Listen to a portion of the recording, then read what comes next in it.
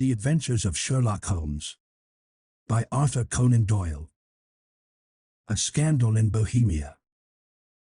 To Sherlock Holmes she is always the woman. I have seldom heard him mention her under any other name. In his eyes she eclipses and predominates the whole of her sex. It was not that he felt any emotion akin to love for Irene Adler. All emotions, and that one particularly, were abhorrent to his cold, precise but admirably balanced mind. He was, I take it, the most perfect reasoning and observing machine that the world has seen, but as a lover he would have placed himself in a false position. He never spoke of the softer passions, save with a jibe and a sneer. They were admirable things for the observer, excellent for drawing the veil from men's motives and actions. But for the trained reasoner to admit such intrusions into his own delicate and finely adjusted temperament was to introduce a distracting factor which might throw a doubt upon all his mental results. Grit in a sensitive instrument, or a crack in one of his own high-power lenses, would not be more disturbing than a strong emotion in a nature such as his.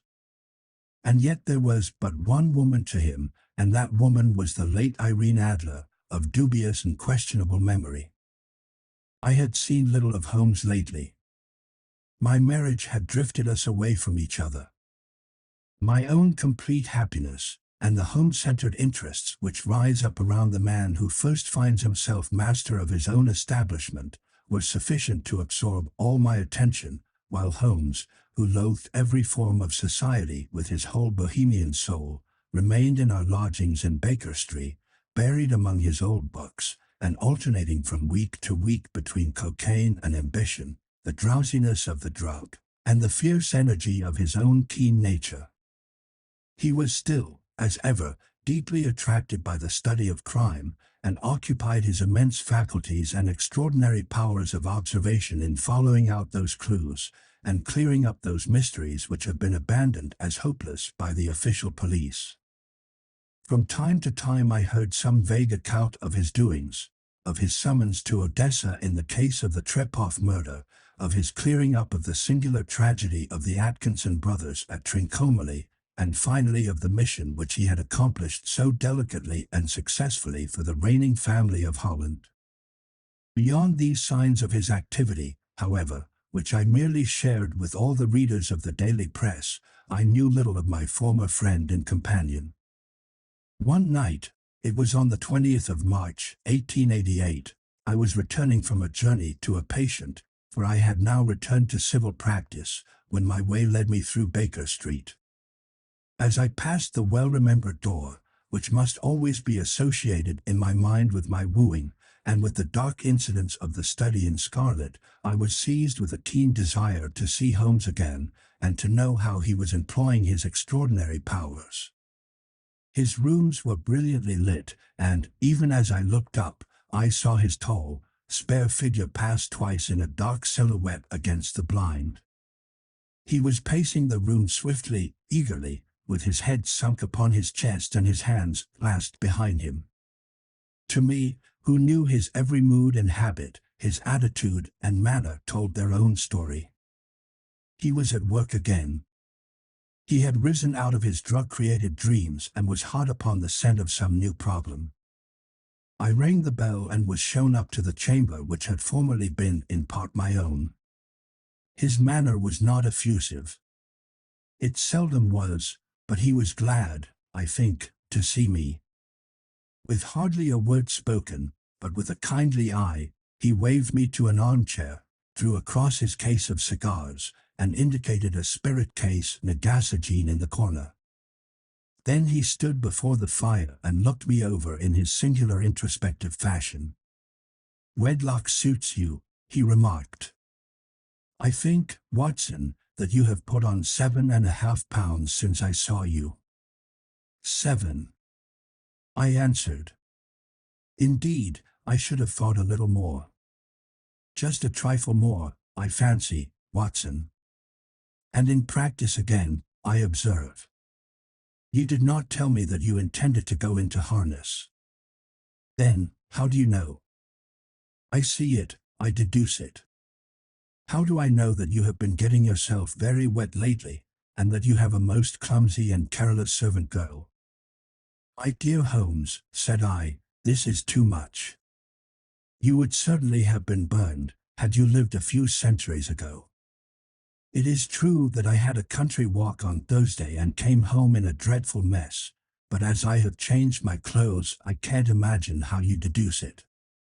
As to Mary Jane, she is incorrigible, and my wife has given her notice, but there, again, I fail to see how you work it out.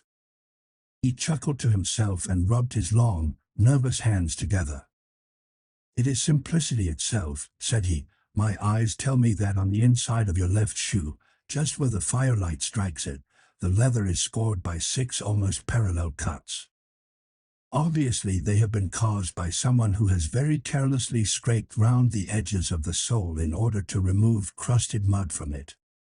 Hence, you see, my double deduction that you had been out in vile weather, and that you had a particularly malignant boot-slitting specimen of the London slavey.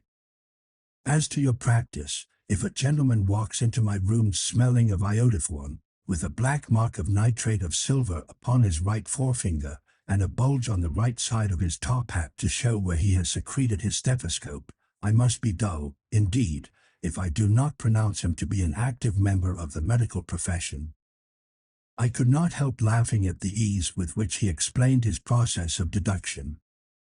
When I hear you give your reasons, I remarked, the thing always appears to me to be so ridiculously simple that I could easily do it myself, though at each successive instance of your reasoning I am baffled until you explain your process. And yet I believe that my eyes are as good as yours. Quite so, he answered, lighting a cigarette, and throwing himself down into an armchair. You see, but you do not observe. The distinction is clear. For example, you have frequently seen the steps which lead up from the hall to this room. Frequently. How often? Well, some hundreds of times. Then how many are there? How many? I don't know. Quite so. You have not observed. And yet you have seen. That is just my point. Now, I know that there are 17 steps, because I have both seen and observed. By the way, since you are interested in these little problems, and since you are good enough to chronicle 1 or 2 of my trifling experiences, you may be interested in this. He threw over a sheet of thick, pink-tinted notepaper which had been lying open upon the table. It came by the last post, said he. Read it aloud. The note was undated, and without either signature or address. There will call upon you tonight, at 7:45 o'clock, it said, a gentleman who desires to consult you upon a matter of the very deepest moment. Your recent services to one of the royal houses of Europe have shown that you are one who may safely be trusted with matters which are of an importance which can hardly be exaggerated. This account of you we have from all quarters received. Be in your chamber then at that hour, and do not take it amiss if your visitor wear a mask. This is indeed a mystery, I remarked. What do you imagine that it means? I have no data yet. It is a capital mistake to theorize before one has data. Insensibly one begins to twist facts to suit theories, instead of theories to suit facts. But the note itself, what do you deduce from it? I carefully examined the writing and the paper upon which it was written. The man who wrote it was presumably well-to-do, I remarked, endeavoring to imitate my companion's processes. Such paper could not be bought under ½ a crown a packet. It is peculiarly strong and stiff. Peculiar, that is the very word, said Holmes. It is not an English paper at all.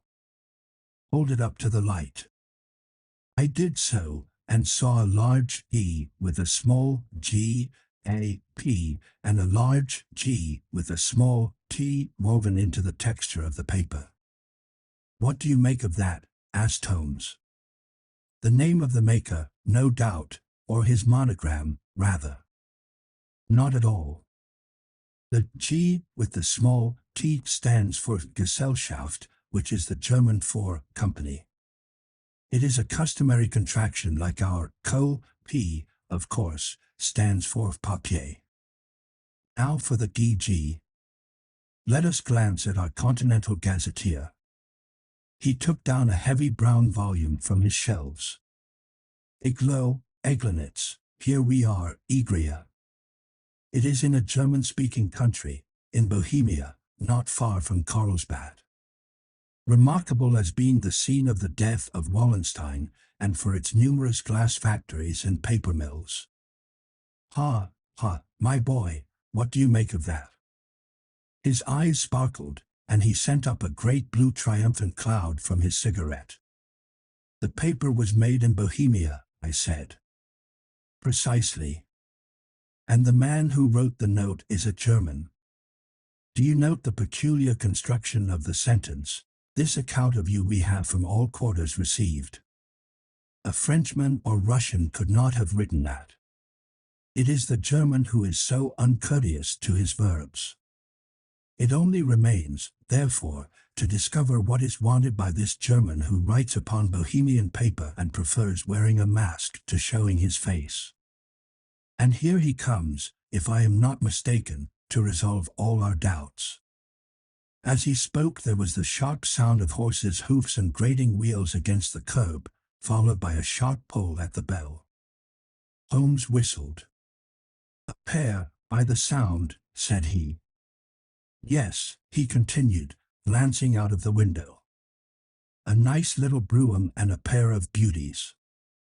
150 guineas apiece. There's money in this case, Watson, if there is nothing else. I think that I had better go, Holmes. Not a bit, Doctor. Stay where you are. I am lost without my Boswell. And this promises to be interesting. It would be a pity to miss it. But your client. Never mind him. I may want your help, and so may he. Here he comes. Sit down in that armchair, Doctor, and give us your best attention. A slow and heavy step, which had been heard upon the stairs and in the passage, paused immediately outside the door. Then there was a loud and authoritative tap. Come in, said Holmes. A man entered who could hardly have been less than 6 feet 6 inches in height, with the chest and limbs of a Hercules. His dress was rich with a richness which would, in England, be looked upon as akin to bad taste.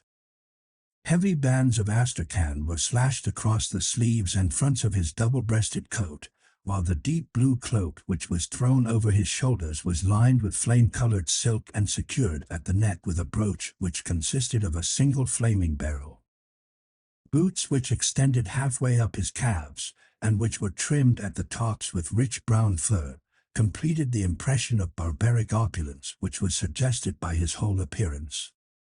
He carried a broad-brimmed hat in his hand, while he wore across the upper part of his face, extending down past the cheekbones, a black vizard mask, which he had apparently adjusted that very moment, for his hand was still raised to it as he entered. From the lower part of the face he appeared to be a man of strong character, with a thick, hanging lip, and a long, straight chin suggestive of resolution pushed to the length of obstinacy. You had my note, he asked with a deep harsh voice and a strongly marked German accent. I told you that I would call. He looked from one to the other of us, as if uncertain which to address. Pray take a seat, said Holmes. This is my friend and colleague, Dr. Watson, who is occasionally good enough to help me in my cases. Whom have I the honor to address? You may address me as the Count von Kram, a Bohemian nobleman. I understand that this gentleman, your friend, is a man of honor and discretion, whom I may trust with a matter of the most extreme importance. If not, I should much prefer to communicate with you alone. I rose to go, but Holmes caught me by the wrist and pushed me back into my chair. It is both, or none, said he. You may say before this gentleman anything which you may say to me. The Count shrugged his broad shoulders. Then I must begin, said he, by binding you both to absolute secrecy for 2 years. At the end of that time the matter will be of no importance. At present it is not too much to say that it is of such weight it may have an influence upon European history. I promise, said Holmes. And I. You will excuse this mask, continued our strange visitor. The august person who employs me wishes his agent to be unknown to you, and I may confess at once that the title by which I have just called myself is not exactly my own. I was aware of it, said Holmes dryly. The circumstances are of great delicacy, and every precaution has to be taken to quench what might grow to be an immense scandal and seriously compromise one of the reigning families of Europe. To speak plainly, the matter implicates the great house of Ormstein, hereditary kings of Bohemia. I was also aware of that, murmured Holmes, settling himself down in his armchair and closing his eyes. Our visitor glanced with some apparent surprise at the languid, lounging figure of the man who had been no doubt depicted to him as the most incisive reasoner and most energetic agent in Europe. Holmes slowly reopened his eyes and looked impatiently at his gigantic client. If your Majesty would condescend to state your case, he remarked, I should be better able to advise you. The man sprang from his chair and paced up and down the room in uncontrollable agitation. Then, with a gesture of desperation, he tore the mask from his face and hurled it upon the ground. You are right, he cried, I am the king. Why should I attempt to conceal it? Why, indeed, murmured Holmes. Your Majesty had not spoken before I was aware that I was addressing Wilhelm Gottsreich Sigismund von Ormstein, Grand Duke of Cassel-Felstein, and hereditary King of Bohemia. But you can understand, said our strange visitor, sitting down once more and passing his hand over his high white forehead, you can understand that I am not accustomed to doing such business in my own person. Yet the matter was so delicate that I could not confide it to an agent without putting myself in his power. I have come incognito from Prague for the purpose of consulting you. Then, pray consult, said Holmes, shutting his eyes once more. The facts are briefly these. Some 5 years ago, during a lengthy visit to Warsaw, I made the acquaintance of the well-known adventuress, Irene Adler. The name is no doubt familiar to you. Kindly look her up in my index, Doctor, murmured Holmes without opening his eyes. For many years he had adopted a system of docketing all paragraphs concerning men and things, so that it was difficult to name a subject or a person on which he could not at once furnish information. In this case I found her biography sandwiched in between that of a Hebrew rabbi and that of a staff commander who had written a monograph upon the deep-sea fishes. Let me see, said Holmes. Born in New Jersey in the year 1858. Contralto, La Scala, Prima Donna Imperial Opera of Warsaw, yes. Retired from operatic stage, Living in London, quite so. Your Majesty, as I understand, became entangled with this young person, wrote her some compromising letters, and is now desirous of getting those letters back. Precisely so. But how? Was there a secret marriage? None. No legal papers or certificates? None. Then I fail to follow your Majesty. If this young person should produce her letters for blackmailing or other purposes, how is she to prove their authenticity? There is the writing. Pooh. Forgery. My private notepaper. Stolen. My own seal. Imitated. My photograph. Bought. We were both in the photograph. Oh, dear. That is very bad. Your Majesty has indeed committed an indiscretion. I was mad, insane. You have compromised yourself seriously. I was only crown prince then. I was young. I am but 30 now. It must be recovered. We have tried and failed. Your Majesty must pay. It must be bought. She will not sell. Stolen, then. 5 attempts have been made. Twice burglars in my pay ransacked her house. Once we diverted her luggage when she traveled. Twice she has been waylaid. There has been no result. No sign of it. Absolutely none. Holmes laughed. It is quite a pretty little problem, said he. But a very serious one to me, returned the king reproachfully. Very, indeed. And what does she propose to do with the photograph? To ruin me. But how? I am about to be married. So I have heard. To Clotilde Lothman von Saxe-Meiningen, second daughter of the King of Scandinavia. You may know the strict principles of her family. She is herself the very soul of delicacy. A shadow of a doubt as to my conduct would bring the matter to an end. And Irene Adler threatens to send them the photograph. And she will do it. I know that she will do it. You do not know her, but she has a soul of steel. She has the face of the most beautiful of women, and the mind of the most resolute of men. Rather than I should marry another woman, there are no lengths to which she would not go, none. You are sure that she has not sent it yet? I am sure. And why? Because she has said that she would send it on the day when the betrothal was publicly proclaimed. That will be next Monday. Oh, then we have 3 days yet, said Holmes with a yawn. That is very fortunate, as I have 1 or 2 matters of importance to look into just at present. Your Majesty will, of course, stay in London for the present. Certainly. You will find me at the Langham under the name of the Count von Cram. Then I shall drop you a line to let you know how we progress. Pray do so. I shall be all anxiety. Then, as to money, you have carte blanche. Absolutely. I tell you that I would give one of the provinces of my kingdom to have that photograph. And for present expenses. The king took a heavy chamois leather bag from under his cloak and laid it on the table.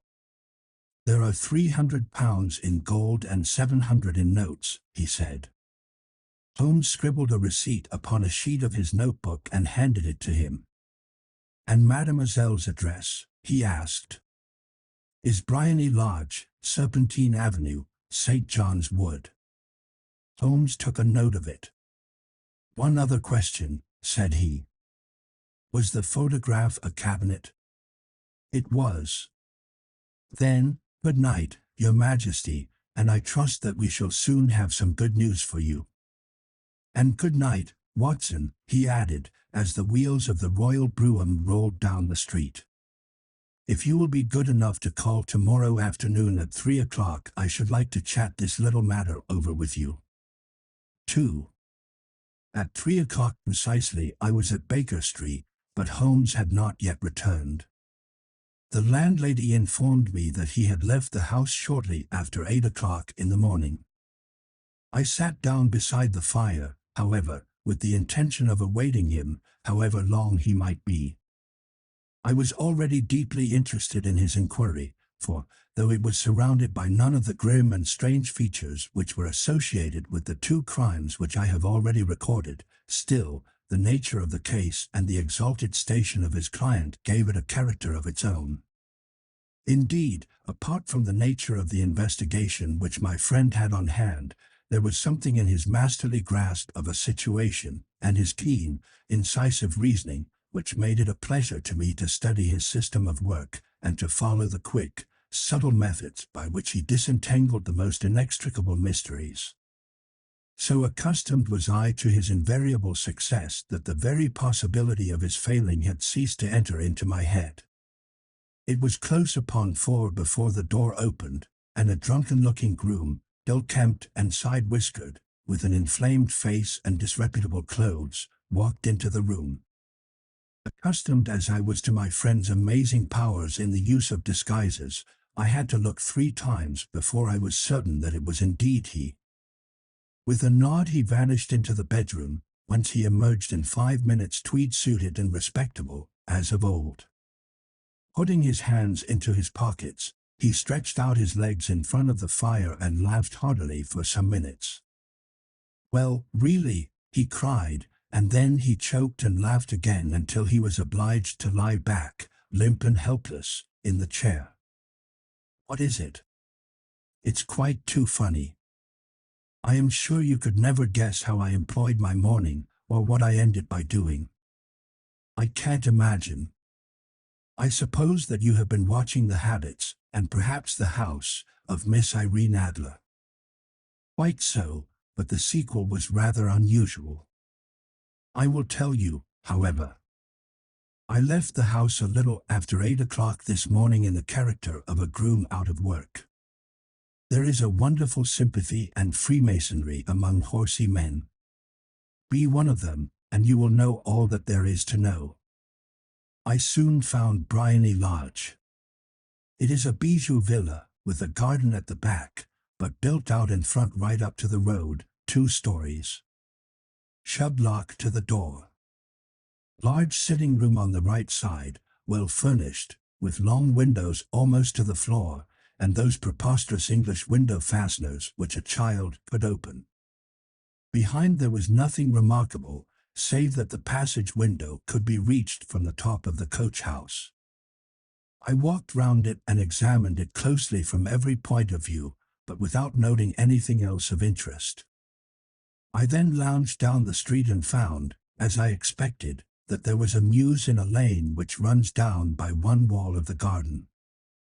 I lent the ostlers a hand in rubbing down their horses, and received in exchange 2d, a glass of half and half, 2 fills of shag tobacco, and as much information as I could desire about Miss Adler, to say nothing of 6 other people in the neighborhood in whom I was not in the least interested, but whose biographies I was compelled to listen to. "And what of Irene Adler?" I asked. "Oh, she has turned all the men's heads down in that part.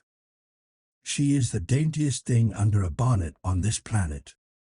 So say the Serpentine Mews, to a man. She lives quietly, sings at concerts, drives out at 5 every day, and returns at 7 sharp for dinner. Seldom goes out at other times, except when she sings. Has only 1 male visitor, but a good deal of him. He is dark, handsome, and dashing, never calls less than once a day, and often twice. He is a Mr. Godfrey Norton, of the Inner Temple. See the advantages of a cabman as a confidant. They had driven him home 12 times from Serpentine Mews, and knew all about him. When I had listened to all they had to tell, I began to walk up and down near Briony Lodge once more, and to think over my plan of campaign. This Godfrey Norton was evidently an important factor in the matter. He was a lawyer. That sounded ominous.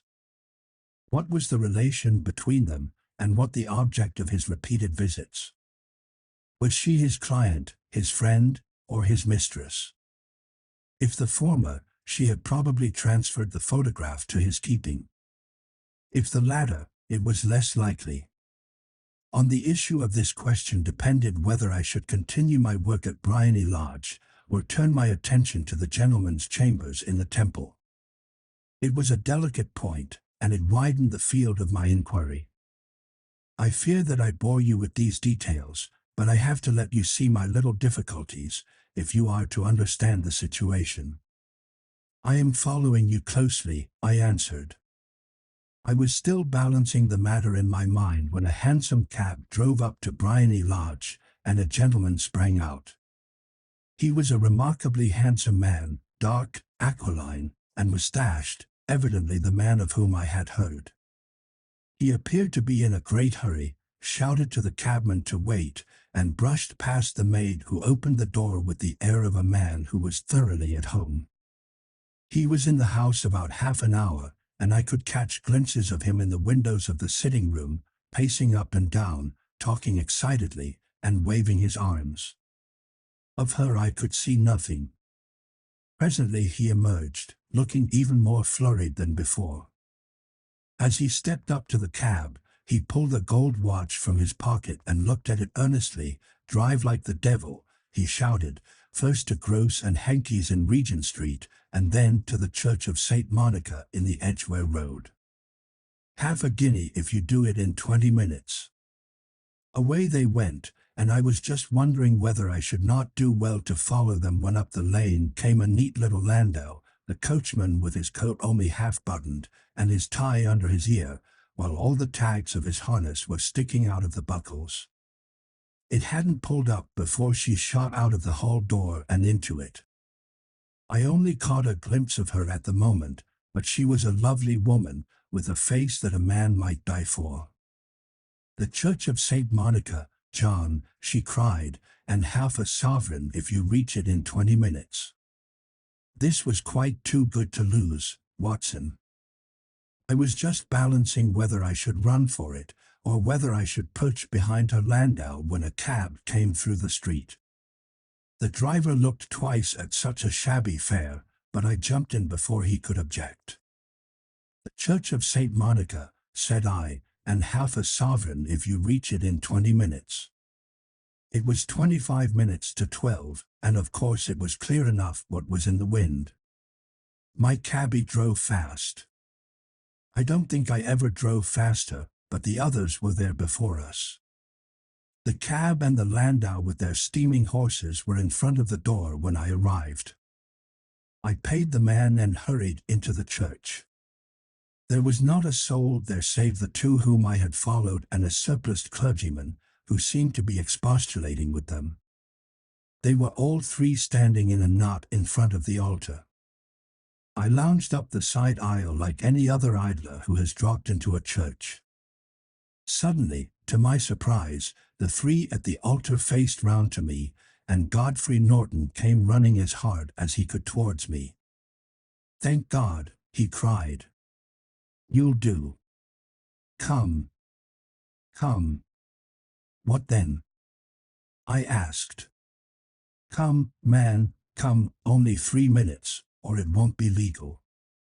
I was half dragged up to the altar, and before I knew where I was I found myself mumbling responses which were whispered in my ear, and vouching for things of which I knew nothing, and generally assisting in the secure tying up of Irene Adler, spinster, to Godfrey Norton, bachelor. It was all done in an instant, and there was the gentleman thanking me on the one side and the lady on the other, while the clergyman beamed on me in front. It was the most preposterous position in which I ever found myself in my life, and it was the thought of it that started me laughing just now. It seems that there had been some informality about their license, that the clergyman absolutely refused to marry them without a witness of some sort, and that my lucky appearance saved the bridegroom from having to sally out into the streets in search of a best man. The bride gave me a sovereign, and I mean to wear it on my watch chain in memory of the occasion. "This is a very unexpected turn of affairs," said I, "and what then?" Well, I found my plans very seriously menaced. It looked as if the pair might take an immediate departure, and so necessitate very prompt and energetic measures on my part. At the church door, however, they separated, he driving back to the temple, and she to her own house. "I shall drive out in the park at 5 as usual," she said as she left him. I heard no more. They drove away in different directions, and I went off to make my own arrangements. "Which are?" "Some cold beef and a glass of beer," he answered, ringing the bell. "I have been too busy to think of food, and I am likely to be busier still this evening. By the way, Doctor, I shall want your cooperation." "I shall be delighted." "You don't mind breaking the law?" Not in the least. Nor running a chance of arrest. Not in a good cause. Oh, the cause is excellent. Then I am your man. I was sure that I might rely on you. But what is it you wish?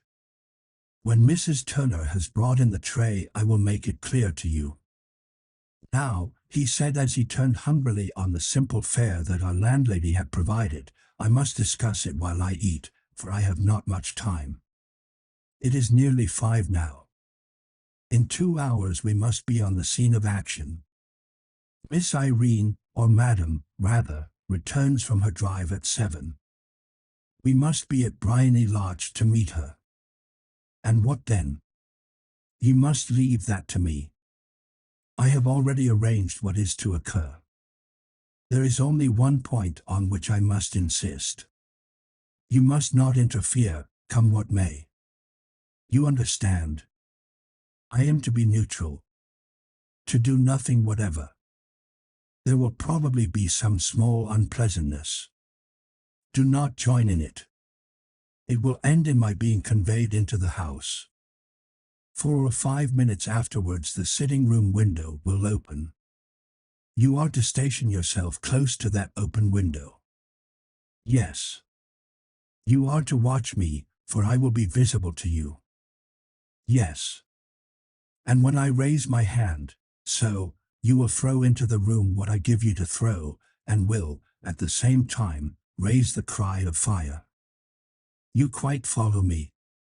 Entirely. It is nothing very formidable, he said, taking a long cigar-shaped roll from his pocket.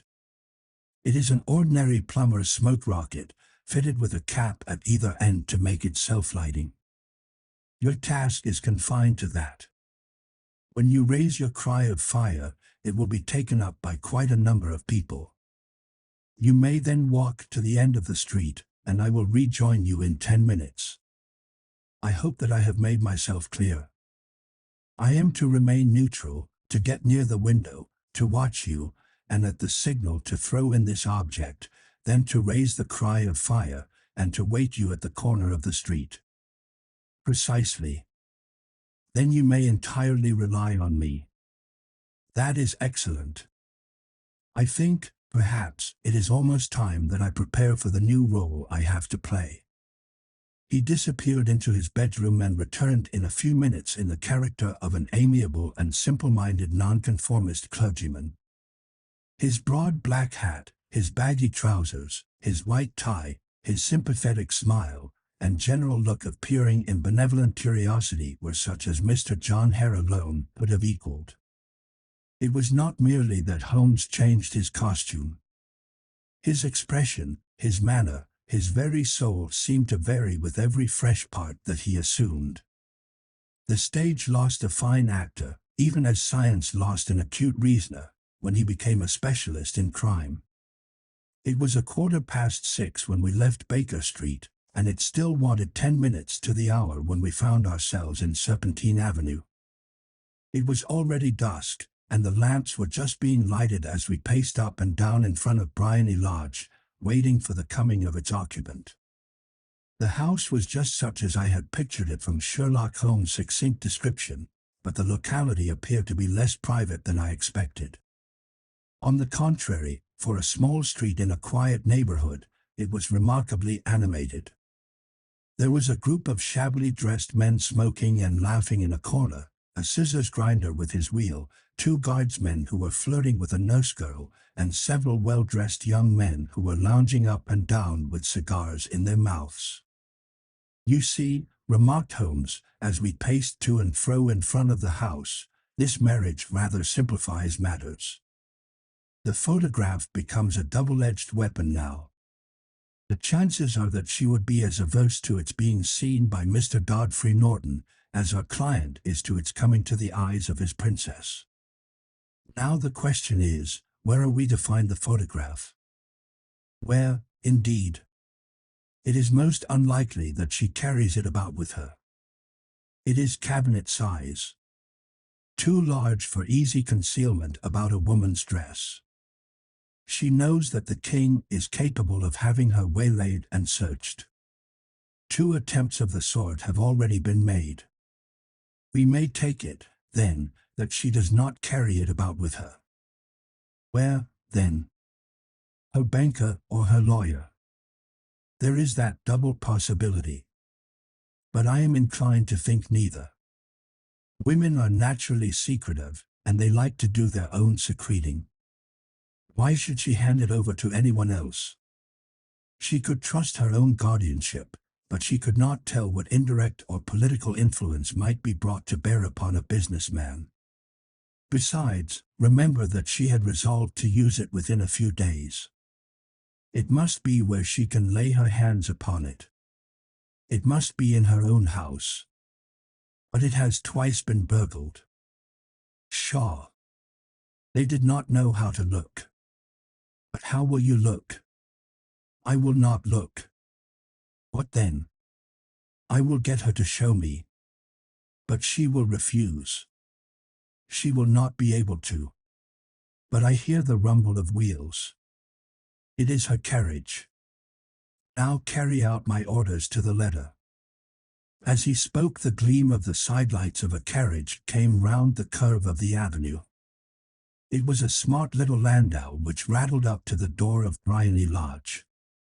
As it pulled up, one of the loafing men at the corner dashed forward to open the door in the hope of running a copper, but was elbowed away by another loafer, who had rushed up with the same intention.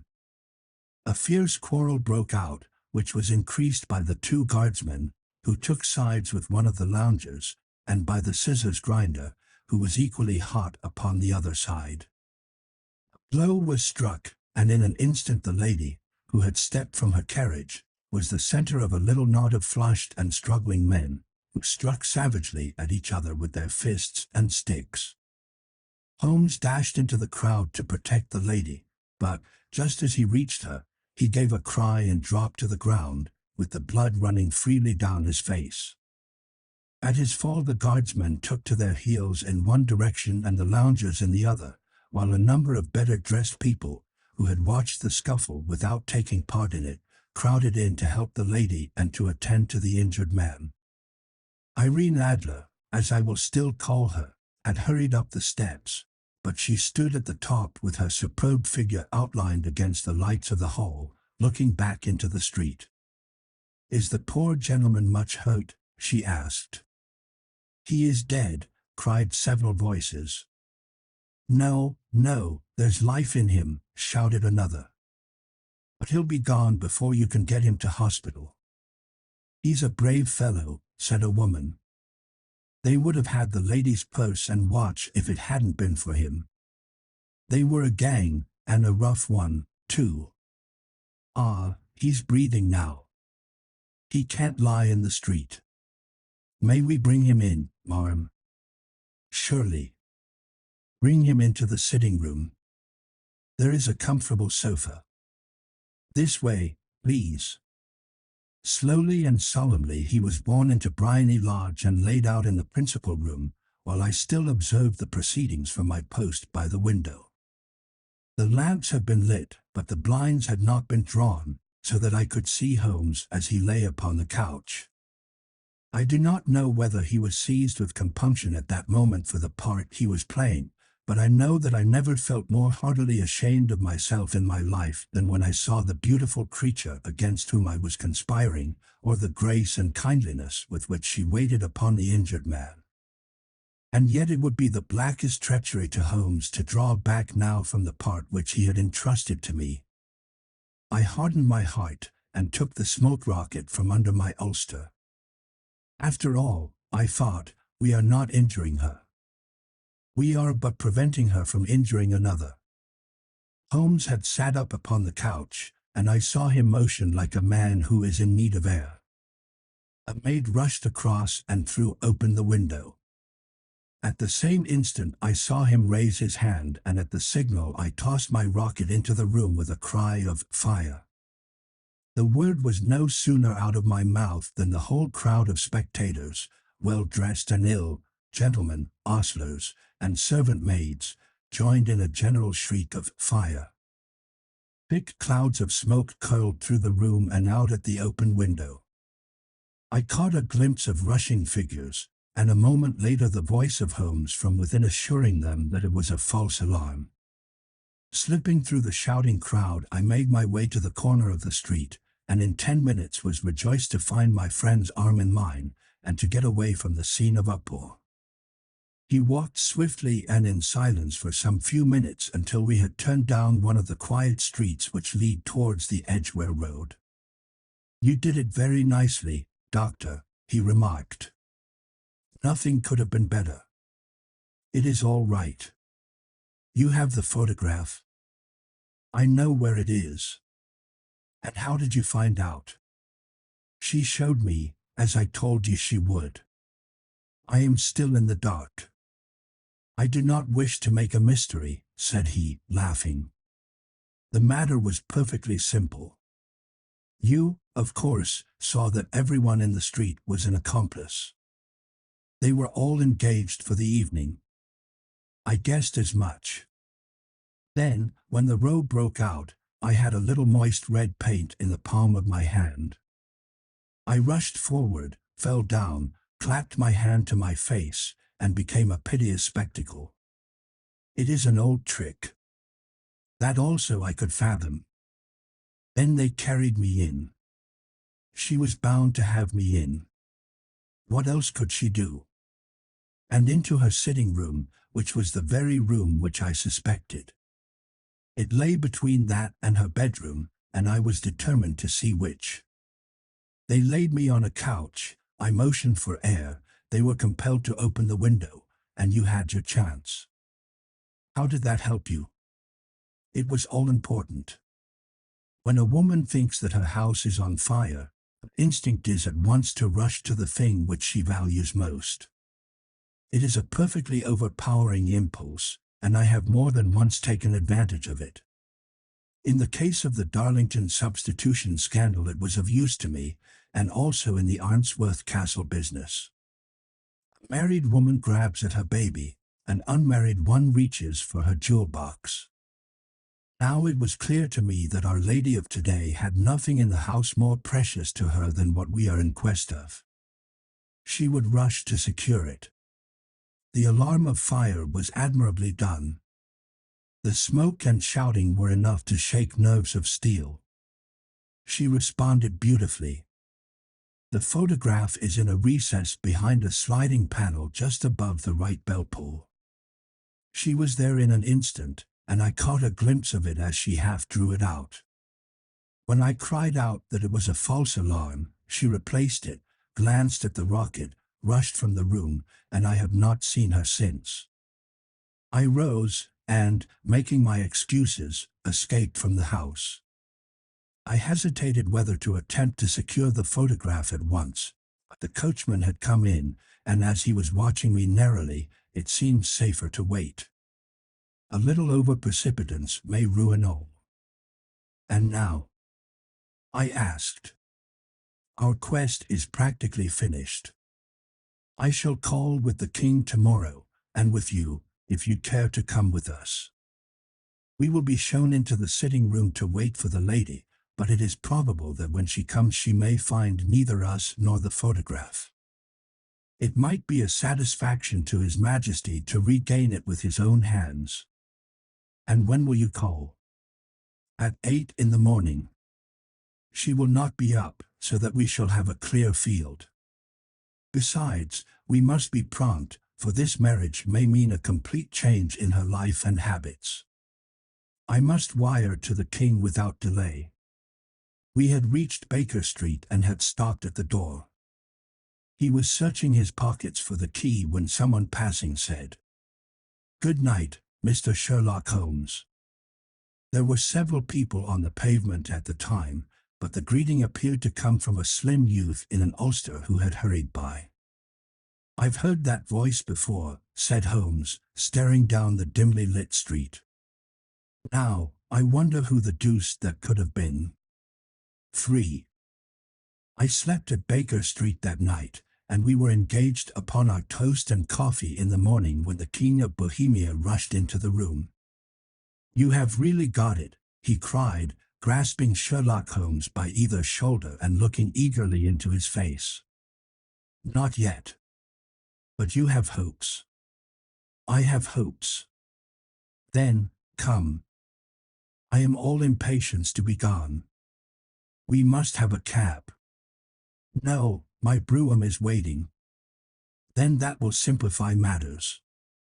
We descended and started off once more for Briony Lodge. Irene Adler is married, remarked Holmes. Married? When? Yesterday. But to whom? To an English lawyer named Norton. But she could not love him. I am in hopes that she does. And why in hopes? Because it would spare your Majesty all fear of future annoyance. If the lady loves her husband, she does not love your Majesty. If she does not love your Majesty, there is no reason why she should interfere with your Majesty's plan. It is true. And yet, well, I wish she had been of my own station. What a queen she would have made. He relapsed into a moody silence, which was not broken until we drew up in Serpentine Avenue. The door of Briony Lodge was open, and an elderly woman stood upon the steps. She watched us with a sardonic eye as we stepped from the brougham. "Mr. Sherlock Holmes, I believe," said she. "I am Mr. Holmes," answered my companion, looking at her with a questioning and rather startled gaze. "Indeed. My mistress told me that you were likely to call. She left this morning with her husband by the 5:15 train from Charing Cross for the Continent." "What?" Sherlock Holmes staggered back, white with chagrin and surprise. "You mean that she has left England? Never to return?" "And the papers?" asked the king hoarsely. "All is lost. We shall see." He pushed past the servant and rushed into the drawing room, followed by the king and myself. The furniture was scattered about in every direction, with dismantled shelves and open drawers, as if the lady had hurriedly ransacked them before her flight. Holmes rushed at the bell-pull, tore back a small sliding shutter, and, plunging in his hand, pulled out a photograph and a letter. The photograph was of Irene Adler herself in evening dress. The letter was superscribed to Sherlock Holmes, ESQ, to be left till called for. My friend tore it open, and we all three read it together. It was dated at midnight of the preceding night and ran in this way. "My dear Mr. Sherlock Holmes, you really did it very well. You took me in completely. Until after the alarm of fire, I had not a suspicion.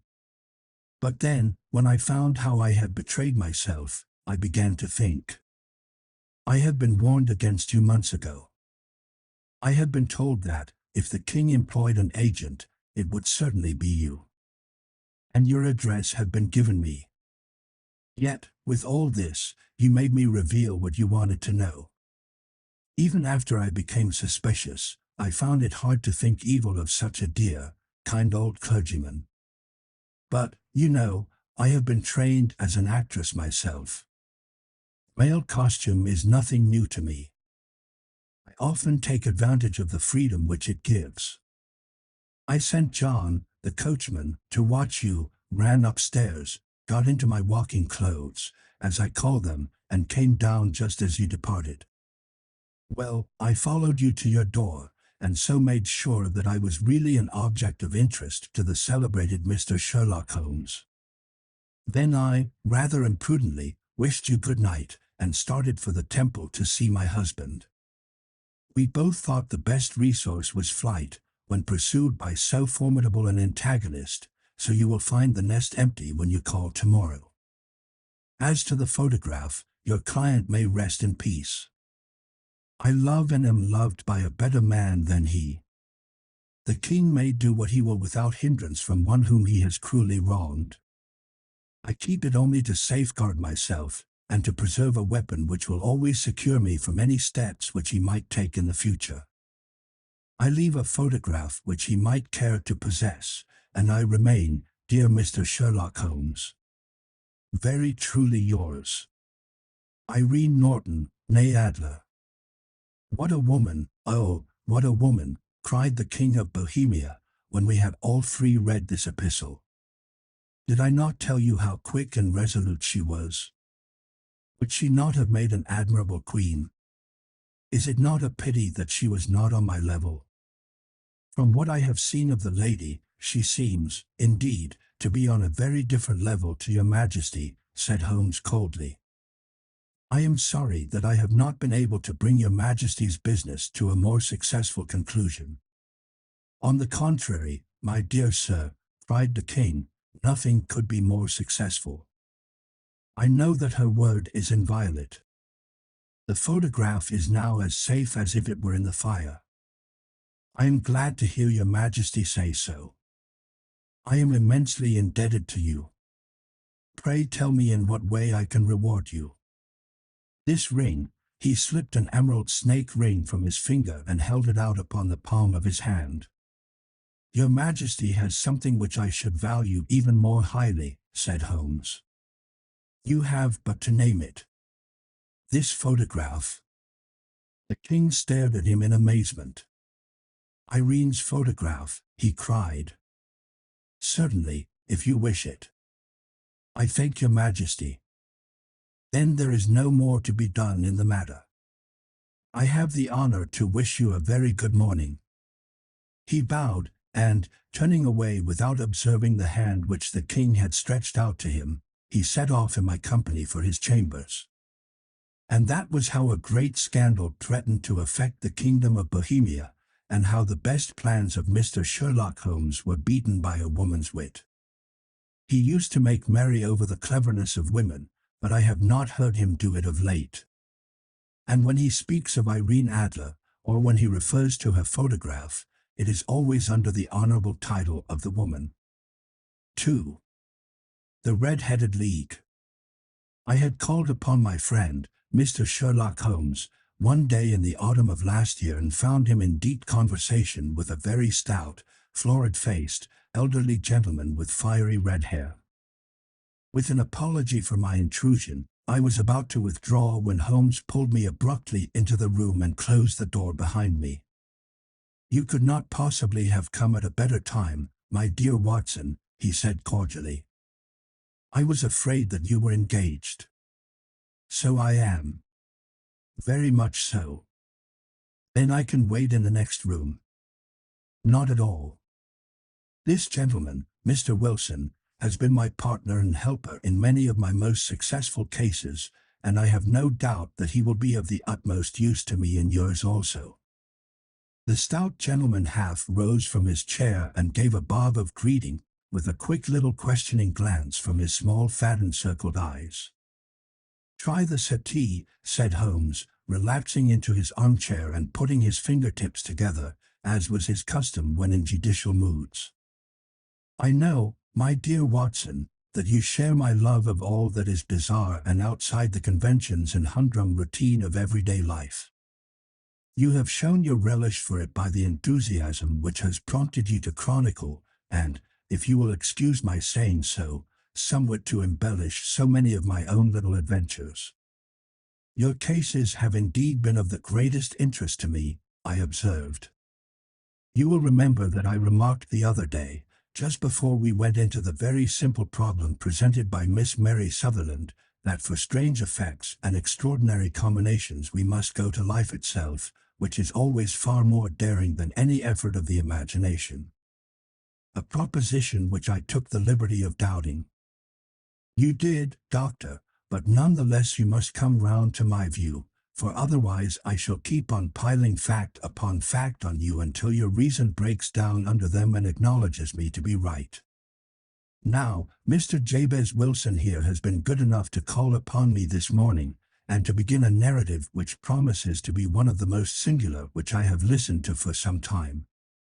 You have heard me remark that the strangest and most unique things are very often connected not with the larger but with the smaller crimes, and occasionally, indeed, where there is room for doubt whether any positive crime has been committed. As far as I have heard, it is impossible for me to say whether the present case is an instance of crime or not, but the course of events is certainly among the most singular that I have ever listened to. Perhaps, Mr. Wilson, you would have the great kindness to recommence your narrative. I ask you not merely because my friend Dr. Watson has not heard the opening part, but also because the peculiar nature of the story makes me anxious to have every possible detail from your lips. As a rule, when I have heard some slight indication of the course of events, I am able to guide myself by the thousands of other similar cases which occur to my memory. In the present instance, I am forced to admit that the facts are, to the best of my belief, unique. The portly client puffed out his chest with an appearance of some little pride and pulled a dirty and wrinkled newspaper from the inside pocket of his greatcoat. As he glanced down the advertisement column, with his head thrust forward and the paper flattened out upon his knee, I took a good look at the man and endeavored, after the fashion of my companion, to read the indications which might be presented by his dress or appearance. I did not gain very much, however, by my inspection. Our visitor bore every mark of being an average commonplace British tradesman, obese, pompous, and slow. He wore rather baggy grey shepherd's check trousers, a not over-clean black frock coat, unbuttoned in the front, and a drab waistcoat with a heavy brassy Albert chain, and a square pierced bit of metal dangling down as an ornament. A frayed top hat and a faded brown overcoat with a wrinkled velvet collar lay upon a chair beside him. Altogether, look as I would, there was nothing remarkable about the man save his blazing red head, and the expression of extreme chagrin and discontent upon his features. Sherlock Holmes' quick eye took in my occupation, and he shook his head with a smile as he noticed my questioning glances. Beyond the obvious facts that he has at some time done manual labor, that he takes snuff, that he is a Freemason, that he has been in China, and that he has done a considerable amount of writing lately, I can deduce nothing else. Mr. Jabez Wilson started up in his chair, with his forefinger upon the paper, but his eyes upon my companion. "How, in the name of good fortune, did you know all that, Mr. Holmes?" he asked. "How did you know, for example, that I did manual labor?" "It's as true as gospel, for I began as a ship's carpenter." "Your hands, my dear sir. Your right hand is quite a size larger than your left. You have worked with it, and the muscles are more developed. Well, the snuff, then, and the Freemasonry. I won't insult your intelligence by telling you how I read that, especially as, rather against the strict rules of your order, you use an arc and compass breastpin. Ah, of course, I forgot that. But the writing? What else can be indicated by that right cuff so very shiny for 5 inches, and the left one with the smooth patch near the elbow where you rested upon the desk? Well, but China. The fish that you have tattooed immediately above your right wrist could only have been done in China. I have made a small study of tattoo marks and have even contributed to the literature of the subject. That trick of staining the fish's scales of a delicate pink is quite peculiar to China. When, in addition, I see a Chinese coin hanging from your watch chain, the matter becomes even more simple. Mr. Jabez Wilson laughed heavily. "Well, I never," said he. "I thought at first that you had done something clever, but I see that there was nothing in it after all." "I begin to think, Watson," said Holmes, "that I make a mistake in explaining. Omni ignotum pro magnifico, you know, and my poor little reputation, such as it is, will suffer shipwreck if I am so candid. Can you not find the advertisement, Mr. Wilson?" "Yes, I have got it now," he answered with his thick red finger planted halfway down the column. "Here it is. This is what began it all. You just read it for yourself, sir." I took the paper from him and read as follows. "To the Red-Headed League, on account of the bequest of the late Ezekiah Hopkins, of Lebanon, Pennsylvania, USA, there is now another vacancy open which entitles a member of the League to a salary of £4 a week for purely nominal services. All red-headed men who are sound in body, mind, and above the age of 21 years are eligible. Apply in person on Monday at 11 o'clock to Duncan Ross at the offices of the League, 7 Pope's Court, Fleet Street. What on earth does this mean? I ejaculated after I had twice read over the extraordinary announcement. Holmes chuckled and wriggled in his chair, as was his habit when in high spirits. "It is a little off the beaten track, isn't it?" said he. "And now, Mr. Wilson, off you go at scratch and tell us all about yourself, your household, and the effect which this advertisement had upon your fortunes. You will first make a note, Doctor, of the paper and the date. It is the Morning Chronicle of April 27th, 1890. Just 2 months ago. Very good. Now, Mr. Wilson." "Well, it is just as I have been telling you, Mr. Sherlock Holmes," said Jabez Wilson, mopping his forehead. "I have a small pawnbroker's business at Coburg Square, near the city. It's not a very large affair, and of late years it has not done more than just give me a living. I used to be able to keep 2 assistants, but now I only keep 1, and I would have a job to pay him but that he is willing to come for half wages so as to learn the business." "What is the name of this obliging youth?" asked Sherlock Holmes. "His name is Vincent Spaulding, and he's not such a youth, either. It's hard to say his age. I should not wish a smarter assistant, Mr. Holmes, and I know very well that he could better himself and earn twice what I am able to give him. But, after all, if he is satisfied, why should I put ideas in his head?" "Why, indeed? You seem most fortunate in having an employee who comes under the full market price. It is not a common experience among employers in this age. I don't know that your assistant is not as remarkable as your advertisement." "Oh, he has his faults, too," said Mr. Wilson. "Never was such a fellow for photography. Snapping away with a camera when he ought to be improving his mind, and then diving down into the cellar like a rabbit into its hole to develop his pictures. That is his main fault, but on the whole he's a good worker. There's no vice in him. He is still with you, I presume?" "Yes, sir. He and a girl of 14, who does a bit of simple cooking and keeps the place clean. That's all I have in the house, for I am a widower and never had any family. We live very quietly, sir, the 3 of us, and we keep a roof over our heads and pay our debts, if we do nothing more. The first thing that put us out was that advertisement. Spaulding, he came down into the office just this day 8 weeks, with this very paper in his hand, and he says, 'I wish to the Lord, Mr. Wilson, that I was a red-headed man.' 'Why that?' I asks. 'Why,' says he, 'here's another vacancy on the League of the Red-Headed Men. It's worth quite a little fortune to any man who gets it, and I understand that there are more vacancies than there are men, so that the trustees are at their wits' end what to do with the money. If my hair would only change color, here's a nice little crib all ready for me to step into.' 'Why, what is it, then?' I asked. 'You see, Mr. Holmes, I am a very stay-at-home man, and as my business came to me instead of my having to go to it, I was often weeks on end without putting my foot over the doormat. In that way I didn't know much of what was going on outside, and I was always glad of a bit of news.' 'Have you never heard of the League of the Red-Headed Men?' he asked with his eyes open. 'Never.'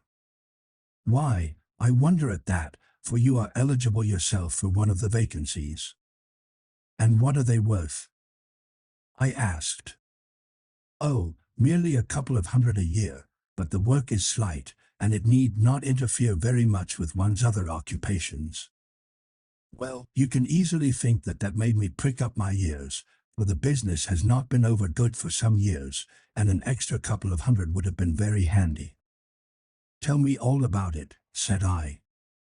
Well, said he, showing me the advertisement, you can see for yourself that the League has a vacancy, and there is the address where you should apply for particulars. As far as I can make out, the League was founded by an American millionaire, Ezekiah Hopkins, who was very peculiar in his ways. He was himself red-headed, and he had a great sympathy for all red-headed men, so, when he died, it was found that he had left his enormous fortune in the hands of trustees, with instructions to apply the interest to the providing of easy berths to men whose hair is of that color. From all I hear it is splendid pay and very little to do. But, said I, there would be millions of red-headed men who would apply. Not so many as you might think, he answered. You see, it is really confined to Londoners, and to grown men. This American had started from London when he was young, and he wanted to do the old town a good turn. Then, again, I have heard it is no use your applying if your hair is light red, or dark red, or anything but real bright, blazing, fiery red.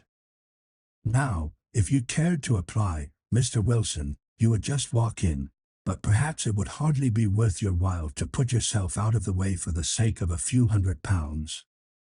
Now, it is a fact, gentlemen, as you may see for yourselves, that my hair is of a very full and rich tint, so that it seemed to me that if there was to be any competition in the matter I stood as good a chance as any man that I had ever met.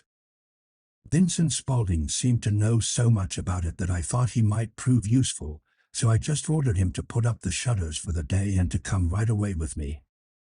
He was very willing to have a holiday, so we shut the business up and started off for the address that was given us in the advertisement. I never hope to see such a sight as that again, Mr. Holmes. From north, south, east, and west every man who had a shade of red in his hair had tramped into the city to answer the advertisement. Fleet Street was choked with red-headed folk, and Pope's Court looked like a coster's orange barrel. I should not have thought there were so many in the whole country as were brought together by that single advertisement.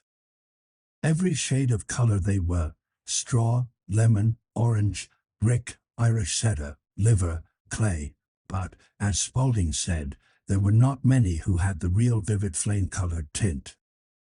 When I saw how many were waiting, I would have given it up in despair, but Spaulding would not hear of it.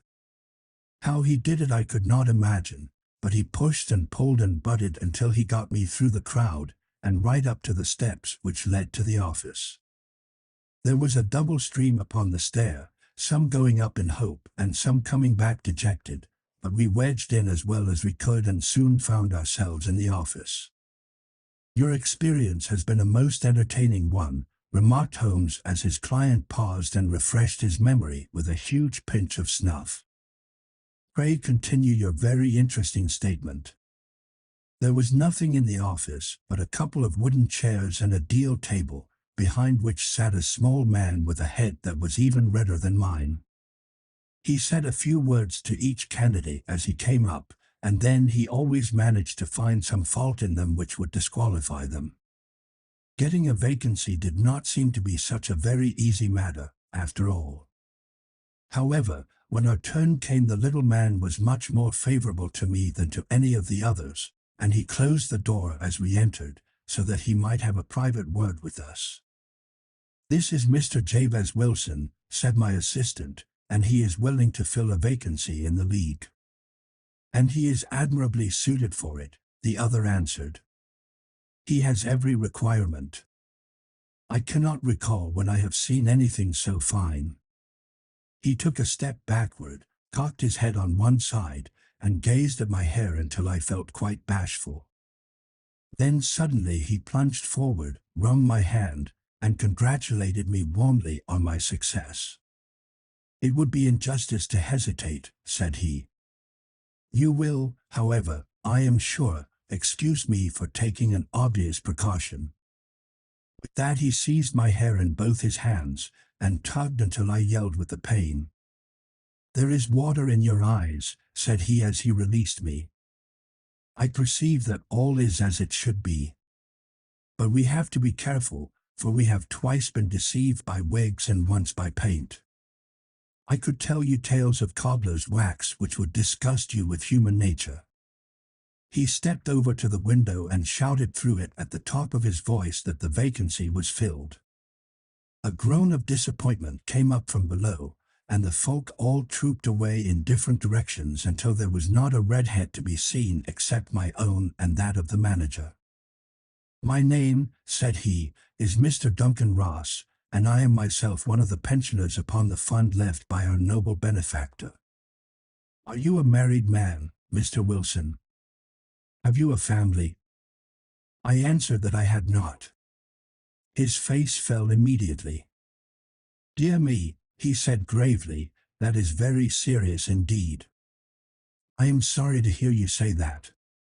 The fund was, of course, for the propagation and spread of the redheads as well as for their maintenance. It is exceedingly unfortunate that you should be a bachelor." My face lengthened at this, Mr. Holmes, for I thought that I was not to have the vacancy after all, but after thinking it over for a few minutes he said that it would be all right. "In the case of another," said he, "the objection might be fatal, but we must stretch a point in favor of a man with such a head of hair as yours. When shall you be able to enter upon your new duties?" "Well, it is a little awkward, for I have a business already," said I. "Oh, never mind about that, Mr. Wilson," said Vincent Spaulding. "I should be able to look after that for you." "What would be the hours?" I asked. 10 to 2. "Now a pawnbroker's business is mostly done of an evening, Mr. Holmes. Especially Thursday and Friday evening, which is just before payday, so it would suit me very well to earn a little in the mornings. Besides, I knew that my assistant was a good man, and that he would see to anything that turned up." "That would suit me very well," said I, "and the pay?" "Is £4 a week." "And the work?" "Is purely nominal." "What do you call purely nominal?" "Well, you have to be in the office, or at least in the building, the whole time. If you leave, you forfeit your whole position forever. The will is very clear upon that point. You don't comply with the conditions if you budge from the office during that time. It's only 4 hours a day, and I should not think of leaving," said I. "No excuse will avail," said Mr. Duncan Ross, "neither sickness nor business nor anything else. There you must stay, or you lose your billet." "And the work?" "Is to copy out the Encyclopedia Britannica. There is the first volume of it in that press. You must find your own ink, pens, and blotting paper, but we provide this table and chair. Will you be ready tomorrow?" "Certainly," I answered. "Then, goodbye, Mr. Jabez Wilson, and let me congratulate you once more on the important position which you have been fortunate enough to gain." He bowed me out of the room and I went home with my assistant, hardly knowing what to say or do. I was so pleased at my own good fortune. Well, I thought over the matter all day, and by evening I was in low spirits again, for I had quite persuaded myself that the whole affair must be some great hoax or fraud, though what its object might be I could not imagine. It seemed altogether past belief that anyone could make such a will, or that they would pay such a sum for doing anything so simple as copying out the Encyclopedia Britannica. Vincent Spaulding did what he could to cheer me up, but by bedtime I had reasoned myself out of the whole thing. However, in the morning I determined to have a look at it anyhow, so I bought a penny bottle of ink, and with a quill pen, and 7 sheets of foolscap paper, I started off for Pope's Court. Well, to my surprise and delight, everything was as right as possible. The table was set out ready for me, and Mr. Duncan Ross was there to see that I got fairly to work. He started me off upon the letter A, and then he left me, but he would drop in from time to time to see that all was right with me. At 2 o'clock he bade me good day, complimented me upon the amount that I had written, and locked the door of the office after me. This went on day after day, Mr. Holmes, and on Saturday the manager came in and planked down 4 golden sovereigns for my week's work. It was the same next week, and the same the week after. Every morning I was there at 10, and every afternoon I left at 2. By degrees Mr. Duncan Ross took to coming in only once of a morning, and then, after a time, he did not come in at all. Still, of course, I never dared to leave the room for an instant, for I was not sure when he might come, and the billet was such a good one, and suited me so well, that I would not risk the loss of it.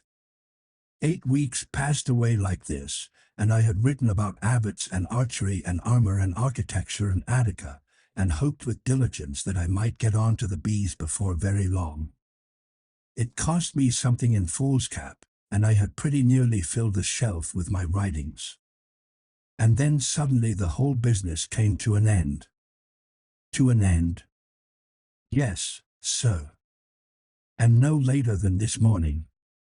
I went to my work as usual at 10 o'clock, but the door was shut and locked, with a little square of cardboard hammered onto the middle of the panel with a tack. Here it is, and you can read for yourself.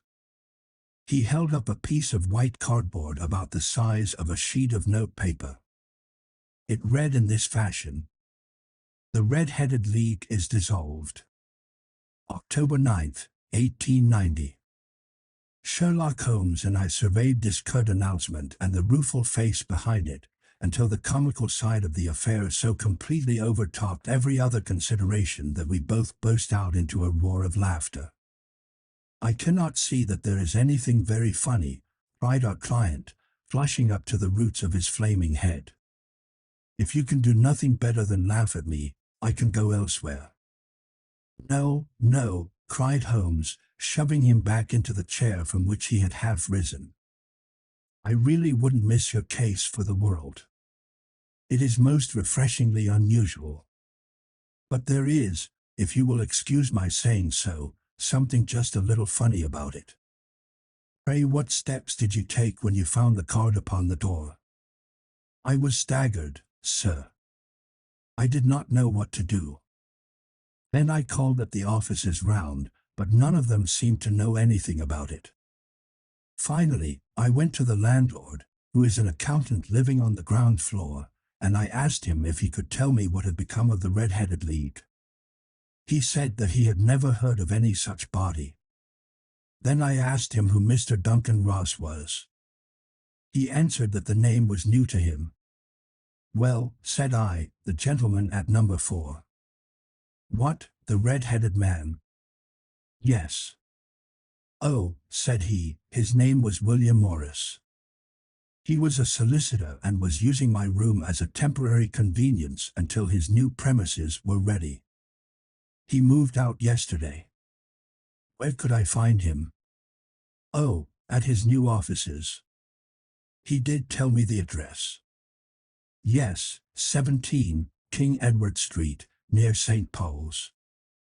I started off, Mr. Holmes, but when I got to that address it was a manufactory of artificial kneecaps, and no one in it had ever heard of either Mr. William Morris or Mr. Duncan Ross.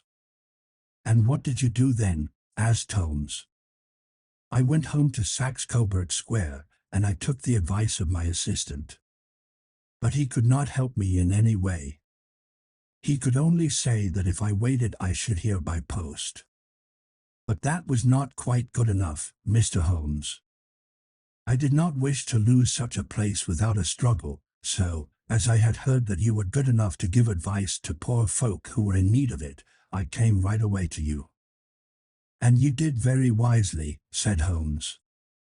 Your case is an exceedingly remarkable one, and I shall be happy to look into it. From what you have told me I think that it is possible that graver issues hang from it than might at first sight appear. Grave enough, said Mr. Jabez Wilson. Why, I have lost £4 a week. As far as you are personally concerned, remarked Holmes, I do not see that you have any grievance against this extraordinary league.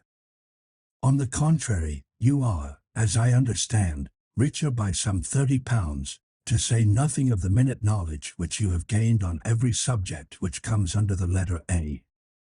You have lost nothing by them. No, sir. But I want to find out about them, and who they are, and what their object was in playing this prank, if it was a prank, upon me. It was a pretty expensive joke for them, for it cost them £32. We shall endeavor to clear up these points for you. And, first, 1 or 2 questions, Mr. Wilson. This assistant of yours who first called your attention to the advertisement, how long had he been with you? About a month then. How did he come? In answer to an advertisement. Was he the only applicant? No, I had a dozen. Why did you pick him? Because he was handy and would come cheap. At half wages, in fact. Yes. What is he like, this Vincent Spaulding? Small, stout-built, very quick in his ways, no hair on his face, though he's not short of 30. Has a white splash of acid upon his forehead. Holmes sat up in his chair in considerable excitement. I thought as much, said he. Have you ever observed that his ears are pierced for earrings? Yes, sir. He told me that a gypsy had done it for him when he was a lad. Said Holmes, sinking back in deep thought. He is still with you? Oh, yes, sir, I have only just left him. And has your business been attended to in your absence? Nothing to complain of, sir. There's never very much to do of a morning. That will do, Mr. Wilson. I shall be happy to give you an opinion upon the subject in the course of a day or 2. Today is Saturday, and I hope that by Monday we may come to a conclusion. Well, Watson, said Holmes when our visitor had left us, what do you make of it all? I make nothing of it, I answered frankly. It is a most mysterious business. As a rule, said Holmes, the more bizarre a thing is the less mysterious it proves to be. It is your commonplace, featureless crimes which are really puzzling, just as a commonplace face is the most difficult to identify. But I must be prompt over this matter. What are you going to do, then? I asked. To smoke, he answered. It is quite a 3-pipe problem, and I beg that you won't speak to me for 50 minutes. He curled himself up in his chair, with his thin knees drawn up to his hawk-like nose, and there he sat with his eyes closed and his black clay pipe thrusting out like the bill of some strange bird. I had come to the conclusion that he had dropped asleep, and indeed was nodding myself, when he suddenly sprang out of his chair with the gesture of a man who has made up his mind and put his pipe down upon the mantelpiece. Sarasate plays at the St. James's Hall this afternoon, he remarked. What do you think, Watson? Could your patient spare you for a few hours? I have nothing to do today. My practice is never very absorbing. Then put on your hat and come. I am going through the city first, and we can have some lunch on the way. I observe that there is a good deal of German music on the program, which is rather more to my taste than Italian or French. It is introspective, and I want to introspect. Come along. We traveled by the underground as far as Aldersgate, and a short walk took us to Saxe Coburg Square, the scene of the singular story which we had listened to in the morning.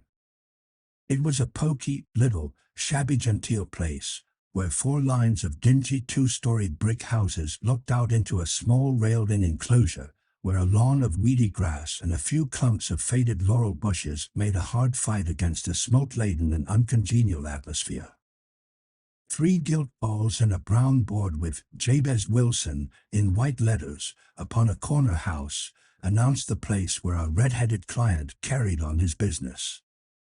Sherlock Holmes stopped in front of it with his head on one side and looked it all over, with his eyes shining brightly between puckered lids. Then he walked slowly up the street, and then down again to the corner, still looking keenly at the houses. Finally he returned to the pawnbroker's, and, having thumped vigorously upon the pavement with his stick 2 or 3 times, he went up to the door and knocked. It was instantly opened by a bright-looking, clean-shaven young fellow, who asked him to step in. "Thank you," said Holmes. "I only wished to ask you how you would go from here to the Strand." "Third right, fourth left," answered the assistant promptly, closing the door. "Smart fellow, that," observed Holmes as we walked away. "He is, in my judgment, the 4th smartest man in London, and for daring I am not sure that he is not acclaimed to be 3rd. I have known something of him before." "Evidently," said I, "Mr. Wilson's assistant counts for a good deal in this mystery of the Red-Headed League. I am sure that you inquired your way merely in order that you might see him." "Not him." "What then?"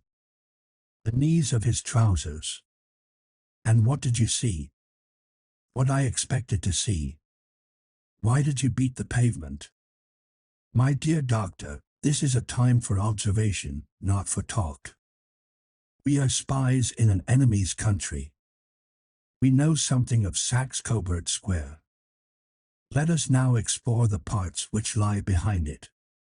The road in which we found ourselves as we turned round the corner from the retired Saxe-Coburg Square presented as great a contrast to it as the front of a picture does to the back. It was one of the main arteries which conveyed the traffic of the city to the north and west. The roadway was blocked with the immense stream of commerce flowing in a double tide inward and outward, while the footpaths were black with the hurrying swarm of pedestrians. It was difficult to realize as we looked at the line of fine shops and stately business premises that they really abutted on the other side upon the faded and stagnant square which we had just quitted. "Let me see," said Holmes, standing at the corner and glancing along the line. "I should like just to remember the order of the houses here. It is a hobby of mine to have an exact knowledge of London. There is Mortimer's, the tobacconist, the little newspaper shop, the Coburg branch of the City Inn Suburban Bank, the vegetarian restaurant, and McFarlane's carriage building depot. That carries us right on to the other block. And now, doctor, we've done our work, so it's time we had some play. A sandwich and a cup of coffee, and then off to Violinland, where all is sweetness and delicacy and harmony, and there are no red-headed clients to vex us with their conundrums." My friend was an enthusiastic musician, being himself not only a very capable performer but a composer of no ordinary merit. All the afternoon he sat in the stalls wrapped in the most perfect happiness, gently waving his long, thin fingers in time to the music, while his gently smiling face and his languid, dreamy eyes were as unlike those of Holmes the sleuth-hound, Holmes the relentless, keen-witted, ready-handed criminal agent, as it was possible to conceive. In his singular character the dual nature alternately asserted itself, and his extreme exactness and astuteness represented, as I have often thought, the reaction against the poetic and contemplative mood which occasionally predominated in him. The swing of his nature took him from extreme languor to devouring energy, and, as I knew well, he was never so truly formidable as when, for days on end, he had been lounging in his armchair amid his improvisations and his black-letter editions. Then it was that the lust of the chase would suddenly come upon him, and that his brilliant reasoning power would rise to the level of intuition, until those who were unacquainted with his methods would look askance at him as on a man whose knowledge was not that of other mortals. When I saw him that afternoon so enwrapped in the music at St. James's Hall, I felt that an evil time might be coming upon those whom he had set himself to hunt down. "You want to go home, no doubt, doctor," he remarked as we emerged. "Yes, it would be as well. And I have some business to do which will take some hours. This business at Coburg Square is serious." "Why serious?" "A considerable crime is in contemplation." I have every reason to believe that we shall be in time to stop it. But today being Saturday rather complicates matters. I shall want your help tonight. At what time? 10 will be early enough. I shall be at Baker Street at 10. Very well. And, I say, Doctor, there may be some little danger, so kindly put your army revolver in your pocket. He waved his hand, turned on his heel, and disappeared in an instant among the crowd. I trust that I am not more dense than my neighbors, but I was always oppressed with a sense of my own stupidity in my dealings with Sherlock Holmes. Here I had heard what he had heard, I had seen what he had seen, and yet from his words it was evident that he saw clearly not only what had happened but what was about to happen, while to me the whole business was still confused and grotesque. As I drove home to my house in Kensington I thought over it all, from the extraordinary story of the red-headed copier of the encyclopedia down to the visit to Saxe-Coburg Square, and the ominous words with which he had parted from me. What was this nocturnal expedition, and why should I go armed? Where were we going, and what were we to do? I had the hint from Holmes that this smooth-faced pawnbroker's assistant was a formidable man, a man who might play a deep game. I tried to puzzle it out, but gave it up in despair and set the matter aside until night should bring an explanation. It was 9:15 when I started from home and made my way across the park, and so through Oxford Street to Baker Street. 2 hansoms were standing at the door, and as I entered the passage I heard the sound of voices from above. On entering his room, I found Holmes in animated conversation with 2 men, one of whom I recognized as Peter Jones, the official police agent, while the other was a long, thin, sad-faced man, with a very shiny hat and oppressively respectable frock coat. Our party is complete, said Holmes, buttoning up his pea jacket and taking his heavy hunting crop from the rack. Watson, I think you know Mr. Jones, of Scotland Yard. Let me introduce you to Mr. Merryweather, who is to be our companion in tonight's adventure. We're hunting in couples again, Doctor, you see, said Jones in his consequential way. Our friend here is a wonderful man for starting a chase. All he wants is an old dog to help him to do the running down. I hope a wild goose may not prove to be the end of our chase, observed Mr. Merryweather gloomily. You may place considerable confidence in Mr. Holmes, sir, said the police agent loftily. He has his own little methods, which are, if you won't mind my saying so, just a little too theoretical and fantastic, but he has the makings of a detective in him. It is not too much to say that once or twice, as in that business of the Sholto murder and the Agra treasure, he has been more nearly correct than the official force. Oh, if you say so, Mr. Jones, it is all right, said the stranger with deference. Still, I confess that I miss my rubber. It is the first Saturday night for 27 years that I have not had my rubber. I think you will find, said Sherlock Holmes, that you will play for a higher stake tonight than you have ever done yet, and that the play will be more exciting. For you, Mr. Merryweather, the stake will be some £30,000, and for you, Jones, it will be the man upon whom you wish to lay your hands. John Clay, the murderer, thief, smasher, and forger. He's a young man, Mr. Merryweather, but he is at the head of his profession, and I would rather have my bracelets on him than on any criminal in London. He's a remarkable man, is young John Clay. His grandfather was a royal duke, and he himself has been to Eton and Oxford. His brain is as cunning as his fingers, and though we meet signs of him at every turn, we never know where to find the man himself. He'll crack a crib in Scotland one week, and be raising money to build an orphanage in Cornwall the next. I've been on his track for years and have never set eyes on him yet. I hope that I may have the pleasure of introducing you tonight. I've had 1 or 2 little turns also with Mr. John Clay, and I agree with you that he is at the head of his profession.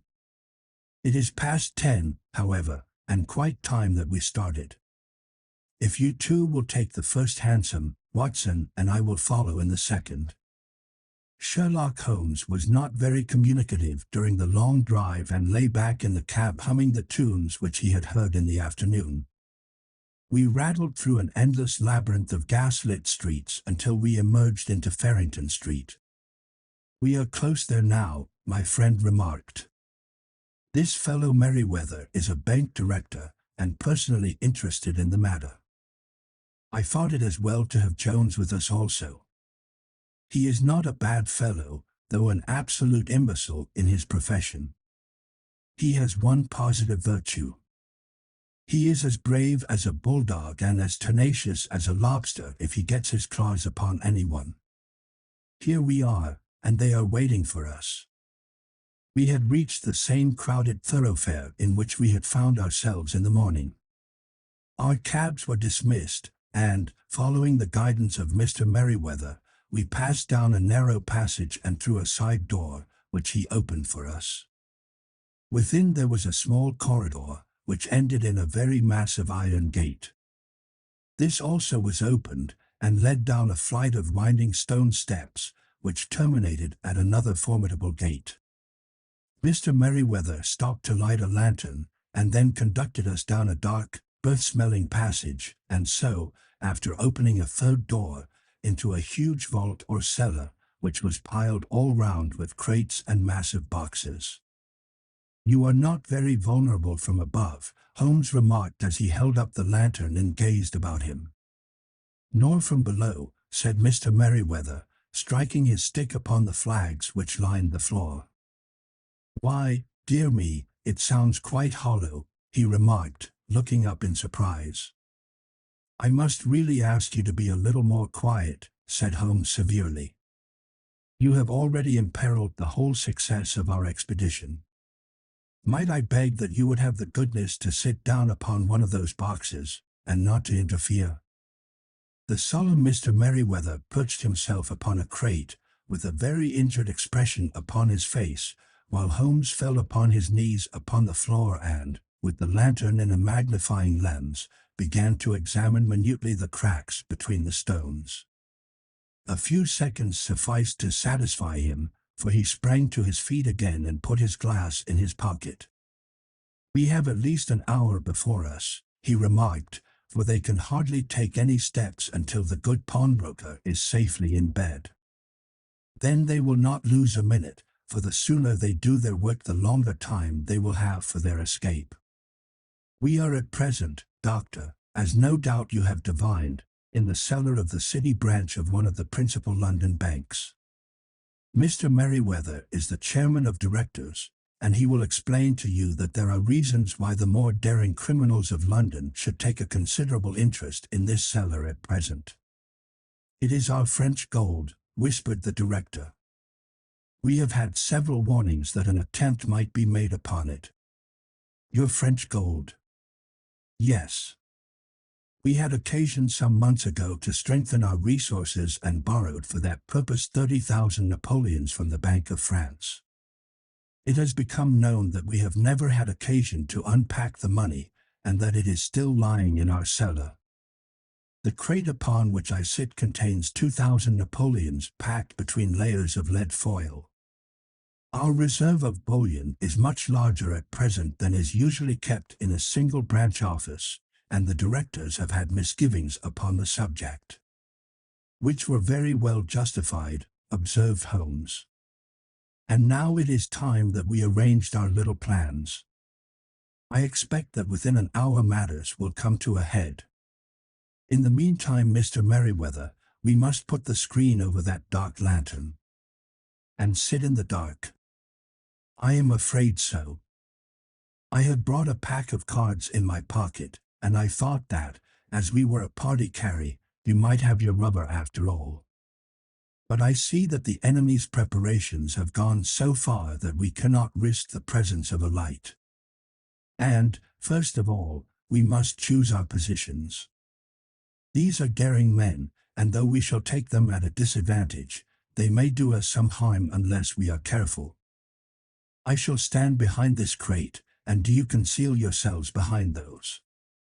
Then, when I flash a light upon them, close in swiftly. If they fire, Watson, have no compunction about shooting them down. I placed my revolver, cocked, upon the top of the wooden case behind which I crouched. Holmes shot the slide across the front of his lantern and left us in pitch darkness, such an absolute darkness as I have never before experienced.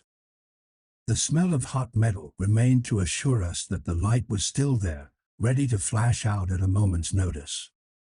To me, with my nerves worked up to a pitch of expectancy, there was something depressing and subduing in the sudden gloom, and in the cold, dank air of the vault.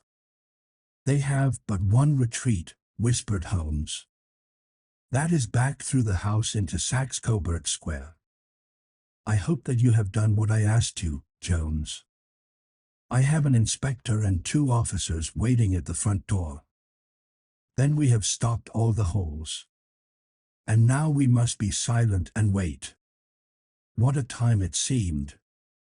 From comparing notes afterwards it was but an hour and a quarter, yet it appeared to me that the night must have almost gone, and the dawn be breaking above us. My limbs were weary and stiff, for I feared to change my position, yet my nerves were worked up to the highest pitch of tension, and my hearing was so acute that I could not only hear the gentle breathing of my companions, but I could distinguish the deeper, heavier in-breath of the bulky Jones from the thin, sighing note of the bank director. From my position I could look over the case in the direction of the floor. Suddenly my eyes caught the glint of a light. At first it was but a lurid spark upon the stone pavement. Then it lengthened out until it became a yellow line, and then, without any warning or sound, a gash seemed to open and a hand appeared, a white, almost womanly hand, which felt about in the center of the little area of light. For a minute or more the hand, with its writhing fingers, protruded out of the floor. Then it was withdrawn as suddenly as it appeared, and all was dark again save the single lurid spark which marked a chink between the stones. Its disappearance, however, was but momentary.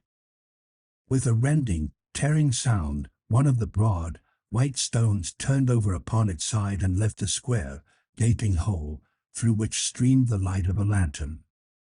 Over the edge there peeped a clean-cut, boyish face, which looked keenly about it, and then, with a hand on either side of the aperture, drew itself shoulder-high and waist-high, until one knee rested upon the edge.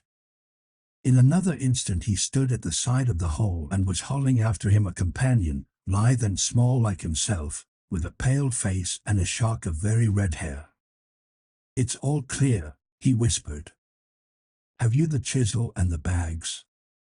"Great Scott!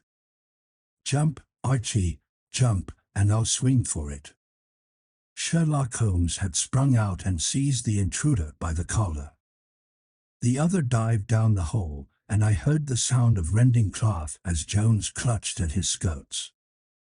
The light flashed upon the barrel of a revolver, but Holmes' hunting crop came down on the man's wrist, and the pistol clinked upon the stone floor. "It's no use, John Clay," said Holmes blandly. "You have no chance at all." "So I see," the other answered with the utmost coolness. "I fancy that my pal is all right, though I see you have got his coat-tails." "There are 3 men waiting for him at the door," said Holmes. "Oh, indeed. You seem to have done the thing very completely. I must compliment you." "And I you," Holmes answered. "Your red-headed idea was very new and effective." "You'll see your pal again presently," said Jones. "He's quicker at climbing down holes than I am. Just hold out while I fix the derbies."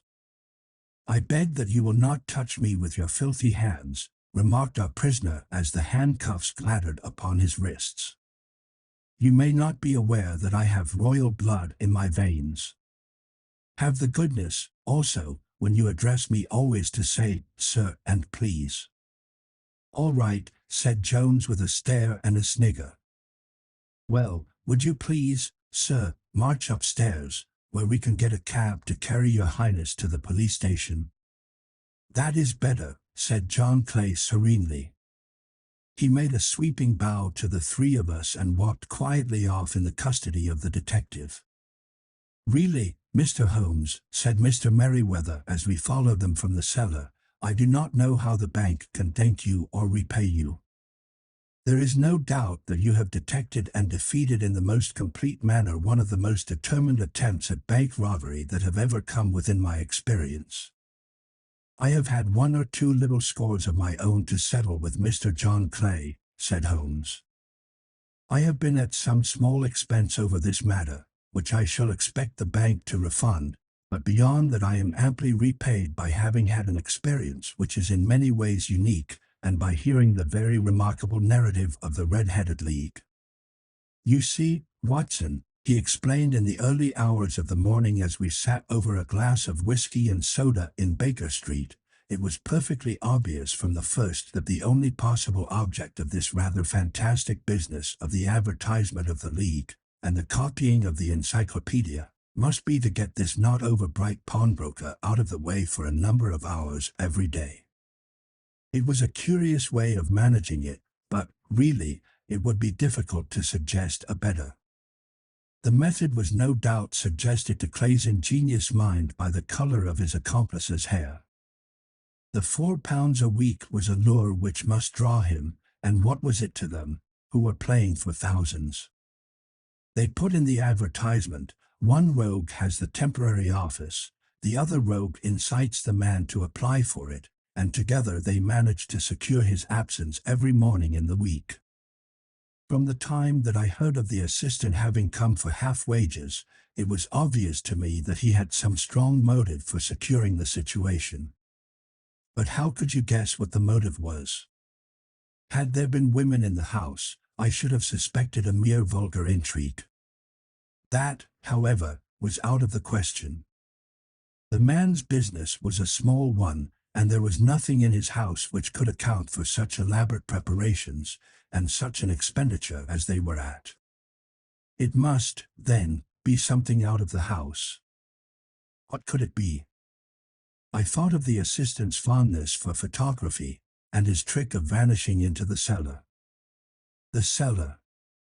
There was the end of this tangled clue.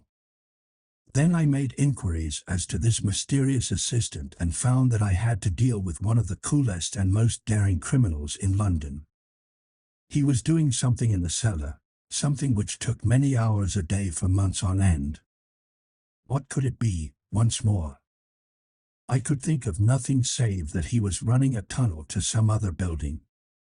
So far I had got when we went to visit the scene of action. I surprised you by beating upon the pavement with my stick. I was ascertaining whether the cellar stretched out in front or behind. It was not in front. Then I rang the bell, and, as I hoped, the assistant answered it. We have had some skirmishes, but we had never set eyes upon each other before. I hardly looked at his face. His knees were what I wished to see. You must yourself have remarked how worn, wrinkled, and stained they were. They spoke of those hours of burrowing. The only remaining point was what they were burrowing for. I walked round the corner, saw the City and Suburban Bank abutted on our friend's premises, and felt that I had solved my problem. When you drove home after the concert, I called upon Scotland Yard and upon the chairman of the bank directors, with the result that you have seen. And how could you tell that they would make their attempt tonight? I asked. Well, when they closed their league offices, that was a sign that they cared no longer about Mr. Jabez Wilson's presence, in other words, that they had completed their tunnel. But it was essential that they should use it soon, as it might be discovered, or the bullion might be removed. Saturday would suit them better than any other day, as it would give them 2 days for their escape. For all these reasons I expected them to come tonight. You reasoned it out beautifully, I exclaimed in unfeigned admiration. It is so long a chain, and yet every link rings true. It saved me from ennui, he answered, yawning. Alas! I already feel it closing in upon me. My life is spent in one long effort to escape from the commonplaces of existence. These little problems help me to do so. And you are a benefactor of the race, said I. He shrugged his shoulders. Well, perhaps, after all, it is of some little use, he remarked. Holmes say reign, a Louvre say tout, as Gustave Flaubert wrote to George Sand. 3. A case of identity. My dear fellow, said Sherlock Holmes as we sat on either side of the fire in his lodgings at Baker Street, life is infinitely stranger than anything which the mind of man could invent.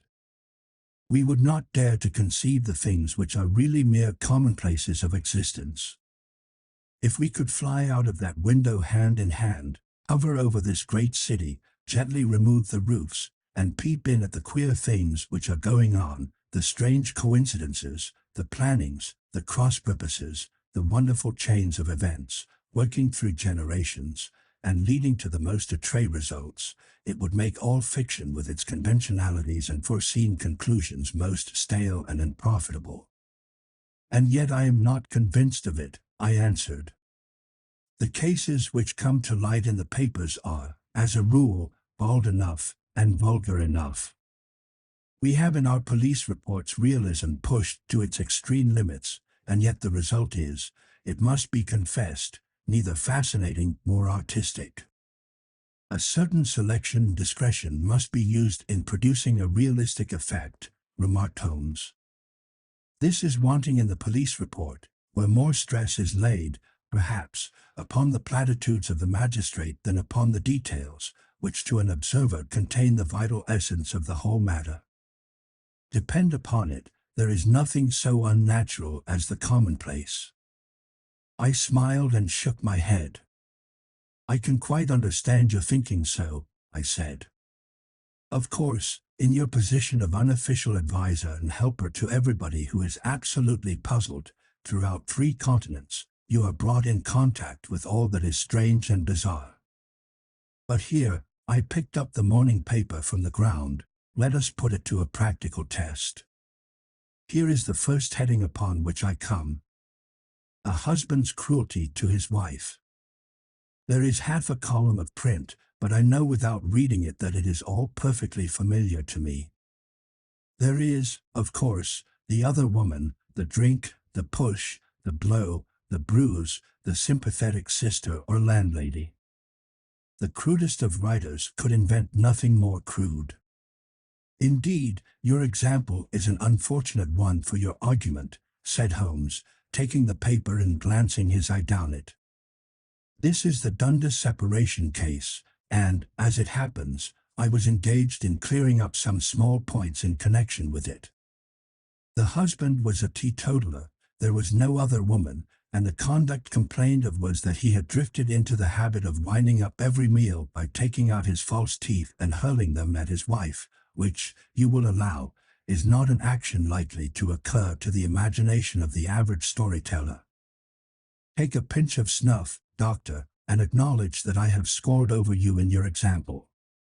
He held out his snuff-box of old gold, with a great amethyst in the center of the lid. Its splendor was in such contrast to his homely ways and simple life that I could not help commenting upon it.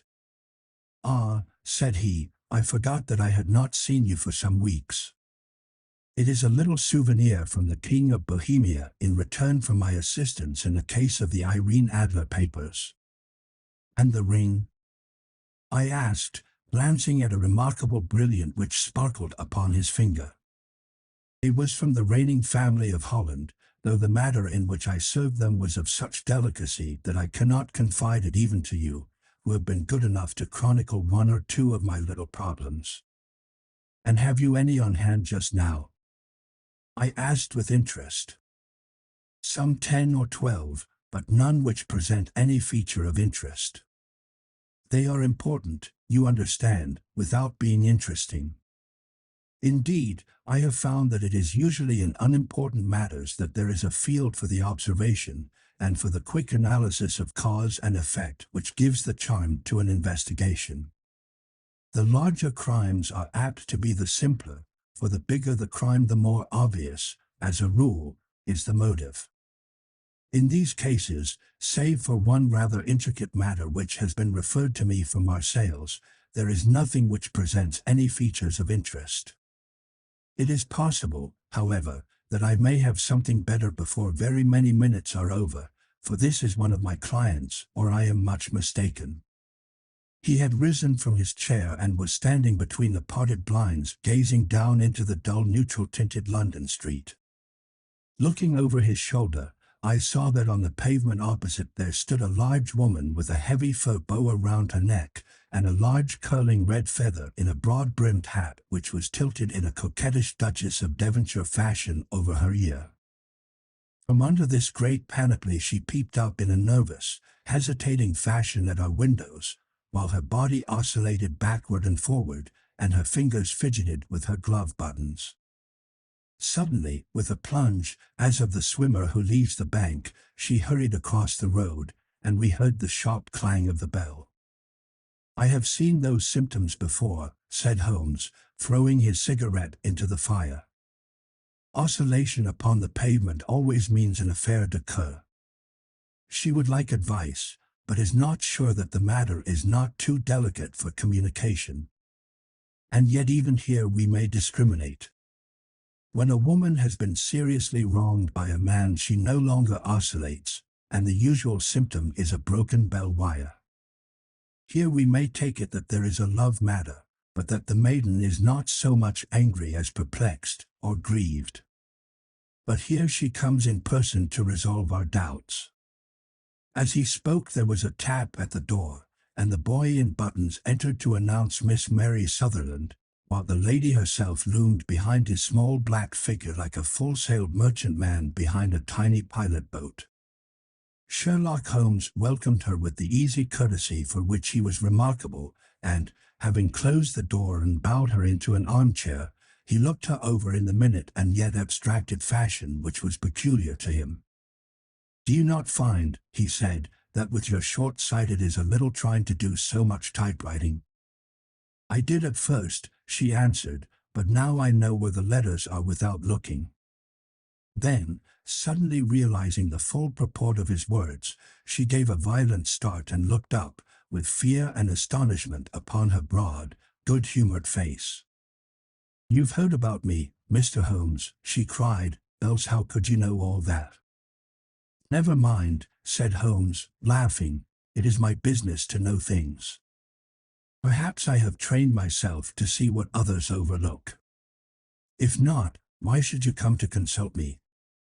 "I came to you, sir, because I heard of you from Mrs. Etheridge, whose husband you found so easy when the police and everyone had given him up for dead. Oh, Mr. Holmes, I wish you would do as much for me. I'm not rich, but still I have 100 a year in my own right, besides the little that I make by the machine, and I would give it all to know what has become of Mr. Hosmer Angel." "Why did you come away to consult me in such a hurry?" asked Sherlock Holmes, with his fingertips together and his eyes to the ceiling. Again a startled look came over the somewhat vacuous face of Miss Mary Sutherland. "Yes, I did bang out of the house," she said, "for it made me angry to see the easy way in which Mr. Windibank, that is, my father, took it all. He would not go to the police, and he would not go to you, and so at last, as he would do nothing and kept on saying that there was no harm done, it made me mad, and I just on with my things and came right away to you." "Your father," said Holmes, "your stepfather, surely, since the name is different."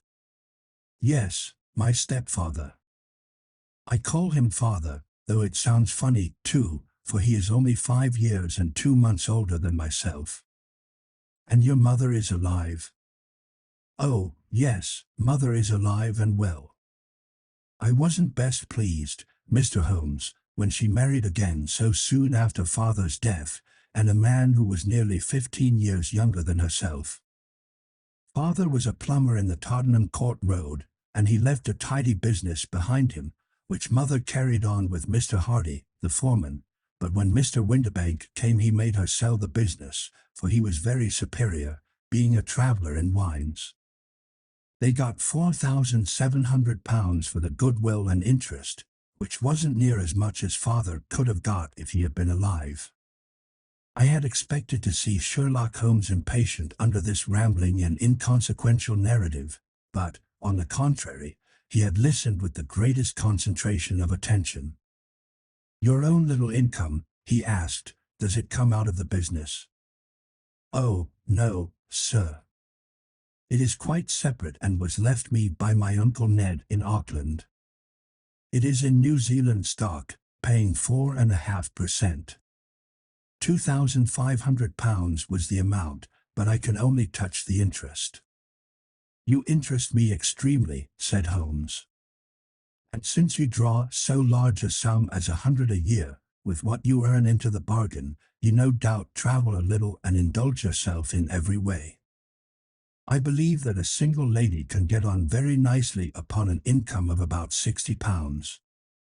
I could do with much less than that, Mr. Holmes, but you understand that as long as I live at home I don't wish to be a burden to them, and so they have the use of the money just while I am staying with them. Of course, that is only just for the time. Mr. Windibank draws my interest every quarter and pays it over to Mother, and I find that I can do pretty well with what I earn at typewriting. It brings me twopence a sheet, and I can often do from 15 to 20 sheets in a day." "You have made your position very clear to me," said Holmes. "This is my friend, Dr. Watson, before whom you can speak as freely as before myself. Kindly tell us now all about your connection with Mr. Hosmer Angel." A flush stole over Miss Sutherland's face, and she picked nervously at the fringe of her jacket. "I met him first at the gasfitter's ball," she said. "They used to send Father tickets when he was alive, and then afterwards they remembered us, and sent them to Mother. Mr. Windibank did not wish us to go. He never did wish us to go anywhere. He would get quite mad if I wanted so much as to join a Sunday school treat. But this time I was set on going, and I would go, for what right had he to prevent? He said the folk were not fit for us to know, when all Father's friends were to be there. And he said that I had nothing fit to wear, when I had my purple plush that I had never so much as taken out of the drawer. At last, when nothing else would do, he went off to France upon the business of the firm, but we went, Mother and I, with Mr. Hardy, who used to be our foreman, and it was there I met Mr. Hosmer Angel." "I suppose," said Holmes, "that when Mr. Windibank came back from France he was very annoyed at your having gone to the ball." "Oh, well, he was very good about it. He laughed, I remember, and shrugged his shoulders, and said there was no use denying anything to a woman, for she would have her way." "I see. Then at the gasfitter's ball you met, as I understand, a gentleman called Mr. Hosmer Angel." "Yes, sir. I met him that night, and he called next day to ask if we had got home all safe, and after that we met him, that is to say, Mr. Holmes, I met him twice for walks, but after that Father came back again, and Mr. Hosmer Angel could not come to the house any more." "No. Well, you know Father didn't like anything of the sort. He wouldn't have any visitors if he could help it, and he used to say that a woman should be happy in her own family circle. But then, as I used to say to Mother, a woman wants her own circle to begin with, and I had not got mine yet. But how about Mr. Hosmer Angel? Did he make no attempt to see you?" "Well, Father was going off to France again in a week, and Hosmer wrote and said that it would be safer and better not to see each other until he had gone. We could write in the meantime, and he used to write every day. I took the letters in the morning, so there was no need for Father to know." "Were you engaged to the gentleman at this time?" "Oh, yes, Mr. Holmes. We were engaged after the first walk that we took. Hosmer, Mr. Angel, was a cashier in an office in Leadenhall Street, Anne. What office? That's the worst of it, Mr. Holmes. I don't know. Where did he live, then? He slept on the premises. And you don't know his address? No, except that it was Leadenhall Street. Where did you address your letters, then? To the Leadenhall Street post office, to be left till called for. He said that if they were sent to the office he would be chaffed by all the other clerks about having letters from a lady, so I offered to typewrite them, like he did his, but he wouldn't have that, for he said that when I wrote them they seemed to come from me, but when they were typewritten he always felt that the machine had come between us. That will just show you how fond he was of me, Mr. Holmes, and the little things that he would think of. It was most suggestive, said Holmes. It has long been an axiom of mine that the little things are infinitely the most important. Can you remember any other little things about Mr. Hosmer Angel? He was a very shy man, Mr. Holmes. He would rather walk with me in the evening than in the daylight, for he said that he hated to be conspicuous. Very retiring and gentlemanly he was. Even his voice was gentle. He'd had the quinsy and swollen glands when he was young, he told me, and it had left him with a weak throat and a hesitating, whispering fashion of speech. He was always well dressed, very neat and plain, but his eyes were weak, just as mine are, and he wore tinted glasses against the glare. Well, and what happened when Mr. Windibank, your stepfather, returned to France? Mr. Hosmer Angel came to the house again and proposed that we should marry before father came back. He was in dreadful earnest and made me swear, with my hands on the testament, that whatever happened I would always be true to him. Mother said he was quite right to make me swear, and that it was a sign of his passion. Mother was all in his favor from the first and was even fonder of him than I was. Then, when they talked of marrying within the week, I began to ask about father, but they both said never to mind about father, but just to tell him afterwards, and mother said she would make it all right with him. I didn't quite like that, Mr. Holmes. It seemed funny that I should ask his leave, as he was only a few years older than me, but I didn't want to do anything on the sly, so I wrote to father at Bordeaux, where the company has its French offices, but the letter came back to me on the very morning of the wedding. It missed him, then? Yes, sir, for he had started to England just before it arrived. Ah. That was unfortunate. Your wedding was arranged, then, for the Friday. Was it to be in church? Yes, sir, but very quietly. It was to be at St. Saviour's, near King's Cross, and we were to have breakfast afterwards at the St. Pancras Hotel. Hosmer came for us in a hansom, but as there were two of us he put us both into it and stepped himself into a four-wheeler, which happened to be the only other cab in the street.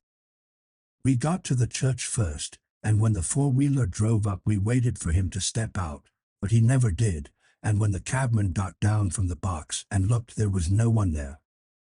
The cabman said that he could not imagine what had become of him, for he had seen him get in with his own eyes. That was last Friday, Mr. Holmes, and I have never seen or heard anything since then to throw any light upon what became of him. It seems to me that you have been very shamefully treated, said Holmes. Oh, no, sir. He was too good and kind to leave me so.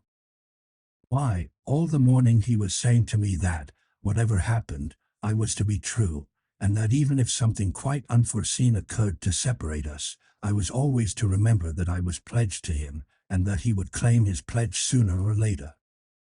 It seems strange talk for a wedding morning, but what has happened since gives a meaning to it. Most certainly it does. Your own opinion is, then, that some unforeseen catastrophe has occurred to him? Yes, sir. I believe that he foresaw some danger, or else he would not have talked so. And then I think that what he foresaw happened. But you have no notion as to what it could have been. None. One more question. How did your mother take the matter? She was angry, and said that I was never to speak of the matter again. And your father? Did you tell him? Yes, and he seemed to think, with me, that something had happened, and that I should hear of Hosmer again. As he said, what interest would anyone have in bringing me to the doors of the church, and then leaving me? Now, if he had borrowed my money, or if he had married me and got my money settled on him, there might be some reason, but Hosmer was very independent about money and never would look at a shilling of mine. And yet, what could have happened? And why could he not write? Oh, it drives me half mad to think of it, and I can't sleep a wink at night. She pulled the little handkerchief out of her muff and began to sob heavily into it. I shall glance into the case for you, said Holmes, rising, and I have no doubt that we shall reach some definite result. Let the weight of the matter rest upon me now, and do not let your mind dwell upon it further. Above all, try to let Mr. Hosmer Angel vanish from your memory, as he has done from your life. Then you don't think I'll see him again? I fear not. Then what has happened to him? You will leave that question in my hands. I should like an accurate description of him and any letters of his which you can spare. I advertised for him in last Saturday's Chronicle, said she. Here is the slip and here are 4 letters from him. Thank you. And your address? Number 31 Leon Place, Camberwell. Mr. Angel's address you never had, I understand. Where is your father's place of business? He travels for Westhouse and Marbank, the great claret importers of Fenchurch Street. Thank you. You have made your statement very clearly. You will leave the papers here, and remember the advice which I have given you. Let the whole incident be a sealed book, and do not allow it to affect your life. You are very kind, Mr. Holmes, but I cannot do that. I shall be true to Hosmer. He shall find me ready when he comes back. For all the preposterous hat and the vacuous face, there was something noble in the simple faith of our visitor which compelled our respect. She laid her little bundle of papers upon the table and went her way, with a promise to come again whenever she might be summoned. Sherlock Holmes sat silent for a few minutes with his fingertips still pressed together, his legs stretched out in front of him, and his gaze directed upward to the ceiling. Then he took down from the rack the old and oily clay pipe, which was to him as a counselor, and, having lit it, he leaned back in his chair, with the thick blue cloud wreaths spinning up from him, and a look of infinite languor in his face. Quite an interesting study, that maiden, he observed. I found her more interesting than her little problem, which, by the way, is rather a trite one. You will find parallel cases, if you consult my index, in Andover in '77, and there was something of the sort at The Hague last year. Old as is the idea, however, there were 1 or 2 details which were new to me. But the maiden herself was most instructive. You appeared to read a good deal upon her which was quite invisible to me, I remarked. Not invisible but unnoticed, Watson. You did not know where to look, and so you missed all that was important. I can never bring you to realize the importance of sleeves, the suggestiveness of thumbnails, or the great issues that may hang from a bootlace. Now, what did you gather from that woman's appearance? Describe it. Well, she had a slate-colored, broad-brimmed straw hat, with a feather of a brickish red. Her jacket was black, with black beads sewn upon it, and a fringe of little black jet ornaments. Her dress was brown, rather darker than coffee color, with a little purple plush at the neck and sleeves. Her gloves were grayish and were worn through at the right forefinger. Her boots I didn't observe. She had small round, hanging gold earrings, and a general air of being fairly well-to-do in a vulgar, comfortable, easy-going way. Sherlock Holmes clapped his hands softly together and chuckled. "On my word, Watson, you are coming along wonderfully. You have really done very well indeed. It is true that you have missed everything of importance, but you have hit upon the method, and you have a quick eye for color. Never trust to general impressions, my boy, but concentrate yourself upon details. My first glance is always at a woman's sleeve. In a man it is perhaps better first to take the knee of the trouser. As you observe, this woman had blush upon her sleeves, which is a most useful material for showing traces. The double line a little above the wrist, where the typewriter's presses against the table, was beautifully defined. The sewing machine of the hand type leaves a similar mark, but only on the left arm and on the side of it farthest from the thumb, instead of being right across the broadest part, as this was. I then glanced at her face, and, observing the dint of a pince-nez at either side of her nose, I ventured a remark upon short sight in typewriting, which seemed to surprise her. It surprised me. But, surely, it was obvious. I was then much surprised and interested on glancing down to observe that, though the boots which she was wearing were not unlike each other, they were really odd ones, the one having a slightly decorated toe cap, and the other a plain one. One was buttoned only in the 2 lower buttons out of 5, and the other at the 1st, 3rd, and 5th. Now, when you see that a young lady, otherwise neatly dressed, has come away from home with odd boots, half-buttoned, it is no great deduction to say that she came away in a hurry. And what else? I asked, keenly interested, as I always was, by my friend's incisive reasoning. I noted, in passing, that she had written a note before leaving home but after being fully dressed. You observed that her right glove was torn at the forefinger, but you did not apparently see that both glove and finger were stained with violet ink. She had written in a hurry and dipped her pen too deep. It must have been this morning, or the mark would not remain clear upon the finger. All this is amusing, though rather elementary, but I must go back to business, Watson. Would you mind reading me the advertised description of Mr. Hosmer Angel? I held the little printed slip to the light.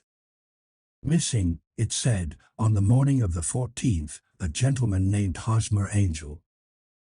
About 5 feet 7 in height, strongly built, sallow complexion, black hair, a little bald in the center, bushy, black side whiskers and mustache, tinted glasses, slight infirmity of speech. Was dressed, when last seen, in black frock coat faced with silk, black waistcoat, gold Albert chain, and grey Harris tweed trousers, with brown gaiters over elastic-sided boots. Known to have been employed in an office in Leadenhall Street. Anybody bringing, and see. That will do, said Holmes. As to the letters, he continued, glancing over them, they are very commonplace. Absolutely no clue in them to Mr. Angel, save that he quotes Balzac once. There is one remarkable point, however, which will no doubt strike you. They are typewritten, I remarked. Not only that, but the signature is typewritten. Look at the neat little Hosmer Angel at the bottom. There is a date, you see, but no superscription except Leadenhall Street, which is rather vague. The point about the signature is very suggestive. In fact, we may call it conclusive. Of what? My dear fellow, is it possible you do not see how strongly it bears upon the case? I cannot say that I do unless it were that he wished to be able to deny his signature if an action for breach of promise were instituted. No, that was not the point. However, I shall write 2 letters, which should settle the matter. One is to a firm in the city, the other is to the young lady's stepfather, Mr. Windibank, asking him whether he could meet us here at 6 o'clock tomorrow evening. It is just as well that we should do business with the male relatives. And now, Doctor, we can do nothing until the answers to those letters come, so we may put our little problem upon the shelf for the interim. I had had so many reasons to believe in my friend's subtle powers of reasoning and extraordinary energy in action that I felt that he must have some solid grounds for the assured and easy demeanor with which he treated the singular mystery which he had been called upon to fathom. Once only had I known him to fail, in the case of the King of Bohemia and of the Irene Adler photograph, but when I looked back to the weird business of the sign of 4, and the extraordinary circumstances connected with the study in scarlet, I felt that it would be a strange tangle indeed which he could not unravel. I left him then, still puffing at his black clay pipe, with the conviction that when I came again on the next evening I would find that he held in his hands all the clues which would lead up to the identity of the disappearing bridegroom of Miss Mary Sutherland. A professional case of great gravity was engaging my own attention at the time, and the whole of next day I was busy at the bedside of the sufferer. It was not until close upon 6 o'clock that I found myself free and was able to spring into a hansom and drive to Baker Street, half afraid that I might be too late to assist at the denouement of the little mystery. I found Sherlock Holmes alone, however, half asleep, with his long, thin form curled up in the recesses of his armchair. A formidable array of bottles and test tubes, with the pungent cleanly smell of hydrochloric acid, told me that he had spent his day in the chemical work which was so dear to him. "Well, have you solved it?" I asked as I entered. "Yes." It was the bisulfate of baryta. "No, no, the mystery," I cried. "Oh, that." I thought of the salt that I have been working upon. There was never any mystery in the matter, though, as I said yesterday, some of the details are of interest. The only drawback is that there is no law, I fear, that can touch the scoundrel. Who was he, then, and what was his object in deserting Miss Sutherland? The question was hardly out of my mouth, and Holmes had not yet opened his lips to reply, when we heard a heavy footfall in the passage and a tap at the door. "This is the girl's stepfather, Mr. James Windibank," said Holmes. "He has written to me to say that he would be here at 6. Come in." The man who entered was a sturdy, middle-sized fellow, some 30 years of age, clean-shaven, and sallow-skinned, with a bland, insinuating manner, and a pair of wonderfully sharp and penetrating grey eyes. He shot a questioning glance at each of us, placed his shiny top hat upon the sideboard, and with a slight bow sidled down into the nearest chair. "Good evening, Mr. James Windibank," said Holmes. "I think that this typewritten letter is from you, in which you made an appointment with me for 6 o'clock. "Yes, sir. I am afraid that I am a little late, but I am not quite my own master, you know. I am sorry that Miss Sutherland has troubled you about this little matter, for I think it is far better not to wash linen of the sort in public. It was quite against my wishes that she came, but she is a very excitable, impulsive girl, as you may have noticed, and she is not easily controlled when she has made up her mind on a point. Of course, I did not mind you so much, as you are not connected with the official police, but it is not pleasant to have a family misfortune like this noised abroad. Besides, it is a useless expense, for how could you possibly find this Hosmer angel?" "On the contrary," said Holmes quietly, "I have every reason to believe that I will succeed in discovering Mr. Hosmer Angel." Mr. Windibank gave a violent start and dropped his gloves. "I am delighted to hear it," he said. "It is a curious thing," remarked Holmes, "that a typewriter has really quite as much individuality as a man's handwriting. Unless they are quite new, no two of them write exactly alike. Some letters get more worn than others, and some were only on one side. Now, you remark in this note of yours, Mr. Windibank, that in every case there is some little slurring over of the D, and a slight defect in the tail of the FAR.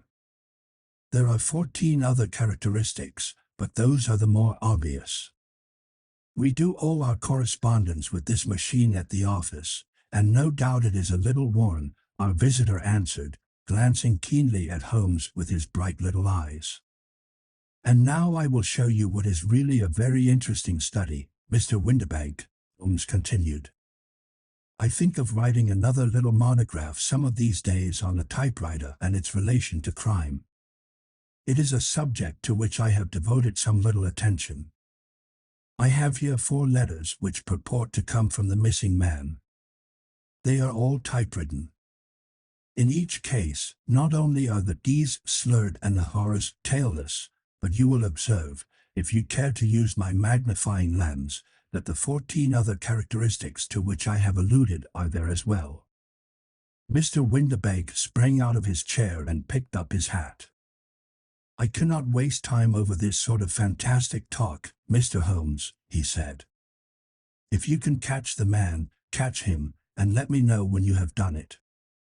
Certainly, said Holmes, stepping over and turning the key in the door. I'll let you know, then, that I have caught him. What? Where? Shouted Mr. Windibank, turning white to his lips and glancing about him like a rat in a trap. Oh, it won't do, really it won't, said Holmes suavely. There is no possible getting out of it, Mr. Windibank. It is quite too transparent, and it was a very bad compliment when you said that it was impossible for me to solve so simple a question. That's right. Sit down and let us talk it over.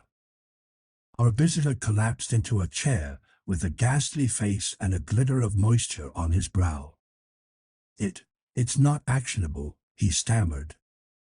I am very much afraid that it is not. But between ourselves, Windibank, it was as cruel and selfish and heartless a trick in a petty way as ever came before me. Now, let me just run over the course of events, and you will contradict me if I go wrong. The man sat huddled up in his chair, with his head sunk upon his breast, like one who is utterly crushed. Holmes stuck his feet up on the corner of the mantelpiece and, leaning back with his hands in his pockets, began talking, rather to himself, as it seemed, than to us. The man married a woman very much older than himself for her money, said he, and he enjoyed the use of the money of the daughter as long as she lived with them. It was a considerable sum for people in their position, and the loss of it would have made a serious difference. It was worth an effort to preserve it. The daughter was of a good, amiable disposition, but affectionate and warm-hearted in her ways, so that it was evident that with her fair personal advantages and her little income, she would not be allowed to remain single long. Now her marriage would mean, of course, the loss of 100 a year, so what does her stepfather do to prevent it? He takes the obvious course of keeping her at home and forbidding her to seek the company of people of her own age. But soon he found that that would not answer forever. She became restive, insisted upon her rights, and finally announced her positive intention of going to a certain ball. What does her clever stepfather do then? He conceives an idea more creditable to his head than to his heart. With the connivance and assistance of his wife he disguised himself, covered those keen eyes with tinted glasses, masked the face with a mustache and a pair of bushy whiskers, sunk the clear voice into an insinuating whisper, and doubly secure on account of the girl's short sight, he appears as Mr. Hosmer Angel, and keeps off other lovers by making love himself. It was only a joke at first, groaned our visitor. We never thought that she would have been so carried away. Very likely not. However that may be, the young lady was very decidedly carried away, and, having quite made up her mind that her stepfather was in France, the suspicion of treachery never for an instant entered her mind. She was flattered by the gentleman's attentions, and the effect was increased by the loudly expressed admiration of her mother. Then Mr. Angel began to call, for it was obvious that the matter should be pushed as far as it would go if a real effect were to be produced. There were meetings, and an engagement, which would finally secure the girl's affections from turning towards anyone else.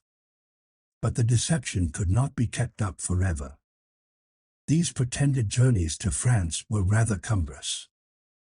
The thing to do was clearly to bring the business to an end in such a dramatic manner that it would leave a permanent impression upon the young lady's mind and prevent her from looking upon any other suitor for some time to come.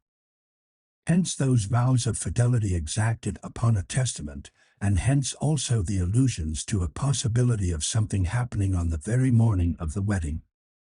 James Windibank wished Miss Sutherland to be so bound to Hosmer Angel, and so uncertain as to his fate, that for 10 years to come, at any rate, she would not listen to another man.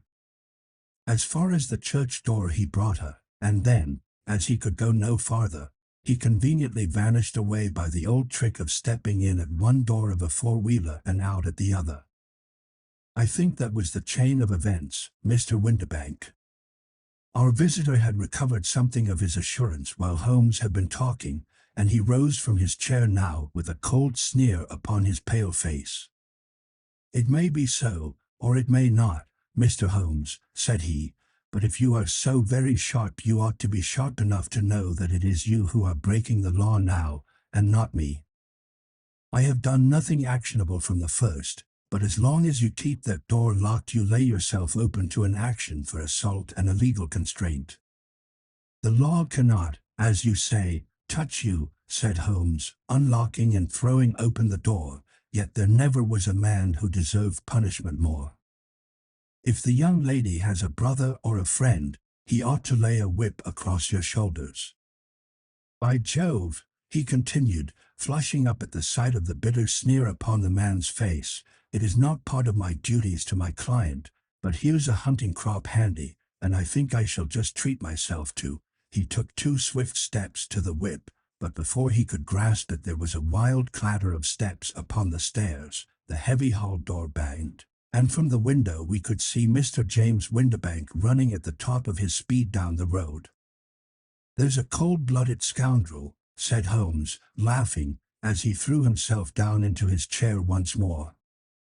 "That fellow will rise from crime to crime until he does something very bad, and ends on a gallows. The case has, in some respects, been not entirely devoid of interest." "I cannot now entirely see all the steps of your reasoning," I remarked.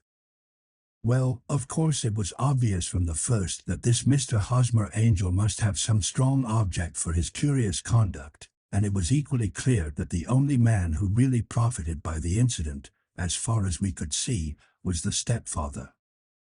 Then the fact that the 2 men were never together, but that the one always appeared when the other was away, was suggestive. So were the tinted spectacles and the curious voice, which both hinted at a disguise, as did the bushy whiskers. My suspicions were all confirmed by his peculiar action in typewriting his signature, which, of course, inferred that his handwriting was so familiar to her that she would recognize even the smallest sample of it. You see, all these isolated facts, together with many minor ones, all pointed in the same direction. And how did you verify them? Having once spotted my man, it was easy to get corroboration. I knew the firm for which this man worked. Having taken the printed description, I eliminated everything from it which could be the result of a disguise, the whiskers, the glasses, the voice, and I sent it to the firm, with a request that they would inform me whether it answered to the description of any of their travelers. I had already noticed the peculiarities of the typewriter, and I wrote to the man himself at his business address asking him if he would come here. As I expected, his reply was typewritten and revealed the same trivial but characteristic defects. The same post brought me a letter from Westhouse and Marbank, of Fenchurch Street, to say that the description tallied in every respect with that of their employee, James Windibank. Voilà tout. And Miss Sutherland? If I tell her she will not believe me. You may remember the old Persian saying, there is danger for him who taketh the tiger cub, and danger also for whoso snatches a delusion from a woman. There is as much sense in Hafiz as in Horace, and as much knowledge of the world. 4. The Boscombe Valley Mystery. We were seated at breakfast one morning, my wife and I, when the maid brought in a telegram. It was from Sherlock Holmes and ran in this way. Have you a couple of days to spare? Have just been wired for from the west of England in connection with Boscombe Valley tragedy. Shall be glad if you will come with me. Air and scenery perfect. Leave Paddington by the 11:15. What do you say, dear? Said my wife, looking across at me. Will you go? I really don't know what to say. I have a fairly long list at present. Oh, Anstruther would do your work for you. You have been looking a little pale lately. I think that the change would do you good, and you are always so interested in Mr. Sherlock Holmes' cases. I should be ungrateful if I were not, seeing what I gained through one of them, I answered. But if I am to go, I must pack at once, for I have only half an hour. My experience of camp life in Afghanistan had at least had the effect of making me a prompt and ready traveler. My wants were few and simple, so that in less than the time stated I was in a cab with my valise, rattling away to Paddington Station. Sherlock Holmes was pacing up and down the platform, his tall, gaunt figure made even gaunter and taller by his long grey travelling cloak and close-fitting cloth cap. It is really very good of you to come, Watson, said he. It makes a considerable difference to me, having someone with me on whom I can thoroughly rely. Local aid is always either worthless or else biased. If you will keep the 2 corner seats, I shall get the tickets. We had the carriage to ourselves save for an immense litter of papers which Holmes had brought with him. Among these he rummaged and read, with intervals of note-taking and of meditation, until we were past reading. Then he suddenly rolled them all into a gigantic ball and tossed them up onto the rack. Have you heard anything of the case? He asked. Not a word. I have not seen a paper for some days. The London press has not had very full accounts. I have just been looking through all the recent papers in order to master the particulars. It seems, from what I gather, to be one of those simple cases which are so extremely difficult. That sounds a little paradoxical. But it is profoundly true. Singularity is almost invariably a clue. The more featureless and commonplace a crime is, the more difficult it is to bring it home. In this case, however, they have established a very serious case against the son of the murdered man. It is a murder, then?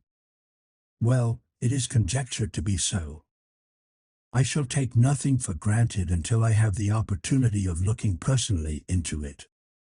I will explain the state of things to you, as far as I have been able to understand it, in a very few words. Boscombe Valley is a country district not very far from Ross, in Herefordshire. The largest landed proprietor in that part is a Mr. John Turner, who made his money in Australia and returned some years ago to the old country. One of the farms which he held, that of Hatherley, was let to Mr. Charles McCarthy, who was also an ex-Australian. The men had known each other in the colonies, so that it was not unnatural that when they came to settle down they should do so as near each other as possible. Turner was apparently the richer man, so McCarthy became his tenant but still remained, it seems, upon terms of perfect equality, as they were frequently together. McCarthy had one son, a lad of 18, and Turner had an only daughter of the same age, but neither of them had wives living. They appeared to have avoided the society of the neighboring English families and to have led retired lives, though both the McCarthys were fond of sport and were frequently seen at the race meetings of the neighborhood. McCarthy kept 2 servants, a man and a girl. Turner had a considerable household, some half-dozen at the least. That is as much as I have been able to gather about the families. Now for the facts. On June 3rd, that is, On Monday last, McCarthy left his house at Hatherley about 3 in the afternoon and walked down to the Boscombe Pool, which is a small lake formed by the spreading out of the stream which runs down the Boscombe Valley.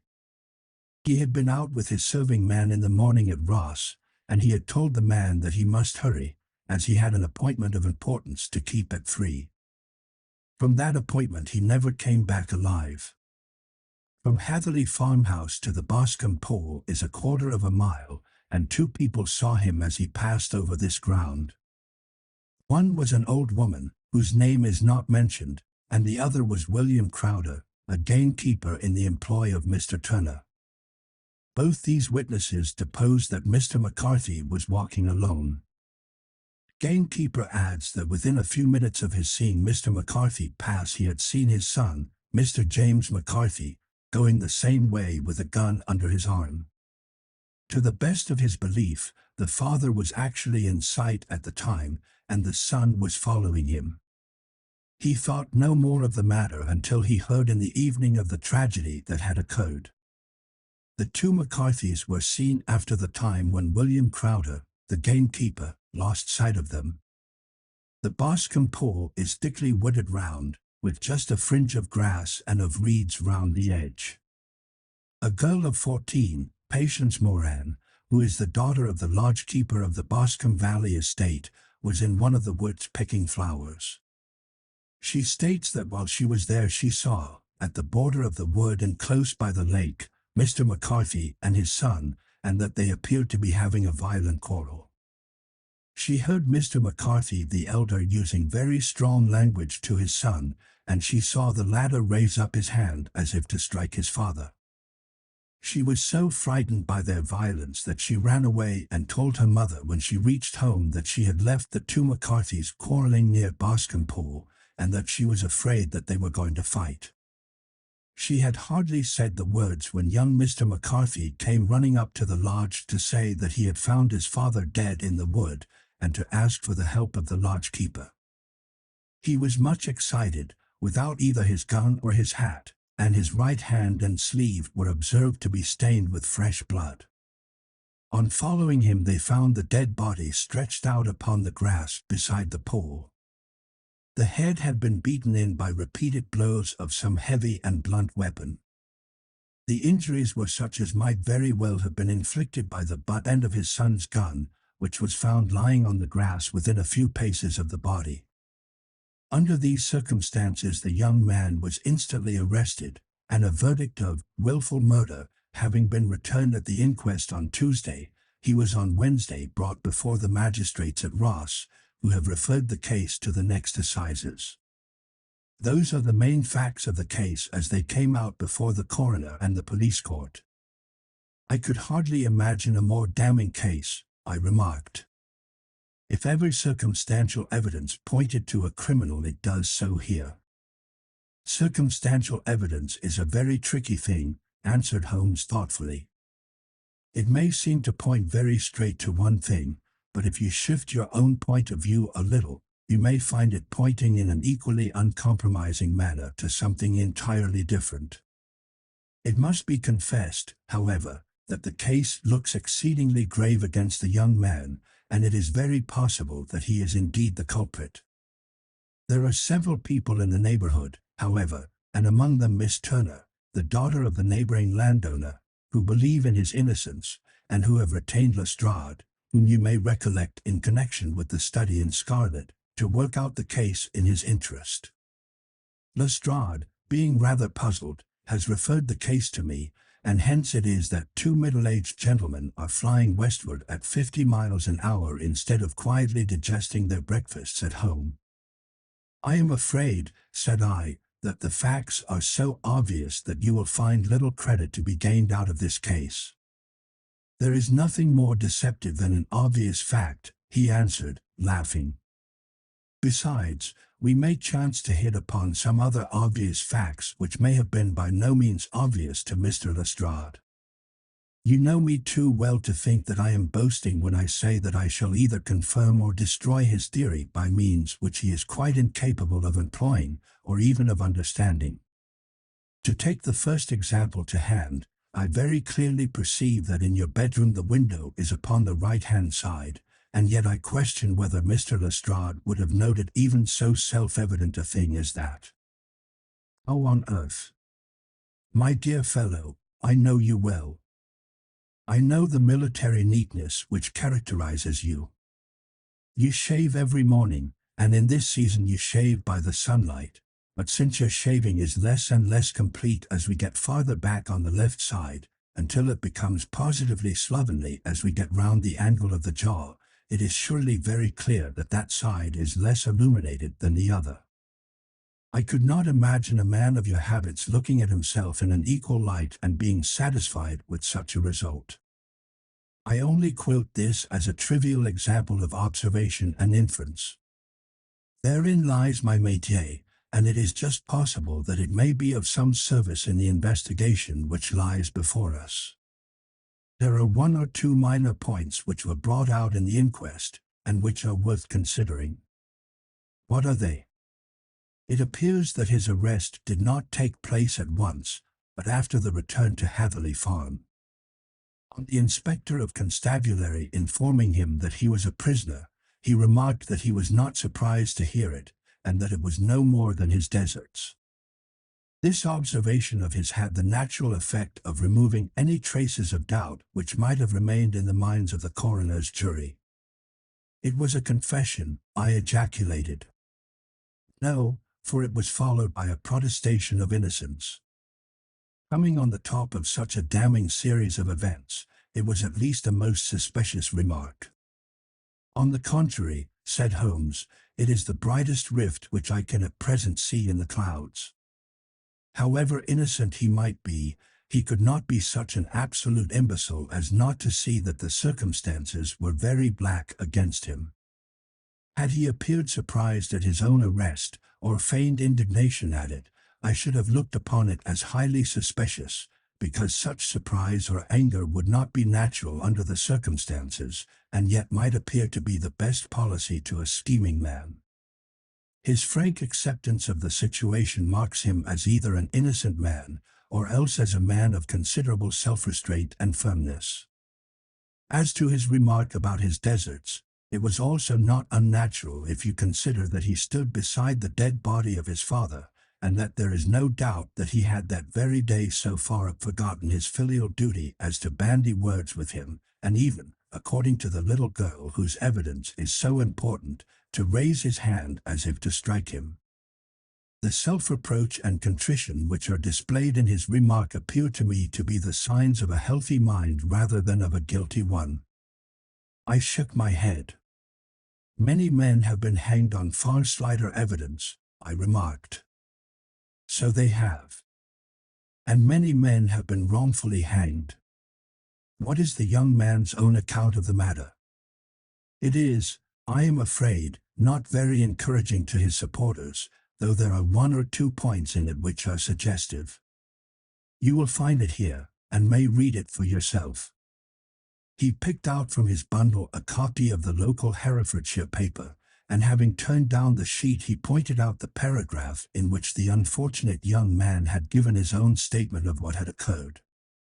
I settled myself down in the corner of the carriage and read it very carefully. It ran in this way. Mr. James McCarthy, the only son of the deceased, was then called and gave evidence as follows. I had been away from home for 3 days at Bristol, and had only just returned upon the morning of last Monday, the 3rd. My father was absent from home at the time of my arrival, and I was informed by the maid that he had driven over to Ross with John Cobb, the groom. Shortly after my return I heard the wheels of his trap in the yard, and, looking out of my window, I saw him get out and walk rapidly out of the yard, though I was not aware in which direction he was going. I then took my gun and strolled out in the direction of the Boscombe Pool, with the intention of visiting the rabbit warren which is upon the other side. On my way I saw William Crowder, the gamekeeper, as he had stated in his evidence, but he is mistaken in thinking that I was following my father. I had no idea that he was in front of me. When about 100 yards from the pool I heard a cry of "cooey," which was a usual signal between my father and myself. I then hurried forward and found him standing by the pool. He appeared to be much surprised at seeing me and asked me rather roughly what I was doing there. A conversation ensued which led to high words and almost to blows, for my father was a man of a very violent temper. Seeing that his passion was becoming ungovernable, I left him and returned towards Hatherley Farm. I had not gone more than 150 yards, however, when I heard a hideous outcry behind me, which caused me to run back again. I found my father expiring upon the ground, with his head terribly injured. I dropped my gun and held him in my arms, but he almost instantly expired. I knelt beside him for some minutes, and then made my way to Mr. Turner's lodge-keeper, his house being the nearest, to ask for assistance. I saw no one near my father when I returned, and I have no idea how he came by his injuries. He was not a popular man, being somewhat cold and forbidding in his manners, but he had, as far as I know, no active enemies. I know nothing further of the matter. The coroner: did your father make any statement to you before he died? Witness: he mumbled a few words, but I could only catch some allusion to a rat. The coroner: what did you understand by that? Witness: it conveyed no meaning to me. I thought that he was delirious. The coroner: what was the point upon which you and your father had this final quarrel? Witness: I should prefer not to answer. The coroner: I am afraid that I must press it. Witness: it is really impossible for me to tell you. I can assure you that it has nothing to do with the sad tragedy which followed. The coroner: that is for the court to decide. I need not point out to you that your refusal to answer will prejudice your case considerably in any future proceedings which may arise. Witness: I must still refuse. The coroner: I understand that the cry of "cooey" was a common signal between you and your father. Witness: it was. The coroner: how was it, then, that he uttered it before he saw you, and before he even knew that you had returned from Bristol? Witness: with considerable confusion, I do not know. A juryman: did you see nothing which aroused your suspicions when you returned on hearing the cry and found your father fatally injured? Witness: nothing definite. The coroner: what do you mean? Witness: I was so disturbed and excited as I rushed out into the open that I could think of nothing except of my father. Yet I have a vague impression that as I ran forward something lay upon the ground to the left of me. It seemed to me to be something grey in color, a coat of some sort, or a plaid perhaps. When I rose from my father I looked round for it, but it was gone. Do you mean that it disappeared before you went for help? Yes, it was gone. You cannot say what it was? No, I had a feeling something was there. How far from the body? 12 yards or so. And how far from the edge of the wood? About the same. Then if it was removed it was while you were within 12 yards of it? Yes, but with my back towards it. This concluded the examination of the witness. I see, said I as I glanced down the column, that the coroner in his concluding remarks was rather severe upon young McCarthy. He calls attention, and with reason, to the discrepancy about his father having signaled to him before seeing him, also to his refusal to give details of his conversation with his father, and his singular account of his father's dying words. They are all, as he remarks, very much against the son. Holmes laughed softly to himself and stretched himself out upon the cushioned seat. Both you and the coroner have been at some pains, said he, to single out the very strongest points in the young man's favor. Don't you see that you alternately give him credit for having too much imagination and too little? Too little, if he could not invent a cause of quarrel which would give him the sympathy of the jury. Too much, if he evolved from his own inner consciousness anything so outre as a dying reference to a rat and the incident of the vanishing cloth. No, sir, I shall approach this case from the point of view that what this young man says is true, and we shall see whither that hypothesis will lead us. And now here is my pocket Petrarch, and not another word shall I say of this case until we are on the scene of action. We lunch at Swindon, and I see that we shall be there in 20 minutes. It was nearly 4 o'clock when we at last, after passing through the beautiful Stroud Valley, and over the broad gleaming Severn, found ourselves at the pretty little country town of Ross. A lean, ferret-like man, furtive and sly-looking, was waiting for us upon the platform. In spite of the light brown dust coat and leather leggings which he wore in deference to his rustic surroundings, I had no difficulty in recognizing Lestrade of Scotland Yard. With him we drove to the Hereford Arms, where a room had already been engaged for us.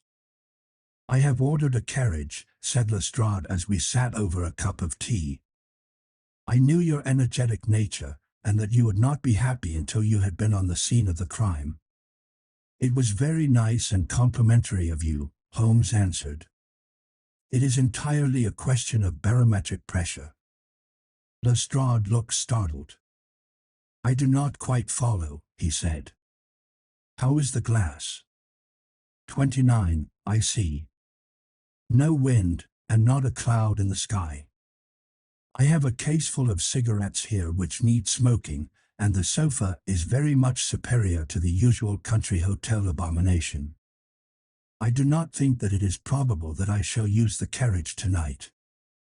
Lestrade laughed indulgently. "You have, no doubt, already formed your conclusions from the newspapers," he said. "The case is as plain as a pikestaff, and the more one goes into it the plainer it becomes. Still, of course, one can't refuse a lady, and such a very positive one, too. She has heard of you, and would have your opinion, though I repeatedly told her that there was nothing which you could do which I had not already done. Why, bless my soul! Here is her carriage at the door." He had hardly spoken before there rushed into the room one of the most lovely young women that I have ever seen in my life. Her violet eyes shining, her lips parted, a pink flush upon her cheeks, all thought of her natural reserve lost in her overpowering excitement and concern. "Oh, Mr. Sherlock Holmes," she cried, glancing from one to the other of us, and finally, with a woman's quick intuition, fastening upon my companion, "I am so glad that you have come. I have driven down to tell you so. I know that James didn't do it. I know it, and I want you to start upon your work knowing it, too. Never let yourself doubt upon that point. We have known each other since we were little children, and I know his faults as no one else does, but he is too tender-hearted to hurt a fly. Such a charge is absurd to anyone who really knows him." "I hope we may clear him, Miss Turner," said Sherlock Holmes. "You may rely upon my doing all that I can. But you have read the evidence. You have formed some conclusion. Do you not see some loophole, some flaw? Do you not yourself think that he is innocent?" "I think that it is very probable." "There, now," she cried, throwing back her head and looking defiantly at Lestrade. "You hear? He gives me hopes." Lestrade shrugged his shoulders. "I am afraid that my colleague has been a little quick in forming his conclusions," he said. "But he is right. Oh, I know that he is right. James never did it. And about his quarrel with his father, I am sure that the reason why he would not speak about it to the coroner was because I was concerned in it." "In what way?" asked Holmes. "It is no time for me to hide anything. James and his father had many disagreements about me. Mr. McCarthy was very anxious that there should be a marriage between us. James and I have always loved each other as brother and sister, but of course he is young and has seen very little of life yet, and, well, he naturally did not wish to do anything like that yet. So there were quarrels, and this, I am sure, was one of them. And your father, asked Holmes. Was he in favor of such a union? No, he was averse to it also. No one but Mr. McCarthy was in favor of it. A quick blush passed over her fresh young face as Holmes shot one of his keen, questioning glances at her. Thank you for this information, said he. May I see your father if I call tomorrow? I am afraid the doctor won't allow it. The doctor? Yes, have you not heard? Poor father has never been strong for years back, but this has broken him down completely. He has taken to his bed, and Dr. Willows says that he is a wreck and that his nervous system is shattered. Mr. McCarthy was the only man alive who had known Dad in the old days in Victoria. Ha! In Victoria.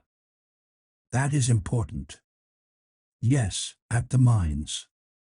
Quite so, at the gold mines, where, as I understand, Mr. Turner made his money. Yes, certainly. Thank you, Miss Turner. You have been of material assistance to me. You will tell me if you have any news tomorrow. No doubt you will go to the prison to see James. Oh, if you do, Mr. Holmes, do tell him that I know him to be innocent. I will, Miss Turner. I must go home now, for Dad is very ill, and he misses me so if I leave him. Goodbye, and God help you in your undertaking. She hurried from the room as impulsively as she had entered, and we heard the wheels of her carriage rattle off down the street. I am ashamed of you, Holmes, said Lestrade with dignity after a few minutes' silence. Why should you raise up hopes which you are bound to disappoint? I am not over-tender of heart, but I call it cruel. I think that I see my way to clearing James McCarthy, said Holmes. Have you an order to see him in prison? Yes, but only for you and me. Then I shall reconsider my resolution about going out. We have still time to take a train to Hereford and see him tonight. Ample. Then let us do so.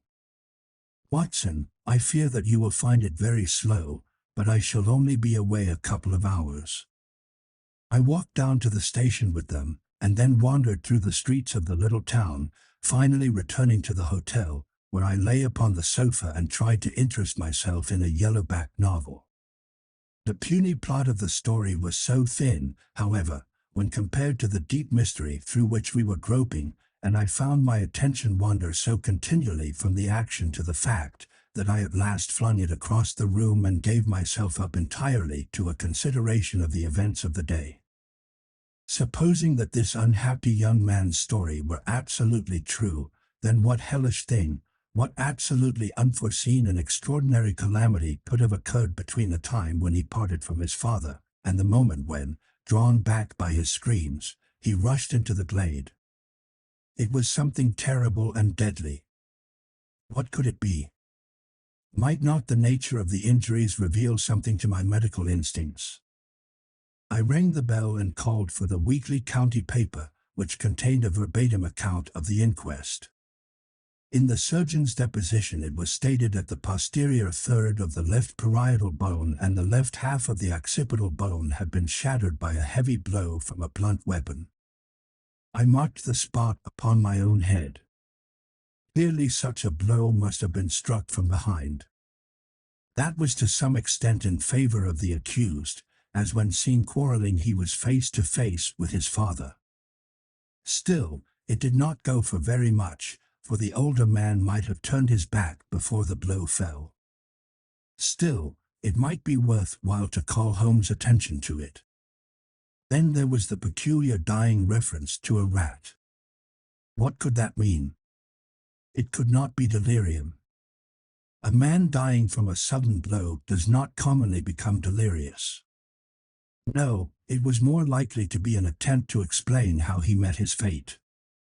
But what could it indicate? I cudgeled my brains to find some possible explanation. And then the incident of the grey cloth seen by young McCarthy. If that were true, the murderer must have dropped some part of his dress, presumably his overcoat, in his flight, and must have had the hardihood to return and to carry it away at the instant when the son was kneeling with his back turned not a dozen paces off. What a tissue of mysteries and improbabilities the whole thing was.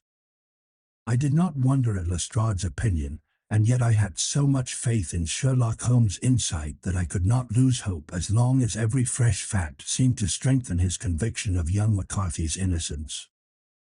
It was late before Sherlock Holmes returned. He came back alone, for Lestrade was staying in lodgings in the town.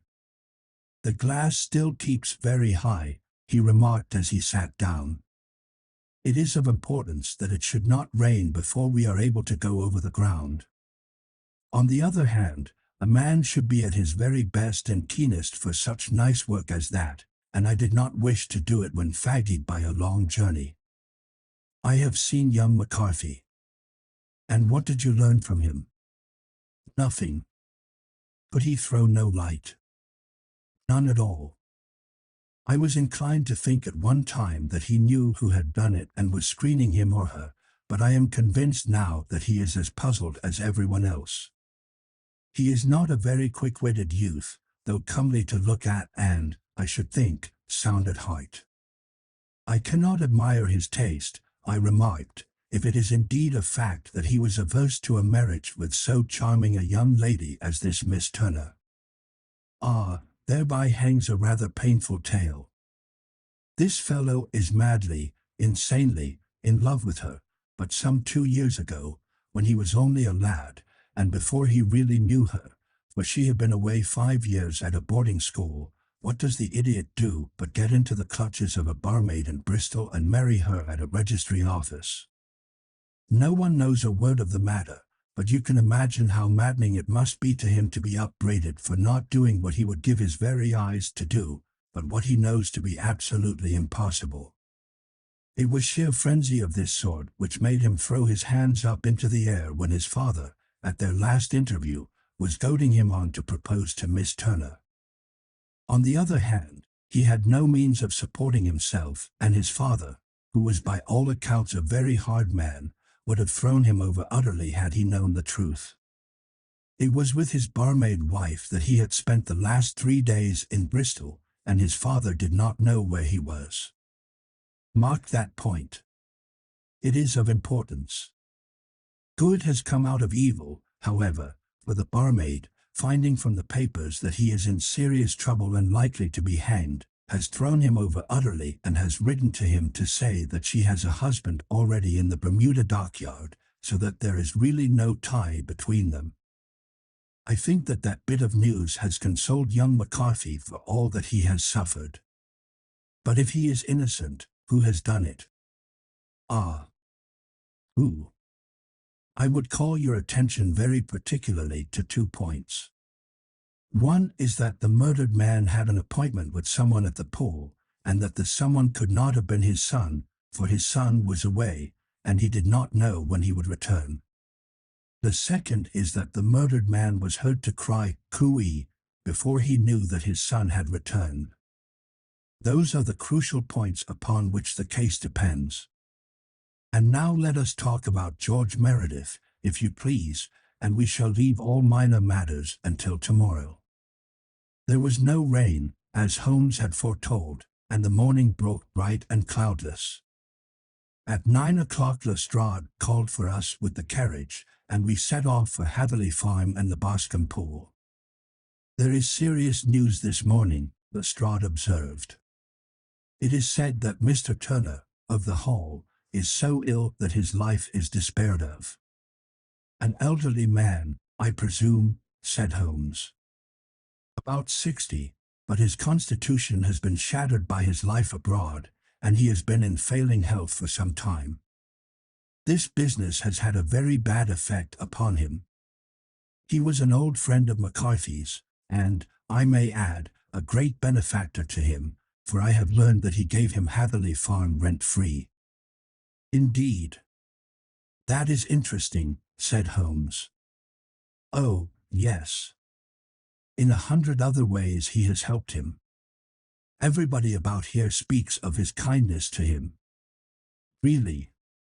Does it not strike you as a little singular that this McCarthy, who appears to have had little of his own, and to have been under such obligations to Turner, should still talk of marrying his son to Turner's daughter, who is, presumably, heiress to the estate, and that in such a very cocksure manner, as if it were merely a case of a proposal and all else would follow? It is the more strange, since we know that Turner himself was averse to the idea. The daughter told us as much. Do you not deduce something from that? We have got to the deductions and the inferences, said Lestrade, winking at me. I find it hard enough to tackle facts, Holmes, without flying away after theories and fancies. You are right, said Holmes demurely. You do find it very hard to tackle the facts. Anyhow, I have grasped one fact which you seem to find it difficult to get hold of, replied Lestrade with some warmth. And that is that McCarthy Sr. met his death from McCarthy Jr. and that all theories to the contrary are the merest moonshine. Well, moonshine is a brighter thing than fog, said Holmes, laughing. But I am very much mistaken if this is not Hatherley Farm upon the left. Yes, that is it. It was a widespread, comfortable-looking building, two-storied, slate-roofed, with great yellow blotches of lichen upon the grey walls. The drawn blinds and the smokeless chimneys, however, gave it a stricken look, as though the weight of this horror still lay heavy upon it. We called at the door, when the maid, at Holmes' request, showed us the boots which her master wore at the time of his death, and also a pair of the son's, though not the pair which he had then had. Having measured these very carefully from 7 or 8 different points, Holmes desired to be led to the courtyard, from which we all followed the winding track which led to Boscombe Pool. Sherlock Holmes was transformed when he was hot upon such a scent as this. Men who had only known the quiet thinker and logician of Baker Street would have failed to recognize him. His face flushed and darkened. His brows were drawn into 2 hard black lines, while his eyes shone out from beneath them with a steely glitter. His face was bent downward, his shoulders bowed, his lips compressed, and the veins stood out like whipcord in his long, sinewy neck. His nostrils seemed to dilate with a purely animal lust for the chase, and his mind was so absolutely concentrated upon the matter before him that a question or remark fell unheeded upon his ears, or, at the most, only provoked a quick, impatient snarl in reply. Swiftly and silently he made his way along the track which ran through the meadows, and so by way of the woods to the Boscombe Pool. It was damp, marshy ground, as is all that district, and there were marks of many feet, both upon the path and amid the short grass which bounded it on either side. Sometimes Holmes would hurry on, sometimes stop dead, and once he made quite a little detour into the meadow. Lestrade and I walked behind him, the detective indifferent and contemptuous, while I watched my friend with the interest which sprang from the conviction that every one of his actions was directed towards a definite end. The Boscombe Pool, which is a little reed-girt sheet of water some 50 yards across, is situated at the boundary between the Hatherley Farm and the private park of the wealthy Mr. Turner. Above the woods which lined it upon the farther side we could see the red, jutting pinnacles which marked the site of the rich landowner's dwelling. On the Hatherley side of the pool the woods grew very thick, and there was a narrow belt of sodden grass 20 paces across between the edge of the trees and the reeds which lined the lake. Lestrade showed us the exact spot at which the body had been found, and, indeed, so moist was the ground, that I could plainly see the traces which had been left by the fall of the stricken man. To Holmes, as I could see by his eager face and peering eyes, very many other things were to be read upon the trampled grass. He ran round, like a dog who is picking up a scent, and then turned upon my companion. "What did you go into the pool for?" he asked. "I fished about with a rake." I thought there might be some weapon or other trace. But how on earth? Oh, tut, tut. I have no time. That left foot of yours with its inward twist is all over the place. A mole could trace it, and there it vanishes among the reeds. Oh, how simple it would all have been had I been here before they came like a herd of buffalo and wallowed all over it. Here is where the party with the lodge keeper came, and they have covered all tracks for 6 or 8 feet round the body. But here are 3 separate tracks of the same feet. He drew out a lens and lay down upon his waterproof to have a better view, talking all the time rather to himself than to us. These are young McCarthy's feet. Twice he was walking, and once he ran swiftly, so that the soles are deeply marked and the heels hardly visible. That bears out his story. He ran when he saw his father on the ground. Then here are the father's feet as he paced up and down. What is this, then? It is the butt end of the gun as the son stood listening. And this? Ha, ha. What have we here? Tiptoes. Tiptoes. Square, 2 quite unusual boots. They come, they go, they come again. Of course that was for the cloak. Now where did they come from? He ran up and down, sometimes losing, sometimes finding the track until we were well within the edge of the wood and under the shadow of a great beech, the largest tree in the neighborhood. Holmes traced his way to the farther side of this and lay down once more upon his face with a little cry of satisfaction. For a long time he remained there, turning over the leaves and dried sticks, gathering up what seemed to me to be dust into an envelope and examining with his lens not only the ground but even the bark of the tree as far as he could reach. Jagged stone was lying among the moss, and this also he carefully examined and retained. Then he followed a pathway through the wood until he came to the high road, where all traces were lost. It has been a case of considerable interest, he remarked, returning to his natural manner. I fancy that this grey house on the right must be the lodge. I think that I will go in and have a word with Moran, and perhaps write a little note. Having done that, we may drive back to our luncheon. You may walk to the cab, and I shall be with you presently.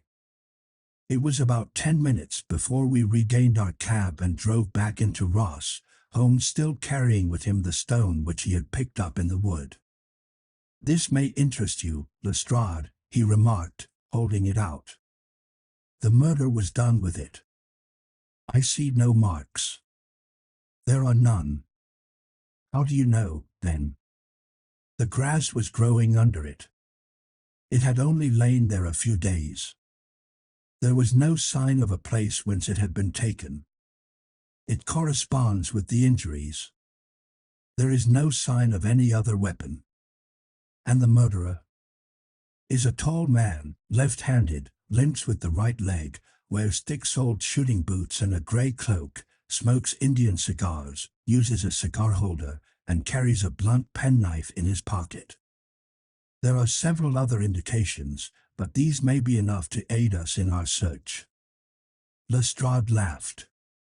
I am afraid that I am still a skeptic, he said. Theories are all very well, but we have to deal with a hard-headed British jury. News Verons, answered Holmes calmly. You work your own method, and I shall work mine. I shall be busy this afternoon, and shall probably return to London by the evening train. And leave your case unfinished. No, finished. But the mystery? It is solved. Who was the criminal, then? The gentleman I describe. But who is he? Surely it would not be difficult to find out. This is not such a populous neighborhood. Lestrade shrugged his shoulders. I am a practical man, he said, and I really cannot undertake to go about the country looking for a left-handed gentleman with a game leg. I should become the laughing-stock of Scotland Yard. All right, said Holmes quietly. "I have given you the chance. Here are your lodgings. Goodbye. I shall drop you a line before I leave." Having left Lestrade at his rooms, we drove to our hotel, where we found lunch upon the table. Holmes was silent and buried in thought, with a pained expression upon his face, as one who finds himself in a perplexing position. "Look here, Watson," he said when the cloth was cleared, "just sit down in this chair and let me preach to you for a little. I don't know quite what to do, and I should value your advice. Light a cigar and let me expound." "Pray do so." "Well, now, in considering this case, there are 2 points about young McCarthy's narrative which struck us both instantly, although they impressed me in his favor and you against him. One was the fact that his father should, according to his account, cry "cooey" before seeing him. The other was his singular dying reference to a rat. He mumbled several words, you understand, but that was all that caught the son's ear. Now from this double point our research must commence, and we will begin it by presuming that what the lad says is absolutely true. What of this cooey, then? Well, obviously it could not have been meant for the son. The son, as far as he knew, was in Bristol. It was mere chance that he was within earshot. The cooey was meant to attract the attention of whoever it was that he had the appointment with. But cooey is a distinctly Australian cry, and one which is used between Australians. There is a strong presumption that the person whom McCarthy expected to meet him at Boscombe Pool was someone who had been in Australia. What of the rat, then? Sherlock Holmes took a folded paper from his pocket and flattened it out on the table. "This is a map of the colony of Victoria," he said. "I wired to Bristol for it last night." He put his hand over part of the map. "What do you read?" "RAT," I read. "And now?" He raised his hand. "Ballarat." "Quite so." That was the word the man uttered, and of which his son only caught the last 2 syllables. He was trying to utter the name of his murderer. "So-and-so, of Ballarat. It is wonderful," I exclaimed. "It is obvious. And now, you see, I have narrowed the field down considerably. The possession of a grey garment was a third point which, granting the son's statement to be correct, was a certainty. We have come now out of mere vagueness to the definite conception of an Australian from Ballarat with a grey cloak. Certainly. And one who was at home in the district, for the pool can only be approached by the farm or by the estate, where strangers could hardly wander. Quite so. Then comes our expedition of today. By an examination of the ground I gained the trifling details which I gave to that imbecile Lestrade as to the personality of the criminal. But how did you gain them? You know my method. It is founded upon the observation of trifles. His height I know that you might roughly judge from the length of his stride. His boots, too, might be told from their traces. Yes, they were peculiar boots. But his lameness? The impression of his right foot was always less distinct than his left. He put less weight upon it. Why? Because he limped, he was lame. But his left-handedness? You were yourself struck by the nature of the injury as recorded by the surgeon at the inquest. The blow was struck from immediately behind, and yet was upon the left side. Now, how can that be unless it were by a left-handed man? He had stood behind that tree during the interview between the father and son. He had even smoked there. I found the ash of a cigar, which my special knowledge of tobacco ashes enables me to pronounce as an Indian cigar. I have, as you know, devoted some attention to this, and written a little monograph on the ashes of 140 different varieties of pipe, cigar, and cigarette tobacco. Having found the ash, I then looked round and discovered the stump among the moss where he had tossed it. It was an Indian cigar, of the variety which are rolled in Rotterdam. And the cigar holder? I could see that the end had not been in his mouth. Therefore he used a holder. The tip had been cut off, not bitten off, but the cut was not a clean one, so I deduced a blunt penknife. "Holmes," I said, "you have drawn a net round this man from which he cannot escape, and you have saved an innocent human life as truly as if you had cut the cord which was hanging him. I see the direction in which all this points. The culprit is—" "Mr. John Turner," cried the hotel waiter, opening the door of our sitting room and ushering in a visitor. The man who entered was a strange and impressive figure. His slow, limping step and bowed shoulders gave the appearance of decrepitude, and yet his hard, deep-lined, craggy features and his enormous limbs showed that he was possessed of unusual strength of body and of character. His tangled beard, grizzled hair, and outstanding, drooping eyebrows combined to give an air of dignity and power to his appearance, but his face was of an ashen white, while his lips and the corners of his nostrils were tinged with a shade of blue. It was clear to me at a glance that he was in the grip of some deadly and chronic disease. "Pray sit down on the sofa," said Holmes gently. "You had my note." "Yes, the lodge-keeper brought it up. You said that you wished to see me here to avoid scandal. I thought people would talk if I went to the hall." "And why did you wish to see me?" He looked across at my companion with despair in his weary eyes, as though his question was already answered. "Yes," said Holmes, answering the look rather than the words. "It is so. I know all about McCarthy." The old man sank his face in his hands. "God help me," he cried. "But I would not have let the young man come to harm. I give you my word that I would have spoken out if it went against him at the assizes." "I am glad to hear you say so," said Holmes gravely. "I would have spoken now had it not been for my dear girl. It would break her heart, it will break her heart when she hears that I am arrested." "It may not come to that," said Holmes. "What?" "I am no official agent. I understand that it was your daughter who required my presence here, and I am acting in her interests. Young McCarthy must be got off, however." "I am a dying man," said old Turner. "I have had diabetes for years. My doctor says it is a question whether I shall live a month. Yet I would rather die under my own roof than in a jail." Holmes rose and sat down at the table with his pen in his hand and a bundle of paper before him. "Just tell us the truth," he said. "I shall jot down the facts. You will sign it, and Watson here can witness it. Then I could produce your confession at the last extremity to save young McCarthy.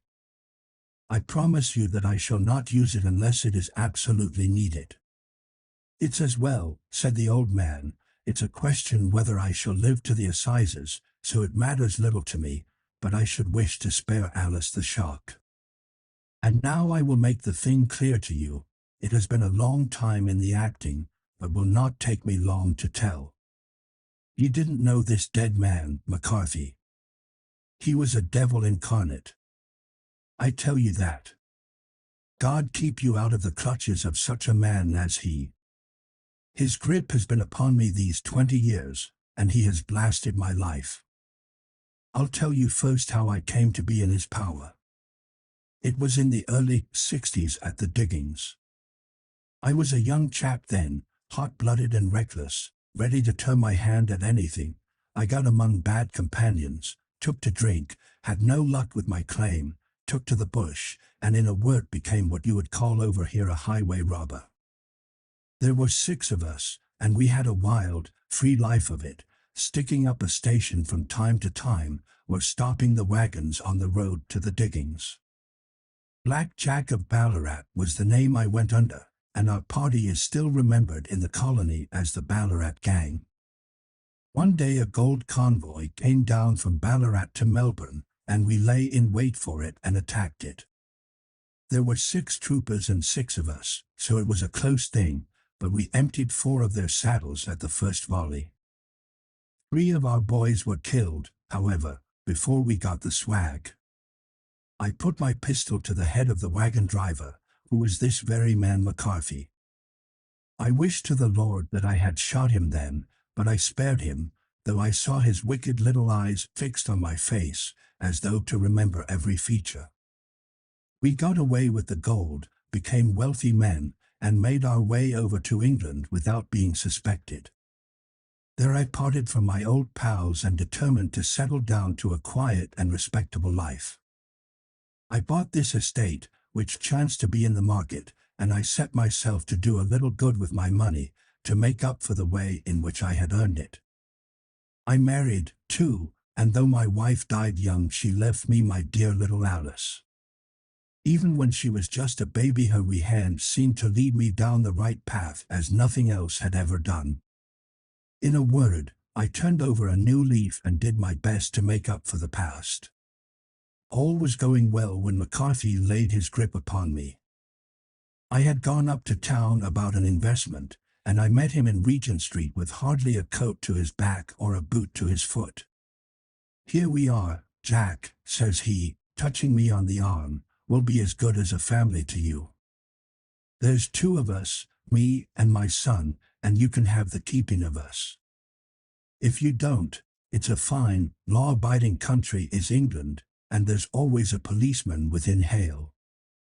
Well, down they came to the West Country. There was no shaking them off, and there they have lived rent-free on my best land ever since. There was no rest for me, no peace, no forgetfulness. Turn where I would, there was his cunning, grinning face at my elbow. It grew worse as Alice grew up, for he soon saw I was more afraid of her knowing my past than of the police. Whatever he wanted he must have, and whatever it was I gave him without question: land, money, houses, until at last he asked a thing which I could not give. He asked for Alice. His son, you see, had grown up, and so had my girl, and as I was known to be in weak health, it seemed a fine stroke to him that his lad should step into the whole property. But there I was firm. I would not have his cursed stock mixed with mine, not that I had any dislike to the lad, but his blood was in him, and that was enough. I stood firm. But McCarthy threatened. I braved him to do his worst. We were to meet at the pool midway between our houses to talk it over. When I went down there I found him talking with his son, so I smoked a cigar and waited behind a tree until he should be alone. But as I listened to his talk, all that was black and bitter in me seemed to come uppermost. He was urging his son to marry my daughter with as little regard for what she might think as if she were a slut from off the streets. It drove me mad to think that I and all that I held most dear should be in the power of such a man as this. Could I not snap the bond? I was already a dying and a desperate man. Though clear of mind and fairly strong of limb, I knew that my own fate was sealed. But my memory and my girl, both could be saved if I could but silence that foul tongue. I did it, Mr. Holmes. I would do it again. Deeply as I have sinned, I have led a life of martyrdom to atone for it. But that my girl should be entangled in the same meshes which held me was more than I could suffer. I struck him down with no more compunction than if he had been some foul and venomous beast. His cry brought back his son, but I had gained the cover of the wood, though I was forced to go back to fetch the cloak which I had dropped in my flight. That is the true story, gentlemen, of all that occurred. Well, it is not for me to judge you, said Holmes as the old man signed the statement which had been drawn out. I pray that we may never be exposed to such a temptation. I pray not, sir. And what do you intend to do? In view of your health, nothing. You are yourself aware that you will soon have to answer for your deed at a higher court than the assizes. I will keep your confession, and if McCarthy is condemned I shall be forced to use it. If not, it shall never be seen by mortal eye, and your secret, whether you be alive or dead, shall be safe with us. Farewell, then, said the old man solemnly. Your own deathbeds, when they come, will be the easier for the thought of the peace which you have given to mine. Tottering and shaking in all his giant frame, he stumbled slowly from the room.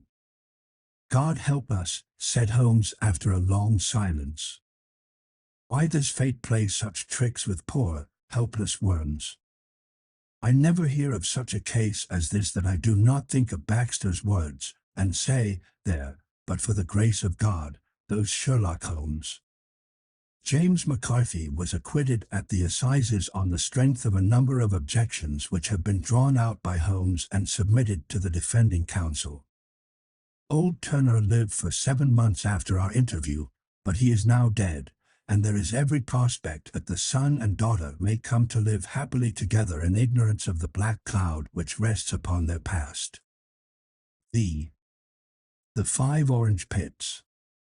When I glance over my notes and records of the Sherlock Holmes cases between the years 82 and 90, I am faced by so many which present strange and interesting features that it is no easy matter to know which to choose and which to leave.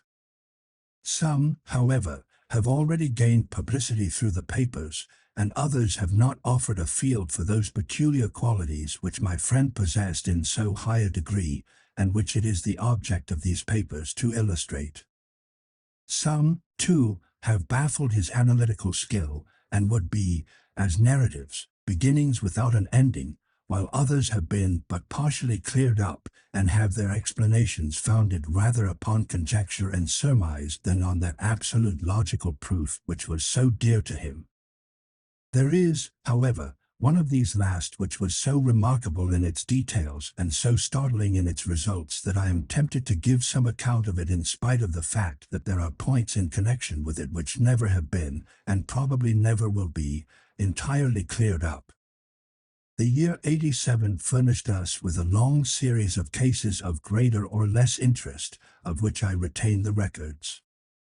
Among my headings under this 12 months I find an account of the adventure of the Paradol Chamber, of the Amateur Mendicant Society, who held a luxurious club in the lower vault of a furniture warehouse, of the facts connected with the loss of the British bark Sophie Anderson, of the singular adventures of the Grice Pattersons in the island of Uffa, and finally of the Camberwell poisoning case. In the latter, as may be remembered, Sherlock Holmes was able, by winding up the dead man's watch, to prove that it had been wound up 2 hours before, and that therefore the deceased had gone to bed within that time, a deduction which was of the greatest importance in clearing up the case. All these I may sketch out at some future date, but none of them present such singular features as the strange train of circumstances which I have now taken up my pen to describe.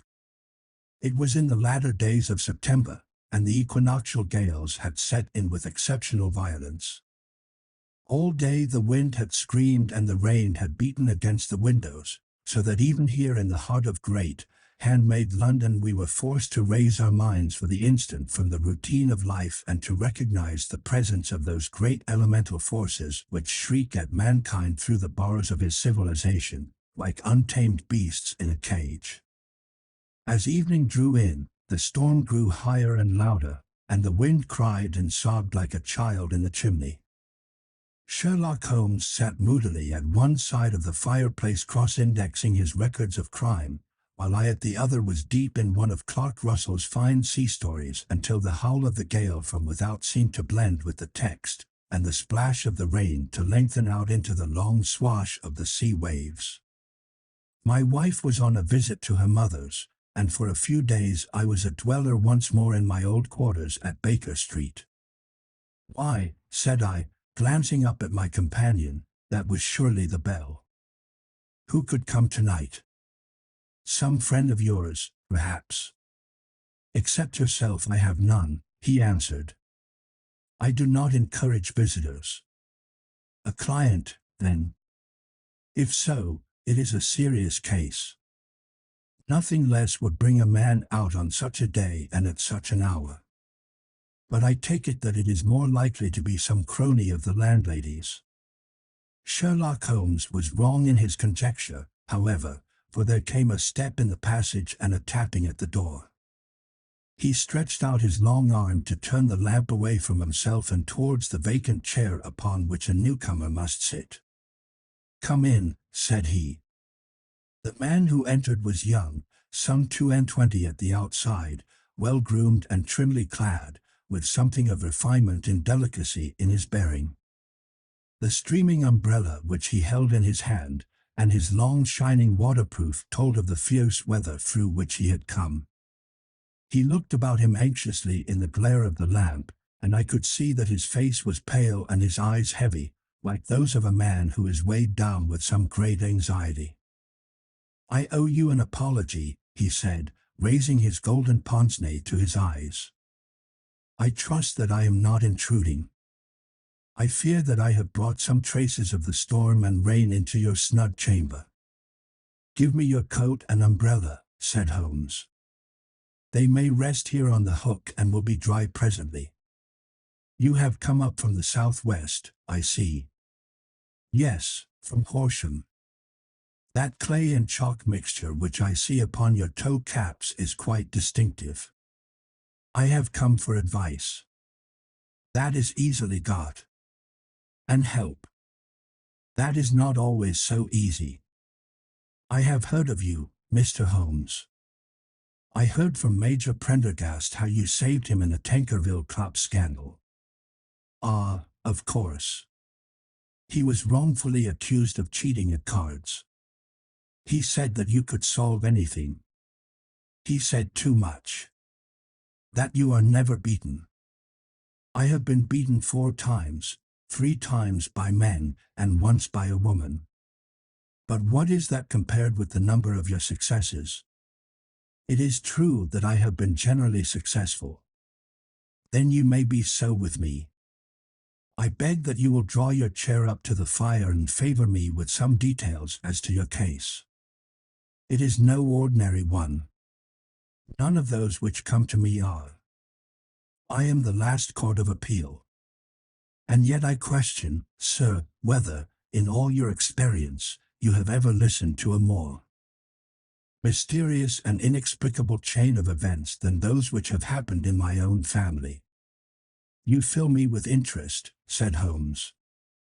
"Pray give us the essential facts from the commencement, and I can afterwards question you as to those details which seem to me to be most important." The young man pulled his chair up and pushed his wet feet out towards the blaze. "My name," said he, "is John Openshaw, but my own affairs have, as far as I can understand, little to do with this awful business. It is a hereditary matter, so in order to give you an idea of the facts, I must go back to the commencement of the affair. You must know that my grandfather had 2 sons, my uncle Elias and my father Joseph. My father had a small factory at Coventry, which he enlarged at the time of the invention of bicycling. He was a patentee of the Openshaw unbreakable tire, and his business met with such success that he was able to sell it and to retire upon a handsome competence. My uncle Elias emigrated to America when he was a young man and became a planter in Florida, where he was reported to have done very well. At the time of the war he fought in Jackson's army, and afterwards under Hood, where he rose to be a colonel. When Lee laid down his arms my uncle returned to his plantation, where he remained for 3 or 4 years. About 1869 or 1870 he came back to Europe and took a small estate in Sussex, near Horsham. He had made a very considerable fortune in the States, and his reason for leaving them was his aversion to the Negroes, and his dislike of the Republican policy in extending the franchise to them. He was a singular man, fierce and quick-tempered, very foul-mouthed when he was angry, and of a most retiring disposition. During all the years that he lived at Horsham, I doubt if ever he set foot in the town. He had a garden and 2 or 3 fields round his house, and there he would take his exercise, though very often for weeks on end he would never leave his room. He drank a great deal of brandy and smoked very heavily, but he would see no society and did not want any friends, not even his own brother. He didn't mind me. In fact, he took a fancy to me, for at the time when he saw me first I was a youngster of 12 or so. This would be in the year 1878, after he had been 8 or 9 years in England. He begged my father to let me live with him, and he was very kind to me in his way. When he was sober he used to be fond of playing backgammon in draughts with me, and he would make me his representative both with the servants and with the tradespeople, so that by the time that I was 16 I was quite master of the house. I kept all the keys and could go where I liked and do what I liked, so long as I did not disturb him in his privacy. There was one singular exception, however, for he had a single room, a lumber room up among the attics, which was invariably locked, and which he would never permit either me or anyone else to enter. With a boy's curiosity I have peeked through the keyhole, but I was never able to see more than such a collection of old trunks and bundles as would be expected in such a room. One day, it was in March, 1883, a letter with a foreign stamp lay upon the table in front of the colonel's plate. It was not a common thing for him to receive letters, for his bills were all paid in ready money, and he had no friends of any sort. "From India," said he as he took it up, Pondicherry postmark. "What can this be?" Opening it hurriedly, out there jumped 5 little dried orange pips, which pattered down upon his plate. I began to laugh at this, but the laugh was struck from my lips at the sight of his face. His lip had fallen, his eyes were protruding, his skin the color of putty, and he glared at the envelope which he still held in his trembling hand. "K, K, K," he shrieked, and then, my God, my sins have overtaken me." "What is it, uncle?" I cried. "Death," said he, and rising from the table he retired to his room, leaving me palpitating with horror. I took up the envelope and saw scrawled in red ink upon the inner flap, just above the gum, the letter K 3 times repeated. There was nothing else save the 5 dried pips. What could be the reason of his overpowering terror? I left the breakfast table, and as I ascended the stair I met him coming down with an old rusty key, which must have belonged to the attic, in one hand, and a small brass box, like a cash box, in the other. "They may do what they like, but I'll checkmate them still," said he with an oath. "Tell Mary that I shall want a fire in my room today, and send down to Fordham, the Horsham lawyer." I did as he ordered, and when the lawyer arrived I was asked to step up to the room. The fire was burning brightly, and in the grate there was a mass of black, fluffy ashes, as of burned paper, while the brass box stood open and empty beside it. As I glanced at the box I noticed, with a start, that upon the lid was printed the treble K which I had read in the morning upon the envelope. "I wish you, John," said my uncle, "to witness my will. I leave my estate, with all its advantages and all its disadvantages, to my brother, your father, whence it will, no doubt, descend to you. If you can enjoy it in peace, well and good. If you find you cannot, take my advice, my boy, and leave it to your deadliest enemy. I am sorry to give you such a two-edged thing, but I can't say what turn things are going to take. Kindly sign the paper where Mr. Fordham shows you."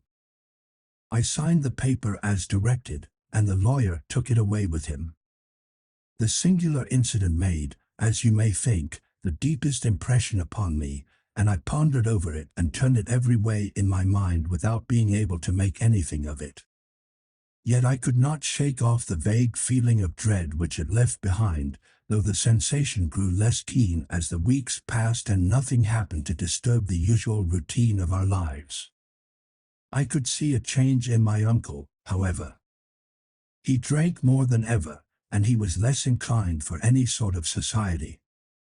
Most of his time he would spend in his room, with the door locked upon the inside, but sometimes he would emerge in a sort of drunken frenzy and would burst out of the house and tear about the garden with a revolver in his hand, screaming out that he was afraid of no man, and that he was not to be cooped up, like a sheep in a pen, by man or devil. When these hot fits were over, however, he would rush tumultuously in at the door and lock and bar it behind him, like a man who can brazen it out no longer against the terror which lies at the roots of his soul. At such times I have seen his face, even on a cold day, glisten with moisture, as though it were new raised from a basin. Well, to come to an end of the matter, Mr. Holmes, and not to abuse your patience, there came a night when he made one of those drunken sallies from which he never came back. We found him, when we went to search for him, face downward in a little green-scummed pool, which lay at the foot of the garden. There was no sign of any violence, and the water was but 2 feet deep, so that the jury, having regard to his known eccentricity, brought in a verdict of suicide. But I, who knew how he winced from the very thought of death, had much ado to persuade myself that he had gone out of his way to meet it. The matter passed, however, and my father entered into possession of the estate and of some £14,000, which lay to his credit at the bank. "One moment," Holmes interposed. "Your statement is, I foresee, one of the most remarkable to which I have ever listened. Let me have the date of the reception by your uncle of the letter, and the date of his supposed suicide." "The letter arrived on March 10th, 1883. His death was 7 weeks later, upon the night of May 2nd. "Thank you. Pray proceed." "When my father took over the Horsham property, he, at my request, made a careful examination of the attic, which had been always locked up. We found the brass box there, although its contents had been destroyed. On the inside of the cover was a paper label, with the initials of K repeated upon it, and letters, memoranda, receipts, and a register written beneath. These, we presume, indicated the nature of the papers which had been destroyed by Colonel Openshaw. For the rest, there was nothing of much importance in the attic save a great many scattered papers and notebooks bearing upon my uncle's life in America. Some of them were of the war time and showed that he had done his duty well and had borne the repute of a brave soldier. Others were of a date during the reconstruction of the Southern States, and were mostly concerned with politics, for he had evidently taken a strong part in opposing the carpet-bag politicians who had been sent down from the North. Well, it was the beginning of '84 when my father came to live at Horsham, and all went as well as possible with us until the January of '85. On the 4th day after the New Year, I heard my father give a sharp cry of surprise as we sat together at the breakfast table. There he was, sitting with a newly opened envelope in one hand and 5 dried orange pits in the outstretched palm of the other one. He had always laughed at what he called my cock and bull story about the colonel, but he looked very scared and puzzled now that the same thing had come upon himself. "Why, what on earth does this mean, John?" he stammered. My heart had turned to lead. "It is K, said I. He looked inside the envelope. "So it is," he cried. "Here are the very letters. But what is this written above them?" "Put the papers on the sundial," I read, peeping over his shoulder. "What papers?" "What sundial?" he asked. "The sundial in the garden." "There is no other," said I, "but the papers must be those that are destroyed." "Who?" said he, gripping hard at his courage. "We are in a civilized land here, and we can't have tomfoolery of this kind. Where does the thing come from?" "From Dundee," I answered, glancing at the postmark. "Some preposterous practical joke," said he. "What have I to do with sundials and papers? I shall take no notice of such nonsense." "I should certainly speak to the police," I said. and be laughed at for my pains. Nothing of the sort. Then let me do so. No, I forbid you. I won't have a fuss made about such nonsense. It was in vain to argue with him, for he was a very obstinate man. I went about, however, with a heart which was full of forebodings. On the third day after the coming of the letter my father went from home to visit an old friend of his, Major Freebody, who is in command of one of the forts upon Portsdown Hill. I was glad that he should go, for it seemed to me that he was farther from danger when he was away from home. In that, however, I was in error. Upon the second day of his absence I received a telegram from the Major, imploring me to come at once. My father had fallen over one of the deep chalk pits which abound in the neighborhood, and was lying senseless, with a shattered skull. I hurried to him, but he passed away without having ever recovered his consciousness. He had, as it appears, been returning from Fareham in the twilight, and as the country was unknown to him, and the chalk pit unfenced, the jury had no hesitation in bringing in a verdict of death from accidental causes. Carefully as I examined every fact connected with his death, I was unable to find anything which could suggest the idea of murder. There were no signs of violence, no footmarks, no robbery, no record of strangers having been seen upon the roads. And yet I need not tell you that my mind was far from at ease, and that I was well nigh certain that some foul plot had been woven round him. In this sinister way I came into my inheritance. You will ask me why I did not dispose of it. I answer, because I was well convinced that our troubles were in some way dependent upon an incident in my uncle's life, and that the danger would be as pressing in one house as in another. It was in January, '85, that my poor father met his end, and 2 years and 8 months have elapsed since then. During that time I have lived happily at Horsham, and I had begun to hope that this curse had passed away from the family, and that it had ended with the last generation. I had begun to take comfort too soon, however. Yesterday morning the blow fell in the very shape in which it had come upon my father. The young man took from his waistcoat a crumpled envelope, and turning to the table he shook out upon it 5 little dried orange pits. "This is the envelope," he continued. "The postmark is London, Eastern Division. Within are the very words which were upon my father's last message, K, and then put the papers on the sundial." "What have you done?" asked Holmes. "Nothing. Nothing." To tell the truth, he sank his face into his thin, white hands. I have felt helpless. I have felt like one of those poor rabbits when the snake is writhing towards it. I seem to be in the grasp of some resistless, inexorable evil, which no foresight and no precautions can guard against. "Tut! Tut!" cried Sherlock Holmes. "You must act, man, or you are lost. Nothing but energy can save you. This is no time for despair. I have seen the police. Ah! But they listened to my story with a smile. I am convinced that the inspector has formed the opinion that the letters are all practical jokes, and that the deaths of my relations were really accidents, as the jury stated, and were not to be connected with the warnings." Holmes shook his clenched hands in the air. "Incredible imbecility," he cried. "They have, however, allowed me a policeman, who may remain in the house with me. Has he come with you tonight?" "No. His orders were to stay in the house." Again Holmes raved in the air. "Why did you come to me?" he said, "and, above all, why did you not come at once?" "I did not know. It was only today that I spoke to Major Prendergast about my troubles and was advised by him to come to you. It is really 2 days since you had the letter. We should have acted before this.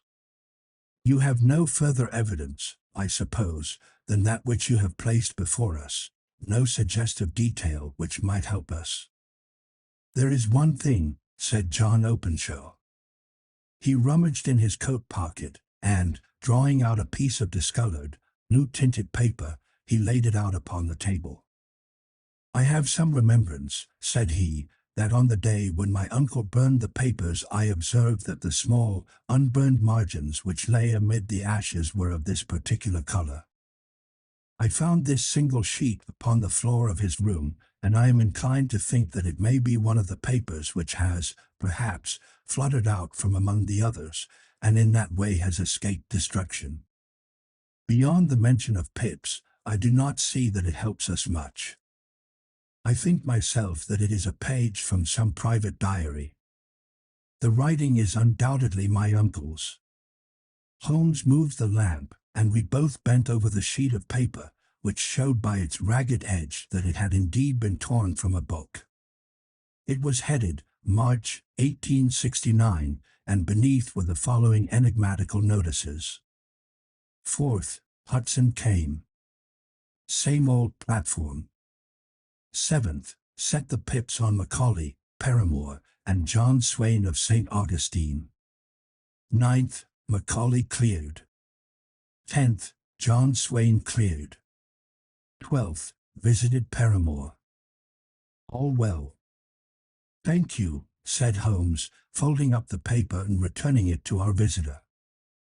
"And now you must on no account lose another instant. We cannot spare time even to discuss what you have told me. You must get home instantly and act. What shall I do?" "There is but one thing to do. It must be done at once. You must put this piece of paper which you have shown us into the brass box which you have described. You must also put in a note to say that all the other papers were burned by your uncle, and that this is the only one which remains.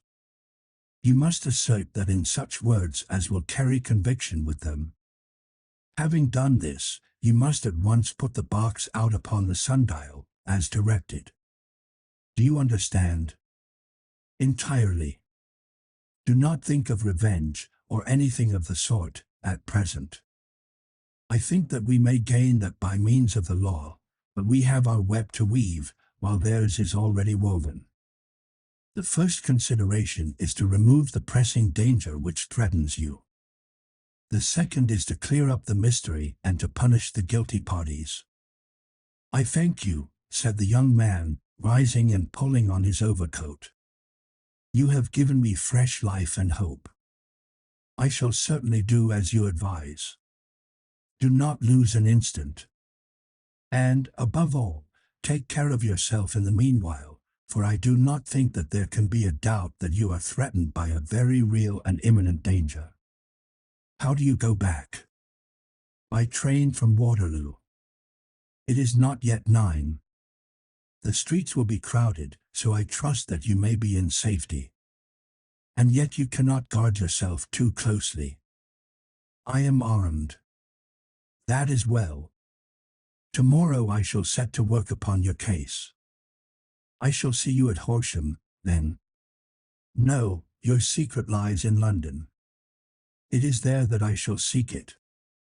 Then I shall call upon you in a day, or in 2 days, with news as to the box and the papers. I shall take your advice in every particular." He shook hands with us and took his leave. Outside the wind still screamed and the rain splashed and pattered against the windows. This strange, wild story seemed to have come to us from amid the mad elements, blown in upon us like a sheet of seaweed in a gale, and now to have been reabsorbed by them once more. Sherlock Holmes sat for some time in silence, with his head sunk forward and his eyes bent upon the red glow of the fire. Then he lit his pipe, and leaning back in his chair he watched the blue smoke rings as they chased each other up to the ceiling. "I think, Watson," he remarked at last, "that of all our cases we have had none more fantastic than this.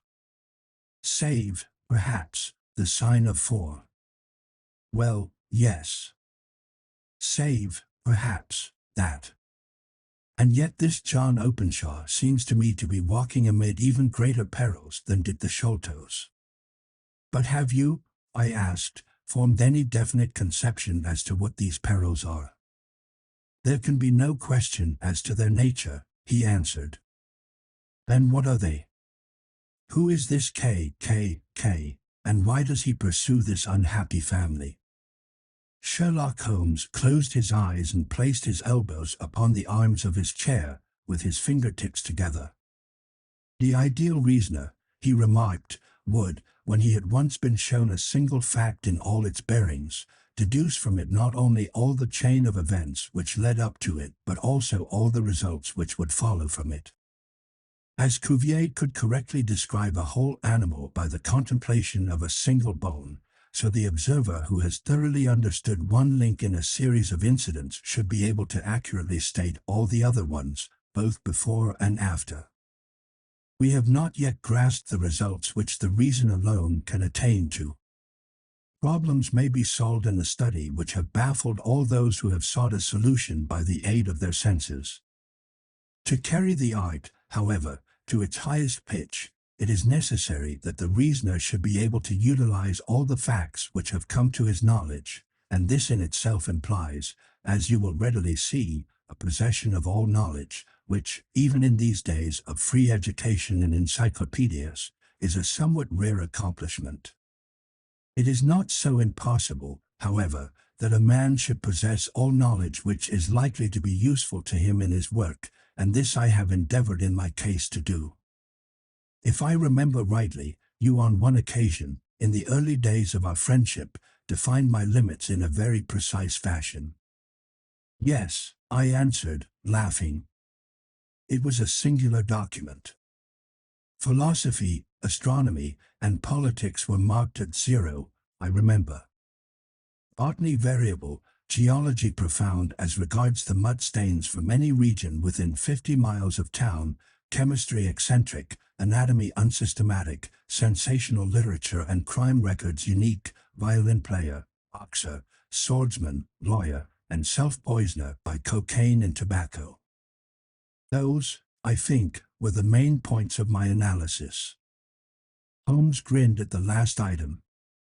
Well, he said, I say now, as I said then, that a man should keep his little brain attic stocked with all the furniture that he is likely to use, and the rest he can put away in the lumber room of his library, where he can get it if he wants it. Now, for such a case as the one which has been submitted to us tonight, we need certainly to muster all our resources. Kindly hand me down the letter K of the American Encyclopedia which stands upon the shelf beside you. Thank you. Now let us consider the situation and see what may be deduced from it. In the first place, we may start with a strong presumption that Colonel Openshaw had some very strong reason for leaving America. Men at his time of life do not change all their habits and exchange willingly the charming climate of Florida for the lonely life of an English provincial town. His extreme love of solitude in England suggests the idea that he was in fear of someone or something, so we may assume as a working hypothesis that it was fear of someone or something which drove him from America. As to what it was he feared, we can only deduce that by considering the formidable letters which were received by himself and his successors. Did you remark the postmarks of those letters? The first was from Pondicherry, the second from Dundee, and the third from London. From East London. What do you deduce from that? They are all seaports. That the writer was on board of a ship. Excellent. We have already a clue. There can be no doubt that the probability, the strong probability, is that the writer was on board of a ship. And now let us consider another point. In the case of Pondicherry, 7 weeks elapsed between the threat and its fulfillment. In Dundee it was only some 3 or 4 days. Does that suggest anything? A greater distance to travel. But the letter had also a greater distance to come. Then I do not see the point.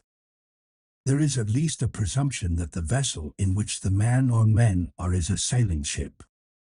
It looks as if they always send their singular warning or token before them when starting upon their mission.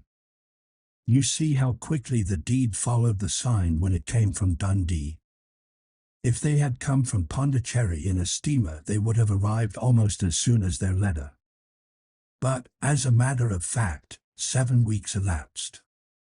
I think that those 7 weeks represented the difference between the mailboat which brought the letter and the sailing vessel which brought the writer. It is possible. More than that. It is probable. And now you see the deadly urgency of this new case, and why I urged young Openshaw to caution. The blow has always fallen at the end of the time which it would take the senders to travel the distance. But this one comes from London, and therefore we cannot count upon delay. Good God! I cried. What can it mean, this relentless persecution? The papers which Openshaw carried are obviously of vital importance to the person or persons in the sailing ship. I think that it is quite clear that there must be more than one of them. A single man could not have carried out 2 deaths in such a way as to deceive a coroner's jury. There must have been several in it, and they must have been men of resource and determination. Their papers they mean to have, be the holder of them who it may. In this way you see K ceases to be the initials of an individual and becomes the badge of a society. But of what society? Have you never, said Sherlock Holmes, bending forward and sinking his voice, have you never heard of the Ku Klux Klan? I never have. Holmes turned over the leaves of the book upon his knee. Here it is, said he presently. Ku Klux Klan. A name derived from the fanciful resemblance to the sound produced by cocking a rifle. This terrible secret society was formed by some ex-Confederate soldiers in the southern states after the Civil War, and it rapidly formed local branches in different parts of the country, notably in Tennessee, Louisiana, the Carolinas, Georgia, and Florida.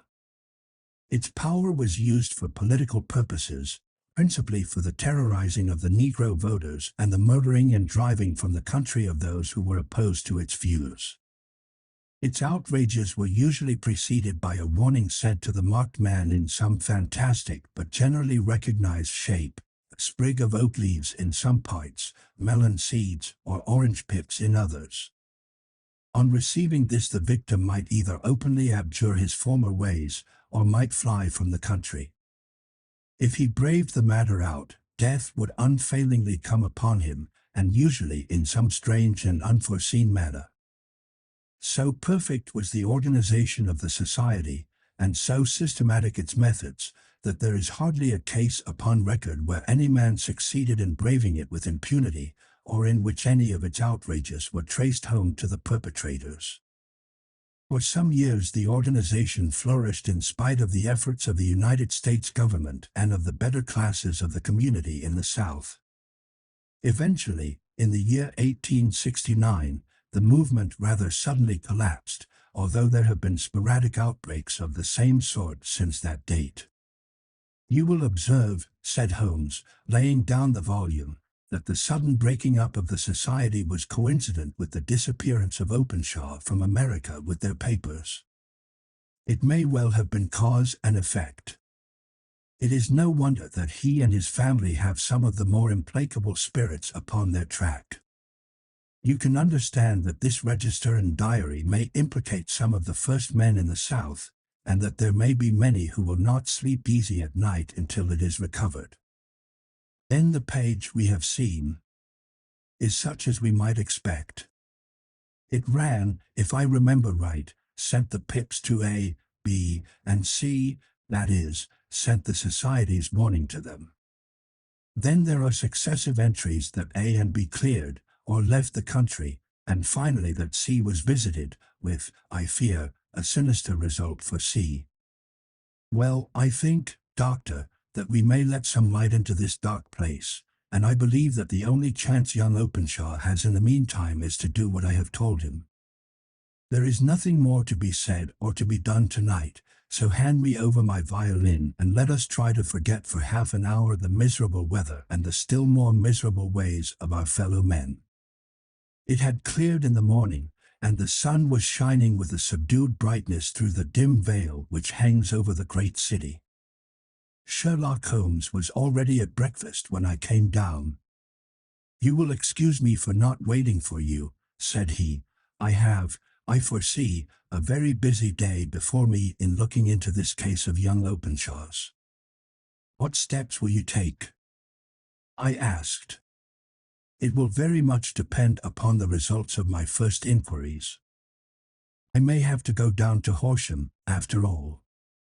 "You will not go there first?" "No, I shall commence with the city. Just ring the bell and the maid will bring up your coffee." As I waited, I lifted the unopened newspaper from the table and glanced my eye over it. It rested upon a heading which sent a chill to my heart. "Holmes," I cried, "you are too late." "Ah," said he, laying down his cup, "I feared as much." "How was it done?" He spoke calmly, but I could see that he was deeply moved. My eye caught the name of Openshaw, and the heading "Tragedy near Waterloo Bridge." Here is the account.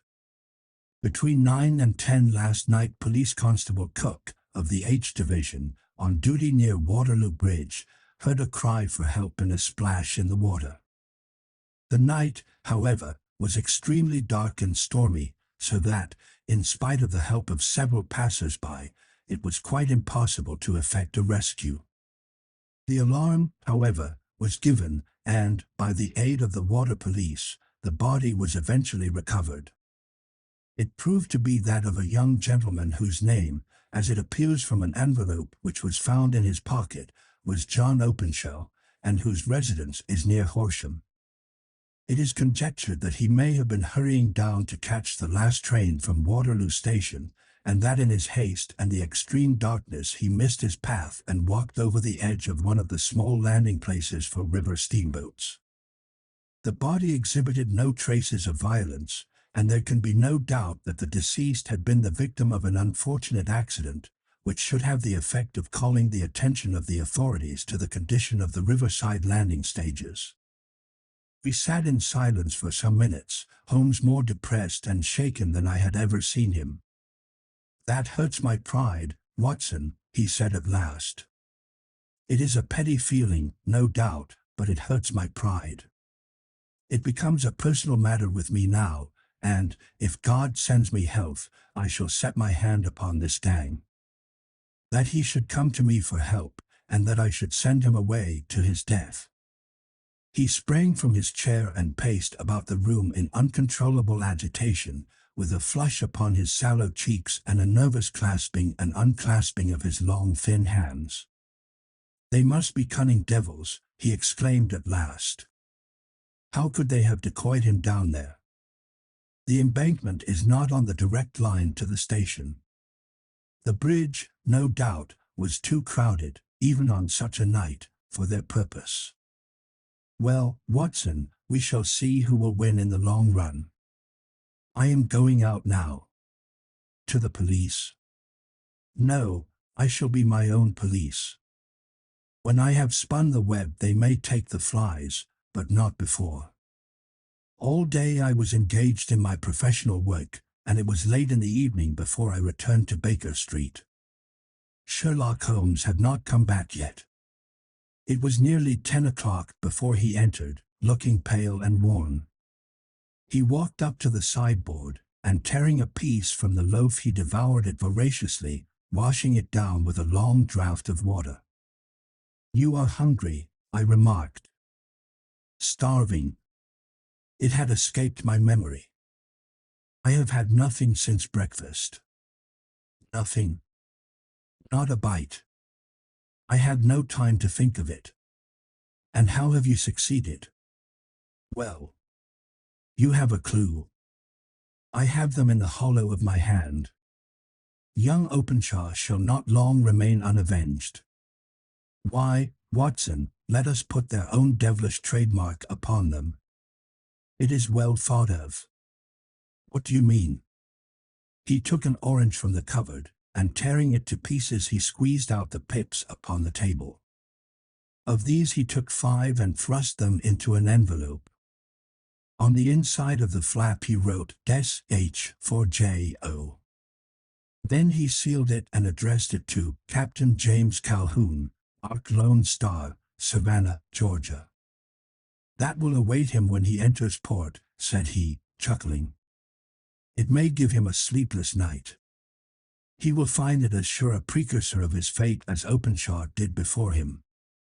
"And who is this Captain Calhoun?" "The leader of the gang." "I shall have the others, but he first." "How did you trace it, then?" He took a large sheet of paper from his pocket, all covered with dates and names. "I have spent the whole day," said he, "over Lloyd's registers and files of the old papers, following the future career of every vessel which touched at Pondicherry in January and February in '83. There were 36 ships of fair tonnage which were reported there during those months. Of these, one, the Lone Star, instantly attracted my attention, since, although it was reported as having cleared from London, the name is that which is given to one of the states of the Union. Texas, I think. I was not and am not sure which, but I knew that the ship must have an American origin. What then? I searched the Dundee records, and when I found that the bark Lone Star was there in January, '85, my suspicion became a certainty. I then inquired as to the vessels which lay at present in the port of London. Yes. The Lone Star had arrived here last week. I went down to the Albert Dock and found that she had been taken down the river by the early tide this morning, homeward bound to Savannah.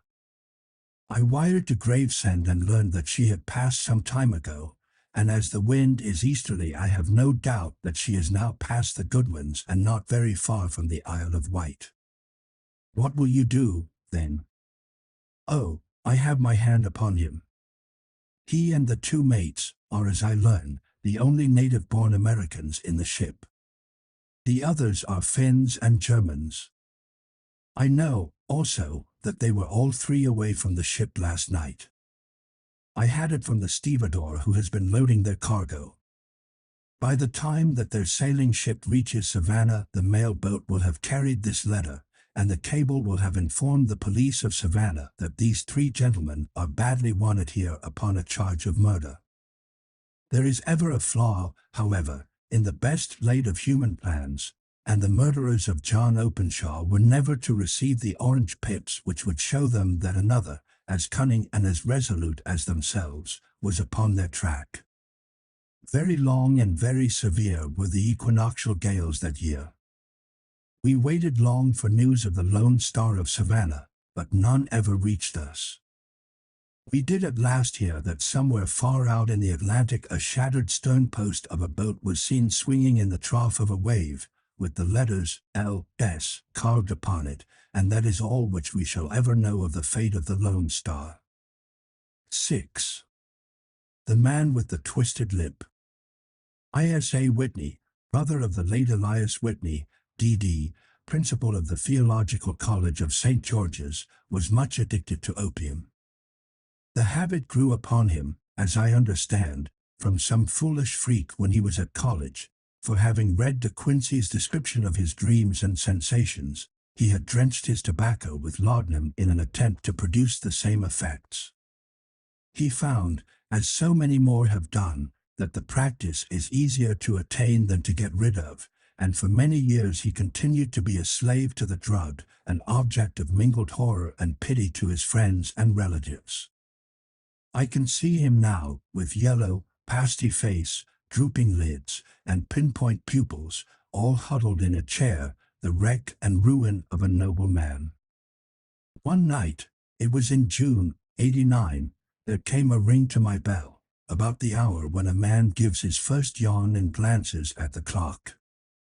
I sat up in my chair, and my wife laid her needlework down in her lap and made a little face of disappointment.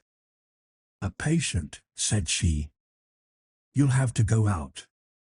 I groaned, for I was newly come back from a weary day. We heard the door open, a few hurried words, and then quick steps upon the linoleum. Our own door flew open, and a lady, clad in some dark-colored stuff, with a black veil, entered the room. "You will excuse my calling so late," she began, and then, suddenly losing her self-control, she ran forward, threw her arms about my wife's neck, and sobbed upon her shoulder.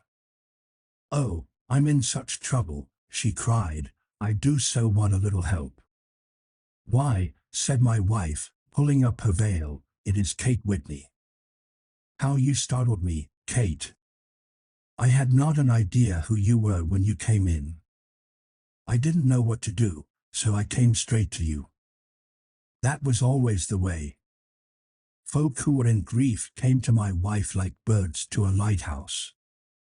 "It was very sweet of you to come. Now, you must have some wine and water, and sit here comfortably and tell us all about it. Or should you rather that I sent James off to bed?" "Oh, no, no. I want the doctor's advice and help, too. It's about Isa. He has not been home for 2 days. I am so frightened about him." It was not the first time that she had spoken to us of her husband's trouble, to me as a doctor, to my wife as an old friend and school companion. We soothed and comforted her by such words as we could find. Did she know where her husband was? Was it possible that we could bring him back to her? It seems that it was. She had the surest information that of late he had, when the fit was on him, made use of an opium den in the farthest east of the city. Hitherto his orgies had always been confined to one day, and he had come back, twitching and shattered, in the evening.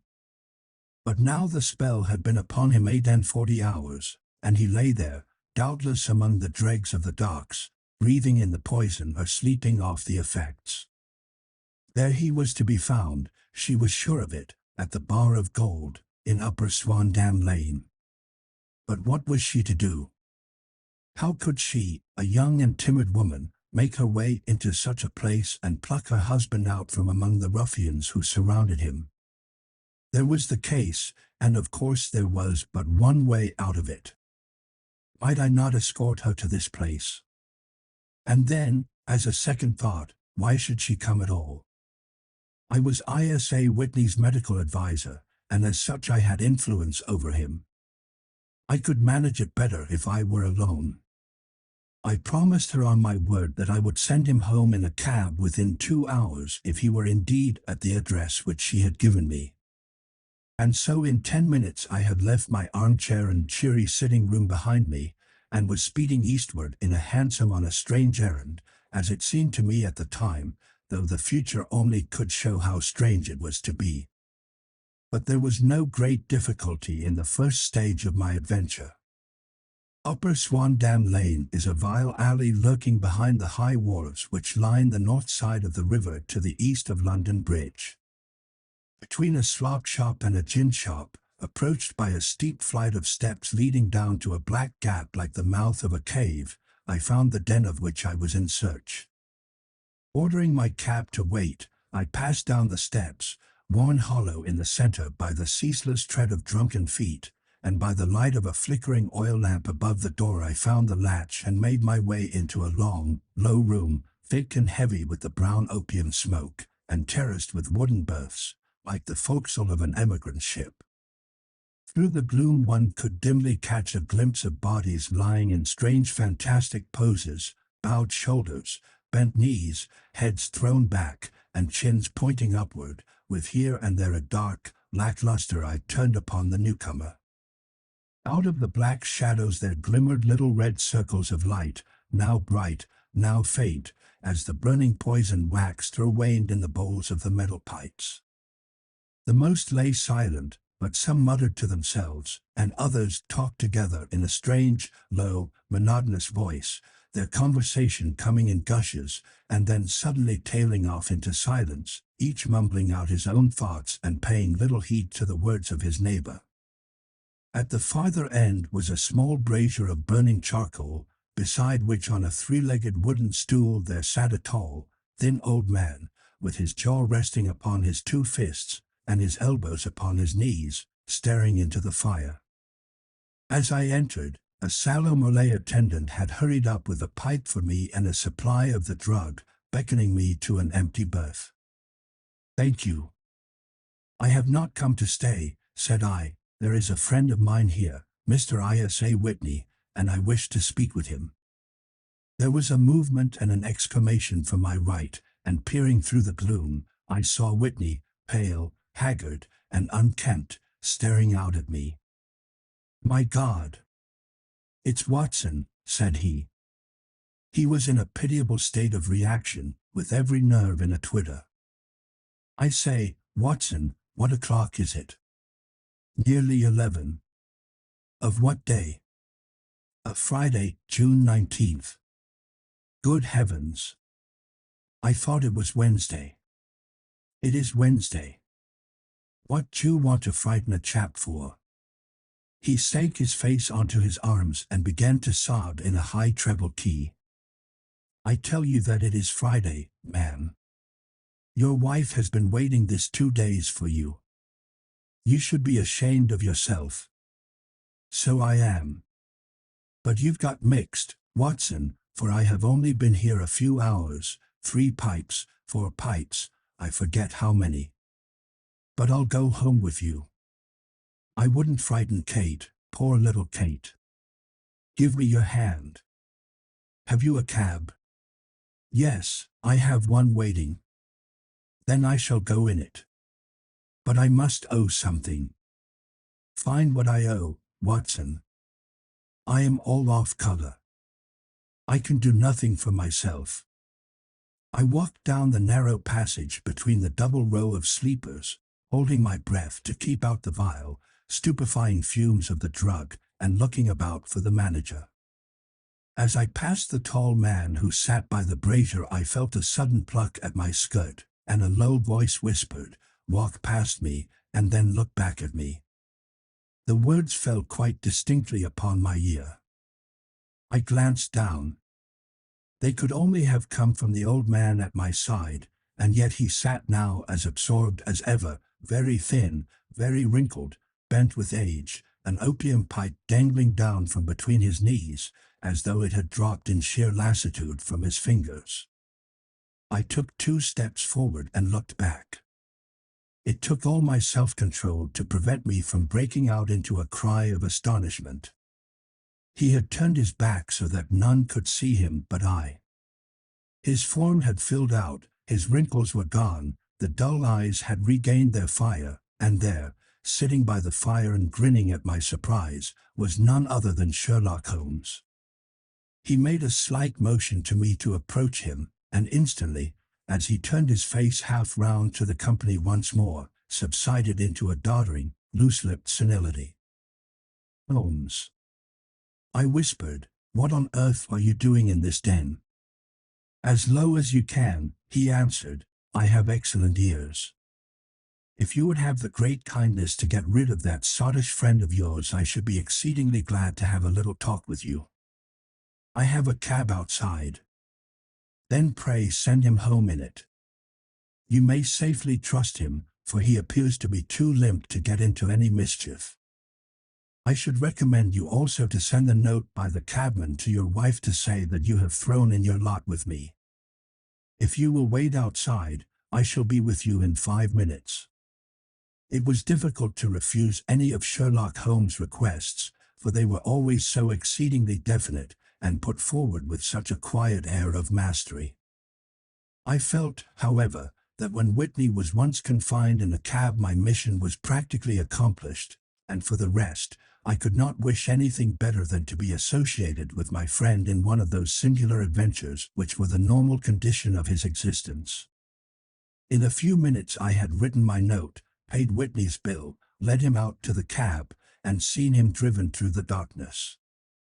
In a very short time a decrepit figure had emerged from the opium den, and I was walking down the street with Sherlock Holmes. For 2 streets he shuffled along with a bent back and an uncertain foot. Then, glancing quickly round, he straightened himself out and burst into a hearty fit of laughter.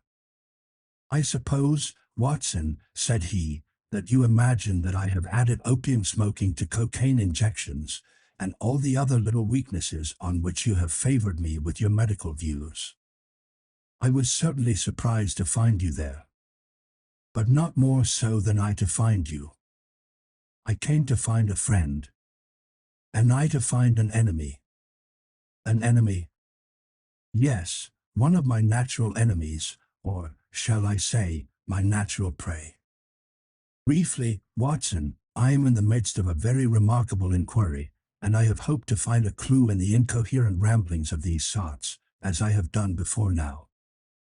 Had I been recognized in that den, my life would not have been worth an hour's purchase, for I have used it before now for my own purposes, and the rascally Lascar who runs it has sworn to have vengeance upon me. There is a trapdoor at the back of that building, near the corner of Paul's Wharf, which could tell some strange tales of what has passed through it upon the moonless nights. What? You do not mean bodies? Aye, bodies, Watson. We should be rich men if we had £1,000 for every poor devil who has been done to death in that den. It is the vilest murder trap on the whole riverside, and I fear that Neville St. Clair has entered it never to leave it more. But our trap should be here. He put his 2 forefingers between his teeth and whistled shrilly, a signal which was answered by a similar whistle from the distance, followed shortly by the rattle of wheels and the clink of horses' hoofs. Now, Watson, said Holmes, as a tall dog-cart dashed up through the gloom, throwing out 2 golden tunnels of yellow light from its side lanterns. You'll come with me, won't you? If I can be of use. Oh, a trusty comrade is always of use, and a chronicler still more so. My room at the Cedars is a double-bedded one. The Cedars? Yes, that is Mr. St. Clair's house. I am staying there while I conduct the inquiry. Where is it, then? Near Lee, in Kent.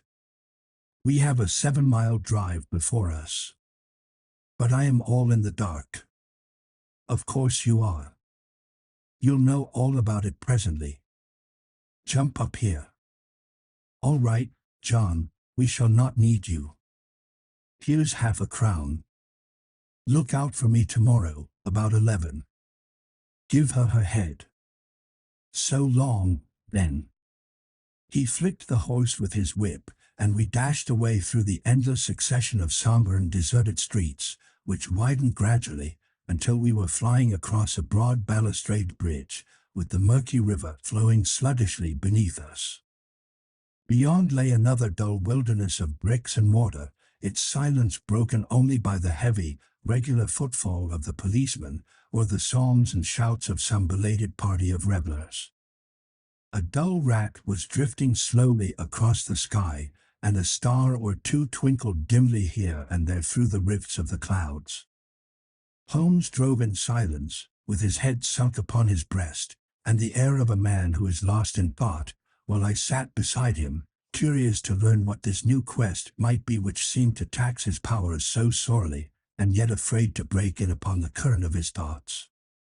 We had driven several miles, and were beginning to get to the fringe of the belt of suburban villas, when he shook himself, shrugged his shoulders, and lit up his pipe with the air of a man who has satisfied himself that he is acting for the best. You have a grand gift of silence, Watson, said he. It makes you quite invaluable as a companion. On my word, it is a great thing for me to have someone to talk to, for my own thoughts are not over-pleasant. I was wondering what I should say to this dear little woman tonight when she meets me at the door. You forget that I know nothing about it. I shall just have time to tell you the facts of the case before we get to Lee. It seems absurdly simple, and yet, somehow I can get nothing to go upon. There's plenty of thread, no doubt, but I can't get the end of it into my hand. Now, I'll state the case clearly and concisely to you, Watson, and maybe you can see a spark where all is dark to me. Proceed, then. Some years ago, to be definite, in May, 1884, there came to Lee a gentleman, Neville St. Clair by name, who appeared to have plenty of money. He took a large villa, laid out the grounds very nicely, and lived generally in good style. By degrees he made friends in the neighborhood, and in 1887 he married the daughter of a local brewer, by whom he now has 2 children. He had no occupation, but was interested in several companies and went into town as a rule in the morning, returning by the 5:14 from Cannon Street every night. Mr. St. Clair is now 37 years of age, is a man of temperate habits, a good husband, a very affectionate father, and a man who is popular with all who know him. I may add that his whole debts at the present moment, as far as we have been able to ascertain, amount to £88 tens, while he has £220 standing to his credit in the Capital and Counties Bank. There is no reason, therefore, to think that money troubles have been weighing upon his mind. Last Monday Mr. Neville St. Clair went into town rather earlier than usual, remarking before he started that he had 2 important commissions to perform, and that he would bring his little boy home a box of bricks. Now, by the merest chance, his wife received the telegram upon this same Monday, very shortly after his departure, to the effect that a small parcel of considerable value which she had been expecting was waiting for her at the offices of the Aberdeen Shipping Company. Now, if you are well up in your London, you will know that the office of the company is in Fresno Street, which branches out of Upper Swandam Lane, where you found me tonight. Mrs. St. Clair had her lunch, started for the city, did some shopping, proceeded to the company's office, got her packet, and found herself at exactly 4:35 walking through Swandam Lane on her way back to the station. Have you followed me so far? It is very clear. If you remember, Monday was an exceedingly hot day, and Mrs. St. Clair walked slowly, glancing about in the hope of seeing a cab, as she did not like the neighborhood in which she found herself.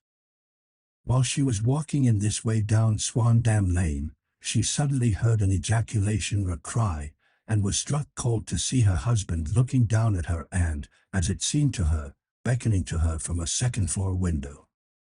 The window was open, and she distinctly saw his face, which she describes as being terribly agitated.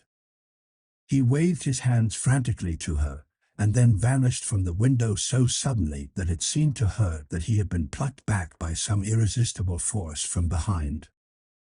One singular point which struck her quick feminine eye was that although he wore some dark coat, such as he had started to town in, he had on neither collar nor necktie.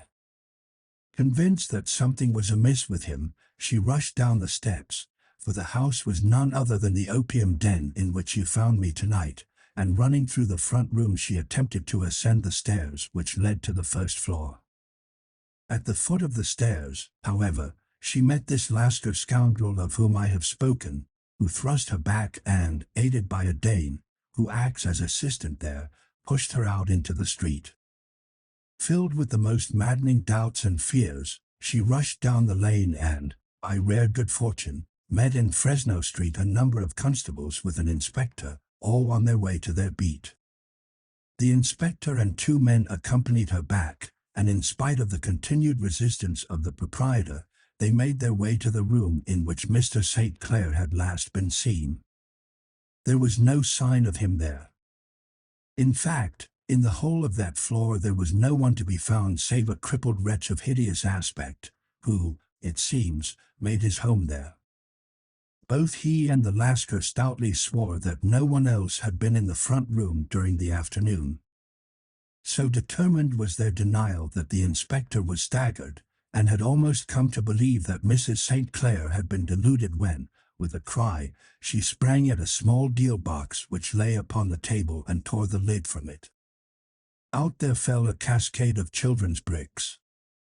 It was the toy which he had promised to bring home. This discovery, and the evident confusion which the cripple showed, made the inspector realize that the matter was serious. The rooms were carefully examined, and results all pointed to an abominable crime.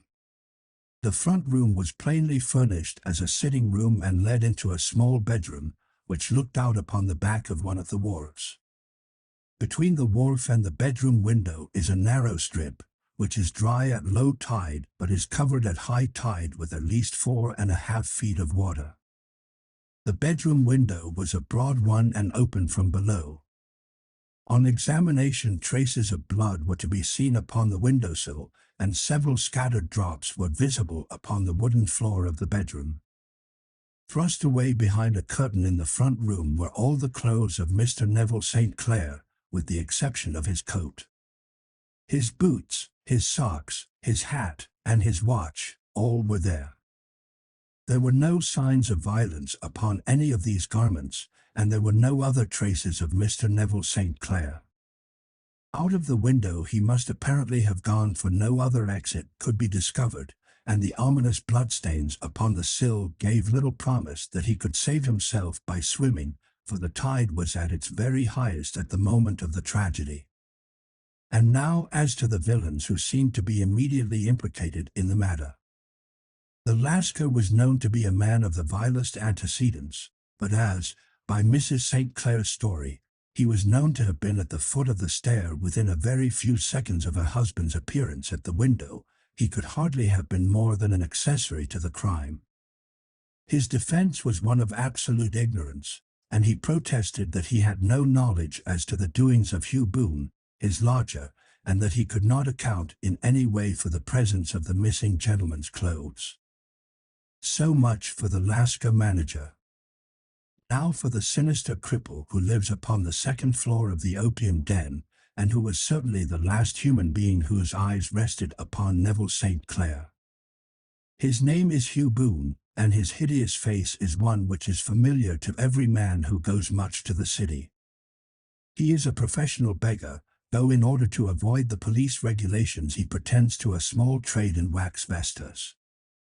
Some little distance down Threadneedle Street, upon the left-hand side, there is, as you may have remarked, a small angle in the wall. Here it is that this creature takes his daily seat, cross-legged with his tiny stock of matches on his lap, and as he is a piteous spectacle, a small rain of charity descends into the greasy leather cap which lies upon the pavement beside him. I have watched the fellow more than once before ever I thought of making his professional acquaintance, and I have been surprised at the harvest which he has reaped in a short time. His appearance, you see, is so remarkable that no one can pass him without observing him. A shock of orange hair, a pale face disfigured by a horrible scar, which, by its contraction, has turned up the outer edge of his upper lip, a bulldog chin, and a pair of very penetrating dark eyes, which present a singular contrast to the color of his hair, all mark him out from amid the common crowd of mendicants, and so, too, does his wit, for he is ever ready with a reply to any piece of chaff which may be thrown at him by the passers-by. This is the man whom we now learn to have been the lodger at the opium den, and to have been the last man to see the gentleman of whom we are in quest. But a cripple, said I, what could he have done single-handed against a man in the prime of life? He is a cripple in the sense that he walks with a limp, but in other respects he appears to be a powerful and well-nurtured man. Surely your medical experience would tell you, Watson, that weakness in one limb is often compensated for by exceptional strength in the others. Pray continue your narrative. Mrs. St. Clair had fainted at the sight of the blood upon the window, and she was escorted home in a cab by the police, as her presence could be of no help to them in their investigations. Inspector Barton, who had charge of the case, made a very careful examination of the premises, but without finding anything which threw any light upon the matter. One mistake had been made in not arresting Boone instantly, as he was allowed some few minutes during which he might have communicated with his friend the Lascar, but this fault was soon remedied, and he was seized and searched, without anything being found which could incriminate him. There were, it is true, some blood-stains upon his right shirt sleeve, but he pointed to his ring finger, which had been cut near the nail, and explained that the bleeding came from there, adding that he had been to the window not long before, and that the stains which had been observed there came doubtless from the same source. He denied strenuously having ever seen Mr. Neville St. Clair and swore that the presence of the clothes in his room was as much a mystery to him as to the police. As to Mrs. St. Clair's assertion that she had actually seen her husband at the window, he declared that she must have been either mad or dreaming. He was removed, loudly protesting, to the police station, while the inspector remained upon the premises in the hope that the ebbing tide might afford some fresh clue. And it did, though they hardly found upon the mud bank what they had feared to find. It was Neville St. Clair's coat, and not Neville St. Clair, which lay uncovered as the tide receded. And what do you think they found in the pockets? I cannot imagine. No, I don't think you would guess. Every pocket stuffed with pennies and halfpennies, 421 pennies and 270 halfpennies. It was no wonder that it had not been swept away by the tide. But a human body is a different matter. There is a fierce eddy between the wharf and the house. It seemed likely enough that the weighted coat had remained when the stripped body had been sucked away into the river. But I understand that all the other clothes were found in the room. Would the body be dressed in a coat alone? No, sir, but the facts might be met speciously enough. Suppose that this man Boone had thrust Neville St. Clair through the window, there is no human eye which could have seen the deed. What would he do then? It would of course instantly strike him that he must get rid of the telltale garments. He would seize the coat, then, and be in the act of throwing it out, when it would occur to him that it would swim and not sink. He has little time, for he has heard the scuffle downstairs when the wife tried to force her way up, and perhaps he has already heard from his Lascar confederate that the police are hurrying up the street. There is not an instant to be lost. He rushes to some secret hoard, where he has accumulated the fruits of his beggary, and he stuffs all the coins upon which he can lay his hands into the pockets to make sure of the coat's sinking. He throws it out, and would have done the same with the other garments had not he heard the rush of steps below, and only just had time to close the window when the police appeared. It certainly sounds feasible. Well, we will take it as a working hypothesis for want of a better. Boone, as I have told you, was arrested and taken to the station, but it could not be shown that there had ever before been anything against him. He had for years been known as a professional beggar, but his life appeared to have been a very quiet and innocent one. There the matter stands at present, and the questions which have to be solved. What Neville St. Clair was doing in the opium den, what happened to him when there, where is he now, and what Hugh Boone had to do with his disappearance, are all as far from a solution as ever. I confess that I cannot recall any case within my experience which looked at the first glance so simple and yet which presented such difficulties. While Sherlock Holmes had been detailing this singular series of events, we have been whirling through the outskirts of the great town until the last straggling houses had been left behind, and we rattled along with a country hedge upon either side of us. Just as he finished, however, we drove through two scattered villages, where a few lights still glimmered in the windows. "We are on the outskirts of Lee," said my companion. "We have touched on 3 English counties in our short drive, starting in Middlesex, passing over an angle of Surrey, and ending in Kent. See that light among the trees? That is the Cedars, and beside that lamp sits a woman whose anxious ears have already, I have little doubt, caught the clink of our horses' feet. But why are you not conducting the case from Baker Street?" I asked. "Because there are many inquiries which must be made out here.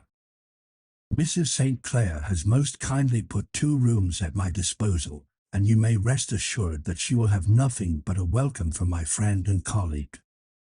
I hate to meet her, Watson, when I have no news of her husband. Here we are. Whoa, there, whoa." We had pulled up in front of a large villa which stood within its own grounds. A stable boy had run out to the horse's head, and springing down, I followed Holmes up the small, winding gravel drive which led to the house. As we approached, the door flew open, and a little blonde woman stood in the opening, clad in some sort of light mousseline de soie, with a touch of fluffy pink chiffon at her neck and wrists. She stood with her figure outlined against the flood of light, one hand upon the door, one half raised in her eagerness, her body slightly bent, her head and face protruded, with eager eyes and parted lips, a standing question. "Well?" she cried, "well?" And then, seeing that there were two of us, she gave a cry of hope which sank into a groan as she saw that my companion shook his head and shrugged his shoulders. "No good news?" "None." "No bad?" "No." "Thank God for that. But come in. You must be weary, for you have had a long day. This is my friend, Dr. Watson. He has been of most vital use to me in several of my cases, and a lucky chance has made it possible for me to bring him out and associate him with this investigation." "I am delighted to see you," said she, pressing my hand warmly. "You will, I am sure, forgive anything that may be wanting in our arrangements, when you consider the blow which has come so suddenly upon us." "My dear madam," said I am an old campaigner, and if I were not I can very well see that no apology is needed. If I can be of any assistance, either to you or to my friend here, I shall be indeed happy." "Now, Mr. Sherlock Holmes," said the lady as we entered a well-lit dining room, upon the table of which a cold supper had been laid out, "I should very much like to ask you one or two plain questions, to which I beg that you will give a plain answer." "Certainly, madam." "Do not trouble about my feelings. I am not hysterical, nor given to fainting. I simply wish to hear your real opinion." "Upon what point?" "In your heart of hearts, do you think that Neville is alive?" Sherlock Holmes seemed to be embarrassed by the question. "Frankly, now," she repeated, standing upon the rug and looking keenly down at him as he leaned back in a basket chair. "Frankly, then, madam, I do not." "You think that he is dead?" "I do." "Murdered?" "I don't say that." "Perhaps." "And on what day did he meet his death?" "On Monday." "Then perhaps, Mr. Holmes, you will be good enough to explain how it is that I have received a letter from him today." Sherlock Holmes sprang out of his chair as if he had been galvanized. "What?" he roared. "Yes, today." She stood smiling, holding up a little slip of paper in the air. "May I see it?" "Certainly." He snatched it from her in his eagerness, and smoothing it out upon the table he drew over the lamp and examined it intently. I had left my chair and was gazing at it over his shoulder. The envelope was a very coarse one and was stamped with the Gravesend postmark and with the date of that very day, or rather of the day before, for it was considerably after midnight. "Coarse writing," murmured Holmes.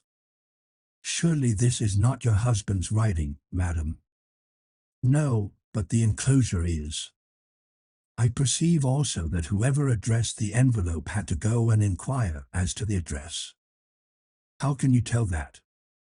"The name, you see, is in perfectly black ink, which has dried itself. The rest is of the grayish color, which shows that blotting paper has been used. If it had been written straight off, and then blotted, none would be of a deep black shade. This man has written the name, and there has then been a pause before he wrote the address, which can only mean that he was not familiar with it. It is, of course, a trifle, but there is nothing so important as trifles. Let us now see the letter. Ha! There has been an enclosure here. Yes, there was a ring. His signet ring. And you are sure that this is your husband's hand? One of his hands. One. His hand when he wrote hurriedly. It is very unlike his usual writing, and yet I know it well. Dearest, do not be frightened. All will come well. There is a huge error which it may take some little time to rectify. Wait in patience. Neville. Written in pencil upon the fly-leaf of a book, octavo size, no watermark. Posted today in Gravesend by a man with a dirty thumb. And the flap has been gummed, if I am not very much in error, by a person who had been chewing tobacco. And you have no doubt that it is your husband's hand, madam? None. Neville wrote those words. And they were posted today at Gravesend. Well, Mrs. St. Clair, the clouds lighten, though I should not venture to say that the danger is over. But he must be alive, Mr. Holmes. Unless this is a clever forgery to put us on the wrong scent. The ring, after all, proves nothing. It may have been taken from him. No, it is his very own writing. Very well. It may, however, have been written on Monday and only posted today. That is possible. If so, much may have happened between. Oh, you must not discourage me, Mr. Holmes. I know that all is well with him. There is so keen a sympathy between us that I should know if evil came upon him. On the very day that I saw him last he cut himself in the bedroom, and yet I in the dining room rushed upstairs instantly with the utmost certainty that something had happened. Do you think that I would respond to such a trifle and yet be ignorant of his death? I have seen too much not to know that the impression of a woman may be more valuable than the conclusion of an analytical reasoner. And in this letter you certainly have a very strong piece of evidence to corroborate your view. But if your husband is alive and able to write letters, why should he remain away from you? I cannot imagine. It is unthinkable. And on Monday he made no remarks before leaving you. No. And you were surprised to see him in Swandam Lane. Very much so. Was the window open? Yes. Then he might have called to you. He might. He only, as I understand, gave an inarticulate cry. Yes. A call for help, you thought? Yes. He waved his hands. But it might have been a cry of surprise. Astonishment at the unexpected sight of you might cause him to throw up his hands. It is possible. And you thought he was pulled back. He disappeared so suddenly. He might have leaped back. You did not see anyone else in the room? No, but this horrible man confessed to having been there, and the Lascar was at the foot of the stairs. Quite so. Your husband, as far as you could see, had his ordinary clothes on, but without his collar or tie. I distinctly saw his bare throat. Had he ever spoken of Swandam Lane? Never. Had he ever showed any signs of having taken opium? Never. Thank you, Mrs. St. Clair. Those are the principal points about which I wish to be absolutely clear. We shall now have a little supper and then retire, for we may have a very busy day tomorrow. A large and comfortable double-bedded room had been placed at our disposal, and I was quickly between the sheets, for I was weary after my night of adventure.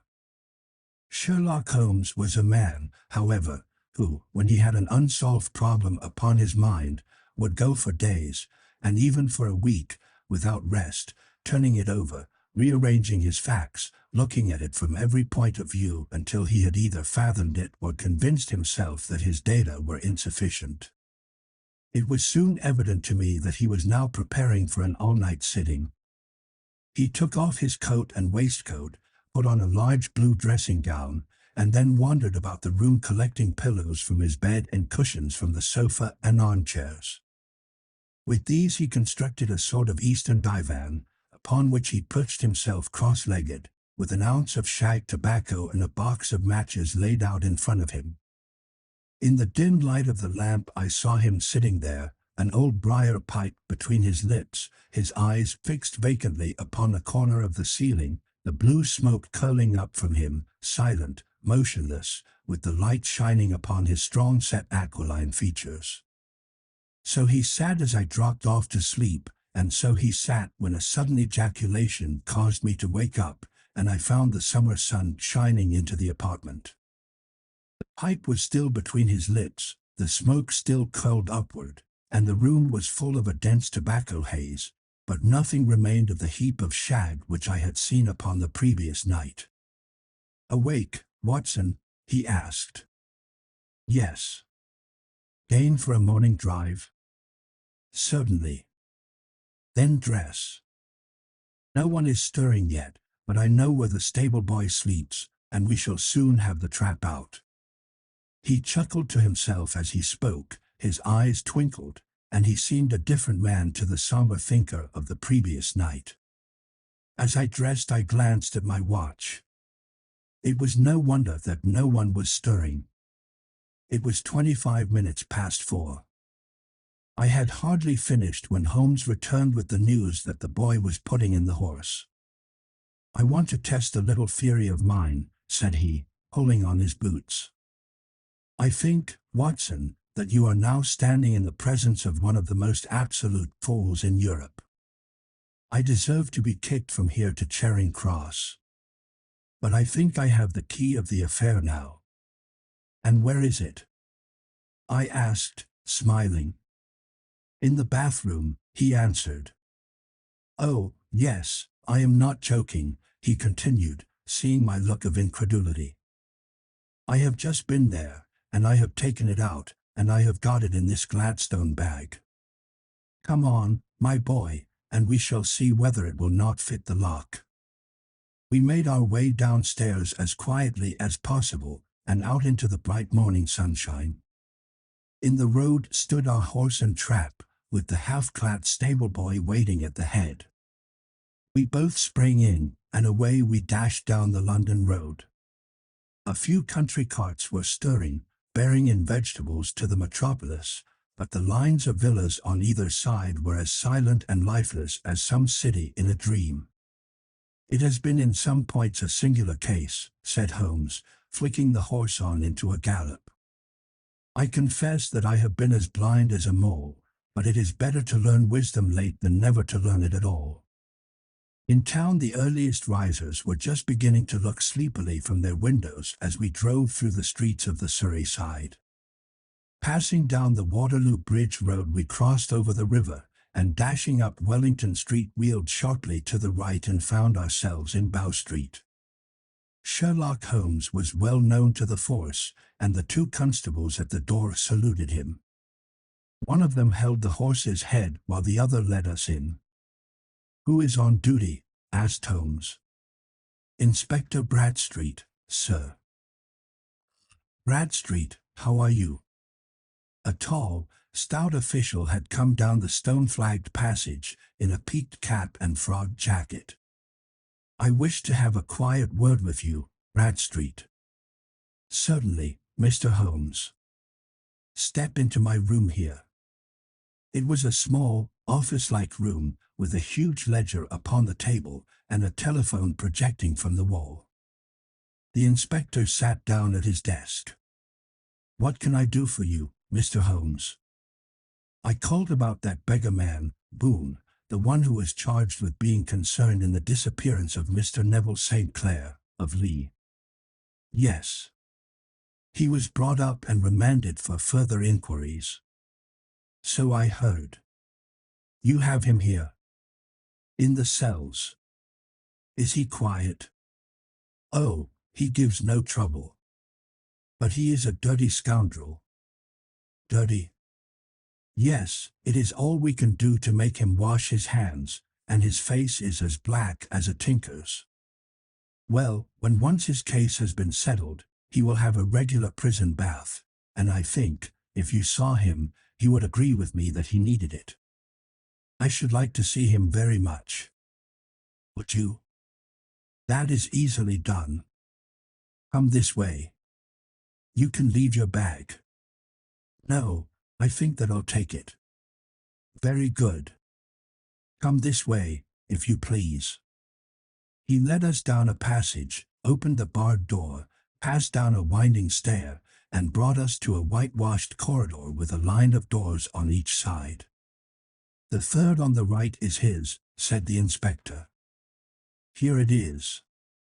He quietly shot back a panel in the upper part of the door and glanced through. He is asleep, said he. You can see him very well.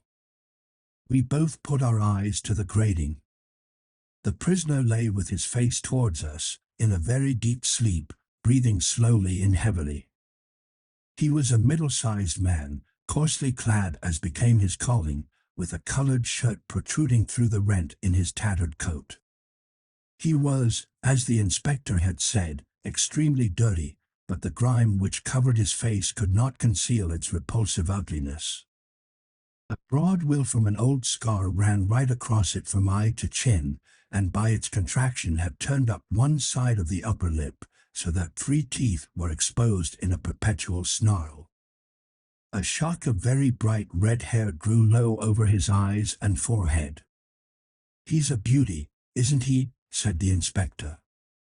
He certainly needs a wash, remarked Holmes. I had an idea that he might, and I took the liberty of bringing the tools with me. He opened the Gladstone bag as he spoke, and took out, to my astonishment, a very large bath sponge. You are a funny one, chuckled the inspector. Now, if you will have the great goodness to open that door very quietly, we will soon make him cut a much more respectable figure. Well, I don't know why not, said the inspector. He doesn't look a credit to the Bow Street cells, does he? He slipped his key into the lock, and we all very quietly entered the cell. The sleeper half turned, and then settled down once more into a deep slumber. Holmes stooped to the water jug, moistened his sponge, and then rubbed it twice vigorously across and down the prisoner's face. Let me introduce you, he shouted, to Mr. Neville St. Clair, of Lee, in the county of Kent. Never in my life have I seen such a sight. The man's face peeled off under the sponge like the bark from a tree. Gone was the coarse brown tint. Gone, too, was the horrid scar which had seamed it across, and the twisted lip which had given the repulsive sneer to the face. A twitch brought away the tangled red hair, and there, sitting up in his bed, was a pale, sad-faced, refined-looking man, black-haired and smooth-skinned, rubbing his eyes and staring about him with sleepy bewilderment. Then suddenly realizing the exposure, he broke into a scream and threw himself down with his face to the pillow. Great heavens, cried the inspector, it is, indeed, the missing man. I know him from the photograph. The prisoner turned with the reckless air of a man who abandons himself to his destiny. Be it so, said he. And pray what am I charged with? With making away with Mr. Neville St. Oh, come, you can't be charged with that unless they make a case of attempted suicide of it, said the inspector with a grin. Well, I have been 27 years in the force, but this really takes the cake. If I am Mr. Neville St. Clair, then it is obvious that no crime has been committed, and that, therefore, I am illegally detained. No crime, but a very great error has been committed, said Holmes. You would have done better to have trusted your wife. It was not the wife, it was the children, groaned the prisoner. God help me, I would not have them ashamed of their father. My God! What an exposure! What can I do? Sherlock Holmes sat down beside him on the couch and patted him kindly on the shoulder. If you leave it to a court of law to clear the matter up, said he, of course you can hardly avoid publicity. On the other hand, if you convince the police authorities that there is no possible case against you, I do not know that there is any reason that the details should find their way into the papers. Inspector Bradstreet would, I am sure, make notes upon anything which you might tell us and submit it to the proper authorities. The case would then never go into court at all." "God bless you," cried the prisoner passionately. "I would have endured imprisonment, aye, even execution, rather than have left my miserable secret as a family blot to my children. You are the first to have ever heard my story. My father was a schoolmaster in Chesterfield, where I received an excellent education. I traveled in my youth, took to the stage, and finally became a reporter on an evening paper in London. One day my editor wished to have a series of articles upon begging in the metropolis, and I volunteered to supply them. There was the point from which all my adventures started. It was only by trying begging as an amateur that I could get the facts upon which to base my articles. When an actor I had, of course, learned all the secrets of making up, and had been famous in the green room for my skill. I took advantage now of my attainments. I painted my face, and to make myself as pitiable as possible I made a good scar and fixed one side of my lip in a twist by the aid of a small slip of flesh-colored plaster. Then, with a red head of hair and an appropriate dress, I took my station in the business part of the city, ostensibly as a match seller but really as a beggar. For 7 hours I plied my trade, and when I returned home in the evening I found to my surprise that I had received no less than 20 success. 4d. I wrote my articles and thought little more of the matter until, some time later, I backed a bill for a friend and had a writ served upon me for £25. I was at my wit's end where to get the money, but a sudden idea came to me. I begged a fortnight's grace from the creditor, asked for a holiday from my employers, and spent the time in begging in the city under my disguise. In 10 days I had the money and had paid the debt. Well, you can imagine how hard it was to settle down to arduous work at £2 a week when I knew that I could earn as much in a day by smearing my face with a little paint, laying my cap on the ground, and sitting still. It was a long fight between my pride and the money, but the dollars won at last, and I threw up reporting and sat day after day in the corner which I had first chosen, inspiring pity by my ghastly face and filling my pockets with coppers. Only one man knew my secret.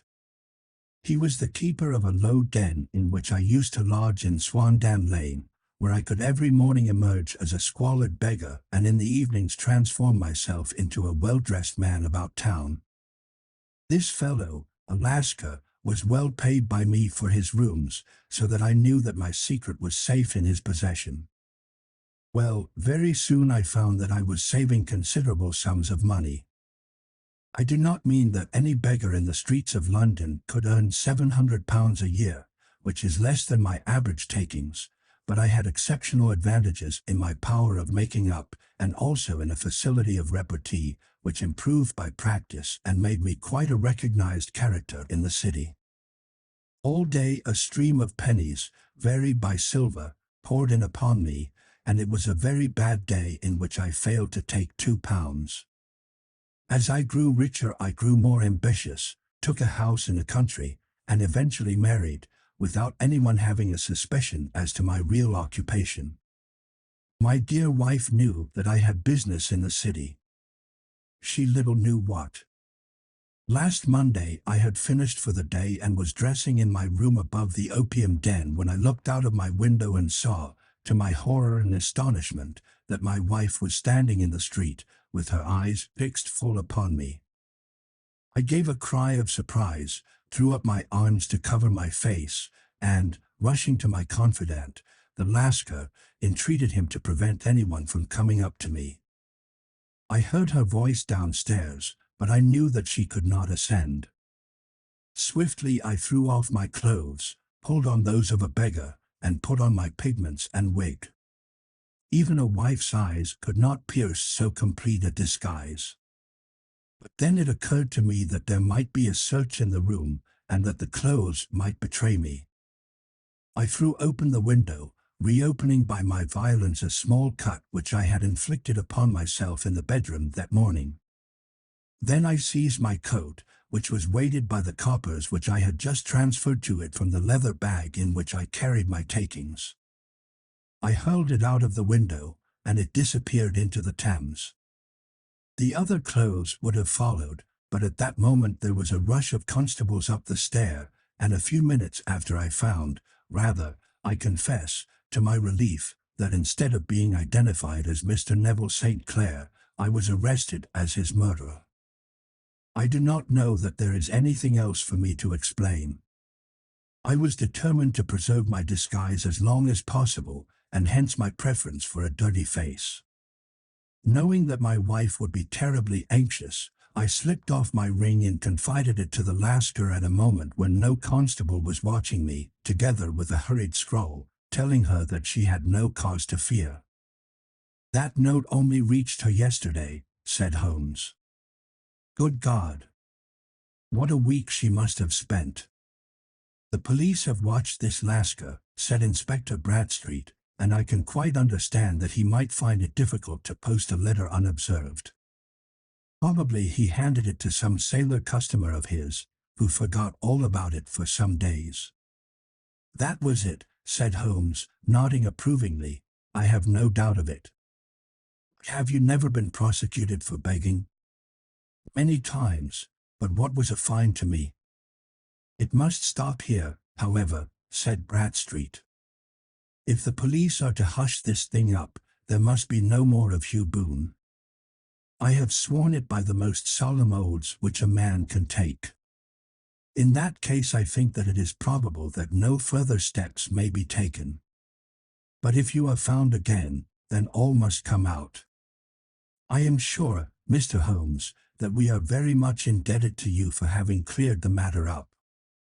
I wish I knew how you reach your results." "I reached this one," said my friend, "by sitting upon 5 pillows and consuming an ounce of shag. I think, Watson, that if we drive to Baker Street we shall just be in time for breakfast."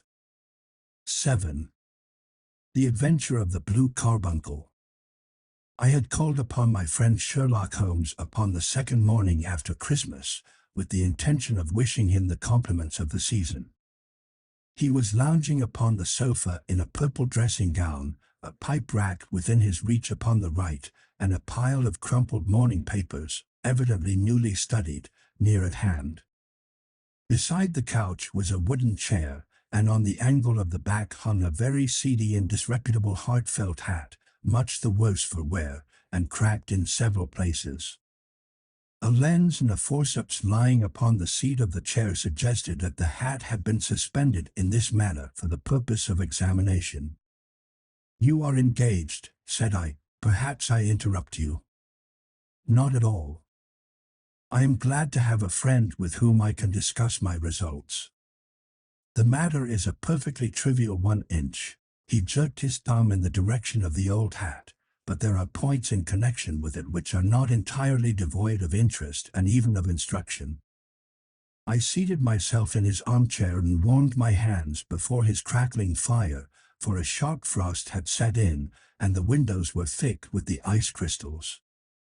"I suppose," I remarked, "that, homely as it looks, this thing has some deadly story linked on to it, that it is the clue which will guide you in the solution of some mystery and the punishment of some crime."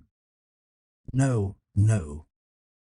No crime," said Sherlock Holmes, laughing. "Only one of those whimsical little incidents which will happen when you have 4 million human beings all jostling each other within the space of a few square miles. Amid the action and reaction of so dense a swarm of humanity, every possible combination of events may be expected to take place, and many a little problem will be presented which may be striking and bizarre without being criminal. We have already had experience of such. So much so, I remarked, that of the last 6 cases which I have added to my notes, 3 have been entirely free of any legal crime." "Precisely. You allude to my attempt to recover the Irene Adler papers, to the singular case of Miss Mary Sutherland, and to the adventure of the man with the twisted lip. Well, I have no doubt that this small matter will fall into the same innocent category. You know Peterson, the commissionaire?" Yes, it is to him that this trophy belongs. It is his hat. No, no, he found it. Its owner is unknown. I beg that you will look upon it not as a battered billycock, but as an intellectual problem. And, first, as to how it came here. It arrived upon Christmas morning, in company with a good fat goose, which is, I have no doubt, roasting at this moment in front of Peterson's fire. The facts are these: about 4 o'clock on Christmas morning, Peterson, who, as you know, is a very honest fellow, was returning from some small jollification and was making his way homeward down Tottenham Court Road. In front of him he saw, in the gaslight, a tallish man, walking with a slight stagger, and carrying a white goose slung over his shoulder. As he reached the corner of Goodge Street, a row broke out between this stranger and a little knot of roughs.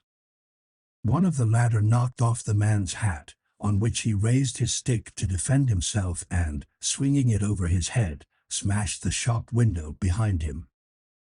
Peterson had rushed forward to protect the stranger from his assailants, but the man, shocked at having broken the window, and seeing an official-looking person in uniform rushing towards him, dropped his goose, took to his heels, and vanished amid the labyrinth of small streets which lie at the back of Tottenham Court Road. The roughs had also fled at the appearance of Peterson, so that he was left in possession of the field of battle, and also of the spoils of victory in the shape of this battered hat and a most unimpeachable Christmas goose, which surely he restored to their owner. My dear fellow, there lies the problem. It is true that, for Mrs. Henry Baker was printed upon a small card which was tied to the bird's left leg, and it is also true that the initials H.B. are legible upon the lining of this hat, but as there are some thousands of Bakers, and some hundreds of Henry Bakers in this city of ours, it is not easy to restore lost property to any one of them. What, then, did Peterson do? He brought round both hat and goose to me on Christmas morning, knowing that even the smallest problems are of interest to me. The goose we retained until this morning, when there were signs that, in spite of the slight frost, it would be well that it should be eaten without unnecessary delay. Its finder has carried it off, therefore, to fulfill the ultimate destiny of a goose, while I continue to retain the hat of the unknown gentleman who lost his Christmas dinner. Did he not advertise? No. Then, what clue could you have as to his identity? Only as much as we can deduce. From his hat. Precisely. But you are joking. What can you gather from this old battered felt? Here is my lens. You know my methods. What can you gather yourself as to the individuality of the man who has worn this article? I took the tattered object in my hands and turned it over rather ruefully. It was a very ordinary black hat of the usual round shape, hard and much the worse for wear. The lining had been of red silk, but was a good deal discolored. There was no maker's name, but, as Holmes had remarked, the initials H.B. were scrawled upon one side. It was pierced in the brim for a hat securer, but the elastic was missing. For the rest, it was cracked, exceedingly dusty, and spotted in several places, although there seemed to have been some attempt to hide the discolored patches by smearing them with ink. I can see nothing, said I, handing it back to my friend. On the contrary, Watson, you can see everything. You fail, however, to reason from what you see. You are too timid in drawing your inferences. Then, pray tell me what it is that you can infer from this hat.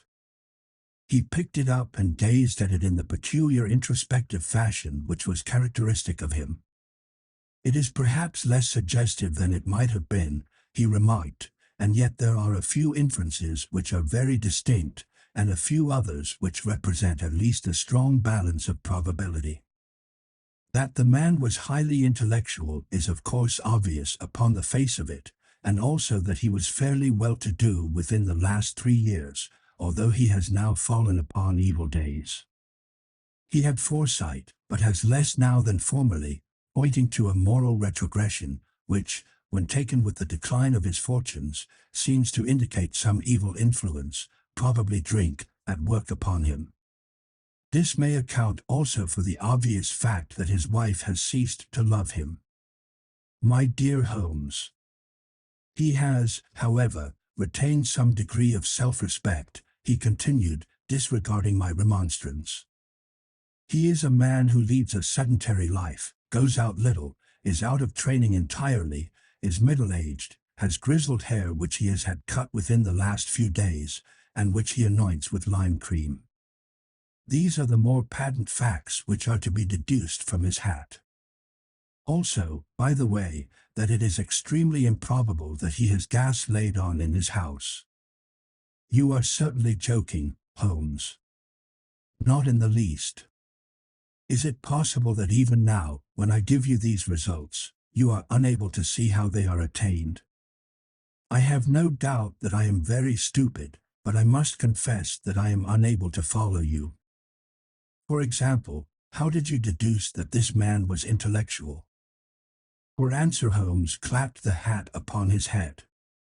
It came right over the forehead and settled upon the bridge of his nose. It is a question of cubic capacity, said he. A man with so large a brain must have something in it. The decline of his fortunes, then. This hat is 3 years old. These flat brims curled at the edge came in then. It is a hat of the very best quality. Look at the band of ribbed silk and the excellent lining.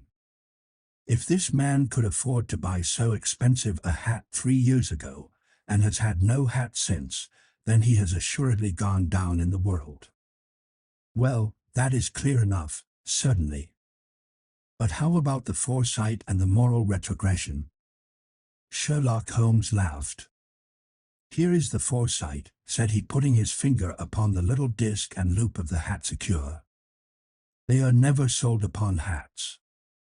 If this man ordered one, it is a sign of a certain amount of foresight, since he went out of his way to take this precaution against the wind. But since we see that he has broken the elastic and has not troubled to replace it, it is obvious that he has less foresight now than formerly, which is a distinct proof of a weakening nature. On the other hand, he has endeavored to conceal some of these stains upon the felt by daubing them with ink, which is a sign that he has not entirely lost his self-respect. Your reasoning is certainly plausible. The further points, that he is middle-aged, that his hair is grizzled, that it has been recently cut, and that he uses lime cream, are all to be gathered from a close examination of the lower part of the lining. The lens discloses a large number of hair ends, clean cut by the scissors of the barber. They all appear to be adhesive, and there is a distinct odor of lime cream. This dust, you will observe, is not the gritty, gray dust of the street, but the fluffy brown dust of the house, showing that it has been hung up indoors most of the time, while the marks of moisture upon the inside are proof positive that the wearer perspired very freely, and could therefore hardly be in the best of training. But his wife, you said that she had ceased to love him. This hat has not been brushed for weeks. When I see you, my dear Watson, with a week's accumulation of dust upon your hat, and when your wife allows you to go out in such a state, I shall fear that you also have been unfortunate enough to lose your wife's affection. But he might be a bachelor. Nay, he was bringing home the goose as a peace offering to his wife. Remember the card upon the bird's leg. You have an answer to everything. But how on earth do you deduce that the gas is not laid on in his house? One tallow stain, or even two, might come by chance, but when I see no less than 5, I think that there can be little doubt that the individual must be brought into frequent contact with burning tallow, walks upstairs at night probably with his hat in one hand and a guttering candle in the other. Anyhow, he never got tallow stains from a gas jet. Are you satisfied? Well, it is very ingenious, said I, laughing, but since, as you said just now, there has been no crime committed, and no harm done save the loss of a goose. All this seems to be rather a waste of energy." Sherlock Holmes had opened his mouth to reply when the door flew open, and Peterson, the commissionaire, rushed into the apartment with flushed cheeks and the face of a man who is dazed with astonishment. "The goose, Mr. Holmes." "The goose, sir," he gasped. "Eh? What of it, then? Has it returned to life and flapped off through the kitchen window?" Holmes twisted himself round upon the sofa to get a fairer view of the man's excited face. "See here, sir. See what my wife found in its crop." He held out his hand and displayed upon the center of the palm a brilliantly scintillating blue stone, rather smaller than a bean in size, but of such purity and radiance that it twinkled like an electric point in the dark hollow of his hand. Sherlock Holmes sat up with a whistle. "By Jove, Peterson," said he, "this is treasure trove indeed. I suppose you know what you have got?" "A diamond, sir. A precious stone. It cuts into glass as though it were putty. It's more than a precious stone. It is the precious stone. Not the Countess of Morcar's blue carbuncle." I ejaculated. "Precisely so. I ought to know its size and shape, seeing that I have read the advertisement about it in the Times every day lately. It is absolutely unique, and its value can only be conjectured, but the reward offered of £1,000 is certainly not within a 20th part of the market price." £1,000. Great Lord of mercy! The commissionaire plumped down into a chair and stared from one to the other of us. "That is the reward, and I have reason to know that there are sentimental considerations in the background which would induce the Countess to part with half her fortune if she could but recover the gem. It was lost, if I remember aright, at the Hotel Cosmopolitan," I remarked. "Precisely so, on December 22nd, just 5 days ago. John Horner, a plumber, was accused of having abstracted it from the lady's jewel case. The evidence against him was so strong that the case has been referred to the assizes. I have some account of the matter here, I believe." He rummaged amid his newspapers, glancing over the dates, until at last he smoothed one out, doubled it over, and read the following paragraph. "Hotel Cosmopolitan Jewel Robbery. John Horner, 26, plumber, was brought up upon the charge of having upon the 22nd inst. abstracted from the jewel case of the Countess of Morcar the valuable gem known as the blue carbuncle. James Ryder, upper attendant at the hotel, gave his evidence to the effect that he had shown Horner up to the dressing room of the Countess of Morcar upon the day of the robbery in order that he might solder the second bar of the grate, which was loose. He had remained with Horner some little time, but had finally been called away. On returning, he found that Horner had disappeared, that the bureau had been forced open, and that the small morocco casket in which, as it afterwards transpired, the Countess was accustomed to keep her jewel, was lying empty upon the dressing-table. Ryder instantly gave the alarm, and Horner was arrested the same evening, but the stone could not be found either upon his person or in his rooms. Catherine Cusack, maid to the Countess, deposed to having heard Ryder's cry of dismay on discovering the robbery, and to having rushed into the room, where she found matters as described by the last witness. Inspector Bradstreet, B Division, gave evidence as to the arrest of Horner, who struggled frantically, and protested his innocence in the strongest terms. Evidence of a previous conviction for robbery having been given against the prisoner, the magistrate refused to deal summarily with the offence, but referred it to the assizes. Horner, who had shown signs of intense emotion during the proceedings, fainted away at the conclusion and was carried out of court. So much for the police court, said Holmes thoughtfully, tossing aside the paper. The question for us now to solve is the sequence of events leading from a rifled jewel case at one end to the crop of a goose in Tottenham Court Road at the other. You see, Watson, our little deductions have suddenly assumed a much more important and less innocent aspect. Here is the stone came from the goose, and the goose came from Mr. Henry Baker, the gentleman with the bad hat and all the other characteristics with which I have bored you. So now we must set ourselves very seriously to finding this gentleman and ascertaining what part he has played in this little mystery. To do this, we must try the simplest means first, and these lie undoubtedly in an advertisement in all the evening papers. If this fail, I shall have recourse to other methods. What will you say? Give me a pencil and that slip of paper. Now, then, found at the corner of Gooch Street, a goose and a black felt hat. Mr. Henry Baker can have the same by applying at 6:30 this evening at 221B, Baker Street. That is clear and concise. Very. But will he see it? Well, he is sure to keep an eye on the papers, since, to a poor man, the loss was a heavy one. He was clearly so scared by his mischance in breaking the window and by the approach of Peterson that he thought of nothing but flight, but since then he must have bitterly regretted the impulse which caused him to drop his bird. Then, again, the introduction of his name will cause him to see it, for everyone who knows him will direct his attention to it. Here you are, Peterson, run down to the advertising agency and have this put in the evening papers. In which, sir? Oh, in the Globe, Star, Pall Mall, St. James's Gazette, Evening News, Standard, Echo, and any others that occur to you. Very well, sir. And this stone? Ah, yes, I shall keep the stone. Thank you. And, I say, Peterson, just buy a goose on your way back and leave it here with me, for we must have one to give to this gentleman in place of the one which your family is now devouring.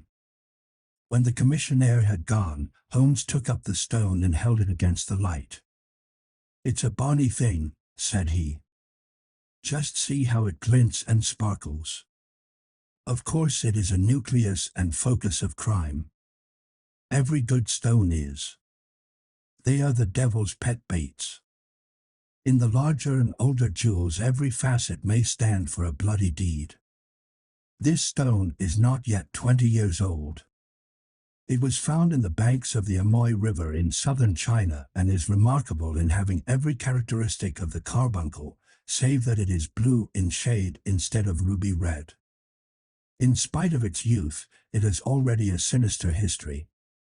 There have been 2 murders, a vitriol throwing, a suicide, and several robberies brought about for the sake of this 40-grain weight of crystallized charcoal.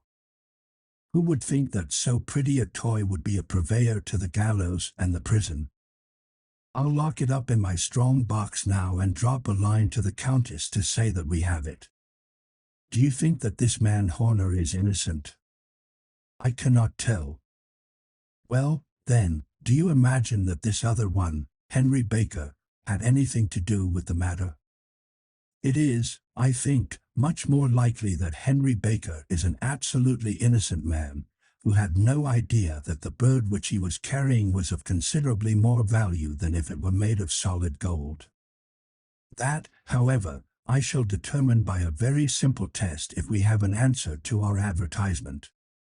And you can do nothing until then? Nothing. In that case I shall continue my professional round. But I shall come back in the evening at the hour you have mentioned, for I should like to see the solution of so tangled a business. Very glad to see you. I dine at 7. There is a woodcock, I believe. By the way, in view of recent occurrences, perhaps I ought to ask Mrs. Hudson to examine its crop. I had been delayed at a case, and it was a little after 6:30 when I found myself in Baker Street once more. As I approached the house I saw a tall man in a Scotch bonnet with a coat which was buttoned up to his chin waiting outside in the bright semicircle which was thrown from the fanlight. Just as I arrived the door was opened, and we were shown up together to Holmes' room. Mr. Henry Baker, I believe, said he, rising from his armchair and greeting his visitor with the easy air of geniality which he could so readily assume. Pray take this chair by the fire, Mr. Baker. It is a cold night, and I observe that your circulation is more adapted for summer than for winter. Ah, Watson, you have just come at the right time. Is that your hat, Mr. Baker? Yes, sir, that is undoubtedly my hat. He was a large man with rounded shoulders, a massive head, and a broad, intelligent face, sloping down to a pointed beard of grizzled brown. A touch of red in nose and cheeks, with a slight tremor of his extended hand, recalled Holmes' surmise as to his habits. His rusty black frock coat was buttoned right up in front, with the collar turned up, and his lank wrists protruded from his sleeves without a sign of cuff or shirt. He spoke in a slow staccato fashion, choosing his words with care, and gave the impression generally of a man of learning and letters who had had ill usage at the hands of fortune. We have retained these things for some days, said Holmes, because we expected to see an advertisement from you giving your address. I am at a loss to know now why you did not advertise. Our visitor gave a rather shamefaced laugh. Shillings have not been so plentiful with me as they once were, he remarked. I had no doubt that the gang of roughs who assaulted me had carried off both my hat and the bird. I did not care to spend more money in a hopeless attempt at recovering them. Very naturally. By the way, about the bird, we were compelled to eat it. To eat it. Our visitor half rose from his chair in his excitement. Yes, it would have been of no use to anyone had we not done so. But I presume that this other goose upon the sideboard, which is about the same weight and perfectly fresh, will answer your purpose equally well. Oh, certainly, certainly, answered Mr. Baker with a sigh of relief. Of course, we still have the feathers, legs, crop, and so on of your own bird, so if you wish. The man burst into a hearty laugh. They might be useful to me as relics of my adventure, said he, but beyond that I can hardly see what use the disjecta member of my late acquaintance are going to be to me. No, sir, I think that, with your permission, I will confine my attentions to the excellent bird which I perceive upon the sideboard.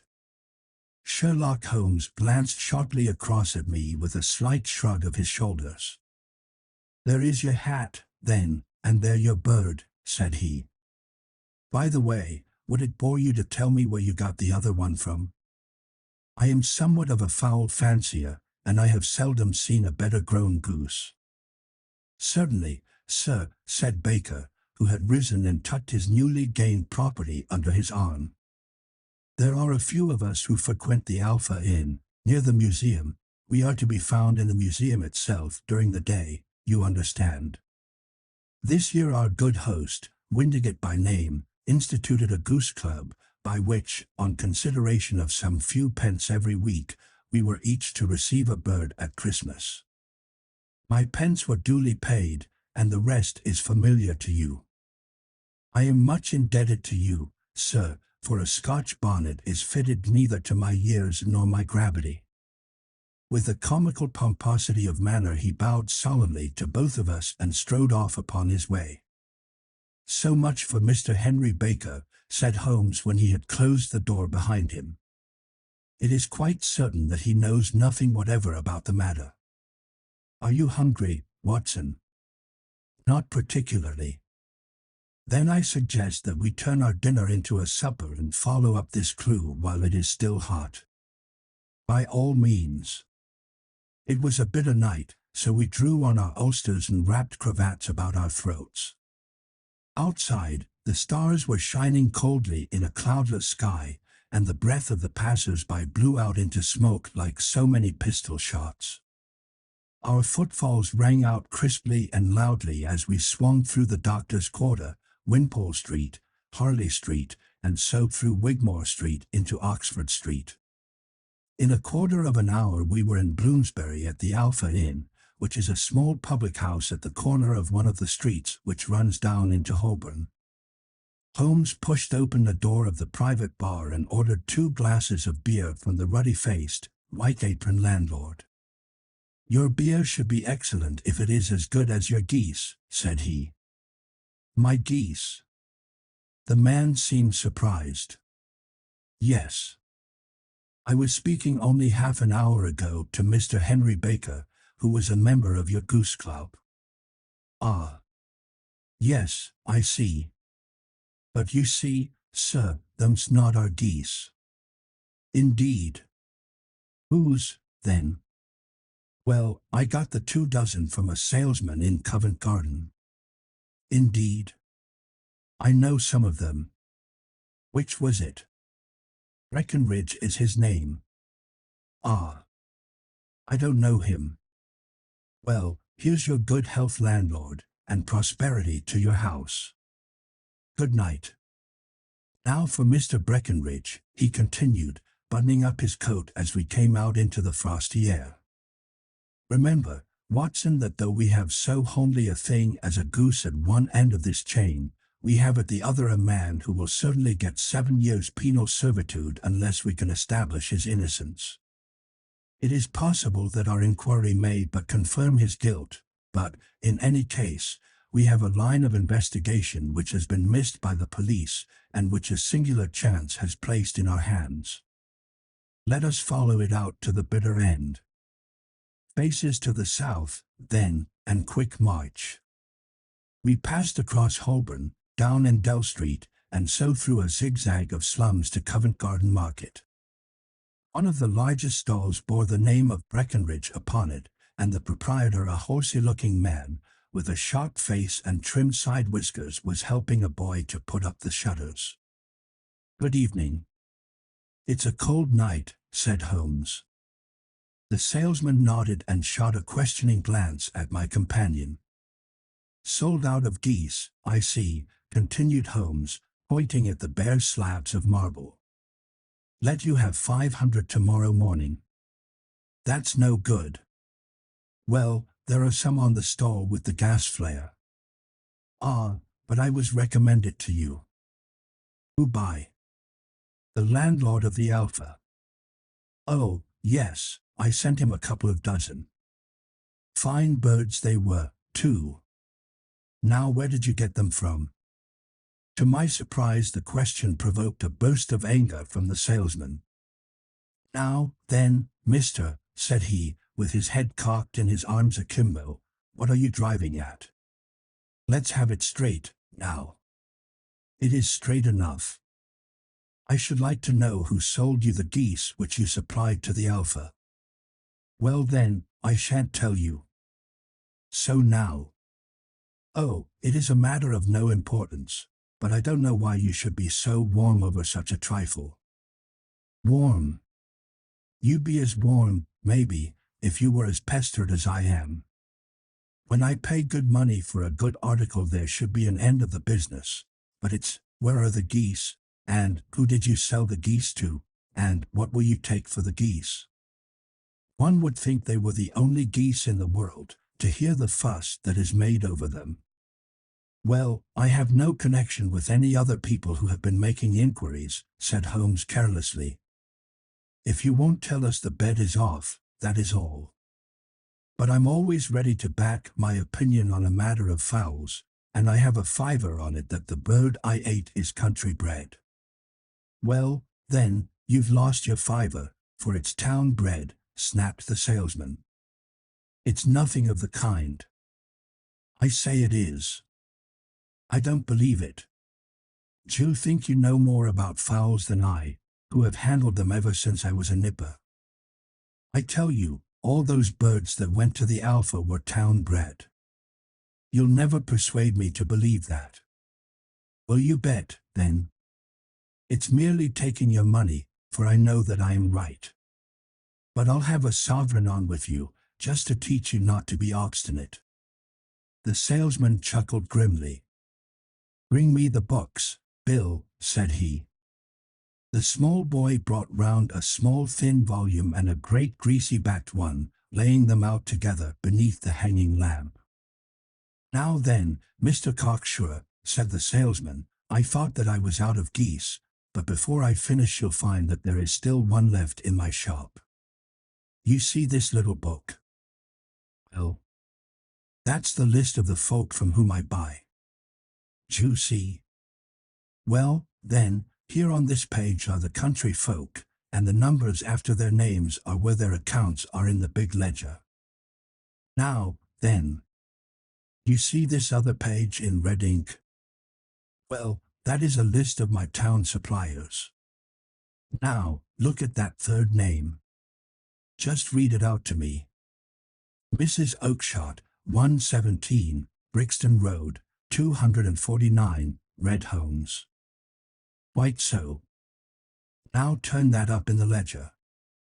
Holmes turned to the page indicated. "Here you are, Mrs. Oakshott, 117, Brixton Road, egg and poultry supplier. Now, then, what's the last entry? December 22nd. 24 geese at Sevens. 6D. Quite so. There you are. And underneath? Sold to Mr. Windigate of the Alpha, at 12s. What have you to say now?" Sherlock Holmes looked deeply chagrined. He drew a sovereign from his pocket and threw it down upon the slab, turning away with the air of a man whose disgust is too deep for words. A few yards off he stalked under a lamp-post and laughed in a hearty, noiseless fashion which was peculiar to him. "When you see a man with whiskers of that cut and a pink one protruding out of his pocket, you can always draw him by a bet," said he. "I dare say that if I had put £100 down in front of him, that man would not have given me such complete information as was drawn from him by the idea that he was doing me on a wager. Well, Watson, we are, I fancy, nearing the end of our quest, and the only point which remains to be determined is whether we should go on to this Mrs. Oakshott tonight, or whether we should reserve it for tomorrow. It is clear from what that surly fellow said that there are others besides ourselves who are anxious about the matter, and I should—" His remarks were suddenly cut short by a loud hubbub which broke out from the stall which we had just left. Turning round we saw a little rat-faced fellow standing in the center of the circle of yellow light which was thrown by the swinging lamp, while Breckenridge, the salesman, framed in the door of his stall, was shaking his fists fiercely at the cringing figure. "I've had enough of you and your geese," he shouted. "I wish you were all at the devil together. If you come pestering me any more with your silly talk I'll set the dog at you. You bring Mrs. Oakshott here and I'll answer her, but what have you to do with it? Did I buy the geese off you?" "No, but one of them was mine all the same," whined the little man. "Well, then, ask Mrs. Oakshott for it." "She told me to ask you." "Well, you can ask the King of Prussia, for all I care. I've had enough of it. Get out of this." He rushed fiercely forward, and the inquirer flitted away into the darkness. "Ha! This may save us a visit to Brixton Road," whispered Holmes. "Come with me, and we will see what is to be made of this fellow." Striding through the scattered knots of people who lounged round the flaring stalls, my companion speedily overtook the little man and touched him upon the shoulder. He sprang round, and I could see in the gaslight that every vestige of color had been driven from his face. "Who are you, then? What do you want?" he asked in a quavering voice. "You will excuse me," said Holmes blandly, "but I could not help overhearing the questions which you put to the salesman just now. I think that I could be of assistance to you." "You? Who are you? How could you know anything of the matter?" "My name is Sherlock Holmes. It is my business to know what other people don't know. But you can know nothing of this." "Excuse me, I know everything of it. You are endeavoring to trace some geese which were sold by Mrs. Oakshott, of Brixton Road, to a salesman named Breckenridge, by him in turn to Mr. Windigate of the Alpha, and by him to his club, of which Mr. Henry Baker is a member. "Oh, sir, you are the very man whom I have longed to meet," cried the little fellow with outstretched hands and quivering fingers. "I can hardly explain to you how interested I am in this matter." Sherlock Holmes hailed a four-wheeler which was passing. "In that case we had better discuss it in a cozy room rather than in this windswept marketplace," said he. "But pray tell me, before we go farther, who it is that I have the pleasure of assisting." The man hesitated for an instant. "My name is John Robinson," he answered with a sidelong glance. "No, no, the real name," said Holmes sweetly. "It is always awkward doing business with an alias." A flush sprang to the white cheeks of the stranger. "Well then," said he, "my real name is James Ryder." "Precisely so. Head attendant at the Hotel Cosmopolitan. Pray step into the cab, and I shall soon be able to tell you everything which you would wish to know." The little man stood glancing from one to the other of us with half-frightened, half-hopeful eyes, as one who is not sure whether he is on the verge of a windfall or of a catastrophe. Then he stepped into the cab, and in half an hour we were back in the sitting-room at Baker Street. Nothing had been said during our drive, but the high, thin breathing of our new companion, and the claspings and unclaspings of his hands, spoke of the nervous tension within him. "Here we are," said Holmes cheerily as we filed into the room. "The fire looks very seasonable in this weather. You look cold, Mr. Ryder. Pray take the basket chair. I will just put on my slippers before we settle this little matter of yours. Now, then. You want to know what became of those geese?" "Yes, sir. Or rather, I fancy, of that goose. It was one bird, I imagine, in which you were interested, white, with a black bar across the tail." Ryder quivered with emotion.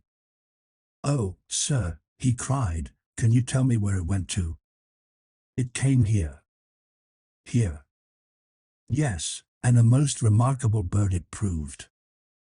I don't wonder that you should take an interest in it.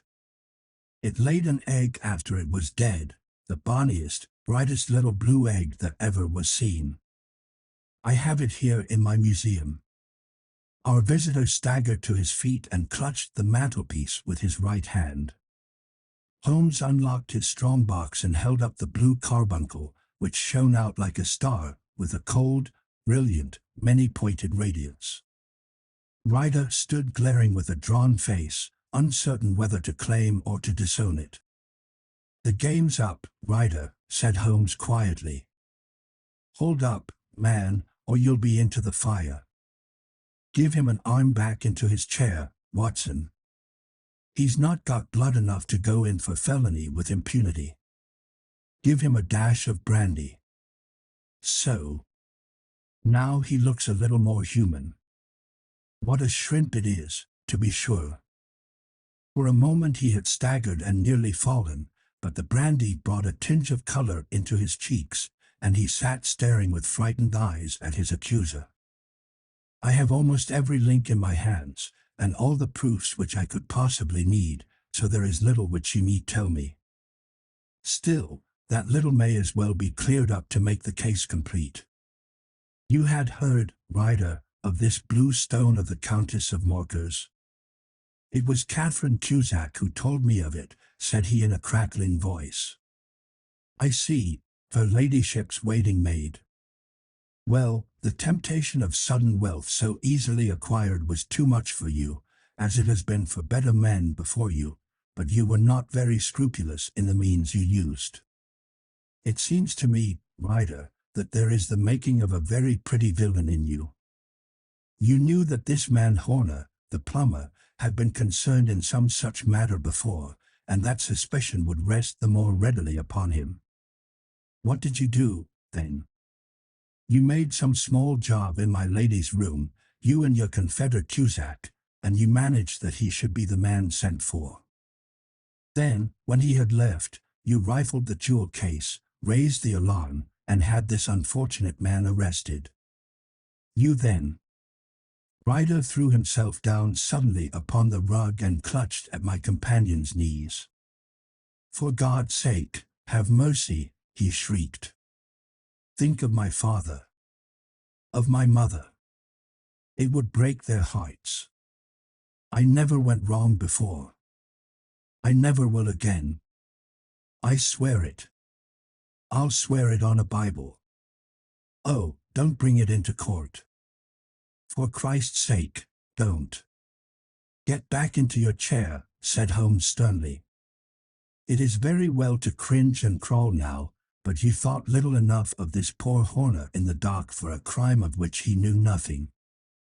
I will fly, Mr. Holmes. I will leave the country, sir. Then the charge against him will break down. We will talk about that. And now let us hear a true account of the next act. How came the stone into the goose, and how came the goose into the open market? Tell us the truth, for there lies your only hope of safety. Ryder passed his tongue over his parched lips. I will tell you it just as it happened, sir, said he. When Horner had been arrested, it seemed to me that it would be best for me to get away with the stone at once, for I did not know at what moment the police might not take it into their heads to search me and my room. There was no place about the hotel where it would be safe. I went out, as if on some commission, and I made for my sister's house. She had married a man named Oakshott and lived in Brixton Road, where she fattened fowls for the market. All the way there every man I met seemed to me to be a policeman or a detective, and, for all that it was a cold night, the sweat was pouring down my face before I came to the Brixton Road. My sister asked me what was the matter, and why I was so pale, but I told her that I had been upset by the jewel robbery at the hotel. Then I went into the backyard and smoked a pipe and wondered what it would be best to do. I had a friend once called Maudsley, who went to the bad, and has just been serving his time in Pentonville. One day he had met me, and fell into talk about the ways of thieves, and how they could get rid of what they stole. I knew that he would be true to me, for I knew one or two things about him, so I made up my mind to go right on to Kilburn, where he lived, and take him into my confidence. He would show me how to turn the stone into money. But how to get to him in safety? I thought of the agonies I had gone through in coming from the hotel. I might at any moment be seized and searched, and there would be the stone in my waistcoat pocket. I was leaning against the wall at the time and looking at the geese which were waddling about round my feet, and suddenly an idea came into my head which showed me how I could beat the best detective that ever lived. My sister had told me some weeks before that I might have the pick of her geese for a Christmas present, and I knew that she was always as good as her word. I would take my goose now, and in it I would carry my stone to Kilburn. There was a little shed in the yard, and behind this I drove one of the birds, a fine big one, white, with a barred tail. I caught it, and prying its bill open, I thrust the stone down its throat as far as my finger could reach. The bird gave a gulp, and I felt the stone pass along its gullet and down into its crop. But the creature flapped and struggled, and out came my sister to know what was the matter. As I turned to speak to her, the brute broke loose and fluttered off among the others. "Whatever were you doing with that bird, Jem?" says she. "Well," said I, "you said you'd give me one for Christmas, and I was feeling which was the fattest." "Oh," says she, "we've set yours aside for you, Jem's bird, we call it. It's the big white one over yonder. There's 26 of them, which makes one for you, and one for us, and 2 dozen for the market." "Thank you, Maggie," says I, "but if it is all the same to you, I'd rather have that one I was handling just now." "The other is a good 3 pound heavier," said she, "and we fatten it expressly for you." "Never mind. I'll have the other, and I'll take it now," said I. "Oh, just as you like," said she, a little huffed. "Which is it you want, then?" "That white one with the barred tail, right in the middle of the flock." "Oh, very well. Kill it and take it with you." Well, I did what she said, Mr. Holmes, and I carried the bird all the way to Kilburn. I told my pal what I had done, for he was a man that it was easy to tell a thing like that to. He laughed until he choked, and we got a knife and opened the goose.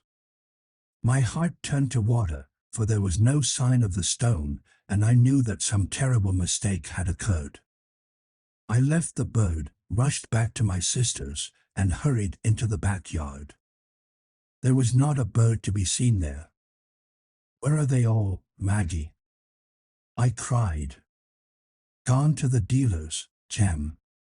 "Which dealers?" "Breckenridge, of Covent Garden." "But was there another with a barred tail?" I asked, "the same as the one I chose?" "Yes, Jem, there were two barred-tailed ones, and I could never tell them apart." Well, then, of course I saw it all, and I ran off as hard as my feet would carry me to this man Breckenridge, but he had sold the lot at once, and not one word would he tell me as to where they had gone. You heard him yourselves tonight. Well, he has always answered me like that. My sister thinks that I am going mad. Sometimes I think that I am myself. And now I am myself a branded thief, without ever having touched the wealth for which I sold my character. God help me. God help me. He burst into convulsive sobbing, with his face buried in his hands. There was a long silence, broken only by his heavy breathing and by the measured tapping of Sherlock Holmes' fingertips upon the edge of the table. Then my friend rose and threw open the door. "Get out," said he. "What, sir?" "Oh, heaven bless you. No more words. Get out." And no more words were needed. There was a rush, a clatter upon the stairs, the bang of a door, and the crisp rattle of running footfalls from the street. "After all, Watson," said Holmes, reaching up his hand for his clay pipe, "I am not retained by the police to supply their deficiencies. If Horner were in danger it would be another thing, but this fellow will not appear against him, and the case must collapse. I suppose that I am commuting a felony, but it is just possible that I am saving a soul. This fellow will not go wrong again, he is too terribly frightened. Send him to jail now, and you make him a jailbird for life. Besides, it is the season of forgiveness. Chance has put in our way a most singular and whimsical problem, and its solution is its own reward. If you will have the goodness to touch the bell, Doctor, we will begin another investigation, in which also a bird will be the chief feature." 8. The Adventure of the Speckled Band. On glancing over my notes of the 70-odd cases in which I have during the last 8 years studied the methods of my friend Sherlock Holmes, I find many tragic, some comic, a large number merely strange, but none commonplace, for, working as he did rather for the love of his art than for the acquirement of wealth, he refused to associate himself with any investigation which did not tend towards the unusual, and even the fantastic. Of all these varied cases, however, I cannot recall any which presented more singular features than that which was associated with the well-known Surrey family of the Roylotts of Stoke Moran. The events in question occurred in the early days of my association with Holmes, when we were sharing rooms as bachelors in Baker Street. It is possible that I might have placed them upon record before, but a promise of secrecy was made at the time, from which I have only been freed during the last month by the untimely death of the lady to whom the pledge was given. It is perhaps as well that the facts should now come to light, for I have reasons to know that there are widespread rumors as to the death of Dr. Grimsby Roylott which tend to make the matter even more terrible than the truth. It was early in April in the year '83 that I woke one morning to find Sherlock Holmes standing, fully dressed, by the side of my bed. He was a late riser, as a rule, and as the clock on the mantelpiece showed me that it was only 7:15, I blinked up at him in some surprise, and perhaps just a little resentment, for I was myself regular in my habits. "Very sorry to knock you up, Watson," said he, "but it's the common lot this morning." "Mrs. Hudson has been knocked up," she retorted upon me, "and I on you." "What is it, then, a fire?" "No, a client. It seems that a young lady has arrived in a considerable state of excitement, who insists upon seeing me. She is waiting now in the sitting room." Now, when young ladies wander about the metropolis at this hour of the morning, and knock sleepy people up out of their beds, I presume that it is something very pressing which they have to communicate. Should it prove to be an interesting case, you would, I am sure, wish to follow it from the outset. I thought, at any rate, that I should call you and give you the chance. My dear fellow, I would not miss it for anything. I had no keener pleasure than in following Holmes in his professional investigations, and in admiring the rapid deductions, as swift as intuitions, and yet always founded on a logical basis with which he unraveled the problems which were submitted to him. I rapidly threw on my clothes and was ready in a few minutes to accompany my friend down to the sitting room. A lady dressed in black and heavily veiled, who had been sitting in the window, rose as we entered. "Good morning, madam," said Holmes cheerily. "My name is Sherlock Holmes. This is my intimate friend and associate, Dr. Watson, before whom you can speak as freely as before myself." "Ah. I am glad to see that Mrs. Hudson has had the good sense to light the fire. Pray draw up to it, and I shall order you a cup of hot coffee, for I observe that you are shivering." "It is not cold which makes me shiver," said the woman in a low voice, changing her seat as requested. "What, then?" "It is fear, Mr. Holmes. It is terror." She raised her veil as she spoke, and we could see that she was indeed in a pitiable state of agitation, her face all drawn in grey, with restless frightened eyes, like those of some hunted animal. Her features and figure were those of a woman of 30, but her hair was shot with premature grey, and her expression was weary and haggard. Sherlock Holmes ran her over with one of his quick, all-comprehensive glances. "You must not fear," said he soothingly, bending forward and patting her forearm. "We shall soon set matters right, I have no doubt. You have come in by train this morning, I see. You know me, then?" "No, but I observed the second half of a return ticket in the palm of your left glove. You must have started early, and yet you had a good drive in a dog-cart, along heavy roads, before you reached the station." The lady gave a violent start and stared in bewilderment at my companion. "There is no mystery, my dear madam," said he, smiling. "The left arm of your jacket is spattered with mud in no less than 7 places. The marks are perfectly fresh. There is no vehicle save a dog-cart which throws up mud in that way, and then only when you sit on the left-hand side of the driver. Whatever your reasons may be, you are perfectly correct," said she. "I started from home before 6, reached Leatherhead at 20 past, and came in by the first train to Waterloo. Sir, I can stand this strain no longer. I shall go mad if it continues. I have no one to turn to, none, save only one, who cares for me, and he, poor fellow, can be of little aid. I have heard of you, Mr. Holmes. I have heard of you from Mrs. Farintosh, whom you helped in the hour of her sore need. It was from her that I had your address. Oh, sir, do you not think that you could help me, too, and at least throw a little light through the dense darkness which surrounds me?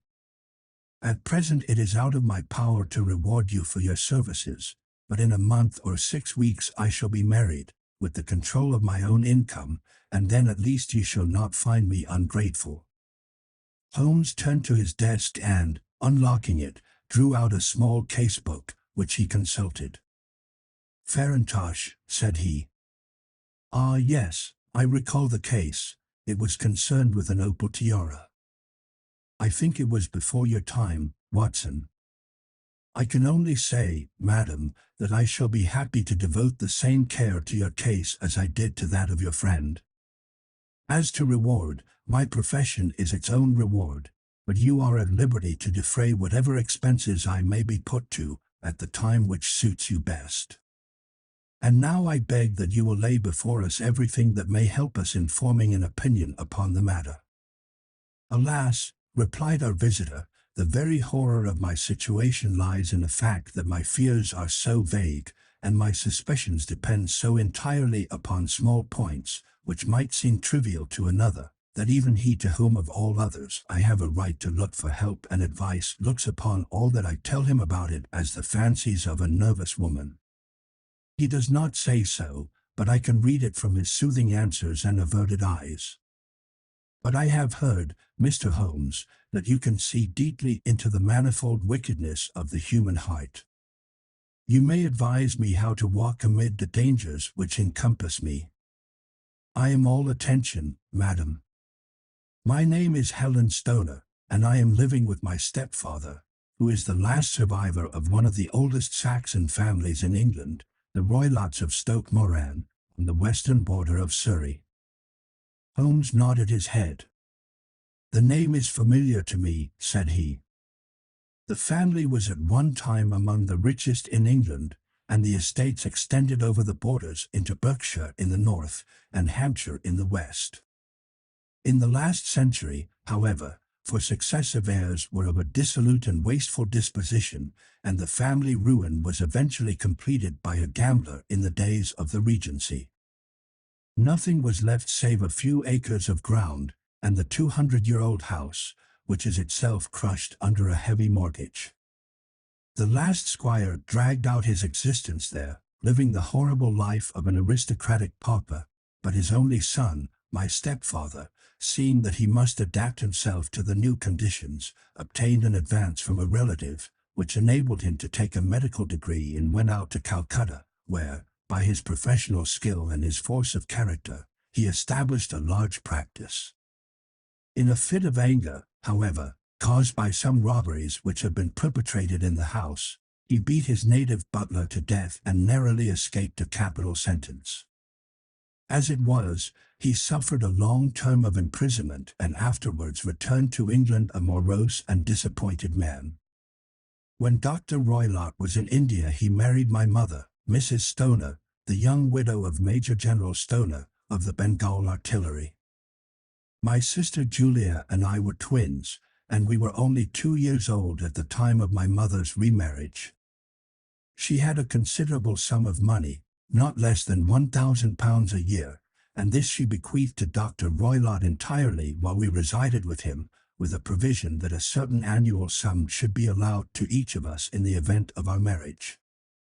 Shortly after our return to England my mother died. She was killed 8 years ago in a railway accident near Crewe. Dr. Roylott then abandoned his attempts to establish himself in practice in London and took us to live with him in the old ancestral house at Stoke Moran. The money which my mother had left was enough for all our wants, and there seemed to be no obstacle to our happiness. But a terrible change came over our stepfather about this time.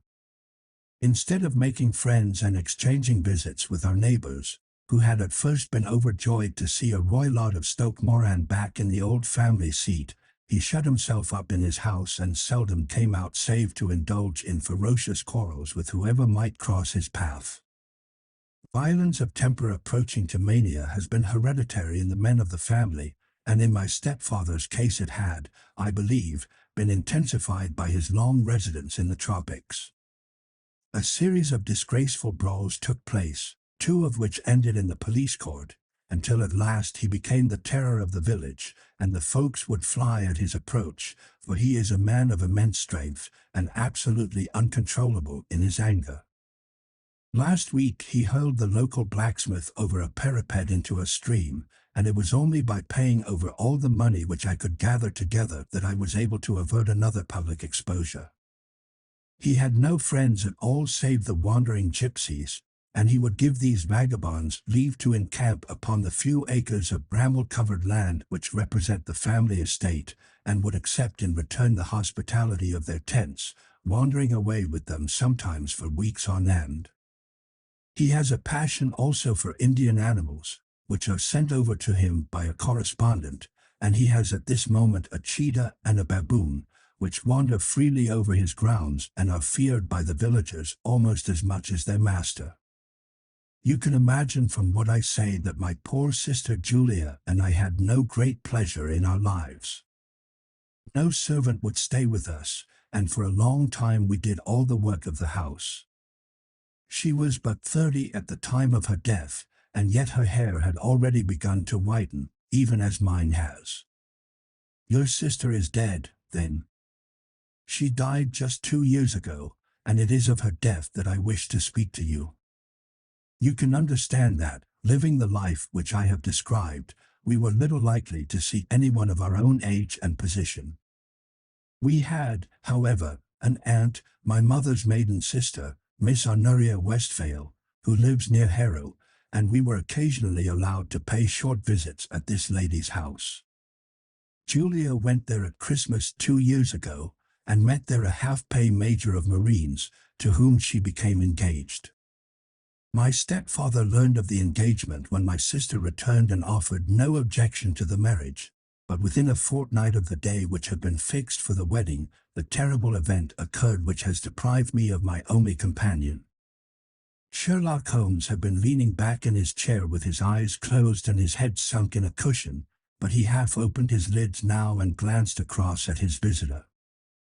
"Pray be precise as to details," said he.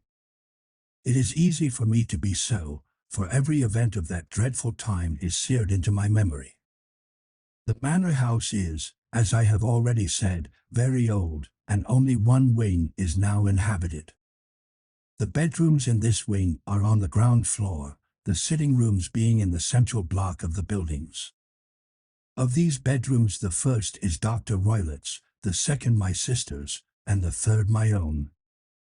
There is no communication between them, but they all open out into the same corridor. Do I make myself plain? Perfectly so. The windows of the 3 rooms open out upon the lawn. That fatal night Dr. Roylott had gone to his room early, though we knew that he had not retired to rest, for my sister was troubled by the smell of the strong Indian cigars which it was his custom to smoke. She left her room, therefore, and came into mine, where she sat for some time, chatting about her approaching wedding. At 11 o'clock she rose to leave me, but she paused at the door and looked back. "Tell me, Helen," said she, "have you ever heard anyone whistle in the dead of the night?" "Never," said I. "I suppose that you could not possibly whistle, yourself, in your sleep?" "Certainly not." "But why?" "Because during the last few nights I have always, about 3 in the morning, heard a low, clear whistle. I am a light sleeper, and it has awakened me. I cannot tell where it came from, perhaps from the next room, perhaps from the lawn. I thought that I would just ask you whether you had heard it." "No, I have not."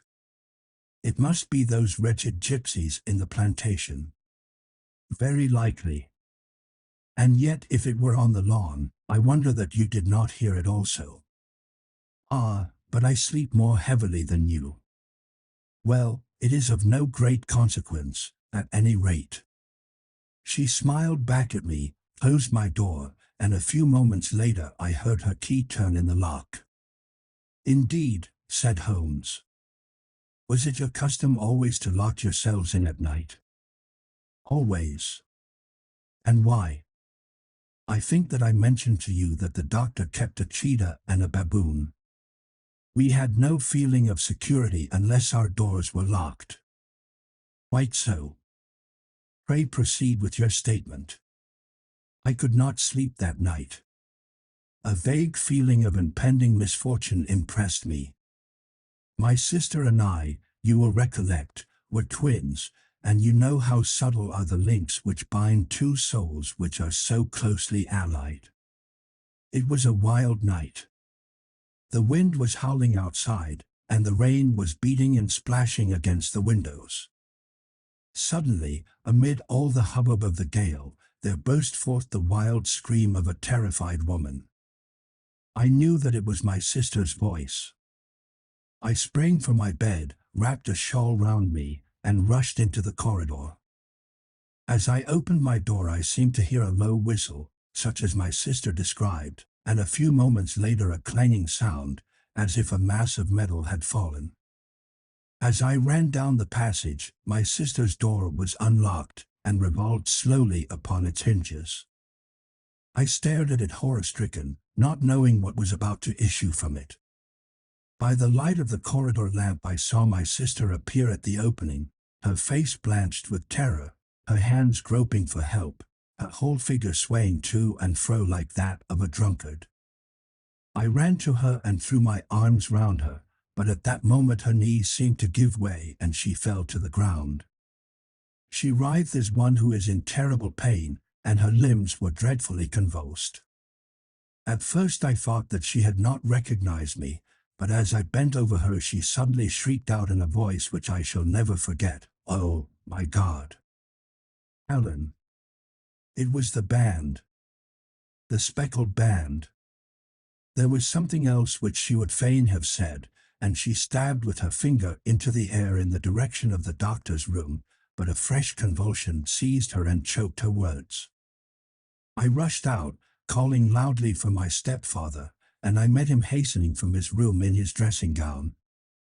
When he reached my sister's side she was unconscious, and though he poured brandy down her throat and sent for medical aid from the village, all efforts were in vain, for she slowly sank and died without having recovered her consciousness. Such was the dreadful end of my beloved sister. "One moment," said Holmes. "Are you sure about this whistle and metallic sound? Could you swear to it?"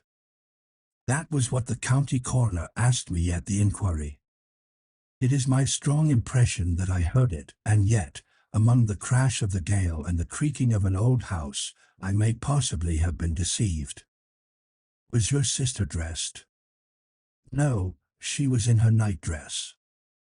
In her right hand was found the charred stump of a match, and in her left a matchbox, showing that she had struck a light and looked about her when the alarm took place. That is important. And what conclusions did the coroner come to? He investigated the case with great care, for Dr. Roylett's conduct had long been notorious in the county, but he was unable to find any satisfactory cause of death.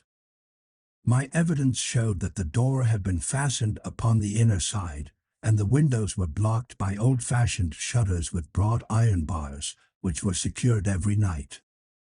The walls were carefully sounded, and were shown to be quite solid all round, and the flooring was also thoroughly examined, with the same result. The chimney is wide, but is barred up by 4 large staples. It is certain, therefore, that my sister was quite alone when she met her end. Besides, there were no marks of any violence upon her. How about poison? The doctors examined her for it, but without success. What do you think that this unfortunate lady died of, then? It is my belief that she died of pure fear and nervous shock, though what it was that frightened her I cannot imagine. Were there gypsies in the plantation at the time? Yes, there are nearly always some there. Ah, and what did you gather from this allusion to a band, a speckled band? Sometimes I have thought that it was merely the wild talk of delirium, sometimes that it may have referred to some band of people, perhaps to these very gypsies in the plantation. I do not know whether the spotted handkerchiefs which so many of them wear over their heads might have suggested the strange adjective which she used. Holmes shook his head like a man who is far from being satisfied. "These are very deep waters," said he. "Pray go on with your narrative." 2 years have passed since then, and my life has been until lately lonelier than ever. A month ago, however, a dear friend, whom I have known for many years, has done me the honor to ask my hand in marriage. His name is Armitage, Percy Armitage, the second son of Mr. Armitage, of Crane Water, near Reading. My stepfather has offered no opposition to the match, and we are to be married in the course of the spring. 2 days ago some repairs were started in the west wing of the building, and my bedroom wall has been pierced, so that I have had to move into the chamber in which my sister died, and to sleep in the very bed in which she slept. Imagine, then, my thrill of terror when last night, as I lay awake, thinking over her terrible fate, I suddenly heard in the silence of the night the low whistle which had been the herald of her own death. I sprang up and lit the lamp, but nothing was to be seen in the room. I was too shaken to go to bed again, however, so I dressed, and as soon as it was daylight I slipped down, got a dog cart at the Crown Inn, which is opposite, and drove to Leatherhead, from whence I have come on this morning with the one object of seeing you and asking your advice. You have done wisely, said my friend. But have you told me all? Yes, all. Miss Roylott, you have not. You are screening your stepfather. Why, what do you mean?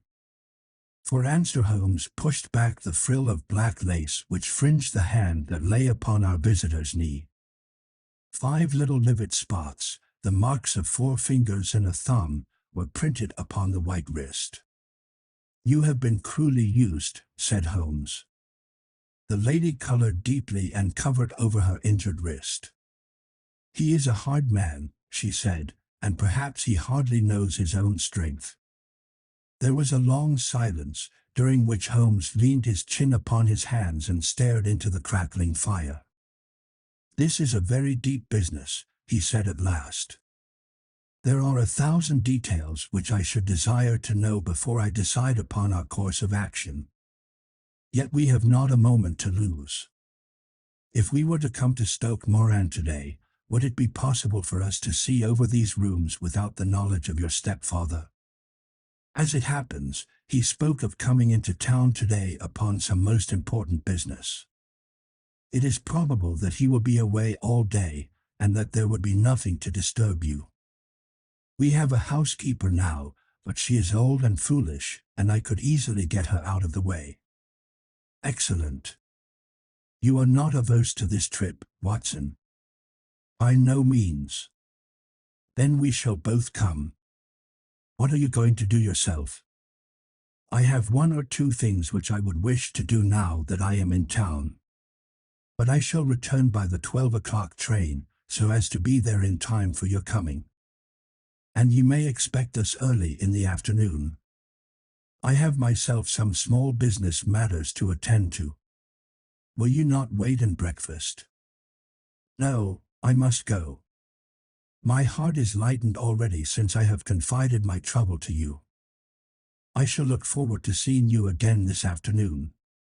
She dropped her thick black veil over her face and glided from the room.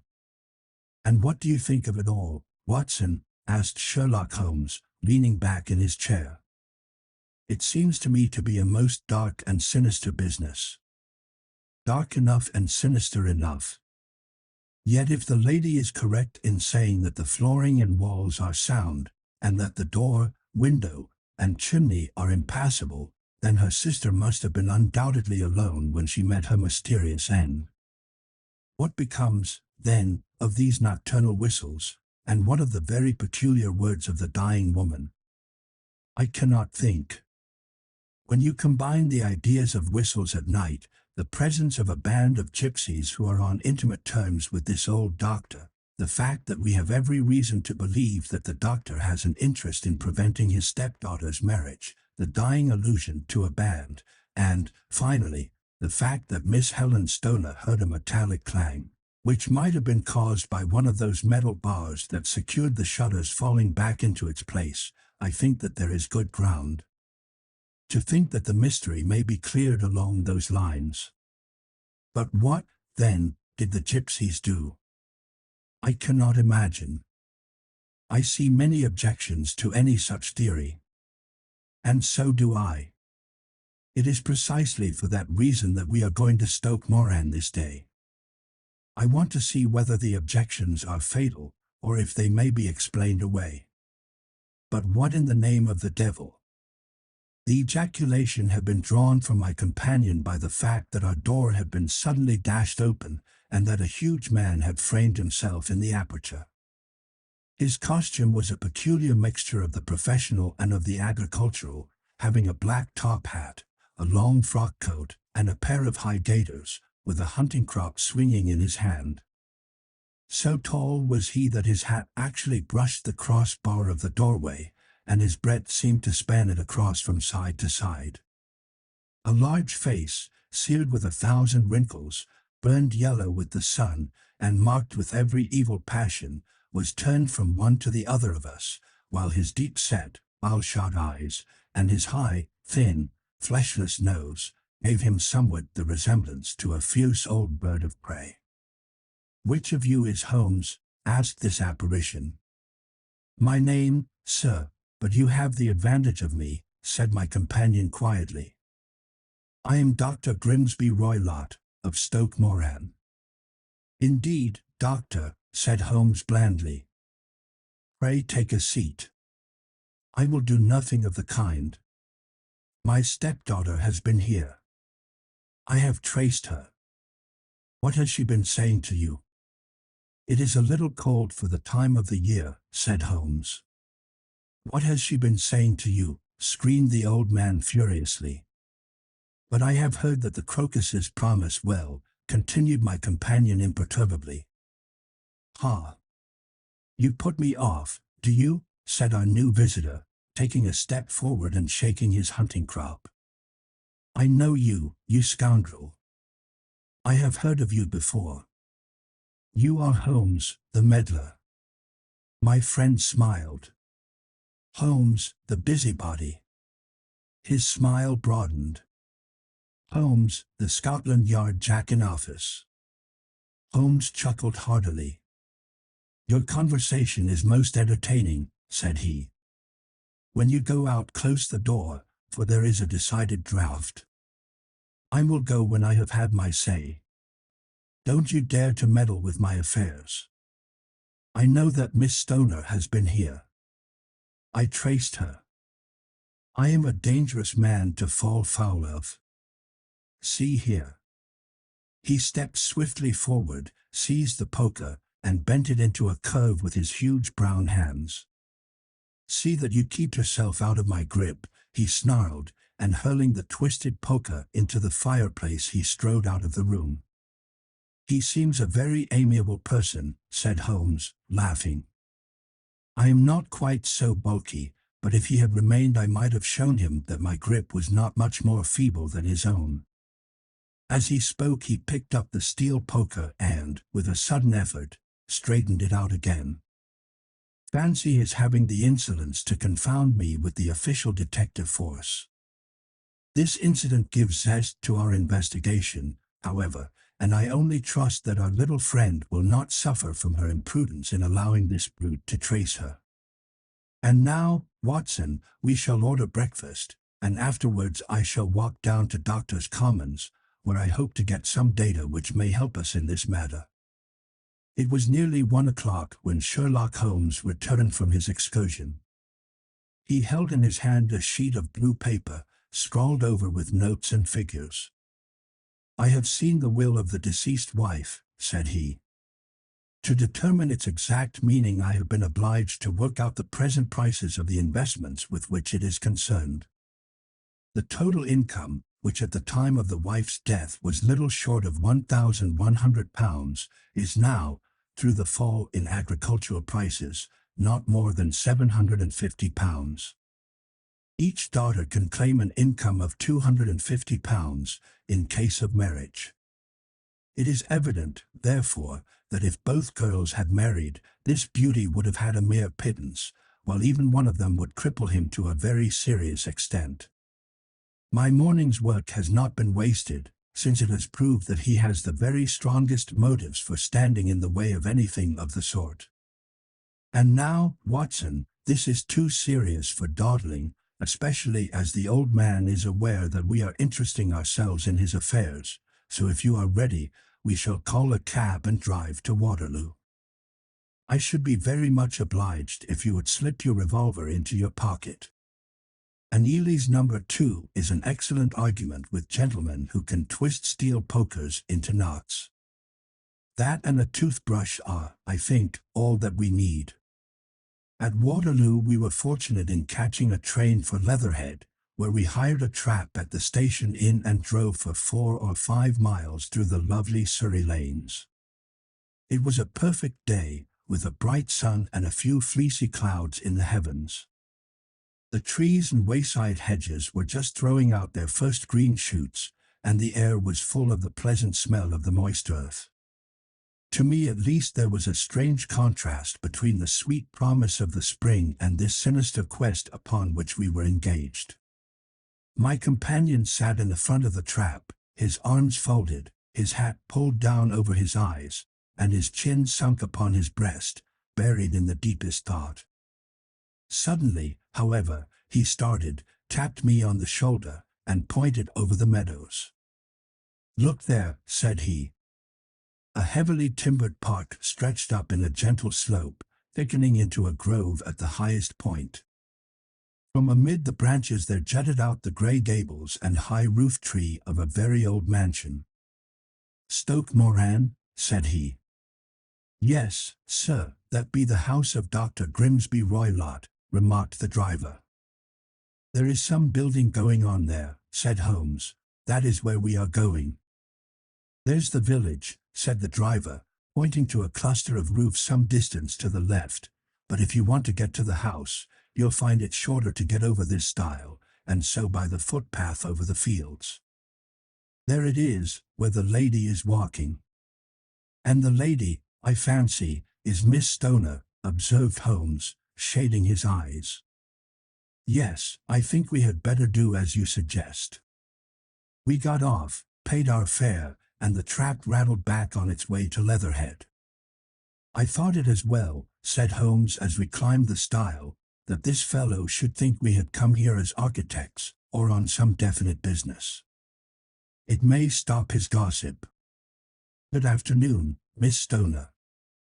You see that we have been as good as our word." Our client of the morning had hurried forward to meet us with a face which spoke her joy. "I have been waiting so eagerly for you," she cried, shaking hands with us warmly. "All has turned out splendidly. Dr. Roylott has gone to town, and it is unlikely that he will be back before evening." "We have had the pleasure of making the doctor's acquaintance," said Holmes, and in a few words he sketched out what had occurred. Miss Stoner turned white to the lips as she listened. "Good heavens," she cried, "he has followed me, then. So it appears. He is so cunning that I never know when I am safe from him. What will he say when he returns? He must guard himself, for he may find that there is someone more cunning than himself upon his track. You must lock yourself up from him tonight. If he is violent, we shall take you away to your aunt's at Harrow. Now, we must make the best use of our time, so kindly take us at once to the rooms which we are to examine." The building was of grey, lichen-blotched stone, with a high central portion in 2 curving wings, like the claws of a crab, thrown out on each side. In one of these wings the windows were broken and blocked with wooden boards, while the roof was partly caved in, a picture of ruin.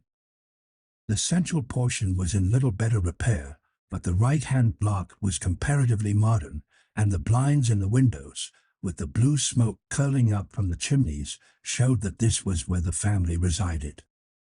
Some scaffolding had been erected against the end wall, and the stonework had been broken into, but there were no signs of any workmen at the moment of our visit. Holmes walked slowly up and down the ill-trimmed lawn and examined with deep attention the outsides of the windows. "This, I take it, belongs to the room in which you used to sleep, the center one to your sister's, and the one next to the main building to Dr. Roylott's chamber." "Exactly so. But I am now sleeping in the middle one," pending the alterations, as I understand. By the way, there does not seem to be any very pressing need for repairs at that end wall. There were none. I believe that it was an excuse to move me from my room. Ah, that is suggestive. Now, on the other side of this narrow wing runs the corridor from which these 3 rooms open. There are windows in it, of course. Yes, but very small ones. Too narrow for anyone to pass through. As you both locked your doors at night, your rooms were unapproachable from that side.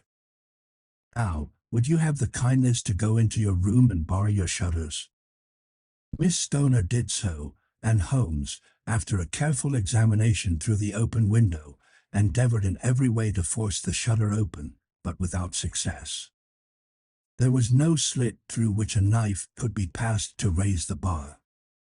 Then with his lens he tested the hinges, but they were of solid iron, built firmly into the massive masonry.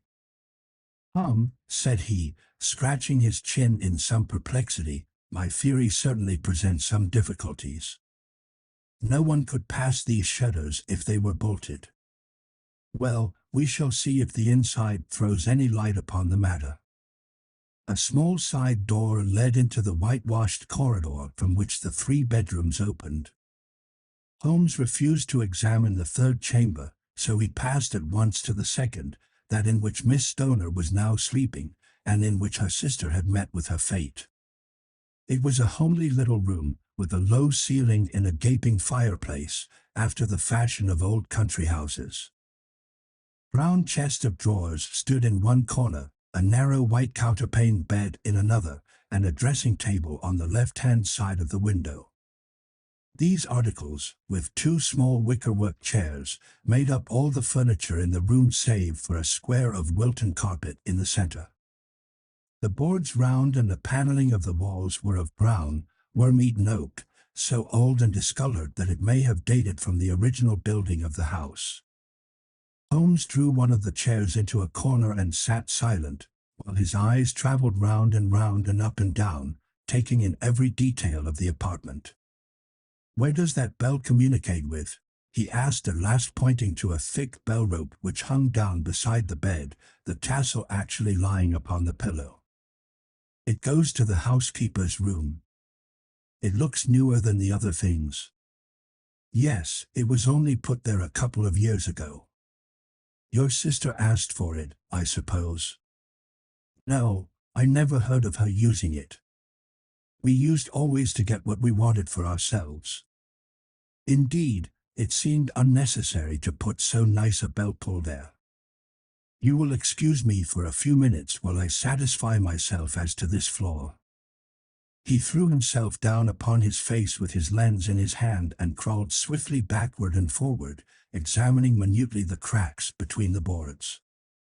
Then he did the same with the woodwork with which the chamber was paneled. Finally he walked over to the bed and spent some time in staring at it and in running his eye up and down the wall. Finally he took the bell rope in his hand and gave it a brisk tug.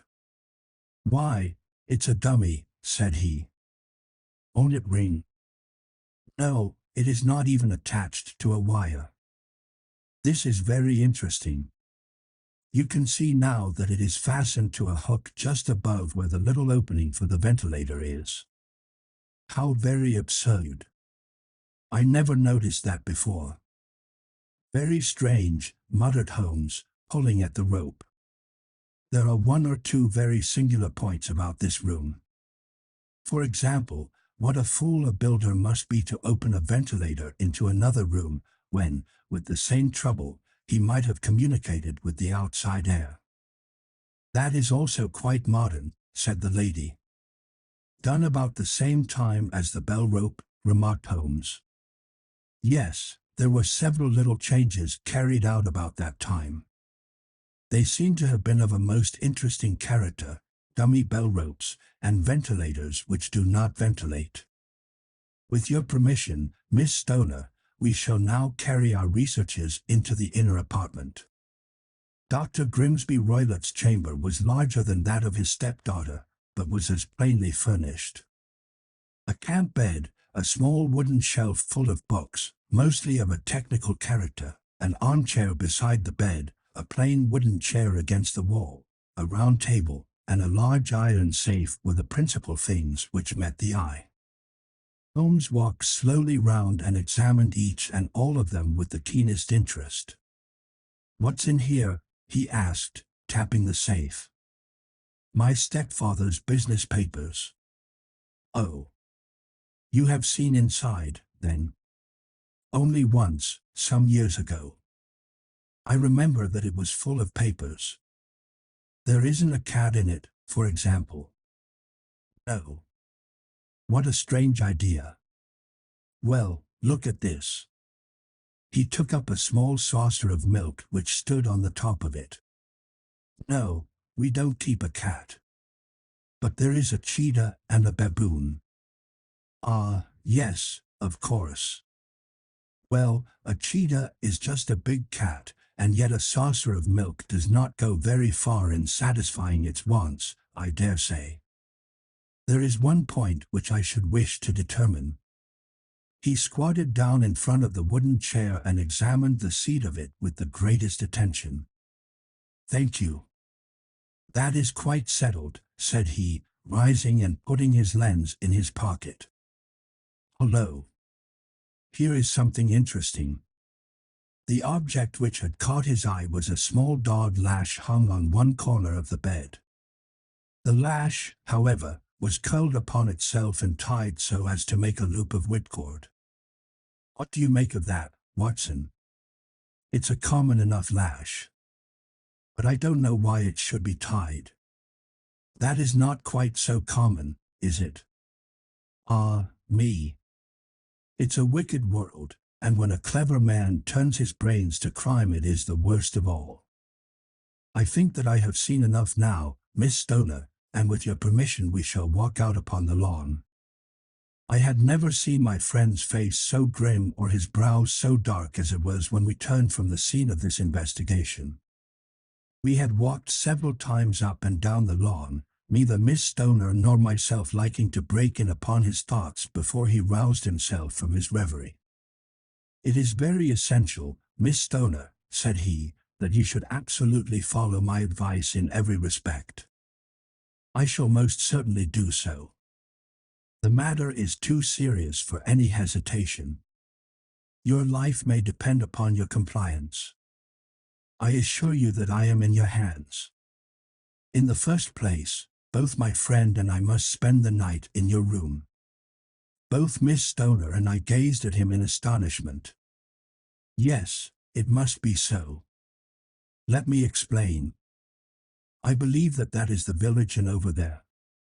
"Yes, that is the Crown." "Very good. Your windows would be visible from there." "Certainly. You must confine yourself to your room, on pretense of a headache, when your stepfather comes back. Then when you hear him retire for the night, you must open the shutters of your window, undo the hasp, put your lamp there as a signal to us, and then withdraw quietly with everything which you are likely to want into the room which you used to occupy. I have no doubt that, in spite of the repairs, you could manage there for one night." "Oh, yes, easily. The rest you will leave in our hands." "But what will you do?" "We shall spend the night in your room, and we shall investigate the cause of this noise which has disturbed you." "I believe, Mr. Holmes, that you have already made up your mind," said Miss Stoner, laying her hand upon my companion's sleeve. "Perhaps I have." "Then, for pity's sake, tell me what was the cause of my sister's death. I should prefer to have clearer proofs before I speak. You can at least tell me whether my own thought is correct, and if she died from some sudden fright." "No, I do not think so. I think that there was probably some more tangible cause. And now, Miss Stoner, we must leave you, for if Dr. Roylott returned and saw us our journey would be in vain. Goodbye, and be brave, for if you will do what I have told you, you may rest assured that we shall soon drive away the dangers that threaten you." Sherlock Holmes and I had no difficulty in engaging a bedroom and sitting room at the Crown Inn. They were on the upper floor, and from our window we could command a view of the avenue gate and of the inhabited wing of Stoke Moran Manor House. At dusk we saw Dr. Grimsby Roylott drive past, his huge form looming up beside the little figure of the lad who drove him. The boy had some slight difficulty in undoing the heavy iron gates, and we heard the hoarse roar of the doctor's voice and saw the fury with which he shook his clenched fists at him. The trap drove on, and a few minutes later we saw a sudden light spring up among the trees as the lamp was lit in one of the sitting rooms. "Do you know, Watson," said Holmes as we sat together in the gathering darkness, "I have really some scruples as to taking you tonight. There is a distinct element of danger. Can I be of assistance? Your presence might be invaluable." "Then I shall certainly come. It is very kind of you. You speak of danger. You have evidently seen more in these rooms than was visible to me." "No, but I fancy that I may have deduced a little more. I imagine that you saw all that I did." "I saw nothing remarkable save the bell rope, and what purpose that could answer I confess is more than I can imagine." "You saw the ventilator, too?" "Yes, but I do not think that it is such a very unusual thing to have a small opening between two rooms. It was so small that a rat could hardly pass through. I knew that we should find a ventilator before ever we came to Stoke Moran." "My dear Holmes." "Oh, yes, I did. You remember in her statement she said that her sister could smell Dr. Roylott's cigar. Now, of course that suggested at once that there must be a communication between the two rooms. It could only be a small one, or it would have been remarked upon at the coroner's inquiry. I deduced a ventilator. But what harm can there be in that? Well, there is at least a curious coincidence of dates. A ventilator is made, a cord is hung, and a lady who sleeps in the bed dies. Does not that strike you? I cannot as yet see any connection. Did you observe anything very peculiar about that bed?" "No. It was clamped to the floor. Did you ever see a bed fastened like that before?" "I cannot say that I have. The lady could not move her bed. It must always be in the same relative position to the ventilator and to the rope, or so we may call it, since it was clearly never meant for a bell pull." "Holmes," I cried, "I seem to see dimly what you are hinting at. We are only just in time to prevent some subtle and horrible crime." "Subtle enough and horrible enough. When a doctor does go wrong he is the first of criminals. He has nerve and he has knowledge. Palmer and Pritchard were among the heads of their profession. This man strikes even deeper, but I think, Watson, that we shall be able to strike deeper still. But we shall have horrors enough before the night is over. For goodness sake let us have a quiet pipe and turn our minds for a few hours to something more cheerful." About 9 o'clock the light among the trees was extinguished, and all was dark in the direction of the manor house. 2 hours passed slowly away, and then, suddenly, just at the stroke of 11, a single bright light shone out right in front of us. "That is our signal," said Holmes, springing to his feet. "It comes from the middle window." As we passed out he exchanged a few words with the landlord, explaining that we were going on a late visit to an acquaintance, and that it was possible that we might spend the night there. A moment later we were out on the dark road, a chill wind blowing in our faces, and one yellow light twinkling in front of us through the gloom to guide us on our somber errand. There was little difficulty in entering the grounds, for unrepaired breaches gaped in the old park wall. Making our way among the trees, we reached the lawn, crossed it, and were about to enter through the window when out from a clump of laurel bushes there darted what seemed to be a hideous and distorted child, who threw itself upon the grass with writhing limbs and then ran swiftly across the lawn into the darkness. My God! I whispered, did you see it? Holmes was for the moment as startled as I.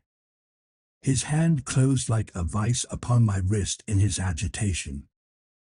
Then he broke into a low laugh and put his lips to my ear. It is a nice household, he murmured. That is the baboon. I had forgotten the strange pets which the doctor affected. There was a cheetah, too. Perhaps we might find it upon our shoulders at any moment. I confess that I felt easier in my mind when, after following Holmes' example and slipping off my shoes, I found myself inside the bedroom. My companion noiselessly closed the shutters, moved the lamp onto the table, and cast his eyes round the room. All was as we had seen it in the daytime.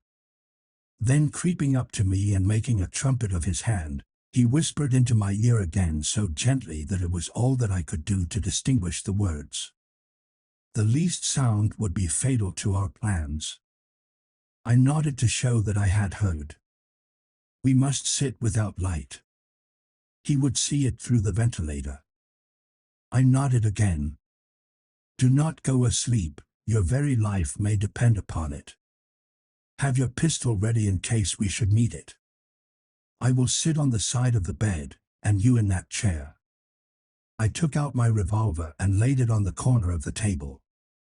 Holmes had brought up a long thin cane, and this he placed upon the bed beside him.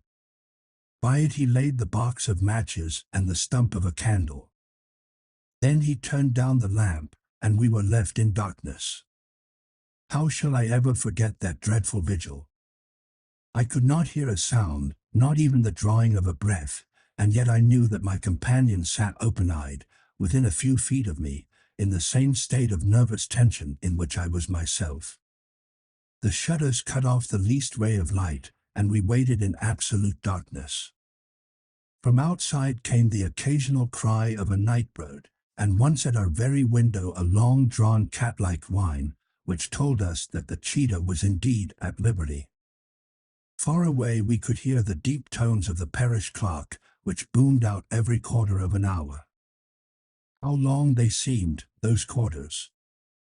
12 struck, and 1 and 2 and 3, and still we sat waiting silently for whatever might befall. Suddenly there was the momentary gleam of a light up in the direction of the ventilator, which vanished immediately, but was succeeded by a strong smell of burning oil and heated metal. Someone in the next room had lit a dark lantern. I heard a gentle sound of movement, and then all was silent once more, though the smell grew stronger. For half an hour I sat with straining ears. Then suddenly another sound became audible, a very gentle, soothing sound, like that of a small jet of steam escaping continually from a kettle. The instant that we heard it, Holmes sprang from the bed, struck a match, and lashed furiously with his cane at the bell-pull. "You see it, Watson," he yelled. "You see it." But I saw nothing. At the moment when Holmes struck the light I heard a low, clear whistle, but the sudden glare flashing into my weary eyes made it impossible for me to tell what it was at which my friend lashed so savagely. I could, however, see that his face was deadly pale and filled with horror and loathing. He had ceased to strike and was gazing up at the ventilator when suddenly there broke from the silence of the night the most horrible cry to which I have ever listened. It swelled up louder and louder, a hoarse yell of pain and fear and anger all mingled in the one dreadful shriek. They say that away down in the village, and even in the distant parsonage, that cry raised the sleepers from their beds. It struck cold to our hearts, and I stood gazing at Holmes, and he at me, until the last echoes of it had died away into the silence from which it rose. "What can it mean?" I gasped. "It means that it is all over," Holmes answered. "And perhaps, after all, it is for the best.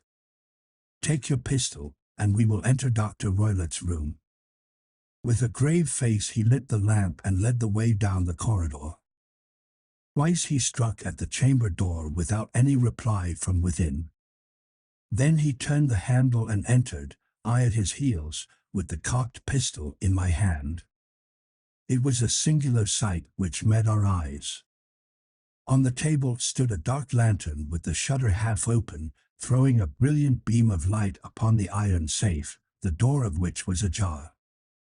Beside this table, on the wooden chair, sat Dr. Grimsby Roylott, clad in a long grey dressing gown, his bare ankles protruding beneath, and his feet thrust into red heelless Turkish slippers. Across his lap lay the short stock with the long lash which we had noticed during the day. His chin was cocked upward and his eyes were fixed in a dreadful, rigid stare at the corner of the ceiling. Round his brow he had a peculiar yellow band, with brownish speckles, which seemed to be bound tightly round his head. As we entered he made neither sound nor motion. "The band. The speckled band," whispered Holmes. I took a step forward. In an instant his strange headgear began to move, and there reared itself from among his hair the squat diamond-shaped head and puffed neck of a loathsome serpent. "It is a swamp adder," cried Holmes, "the deadliest snake in India. He has died within 10 seconds of being bitten." Violence does, in truth, recoil upon the violent, and the schemer falls into the pit which he digs for another. Let us thrust this creature back into its den, and we can then remove Miss Stoner to some place of shelter and let the county police know what has happened. As he spoke he drew the dog whip swiftly from the dead man's lap, and throwing the noose round the reptile's neck he drew it from its horrid perch and, carrying it at arm's length, threw it into the iron safe, which he closed upon it. Such are the true facts of the death of Dr. Grimsby Roylott, of Stoke Moran.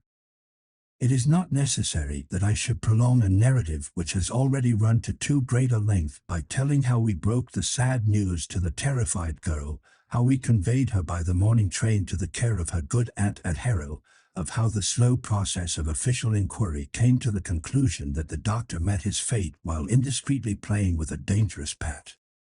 The little which I had yet to learn of the case was told me by Sherlock Holmes as we travelled back next day. "I had," said he, "come to an entirely erroneous conclusion which shows, my dear Watson, how dangerous it always is to reason from insufficient data. The presence of the gypsies, and the use of the word band, which was used by the poor girl, no doubt, to explain the appearance which she had caught a hurried glimpse of by the light of her match, were sufficient to put me upon an entirely wrong scent. I can only claim the merit that I instantly reconsidered my position when, however, it became clear to me that whatever danger threatened an occupant of the room could not come either from the window or the door. My attention was speedily drawn, as I have already remarked to you, to this ventilator, and to the bell rope which hung down to the bed. The discovery that this was a dummy, and that the bed was clamped to the floor, instantly gave rise to the suspicion that the rope was there as a bridge for something passing through the hole and coming to the bed. The idea of a snake instantly occurred to me, and when I coupled it with my knowledge that the doctor was furnished with a supply of creatures from India, I felt that I was probably on the right track. The idea of using a form of poison which could not possibly be discovered by any chemical test was just such a one as would occur to a clever and ruthless man who had had an Eastern training. The rapidity with which such a poison would take effect would also, from his point of view, be an advantage. It would be a sharp-eyed coroner, indeed, who could distinguish the two little dark punctures which would show where the poison fangs had done their work. Then I thought of the whistle. Of course he must recall the snake before the morning light revealed it to the victim. He had trained it, probably by the use of the milk which we saw, to return to him when summoned. He would put it through this ventilator at the hour that he thought best, with the certainty that it would crawl down the rope and land on the bed. It might or might not bite the occupant, perhaps she might escape every night for a week, but sooner or later she must fall a victim. I had come to these conclusions before ever I had entered his room. An inspection of his chair showed me that he had been in the habit of standing on it, which of course would be necessary in order that he should reach the ventilator. The sight of the safe, the saucer of milk, and the loop of whipcord were enough to finally dispel any doubts which may have remained. The metallic clang heard by Miss Stoner was obviously caused by her stepfather hastily closing the door of his safe upon its terrible occupant. Having once made up my mind, you know the steps which I took in order to put the matter to the proof. I heard the creature hiss, as I have no doubt that you did also, and I instantly lit the light and attacked it, with the result of driving it through the ventilator, and also with the result of causing it to turn upon its master at the other side. Some of the blows of my cane came home and roused its snakish temper, so that it flew upon the first person it saw. In this way I am no doubt indirectly responsible for Dr. Grimsby Roylott's death, and I cannot say that it is likely to weigh very heavily upon my conscience. 9. The Adventure of the Engineer's Thumb. Of all the problems which have been submitted to my friend, Mr. Sherlock Holmes, for solution during the years of our intimacy, there were only two which I was the means of introducing to his notice, that of Mr. Hatherley's thumb, and that of Colonel Warburton's madness. Of these the latter may have afforded a finer field for an acute and original observer, but the other was so strange in its inception and so dramatic in its details that it may be the more worthy of being placed upon record, even if it gave my friend fewer openings for those deductive methods of reasoning by which he achieved such remarkable results. The story has, I believe, been told more than once in the newspapers, but, like all such narratives, its effect is much less striking when set forth in block in a single half-column of print than when the facts slowly evolve before your own eyes, and the mystery clears gradually away as each new discovery furnishes a step which leads on to the complete truth. At the time the circumstances made a deep impression upon me, and the lapse of 2 years has hardly served to weaken the effect. It was in the summer of '89, not long after my marriage, that the events occurred which I am now about to summarize.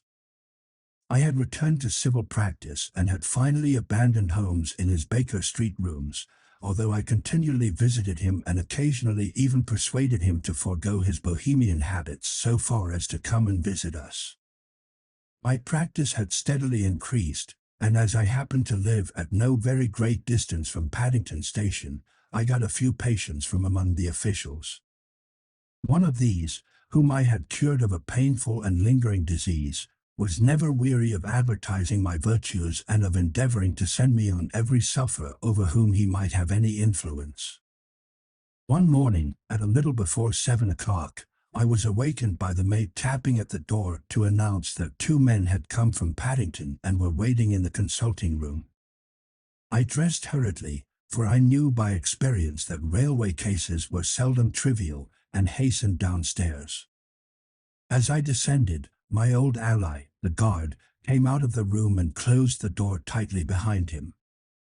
"I've got him here," he whispered, jerking his thumb over his shoulder. "He's all right." "What is it, then?" I asked, for his manner suggested that it was some strange creature which he had caged up in my room. "It's a new patient," he whispered.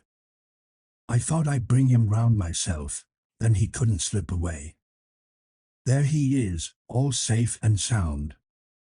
I must go now, doctor. I have my duties, just the same as you." And off he went, this trusty tout, without even giving me time to thank him. I entered my consulting room and found a gentleman seated by the table.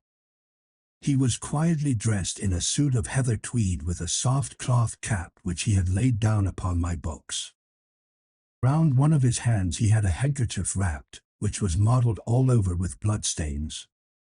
He was young, not more than 25, I should say, with a strong, masculine face, but he was exceedingly pale and gave me the impression of a man who was suffering from some strong agitation, which it took all his strength of mind to control.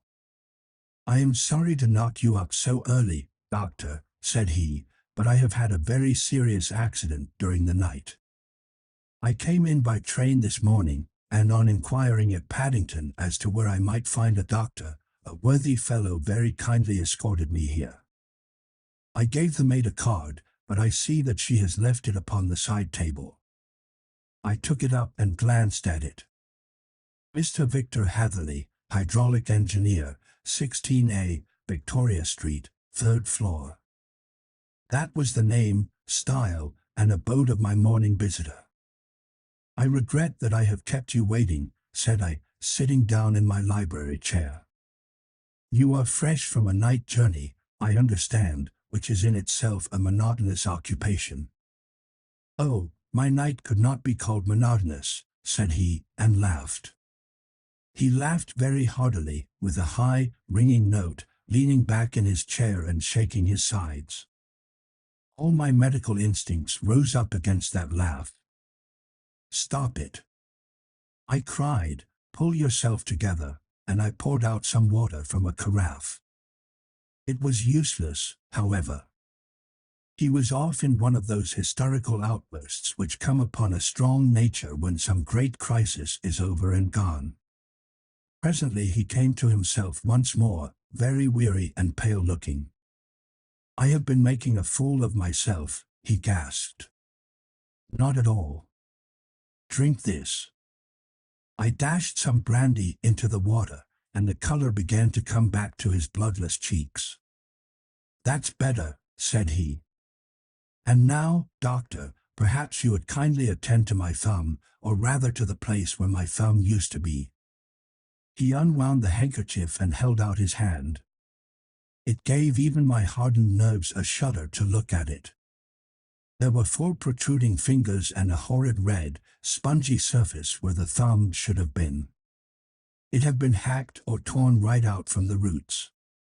Good heavens! I cried, this is a terrible injury. It must have bled considerably. Yes, it did. I fainted when it was done, and I think that I must have been senseless for a long time.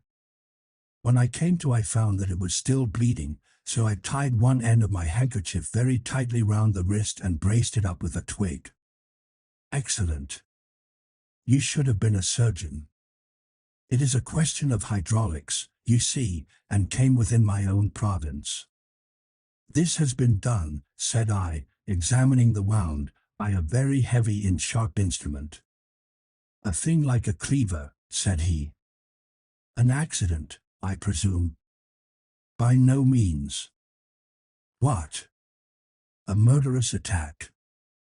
Very murderous indeed. You horrify me. I sponged the wound, cleaned it, dressed it, and finally covered it over with cotton wadding in carbolised bandages. He lay back without wincing, though he bit his lip from time to time. How is that?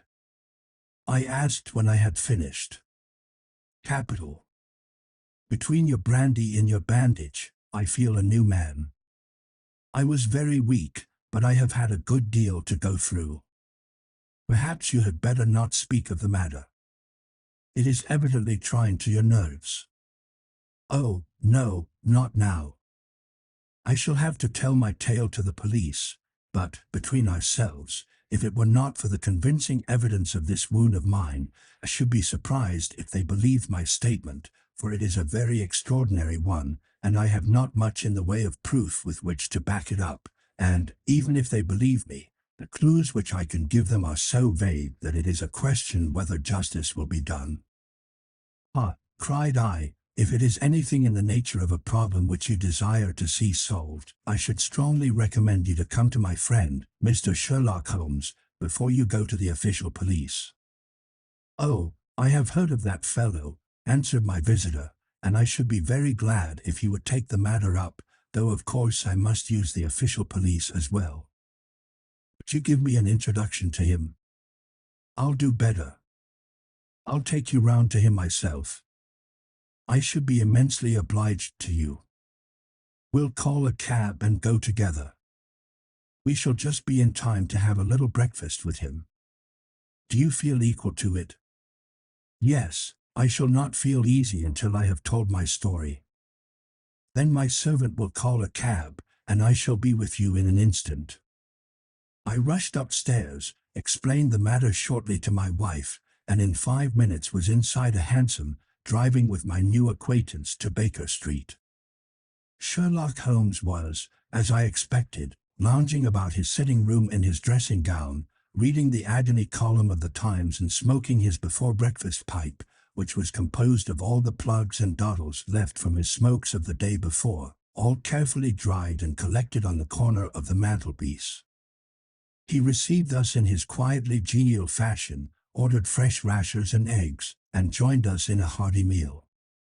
When it was concluded, he settled our new acquaintance upon the sofa, placed a pillow beneath his head, and laid a glass of brandy and water within his reach. "It is easy to see that your experience has been no common one, Mr. Hatherley," said he.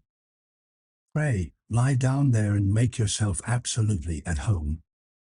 Tell us what you can, but stop when you're tired and keep up your strength with a little stimulant."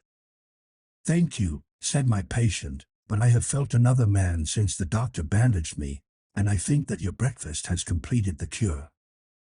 I shall take up as little of your valuable time as possible, so I shall start at once upon my peculiar experiences." Holmes sat in his big armchair with the weary, heavy-lidded expression which veiled his keen and eager nature, while I sat opposite to him, and we listened in silence to the strange story which our visitor detailed to us. "You must know," said he, "that I am an orphan and a bachelor, residing alone in lodgings in London. By profession I am a hydraulic engineer, and I have had considerable experience of my work during the 7 years that I was apprenticed to Venner and Matheson, the well-known firm of Greenwich. 2 years ago, having served my time, and having also come into a fair sum of money through my poor father's death, I determined to start in business for myself and took professional chambers in Victoria Street. I suppose that everyone finds his first independent start in business a dreary experience. To me it has been exceptionally so. During 2 years I have had 3 consultations and 1 small job, and that is absolutely all that my profession has brought me. My gross takings amount to £27.10.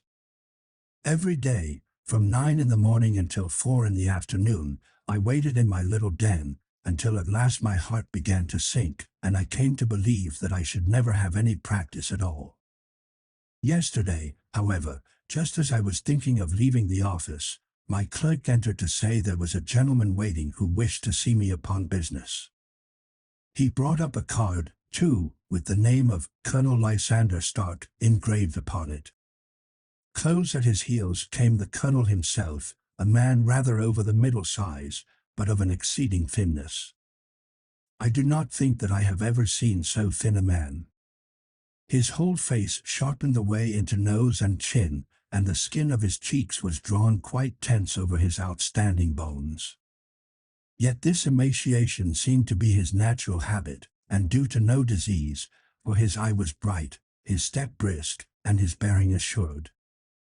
He was plainly but neatly dressed, and his age, should judge, would be nearer 40 than 30. "Mr. Hatherley," said he, with something of a German accent, "you have been recommended to me, Mr. Hatherley, as being a man who is not only proficient in his profession but is also discreet and capable of preserving a secret." I bowed, feeling as flattered as any young man would at such an address. "May I ask who it was who gave me so good a character?" "Well, perhaps it is better that I should not tell you that just at this moment. I have it from the same source that you are both an orphan and a bachelor and are residing alone in London." "That is quite correct," I answered, "but you will excuse me if I say that I cannot see how all this bears upon my professional qualifications.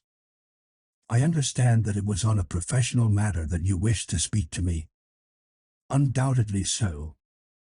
But you will find that all I say is really to the point. I have a professional commission for you, but absolute secrecy is quite essential. Absolute secrecy, you understand, and of course we may expect that more from a man who is alone than from one who lives in the bosom of his family. If I promise to keep a secret, said I, you may absolutely depend upon my doing so. He looked very hard at me as I spoke, and it seemed to me that I had never seen so suspicious and questioning an eye. Do you promise, then? Said he at last. Yes, I promise. Absolute and complete silence before, during, and after. No reference to the matter at all, either in word or writing. I have already given you my word. Very good. He suddenly sprang up, and darting like lightning across the room he flung open the door. The passage outside was empty. That's all right, said he, coming back. I know that clerks are sometimes curious as to their master's affairs. Now we can talk in safety. He drew up his chair very close to mine and began to stare at me again with the same questioning and thoughtful look.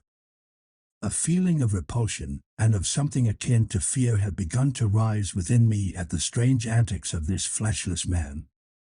Even my dread of losing a client could not restrain me from showing my impatience. I beg that you will state your business, sir, said I. My time is of value. Heaven forgive me for that last sentence, but the words came to my lips. How would 50 guineas for a night's work suit you? He asked. Most admirably. I say a night's work, but an hour's would be nearer the mark. I simply want your opinion about a hydraulic stamping machine which has got out of gear. If you show us what is wrong, we shall soon set it right ourselves. What do you think of such a commission as that? The work appears to be light and the pay munificent. Precisely so. We shall want you to come tonight by the last train. Where to? To Ayford, in Berkshire. It is a little place near the borders of Oxfordshire, and within 7 miles of Reading. There is a train from Paddington which would bring you there at about 11:15. Very good. I shall come down in a carriage to meet you. There is a drive, then? Yes, our little place is quite out in the country. It is a good 7 miles from Ayford station. Then we can hardly get there before midnight. I suppose there would be no chance of a train back. I should be compelled to stop the night. Yes, we could easily give you a shakedown. That is very awkward. Could I not come at some more convenient hour? We have judged it best that you should come late. It is to recompense you for any inconvenience that we are paying to you, a young and unknown man, a fee which would buy an opinion from the very heads of your profession. Still, of course, if you would like to draw out of the business, there is plenty of time to do so. I thought of the 50 guineas, and of how very useful they would be to me. Not at all, said I shall be very happy to accommodate myself to your wishes. I should like, however, to understand a little more clearly what it is that you wish me to do. Quite so. It is very natural that the pledge of secrecy which we have exacted from you should have aroused your curiosity. I have no wish to commit you to anything without your having it all laid before you. I suppose that we are absolutely safe from eavesdroppers. Entirely. Then the matter stands thus. You are probably aware that fuller's earth is a valuable product, and that it is only found in 1 or 2 places in England. I have heard so. Some little time ago I bought a small place, a very small place, within 10 miles of Reading. I was fortunate enough to discover that there was a deposit of fuller's earth in one of my fields. On examining it, however, I found that this deposit was a comparatively small one, and that it formed a link between 2 very much larger ones upon the right and left, both of them, however, in the grounds of my neighbors. These good people were absolutely ignorant that their land contained that which was quite as valuable as a gold mine. Naturally, it was to my interest to buy their land before they discovered its true value, but unfortunately I had no capital by which I could do this. I took a few of my friends into the secret, however, and they suggested that we should quietly and secretly work our own little deposit, and that in this way we should earn the money which would enable us to buy the neighboring fields. This we have now been doing for some time, and in order to help us in our operations we erected a hydraulic press. This press, as I have already explained, has got out of order, and we wish your advice upon the subject. We guard our secret very jealously, however, and if it once became known that we had hydraulic engineers coming to our little house, it would soon rouse inquiry, and then, if the facts came out, it would be goodbye to any chance of getting these fields and carrying out our plans. That is why I have made you promise me that you will not tell a human being that you are going to Ayford tonight. I hope that I make it all plain. I quite follow you, said I. The only point which I could not quite understand was what use you could make of a hydraulic press in excavating fuller's earth, which, as I understand, is dug out like gravel from a pit. Ah, said he carelessly, we have our own process. We compress the earth into bricks so as to remove them without revealing what they are. But that is a mere detail. I have taken you fully into my confidence now, Mr. Hatherley, and I have shown you how I trust you. He rose as he spoke. I shall expect you, then, at Ayford at 11:15. I shall certainly be there. And not a word to a soul. He looked at me with a last long, questioning gaze, and then, pressing my hand in a cold, dank grasp, he hurried from the room. Well, when I came to think it all over in cold blood, I was very much astonished, as you may both think, at this sudden commission which had been entrusted to me.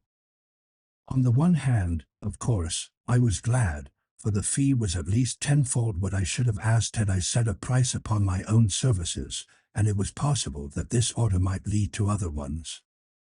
On the other hand, the face and manner of my patron had made an unpleasant impression upon me, and I could not think that his explanation of the fuller's earth was sufficient to explain the necessity for my coming at midnight, and his extreme anxiety lest I should tell anyone of my errand.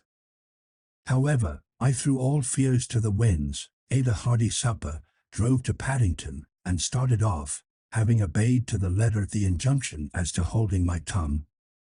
At Reading I had to change not only my carriage but my station. However, I was in time for the last train to Ayford, and I reached the little dim-lit station after 11 o'clock. I was the only passenger who got out there, and there was no one upon the platform save a single sleepy porter with a lantern. As I passed out through the wicket gate, however, I found my acquaintance of the morning waiting in the shadow upon the other side. Without a word he grasped my arm and hurried me into a carriage, the door of which was standing open. He drew up the windows on either side, tapped on the woodwork, and away we went as fast as the horse could go. One horse, interjected Holmes. Yes, only one. Did you observe the color? Yes, I saw it by the sidelights when I was stepping into the carriage. It was a chestnut. Tired looking or fresh? Oh, fresh and glossy. Thank you. I am sorry to have interrupted you. Pray continue your most interesting statement. Away we went then, and we drove for at least an hour.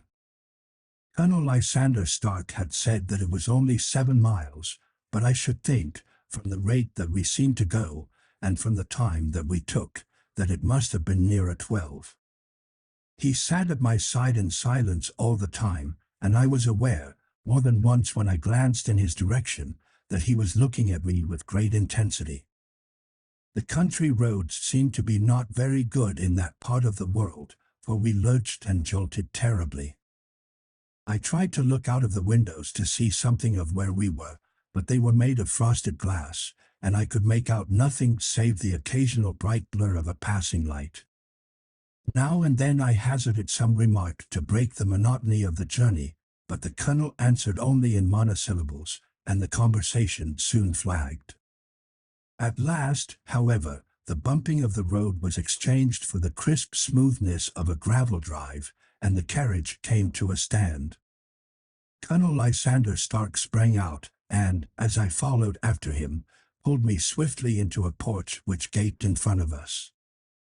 We stepped, as it were, right out of the carriage and into the hall, so that I failed to catch the most fleeting glance of the front of the house. The instant that I had crossed the threshold, the door slammed heavily behind us, and I heard faintly the rattle of the wheels as the carriage drove away. It was pitch dark inside the house, and the colonel fumbled about looking for matches and muttering under his breath. Suddenly a door opened at the other end of the passage, and a long, golden bar of light shot out in our direction. It grew broader, and a woman appeared with a lamp in her hand, which she held above her head, pushing her face forward and peering at us. I could see that she was pretty, and from the glass with which the light shone upon her dark dress I knew that it was a rich material.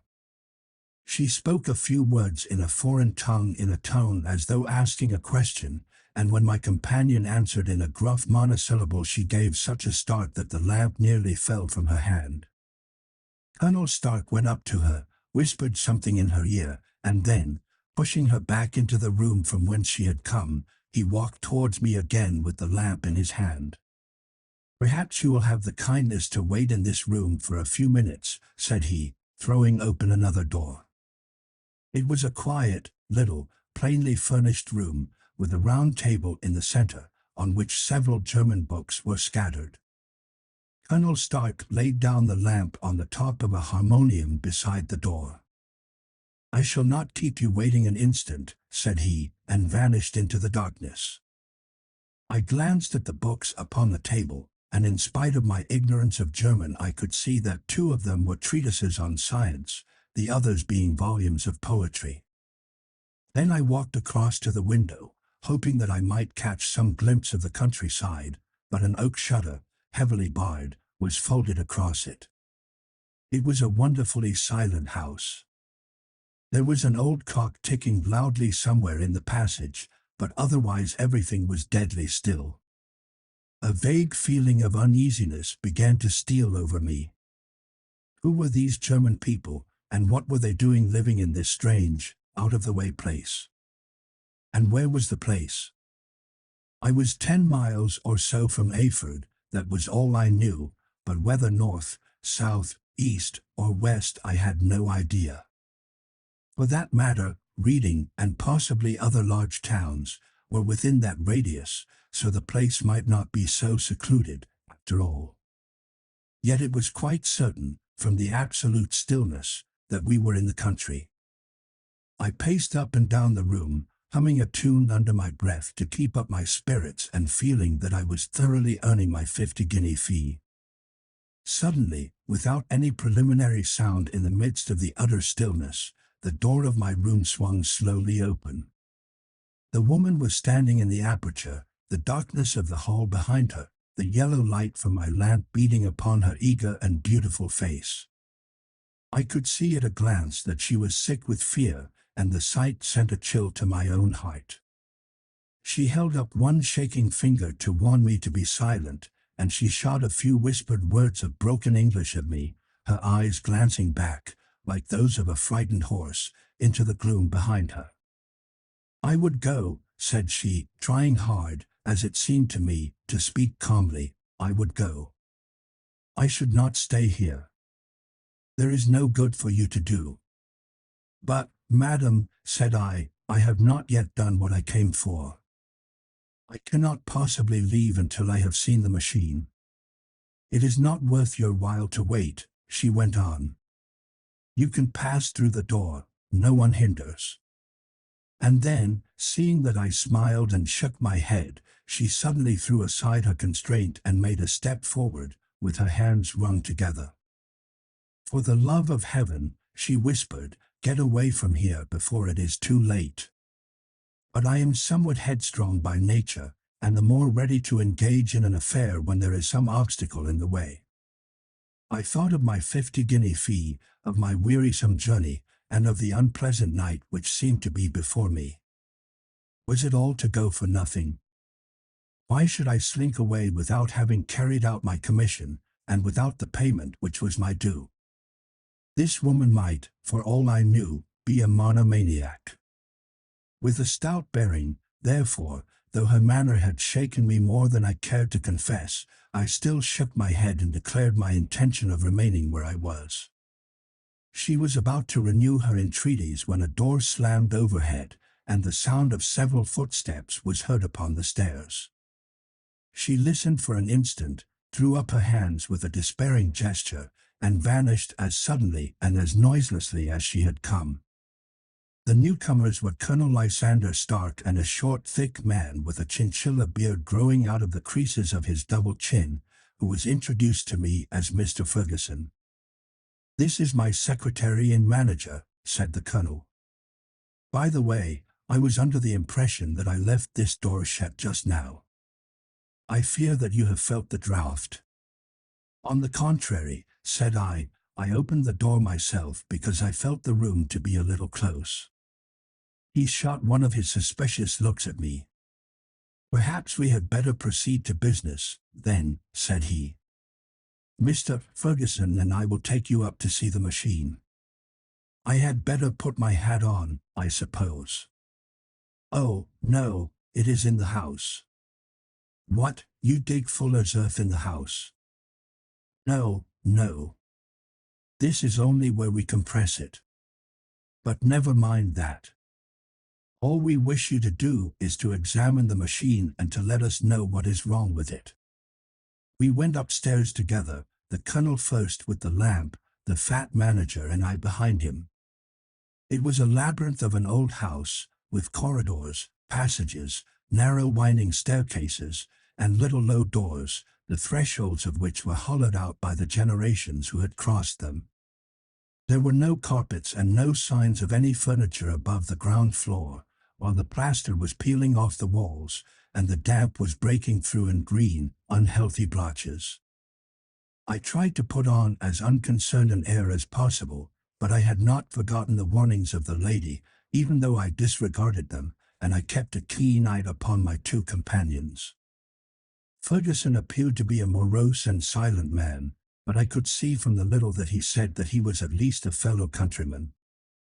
Colonel Lysander Stark stopped at last before a low door, which he unlocked. Within was a small, square room, in which the three of us could hardly get at one time. Ferguson remained outside, and the colonel ushered me in. "We are now," said he, "actually within the hydraulic press, and it would be a particularly unpleasant thing for us if anyone were to turn it on. The ceiling of this small chamber is really the end of the descending piston, and it comes down with the force of many tons upon this metal floor. There are small lateral columns of water outside which receive the force, and which transmit and multiply it in the manner which is familiar to you.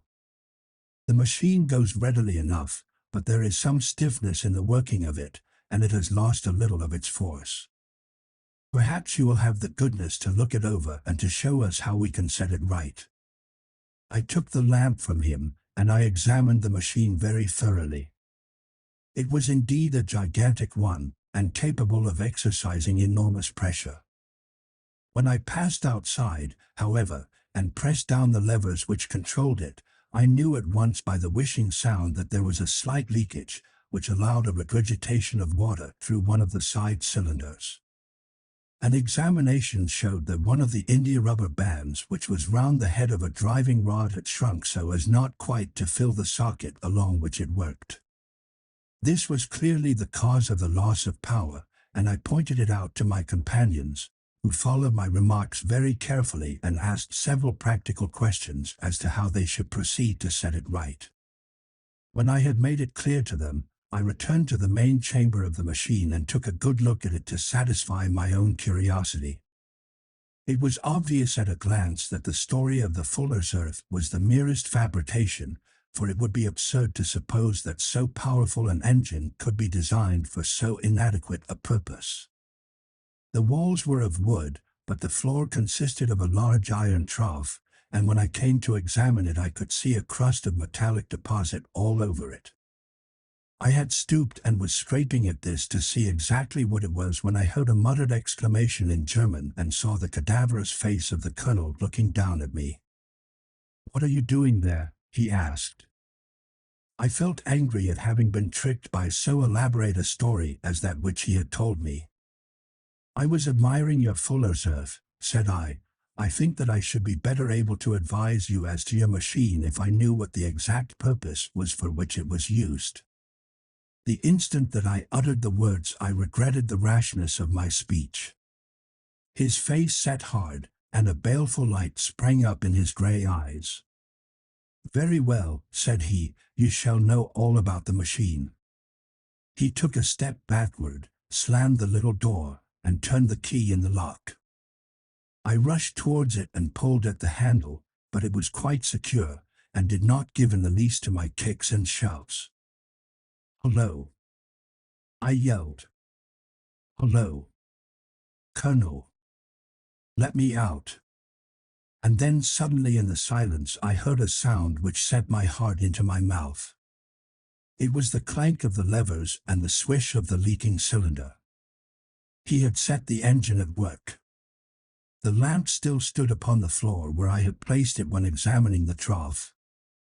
By its light I saw that the black ceiling was coming down upon me, slowly, jerkily, but, as none knew better than myself, with a force which must within a minute grind me to a shapeless pulp. I threw myself, screaming, against the door, and dragged with my nails at the lock.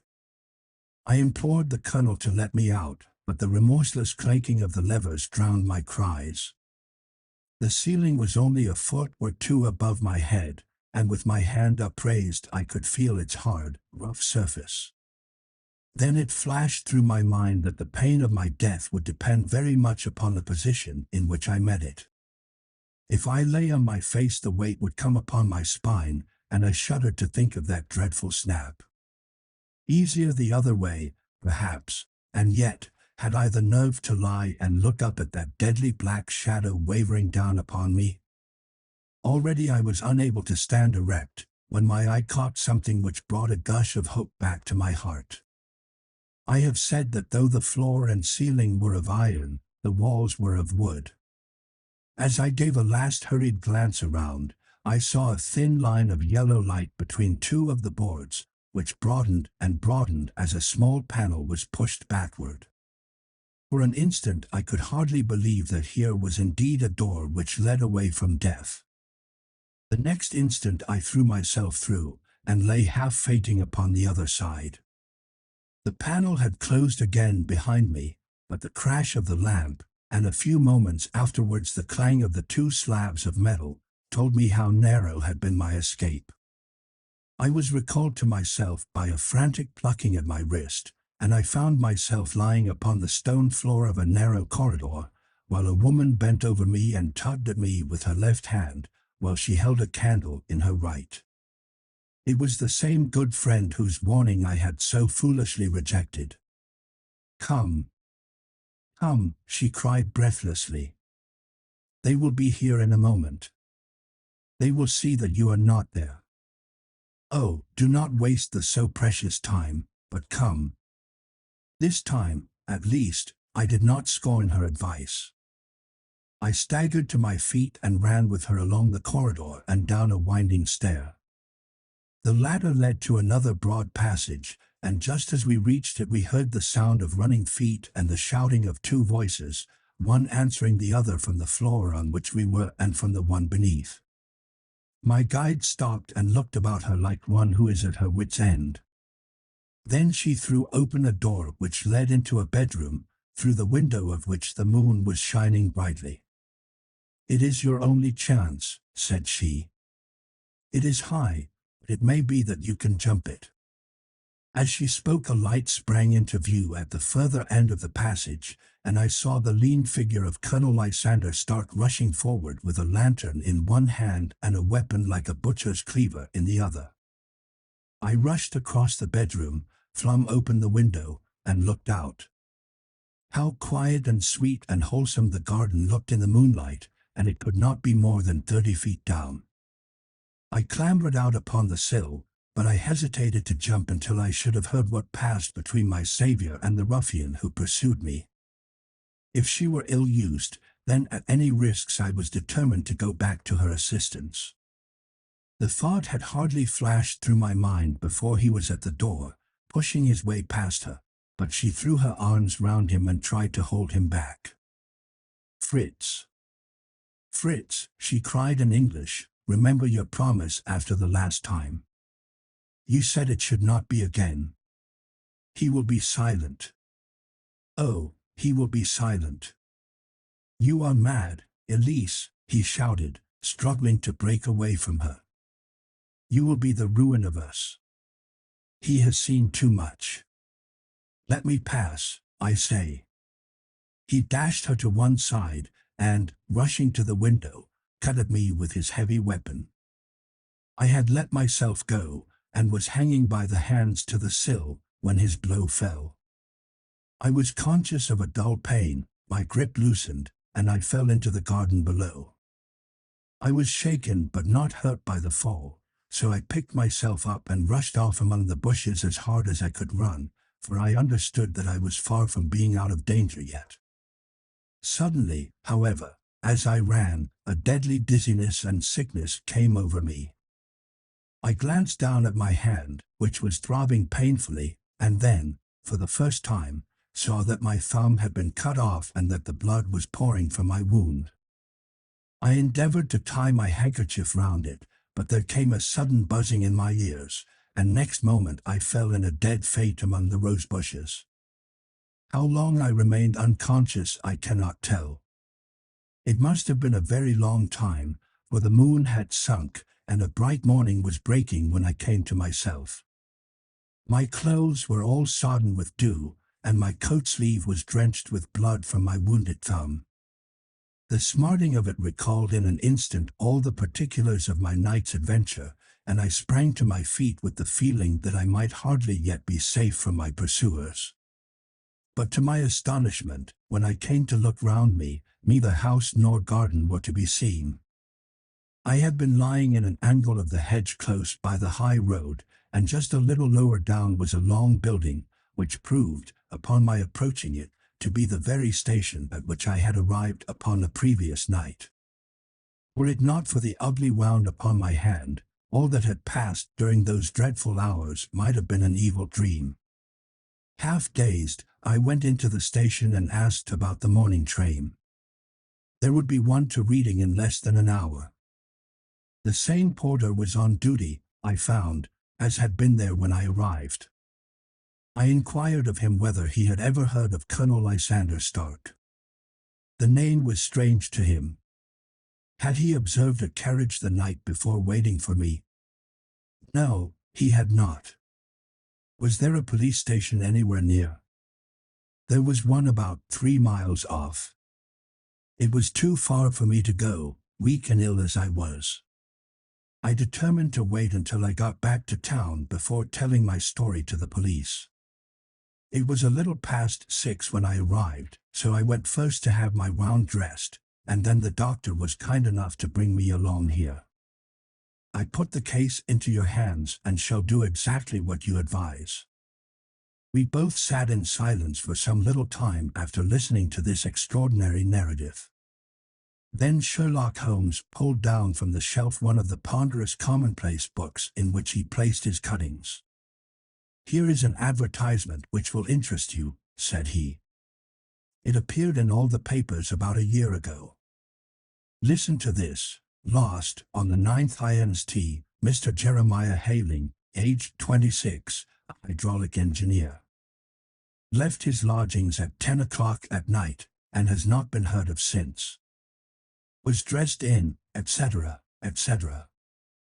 Ah. That represents the last time that the Colonel needed to have his machine overhauled, I fancy." "Good heavens!" cried my patient. "Then that explains what the girl said." "Undoubtedly.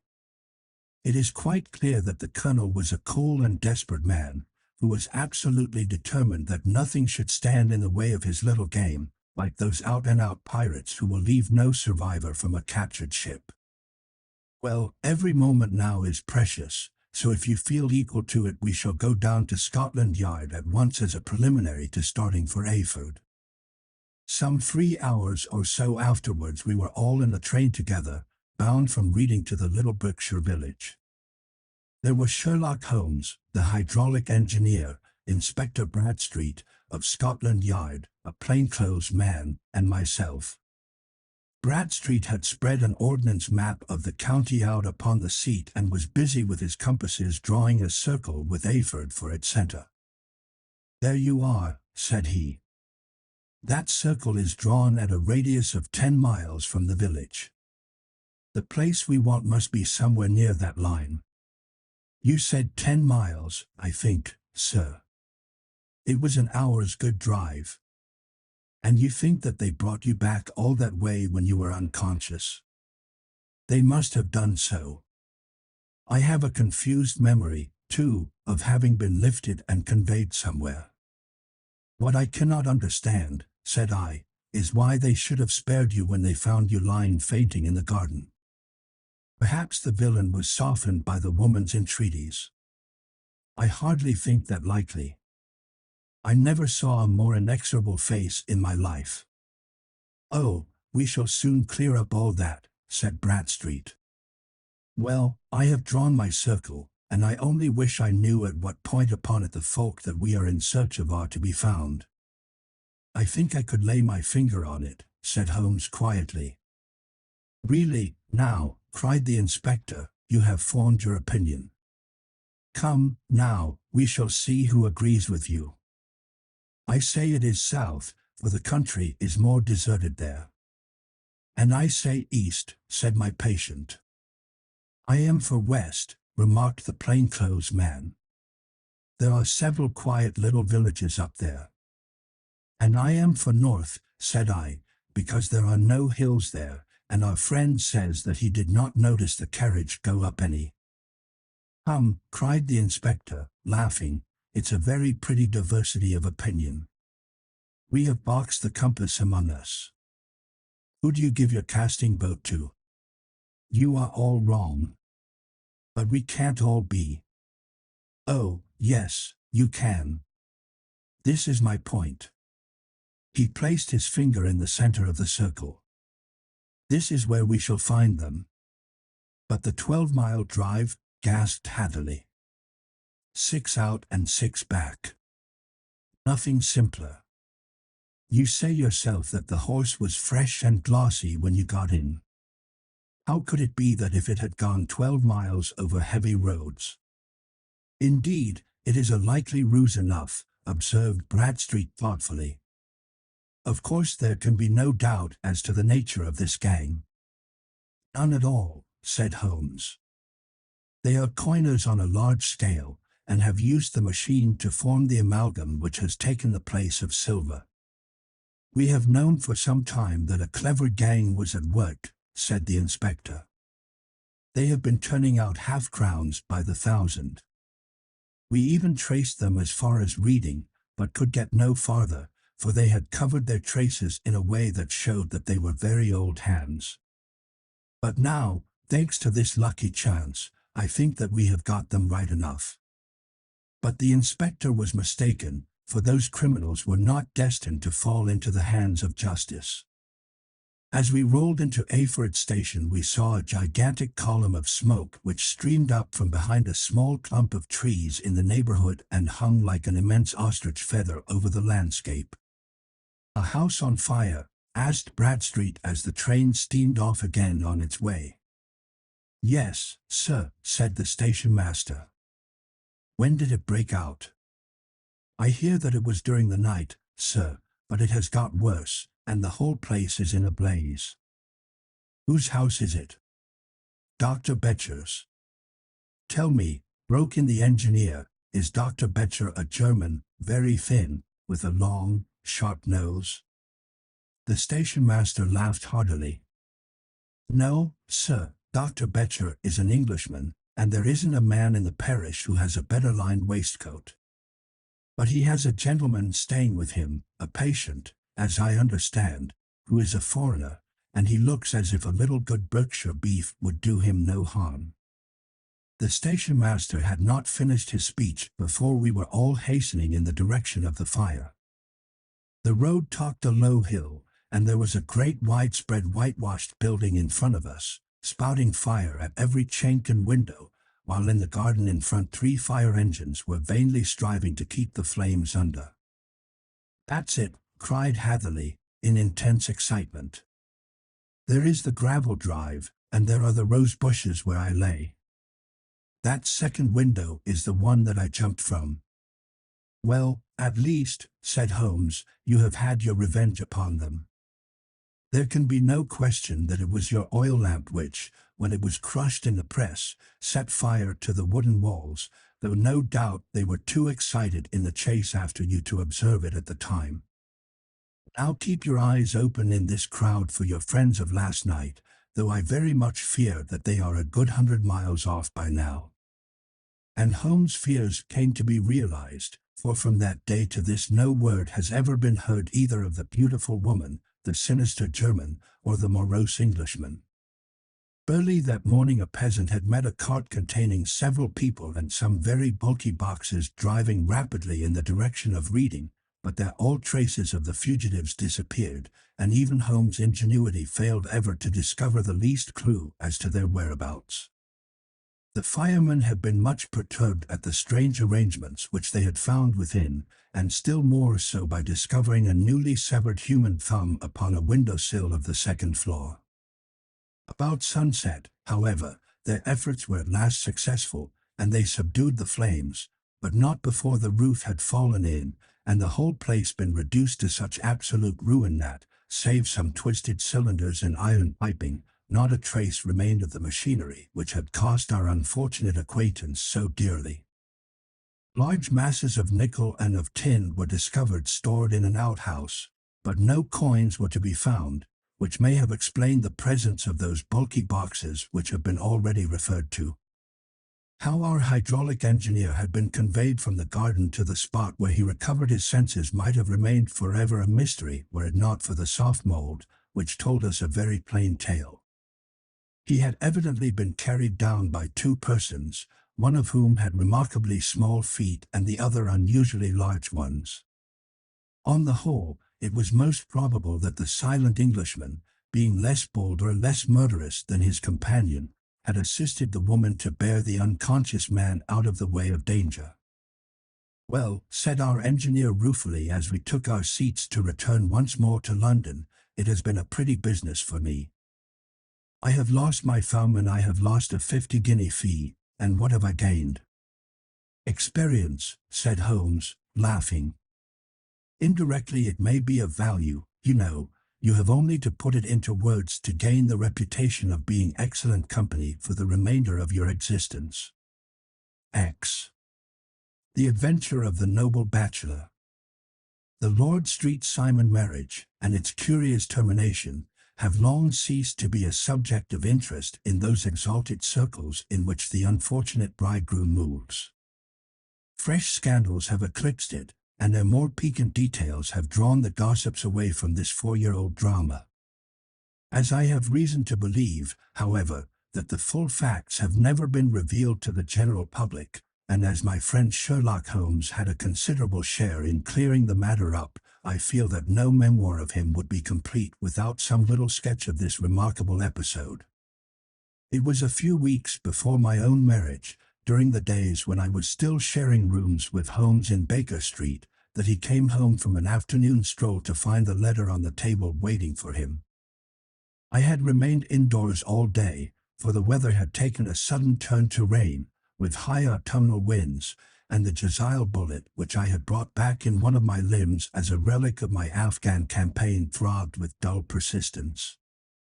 With my body in one easy chair and my legs upon another, I had surrounded myself with a cloud of newspapers until at last, saturated with the news of the day, I tossed them all aside and lay listless, watching the huge crest and monogram upon the envelope upon the table and wondering lazily who my friend's noble correspondent could be.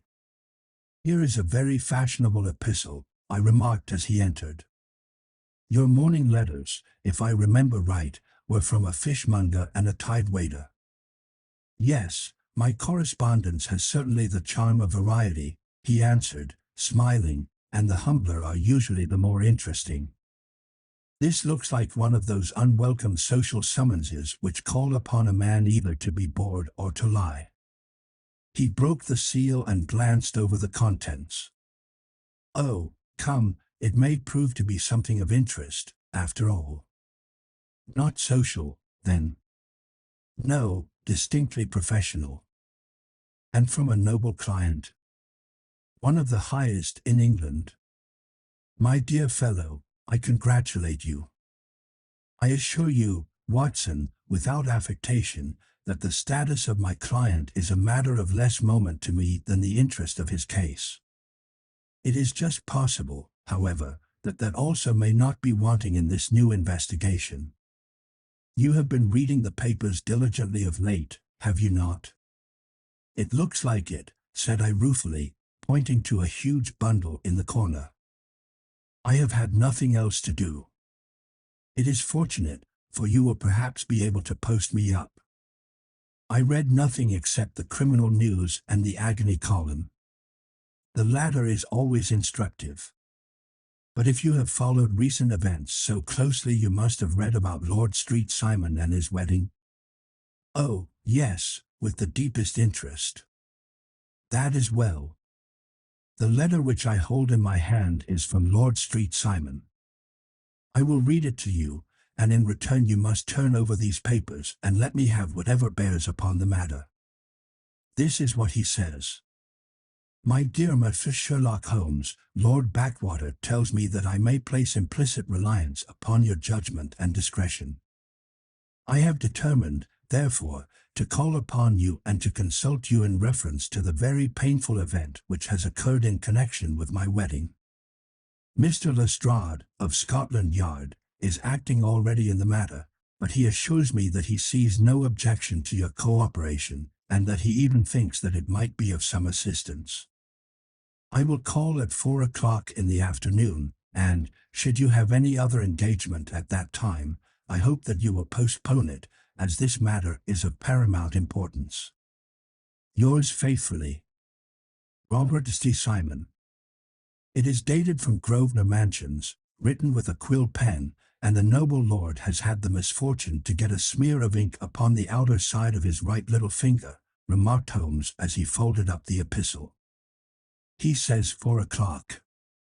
It is 3 now. He will be here in an hour. Then I have just time, with your assistance, to get clear upon the subject. Turn over those papers and arrange the extracts in their order of time, while I take a glance as to who our client is. He picked a red-covered volume from a line of books of reference beside the mantelpiece. Here he is, said he, sitting down and flattening it out upon his knee. Lord Robert Walsingham de Vere Street Simon, second son of the Duke of Balmoral. Arms, azure, 3 caltrops in chief over a fez sable. Born in 1846. He's 41 years of age, which is mature for marriage. Was Under-Secretary for the Colonies in a late administration. The Duke, his father, was at one time Secretary for Foreign Affairs. They inherit Plantagenet blood by direct descent, and Tudor on the distaff side. Well, there is nothing very instructive in all this. I think that I must turn to you, Watson, for something more solid. I have very little difficulty in finding what I want, said I, for the facts are quite recent, and the matter struck me as remarkable. I feared to refer them to you, however, as I knew that you had an inquiry on hand and that you disliked the intrusion of other matters. Oh, you mean the little problem of the Grosvenor Square furniture van. That is quite cleared up now, though, indeed, it was obvious from the first. Pray give me the results of your newspaper selections. Here is the first notice which I can find. It is in the personal column of the Morning Post and dates, as you see, some weeks back. A marriage has been arranged, it says, and will, if rumor is correct, very shortly take place, between Lord Robert St. Simon, second son of the Duke of Balmoral, and Miss Hattie Doran, the only daughter of Aloysius Doran, Esq. of San Francisco, California, USA. That is all. Terse and to the point, remarked Holmes, stretching his long, thin legs towards the fire. There was a paragraph amplifying this in one of the society papers of the same week. Ah, here it is.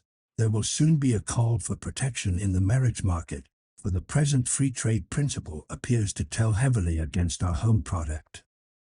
One by one the management of the noble houses of Great Britain is passing into the hands of our fair cousins from across the Atlantic. An important addition has been made during the last week to the list of the prizes which have been borne away by these charming invaders.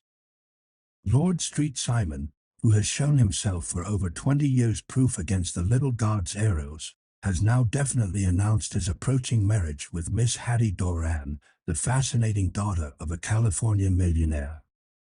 Miss Doran, whose graceful figure and striking face attracted much attention at the Westbury House festivities, is an only child, and it is currently reported that her dowry will run to considerably over the 6 figures, with expectancies for the future.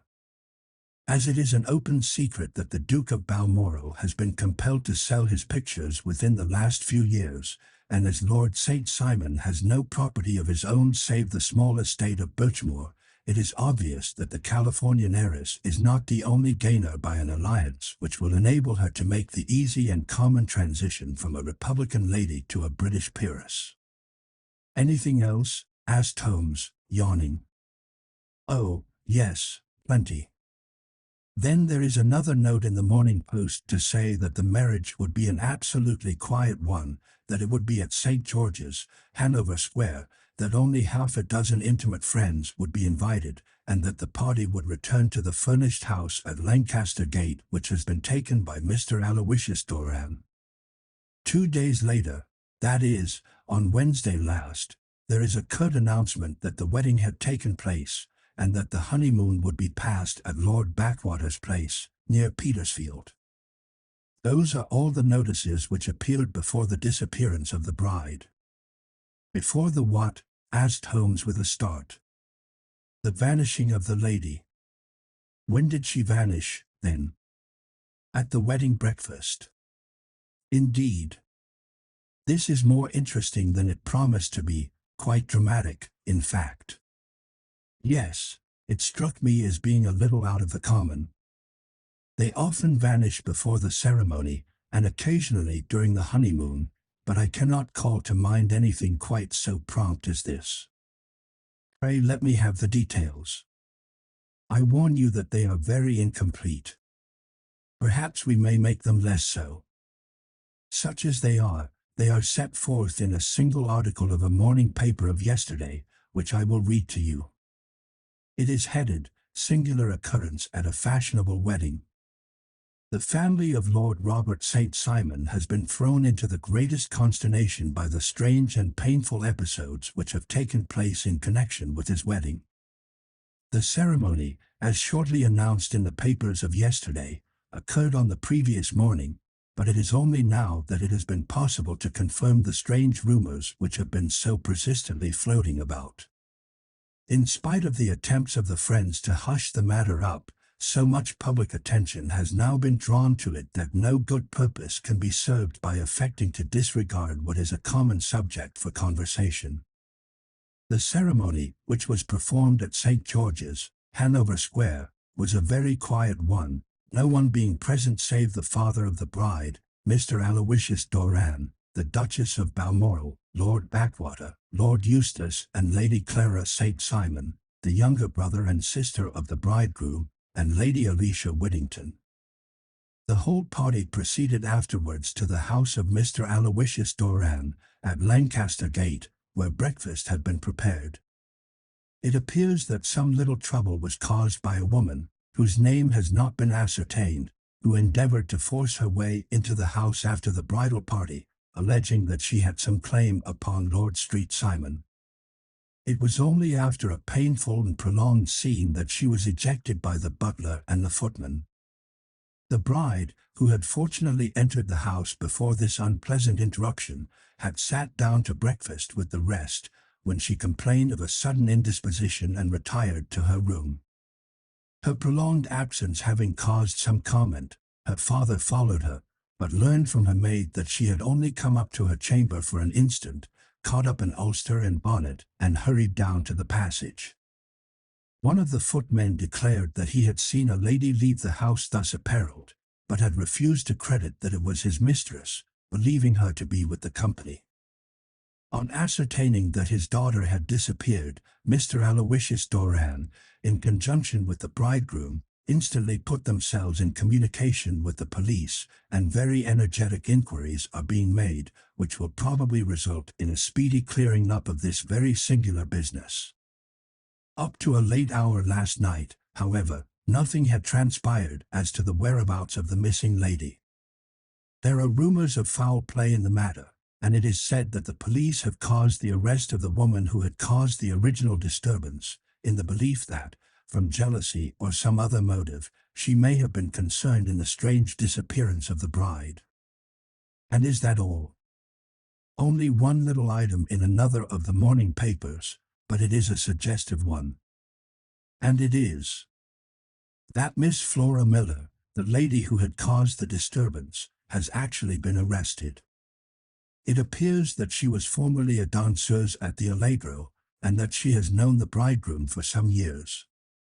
There are no further particulars, and the whole case is in your hands now, so far as it has been set forth in the public press. And an exceedingly interesting case it appears to be. I would not have missed it for worlds. But there is a ring at the bell, Watson, and as the clock makes it a few minutes after 4, I have no doubt that this will prove to be our noble client. Do not dream of going, Watson, for I very much prefer having a witness, if only as a check to my own memory. Lord Robert St. Simon, announced our page boy, throwing open the door. A gentleman entered, with a pleasant, cultured face, high-nosed and pale, with something perhaps of petulance about the mouth, and with the steady, well-opened eye of a man whose pleasant lot it had ever been to command and to be obeyed. His manner was brisk, and yet his general appearance gave an undue impression of age, for he had a slight forward stoop and a little bend of the knees as he walked. His hair, too, as he swept off his very curly-brimmed hat, was grizzled round the edges and thin upon the top. As to his dress, it was careful to the verge of foppishness, with high collar, black frock coat, white waistcoat, yellow gloves, patent leather shoes, and light-colored gaiters. He advanced slowly into the room, turning his head from left to right, and swinging in his right hand the cord which held his golden eyeglasses. "Good day, Lord St. Simon," said Holmes, rising and bowing. "Pray take the basket chair. This is my friend and colleague, Dr. Watson. Draw up a little to the fire, and we will talk this matter over. A most painful matter to me, as you can most readily imagine, Mr. Holmes. I have been cut to the quick.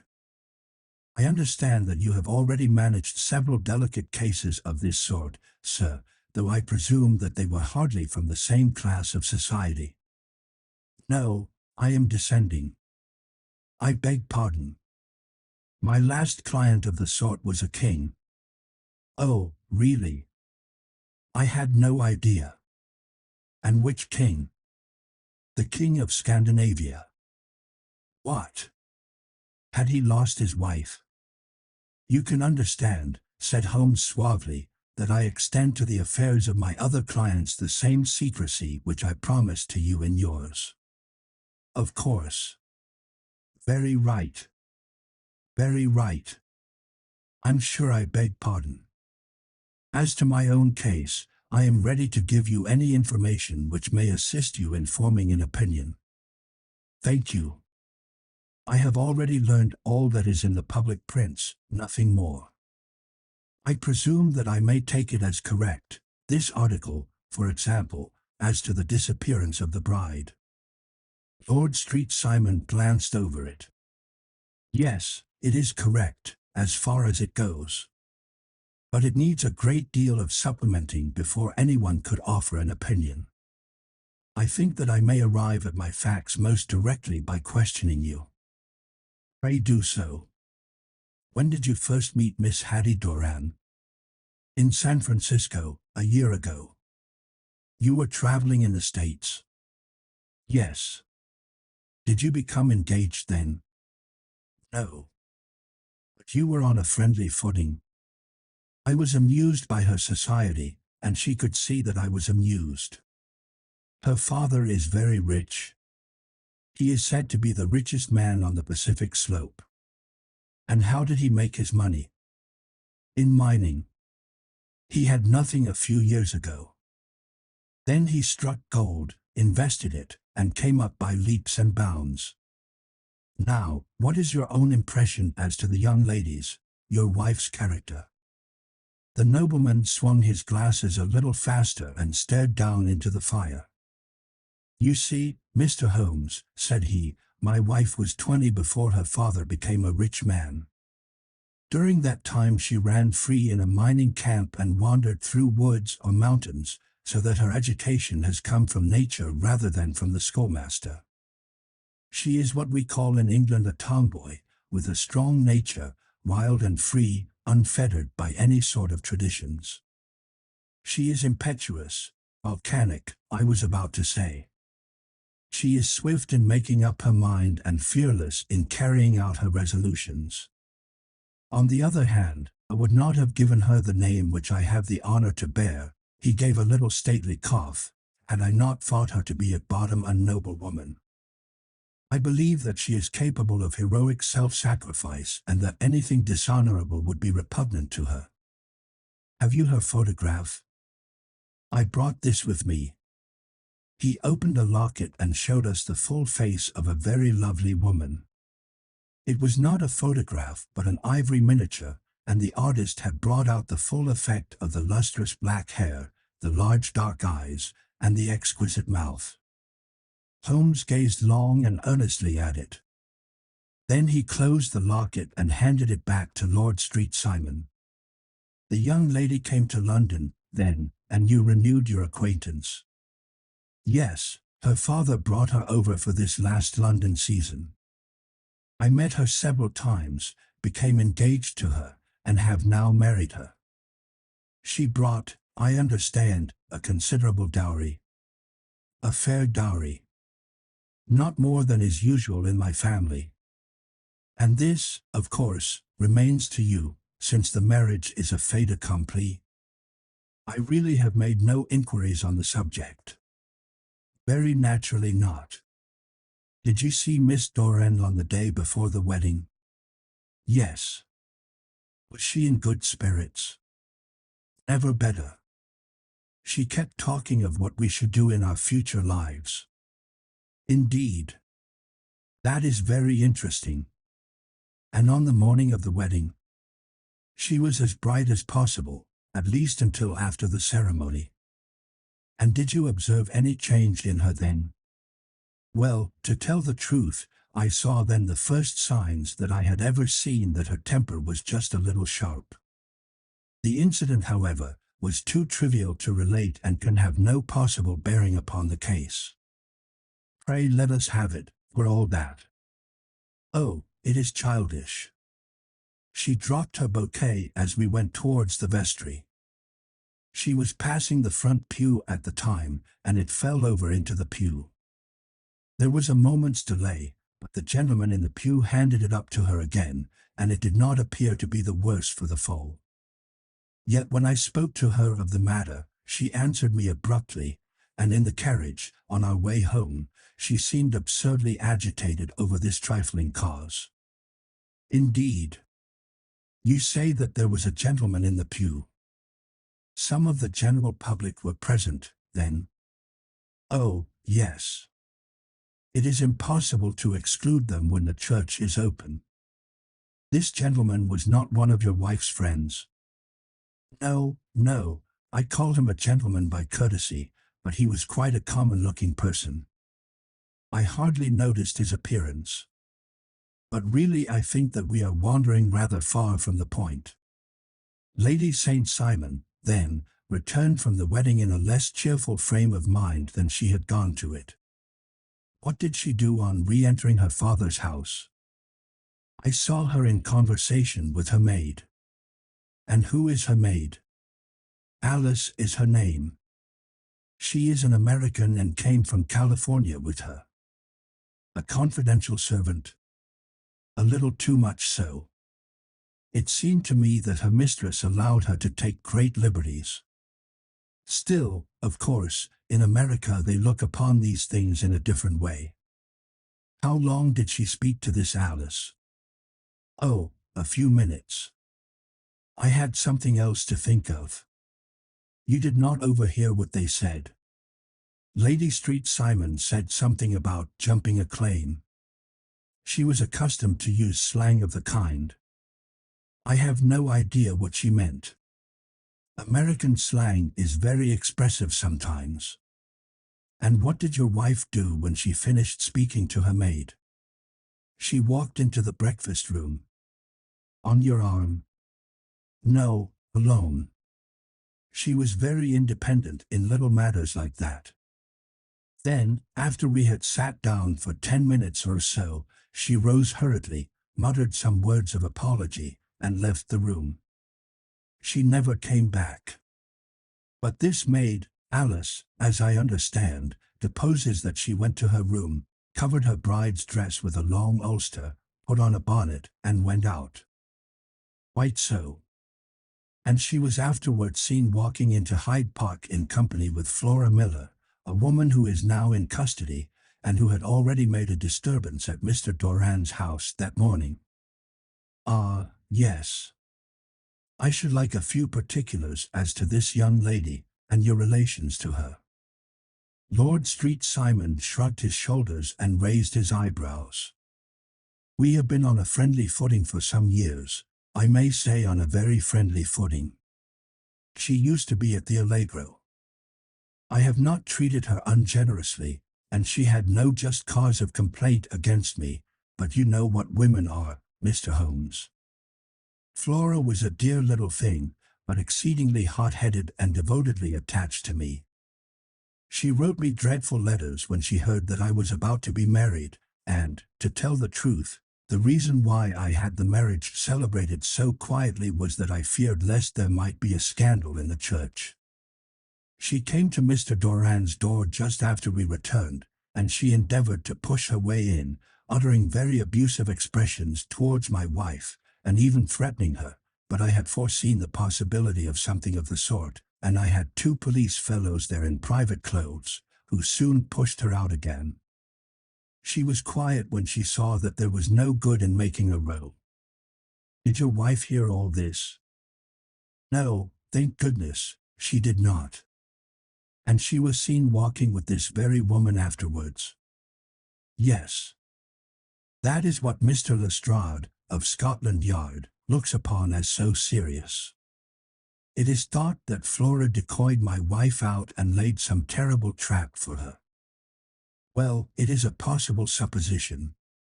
You think so, too? I did not say a probable one. But you do not yourself look upon this as likely? I do not think Flora would hurt a fly. Still, jealousy is a strange transformer of characters. Pray, what is your own theory as to what took place? Well, really, I came to seek a theory, not to propound one. I have given you all the facts. Since you ask me, however, I may say that it has occurred to me as possible that the excitement of this affair, the consciousness that she had made so immense a social stride, had the effect of causing some little nervous disturbance in my wife. In short, that she had become suddenly deranged. Well, really, when I consider that she has turned her back, I will not say upon me, but upon so much that many have aspired to without success, I can hardly explain it in any other fashion. Well, certainly that is also a conceivable hypothesis, said Holmes, smiling. And now, Lord St. Simon, I think that I have nearly all my data. May I ask whether you were seated at the breakfast table so that you could see out of the window? We could see the other side of the road and the park. Quite so. Then I do not think that I need to detain you longer. I shall communicate with you. Should you be fortunate enough to solve this problem, said our client, rising. I have solved it. Eh? What was that? I say that I have solved it. Where, then, is my wife? That is a detail which I shall speedily supply. Lord Street Simon shook his head. I am afraid that it will take wiser heads than yours or mine, he remarked, and bowing in a stately, old-fashioned manner he departed. It is very good of Lord Street Simon to honor my head by putting it on a level with his own, said Sherlock Holmes, laughing. I think that I shall have a whiskey and soda and a cigar after all this cross-questioning. I had formed my conclusions as to the case before our client came into the room. My dear Holmes, I have notes of several similar cases, though none, as I remarked before, which were quite as prompt. My whole examination served to turn my conjecture into a certainty. Circumstantial evidence is occasionally very convincing, as when you find a trout in the milk, to quote Thoreau's example. But I have heard all that you have heard. Without, however, the knowledge of pre-existing cases which serves me so well.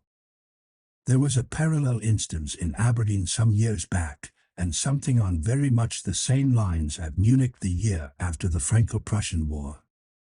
It is one of these cases, but, hello, here is Lestrade. Good afternoon, Lestrade. You will find an extra tumbler upon the sideboard, and there are cigars in the box. The official detective was attired in a pea jacket and cravat, which gave him a decidedly nautical appearance, and he carried a black canvas bag in his hand. With a short greeting he seated himself and lit the cigar which had been offered to him. "What's up, then?" asked Holmes with a twinkle in his eye. "You look dissatisfied." "And I feel dissatisfied. It is this infernal Street Simon marriage case. I can make neither head nor tail of the business. Really? You surprise me. Who ever heard of such a mixed affair? Every clue seems to slip through my fingers. I have been at work upon it all day. And very wet it seems to have made you, said Holmes, laying his hand upon the arm of the pea jacket. Yes, I have been dragging the Serpentine. In heaven's name, what for? In search of the body of Lady Street Simon. Sherlock Holmes leaned back in his chair and laughed heartily. Have you dragged the basin of Trafalgar Square fountain? He asked. Why? What do you mean? Because you have just as good a chance of finding this lady in the one as in the other. Lestrade shot an angry glance at my companion. I suppose you know all about it, he snarled. Well, I have only just heard the facts, but my mind is made up. Oh, indeed. Then you think that the Serpentine plays no part in the matter? I think it very unlikely. Then perhaps you will kindly explain how it is that we found this in it. He opened his bag as he spoke, and tumbled onto the floor a wedding dress of watered silk, a pair of white satin shoes, and a bride's wreath and veil, all discolored and soaked in water. There, said he, putting a new wedding ring upon the top of the pile. There is a little nut for you to crack, Master Holmes. Oh, indeed, said my friend, blowing blue rings into the air. You dragged them from the Serpentine? No. They were found floating near the margin by a park keeper. They have been identified as her clothes, and it seemed to me that if the clothes were there the body would not be far off. By the same brilliant reasoning, every man's body is to be found in the neighborhood of his wardrobe. And pray, what did you hope to arrive at through this? At some evidence implicating Flora Miller in the disappearance. I am afraid that you will find it difficult. Are you, indeed, now? Cried Lestrade with some bitterness. I am afraid, Holmes, that you are not very practical with your deductions and your inferences. You have made 2 blunders in as many minutes. This dress does implicate Miss Flora Miller. And how? In the dress is a pocket. In the pocket is a card case. In the card case is a note. And here is the very note. He slapped it down upon the table in front of him. Listen to this. You will see me when all is ready. Come at once. F.H.M. Now my theory all along has been that Lady Street Simon was decoyed away by Flora Miller, and that she, with confederates, no doubt, was responsible for her disappearance. Here, signed with her initials, is the very note which was no doubt quietly slipped into her hand at the door and which lured her within their reach. Very good, Lestrade, said Holmes, laughing. You really are very fine indeed. Let me see it. He took up the paper in a listless way, but his attention instantly became riveted, and he gave a little cry of satisfaction. This is indeed important, said he. Ha! You find it so? Extremely so. I congratulate you warmly. Lestrade rose in his triumph and bent his head to look. Why, he shrieked, you're looking at the wrong side. On the contrary, this is the right side. The right side? You're mad. Here is the note written in pencil over here. And over here is what appears to be the fragment of a hotel bill, which interests me deeply. There's nothing in it. I looked at it before, said Lestrade. October 4th, rooms 8s, breakfast 2s. 6D, cocktail 1s, lunch 2s. 6D, glass sherry, 8D. I see nothing in that. Very likely not. It is most important, all the same. As to the note, it is important also, or at least the initials are, so I congratulate you again. I've wasted time enough, said Lestrade, rising. I believe in hard work and not in sitting by the fire spinning fine theories. Good day, Mr. Holmes, and we shall see which gets to the bottom of the matter first. He gathered up the garments, thrust them into the bag, and made for the door. Just one hint to you, Lestrade, drawled Holmes before his rival vanished. I will tell you the true solution of the matter. Lady Street Simon is a myth. There is not, and there never has been, any such person. Lestrade looked sadly at my companion. Then he turned to me, tapped his forehead 3 times, shook his head sullenly, and hurried away. He had hardly shut the door behind him when Holmes rose to put on his overcoat. There is something in what the fellow says about outdoor work, he remarked, so I think, Watson, that I must leave you to your papers for a little. It was after 5 o'clock when Sherlock Holmes left me, but I had no time to be lonely, for within an hour there arrived a confectioner's man with a very large flat box. This he unpacked with the help of a youth whom he had brought with him, and presently, to my very great astonishment, a quite Epicurean little cold supper began to be laid out upon our humble lodging-house mahogany. There were a couple of brace of cold woodcock, a pheasant, a pâté de foie gras pie with a group of ancient and cobwebby bottles. Having laid out all these luxuries, my 2 visitors vanished away, like the genii of the Arabian Nights, with no explanation save that the things had been paid for and were ordered to this address. Just before 9 o'clock Sherlock Holmes stepped briskly into the room. His features were gravely set, but there was a light in his eye which made me think that he had not been disappointed in his conclusions. They have laid the supper, then, he said, rubbing his hands. You seem to expect company. They have laid for 5. Yes, I fancy we may have some company dropping in, said he. I am surprised that Lord Street Simon has not already arrived. Ah, I fancy that I hear his step now upon the stairs. It was indeed our visitor of the afternoon who came bustling in, dangling his glasses more vigorously than ever, and with a very perturbed expression upon his aristocratic features. "My messenger reached you, then?" asked Holmes. "Yes, and I confess that the contents startled me beyond measure."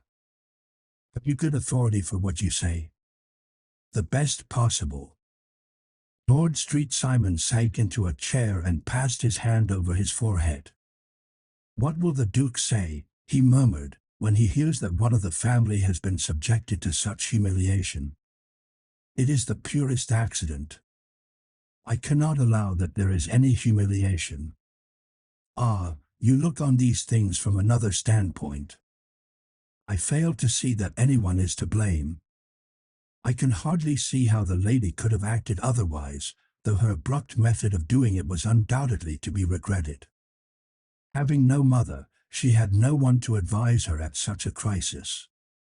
"It was a slight, sir, a public slight," said Lord St. Simon, tapping his fingers upon the table. "You must make allowance for this poor girl, placed in so unprecedented a position." "I will make no allowance. I am very angry indeed, and I have been shamefully used." "I think that I heard a ring," said Holmes. "Yes, there are steps on the landing. If I cannot persuade you to take a lenient view of the matter, Lord St. Simon, I have brought an advocate here who may be more successful." He opened the door and ushered in a lady and gentleman. "Lord Street Simon," said he, "allow me to introduce you to Mr. and Mrs. Francis Hay Moulton. The lady, I think, you have already met." At the sight of these newcomers our client had sprung from his seat and stood very erect, with his eyes cast down and his hand thrust into the breast of his frock coat, a picture of offended dignity. The lady had taken a quick step forward and had held out her hand to him, but he still refused to raise his eyes. It was as well for his resolution, perhaps, for her pleading face was one which it was hard to resist. "You're angry, Robert," said she. "Well, I guess you have every cause to be." "Pray make no apology to me," said Lord Street Simon bitterly. "Oh, yes, I know that I have treated you real bad and that I should have spoken to you before I went, but I was kind of rattled, and from the time when I saw Frank here again I just didn't know what I was doing or saying. I only wonder I didn't fall down and do a faint right there before the altar." "Perhaps, Mrs. Moulton, you would like my friend and me to leave the room while you explain this matter." "If I may give an opinion," remarked the strange gentleman, "we've had just a little too much secrecy over this business already. For my part, I should like all Europe and America to hear the rights of it." He was a small, wiry, sunburnt man, clean-shaven, with a sharp face and alert manner. "Then I'll tell our story right away," said the lady. "Frank here and I met in '84, in Macquare's camp, near the Rockies, where Pa was working a claim. We were engaged to each other, Frank and I, but then one day Father struck a rich pocket and made a pile, while poor Frank here had a claim that petered out and came to nothing. The richer Pa grew, the poorer was Frank, so at last Pa wouldn't hear of our engagement lasting any longer, and he took me away to Frisco. Frank wouldn't throw up his hand, though, so he followed me there, and he saw me without Pa knowing anything about it. It would only have made him mad to know, so we just fixed it all up for ourselves. Frank said that he would go and make his pile, too, and never come back to claim me until he had as much as Pa. So then I promised to wait for him to the end of time and pledged myself not to marry anyone else while he lived." "Why shouldn't we be married right away, then?" said he, "and then I will feel sure of you, and I won't claim to be your husband until I come back." Well, we talked it over, and he had fixed it all up so nicely, with a clergyman already in waiting, that we just did it right there, and then Frank went off to seek his fortune, and I went back to Pa. The next I heard of Frank was that he was in Montana, and then he went prospecting in Arizona, and then I heard of him from New Mexico. After that came a long newspaper story about how a miner's camp had been attacked by Apache Indians, and there was my Frank's name among the killed. I fainted dead away, and I was very sick for months after. Pa thought I had a decline and took me to half the doctors in Frisco. Not a word of news came for a year and more, so that I never doubted that Frank was really dead. Then Lord Street Simon came to Frisco, and we came to London, and a marriage was arranged, and Pa was very pleased, but I felt all the time that no man on this earth would ever take the place in my heart that had been given to my poor Frank. Still, if I had married Lord St. Simon, of course I'd have done my duty by him. We can't command our love, but we can our actions. I went to the altar with him with the intention to make him just as good a wife as it was in me to be. But you may imagine what I felt when, just as I came to the altar rails, I glanced back and saw Frank standing and looking at me out of the first pew. I thought it was his ghost at first, but when I looked again there he was still, with a kind of question in his eyes, as if to ask me whether I were glad or sorry to see him.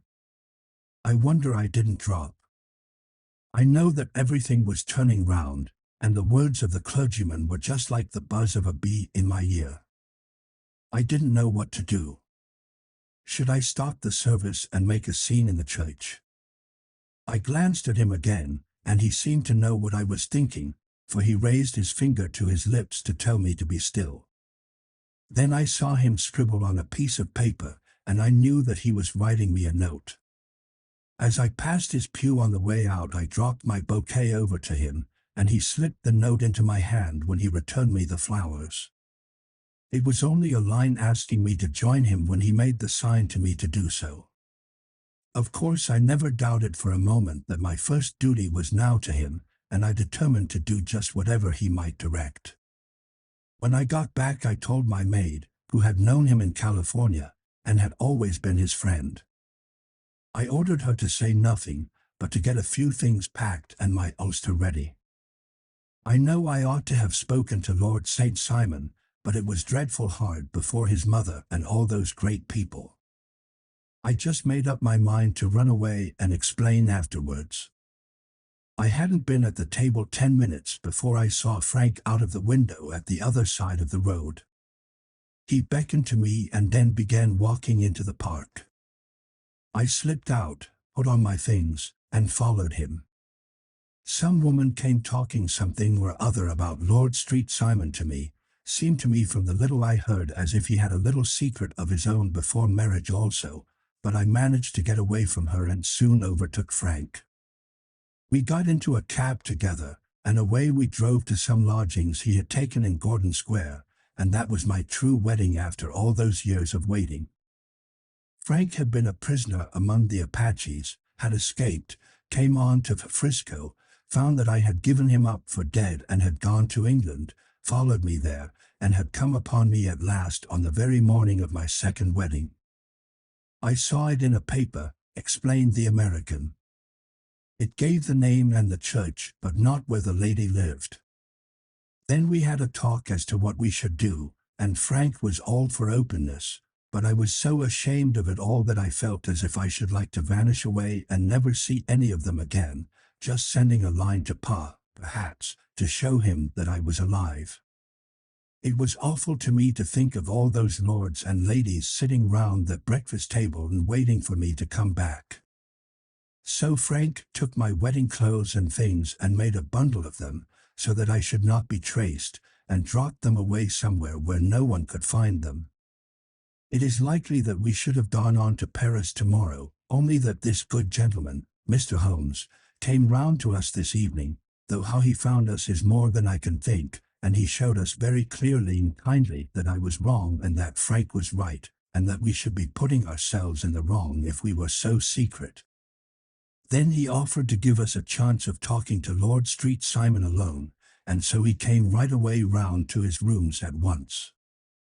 Now, Robert, you have heard it all, and I am very sorry if I have given you pain, and I hope that you do not think very meanly of me." Lord Street Simon had by no means relaxed his rigid attitude, but had listened with a frowning brow and a compressed lip to this long narrative.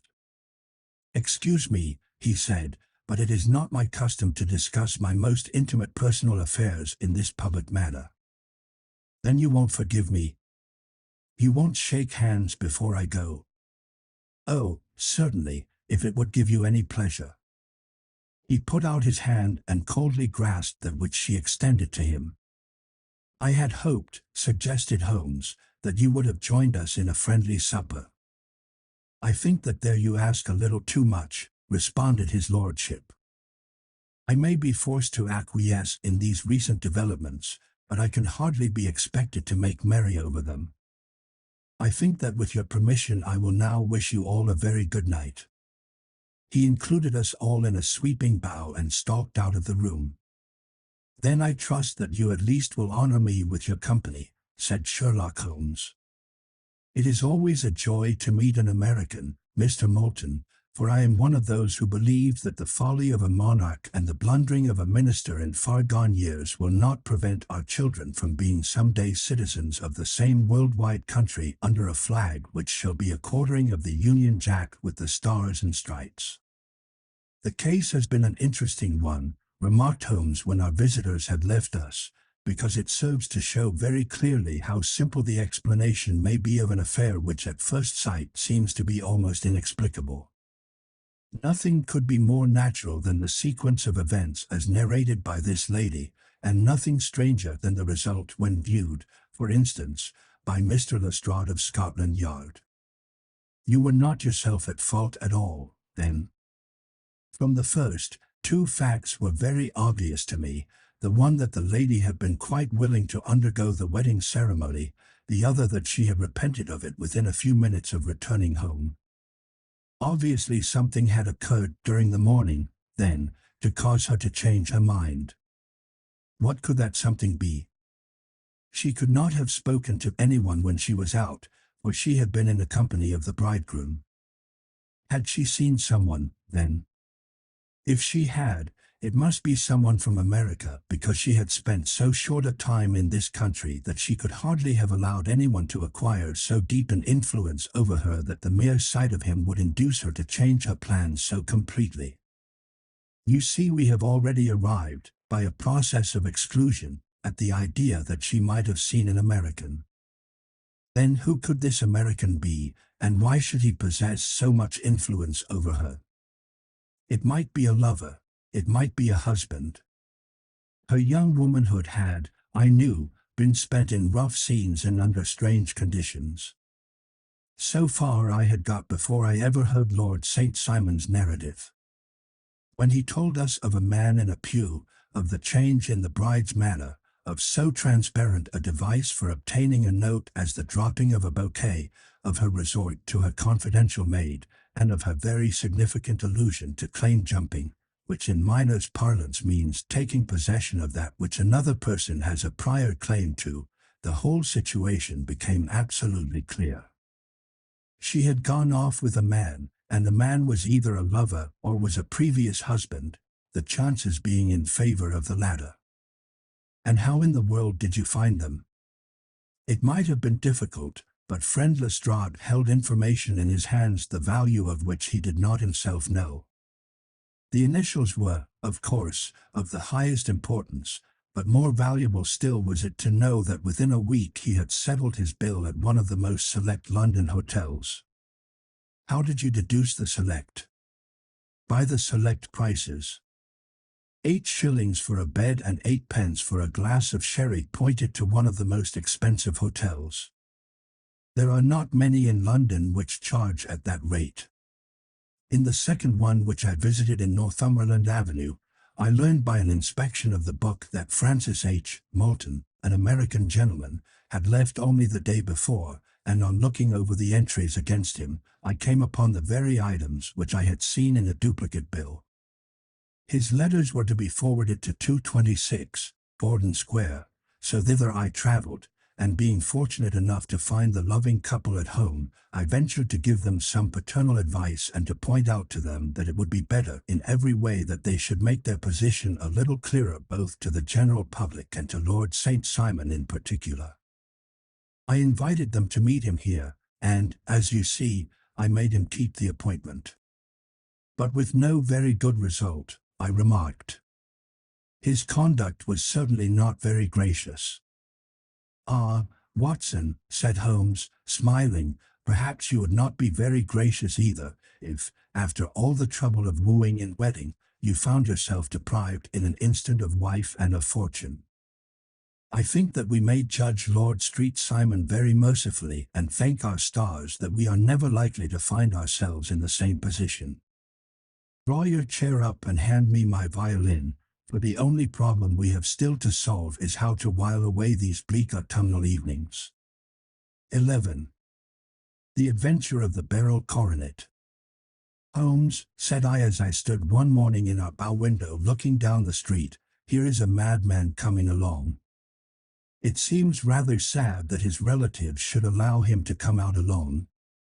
My friend rose lazily from his armchair and stood with his hands in the pockets of his dressing gown, looking over my shoulder. It was a bright, crisp February morning, and the snow of the day before still lay deep upon the ground, shimmering brightly in the wintry sun. Down the center of Baker Street it had been plowed into a brown crumbly band by the traffic, but at either side and on the heaped-up edges of the footpaths it still lay as white as when it fell. The gray pavement had been cleaned and scraped, but was still dangerously slippery, so that there were fewer passengers than usual. Indeed, from the direction of the Metropolitan Station no one was coming save the single gentleman whose eccentric conduct had drawn my attention. He was a man of about 50, tall, portly, and imposing, with a massive, strongly marked face and a commanding figure. He was dressed in a somber yet rich style, in black frock coat, shining hat, neat brown gaiters, and well-cut pearl-gray trousers. Yet his actions were in absurd contrast to the dignity of his dress and features, for he was running hard, with occasional little springs, such as a weary man gives who is little accustomed to set any tax upon his legs. As he ran he jerked his hands up and down, waggled his head, and writhed his face into the most extraordinary contortions.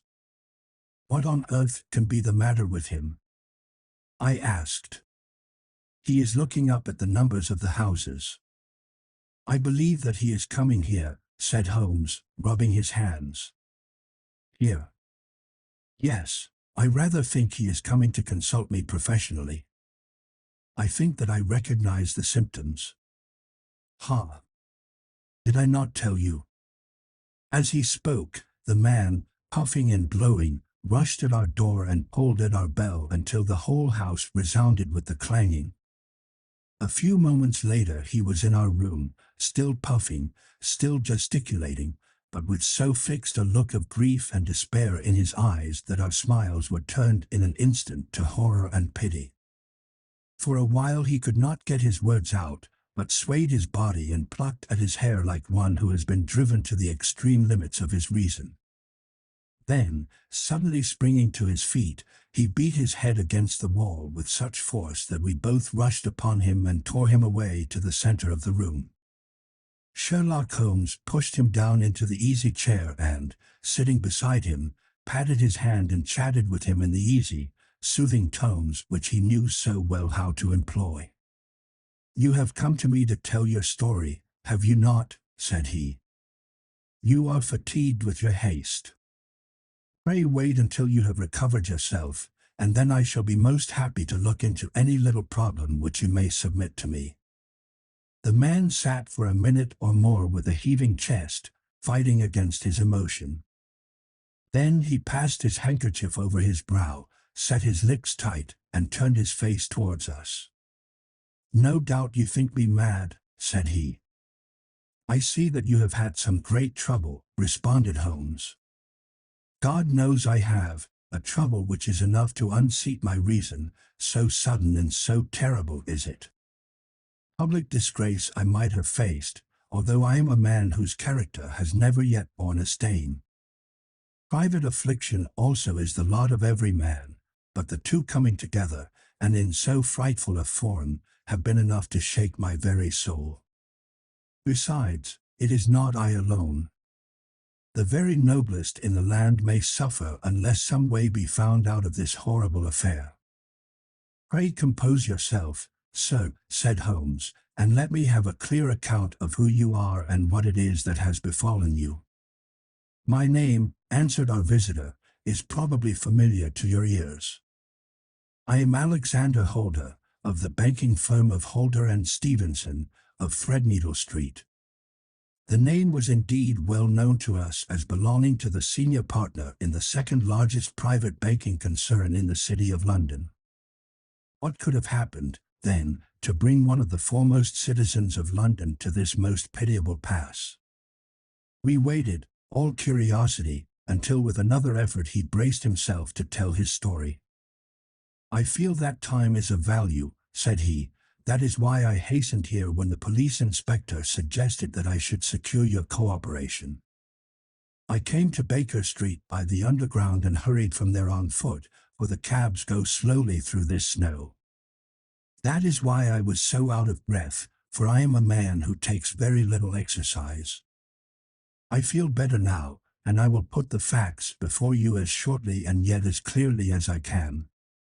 It is, of course, well known to you that in a successful banking business as much depends upon our being able to find remunerative investments for our funds as upon our increasing our connection and the number of our depositors. One of our most lucrative means of laying out money is in the shape of loans, where the security is unimpeachable. We have done a good deal in this direction during the last few years, and there are many noble families to whom we have advanced large sums upon the security of their pictures, libraries, or plate. Yesterday morning I was seated in my office at the bank when a card was brought in to me by one of the clerks.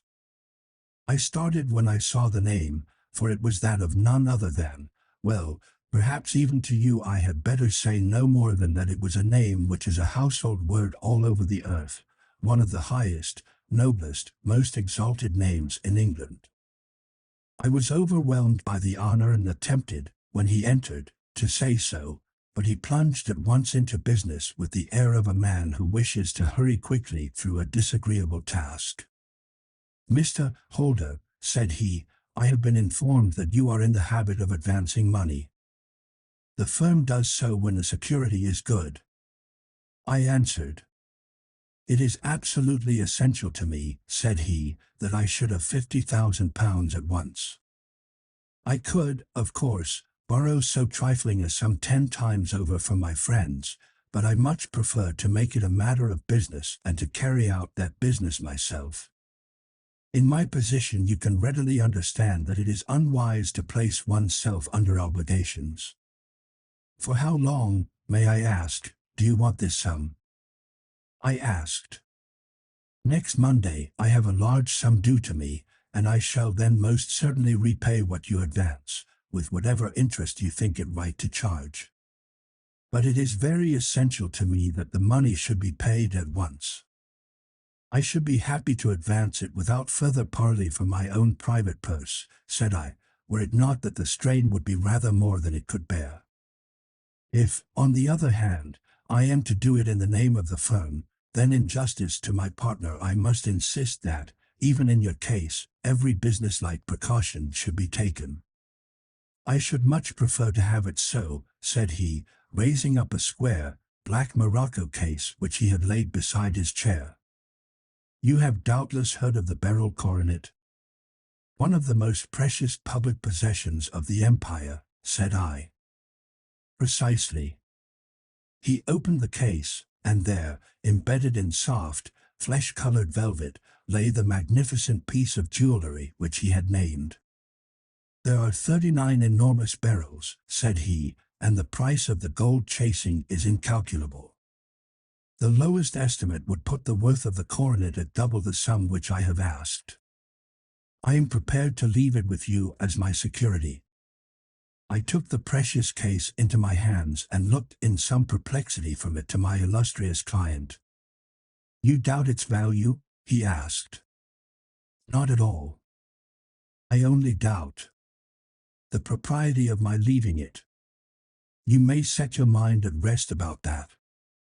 I should not dream of doing so were it not absolutely certain that I should be able in 4 days to reclaim it. It is a pure matter of form. Is the security sufficient? Ample. You understand, Mr. Holder, that I am giving you a strong proof of the confidence which I have in you, founded upon all that I have heard of you.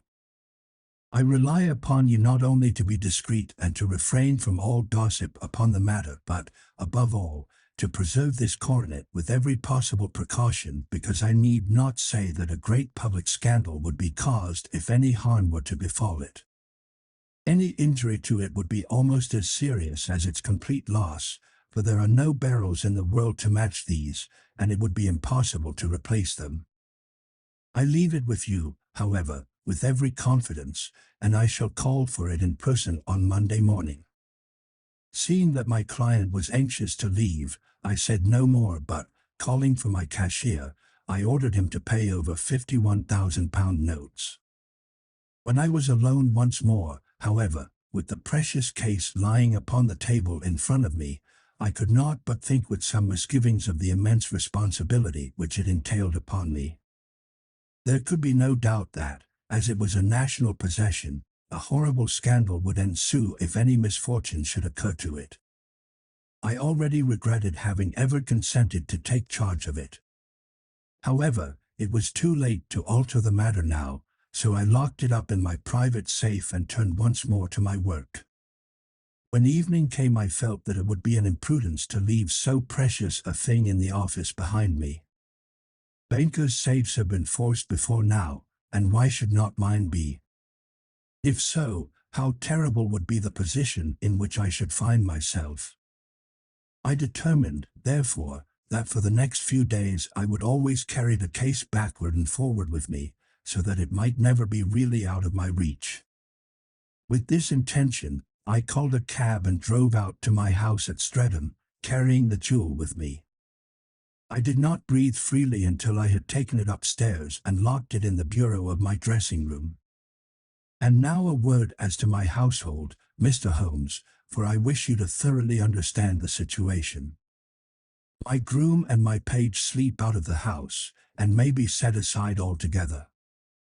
I have 3 maidservants who have been with me a number of years and whose absolute reliability is quite above suspicion. Another, Lucy Parr, the second waiting maid, has only been in my service a few months. She came with an excellent character, however, and has always given me satisfaction. She is a very pretty girl and has attracted admirers who have occasionally hung about the place. That is the only drawback which we have found to her, but we believe her to be a thoroughly good girl in every way. So much for the servants. My family itself is so small that it will not take me long to describe it. I am a widower and have an only son, Arthur. He has been a disappointment to me, Mr. Holmes, a grievous disappointment. I have no doubt that I am myself to blame. People tell me that I have spoiled him. Very likely I have. When my dear wife died, I felt that he was all I had to love. I could not bear to see the smile fade even for a moment from his face. I have never denied him a wish. Perhaps it would have been better for both of us had I been sterner, but I meant it for the best. It was naturally my intention that he should succeed me in my business, but he was not of a business turn. He was wild, wayward, and, to speak the truth, I could not trust him in the handling of large sums of money. When he was young, he became a member of an aristocratic club, and there, having charming manners, he was soon the intimate of a number of men with long purses and expensive habits. He learned to play heavily at cards and to squander money on the turf, until he had again and again to come to me and implore me to give him an advance upon his allowance, that he might settle his debts of honor.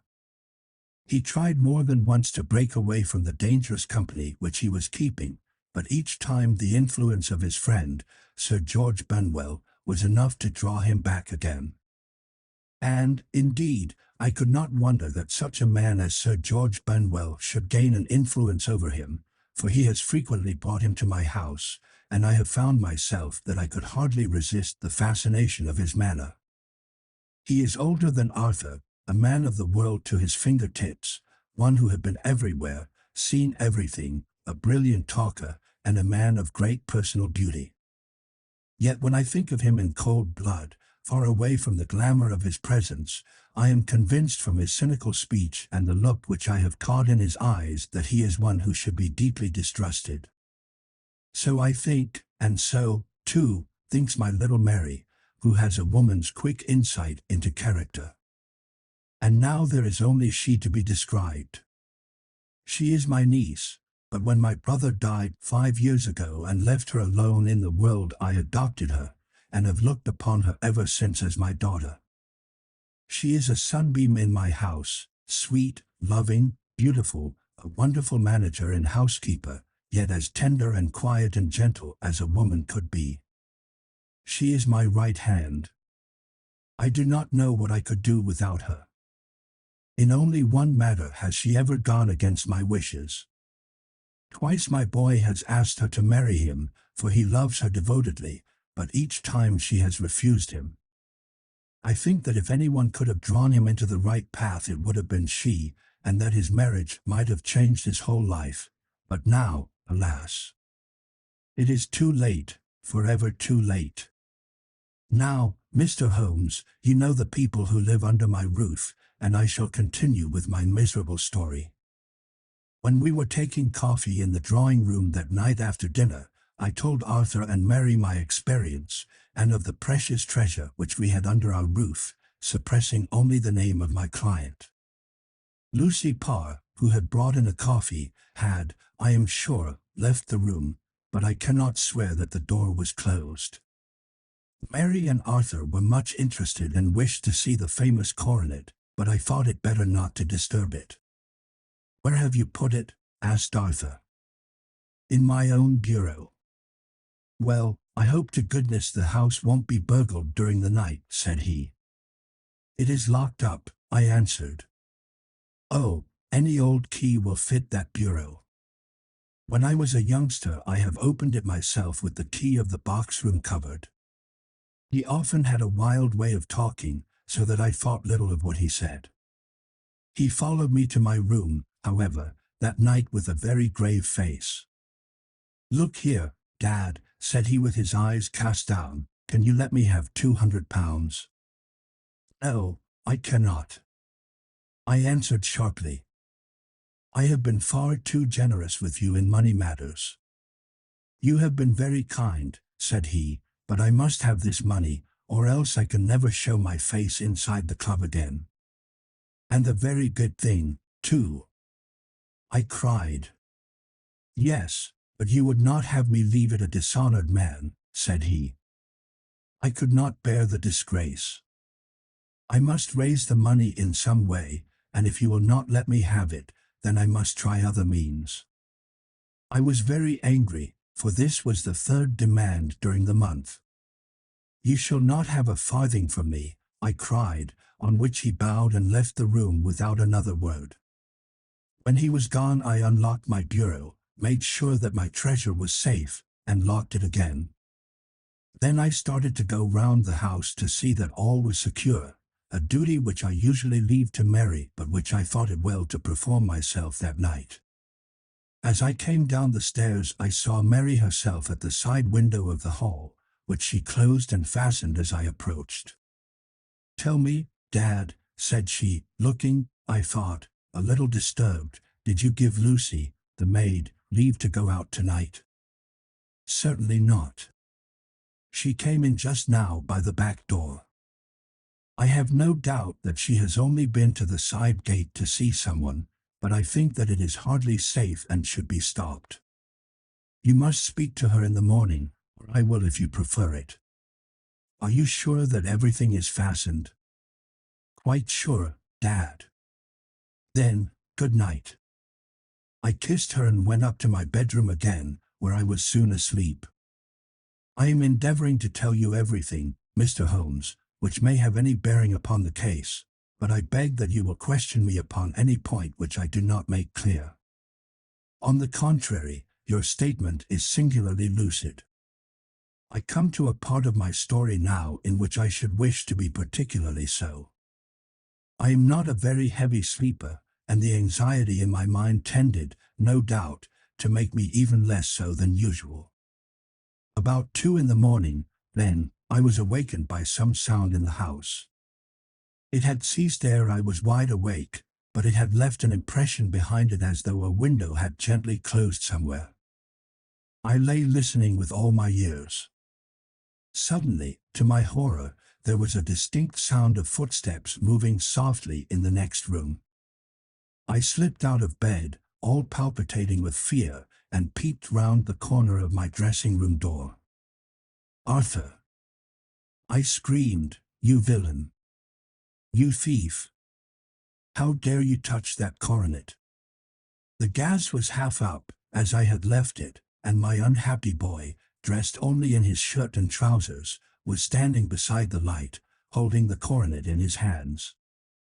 He appeared to be wrenching at it, or bending it with all his strength. At my cry he dropped it from his grasp and turned as pale as death. I snatched it up and examined it. One of the gold corners, with 3 of the barrels in it, was missing. "You blackguard!" I shouted, beside myself with rage. "You have destroyed it. You have dishonored me forever. Where are the jewels which you have stolen?" "Stolen?" he cried. "Yes, thief!" I roared, shaking him by the shoulder. "There are none missing." "There cannot be any missing," said he. "There are 3 missing. And you know where they are. Must I call you a liar as well as a thief? Did I not see you trying to tear off another piece?" "You have called me names enough," said he. "I will not stand it any longer. I shall not say another word about this business, since you have chosen to insult me. I will leave your house in the morning and make my own way in the world. You shall leave it in the hands of the police." I cried, half mad with grief and rage. "I shall have this matter probed to the bottom." "You shall learn nothing from me," said he with a passion such as I should not have thought was in his nature. "If you choose to call the police, let the police find what they can." By this time the whole house was astir, for I had raised my voice in my anger. Mary was the first to rush into my room, and, at the sight of the coronet and of Arthur's face, she read the whole story and, with a scream, fell down senseless on the ground. I sent the housemaid for the police and put the investigation into their hands at once. When the inspector and a constable entered the house, Arthur, who had stood sullenly with his arms folded, asked me whether it was my intention to charge him with theft. I answered that it had ceased to be a private matter, but had become a public one, since the ruined coronet was national property. I was determined that the law should have its way in everything. "At least," said he, "you will not have me arrested at once. It would be to your advantage as well as mine if I might leave the house for 5 minutes. That you may get away, or perhaps that you may conceal what you have stolen," said I. And then, realizing the dreadful position in which I was placed, I implored him to remember that not only my honor but that of one who was far greater than I was at stake, and that he threatened to raise a scandal which would convulse the nation. He might avert it all if he would but tell me what he had done with the 3 missing stones.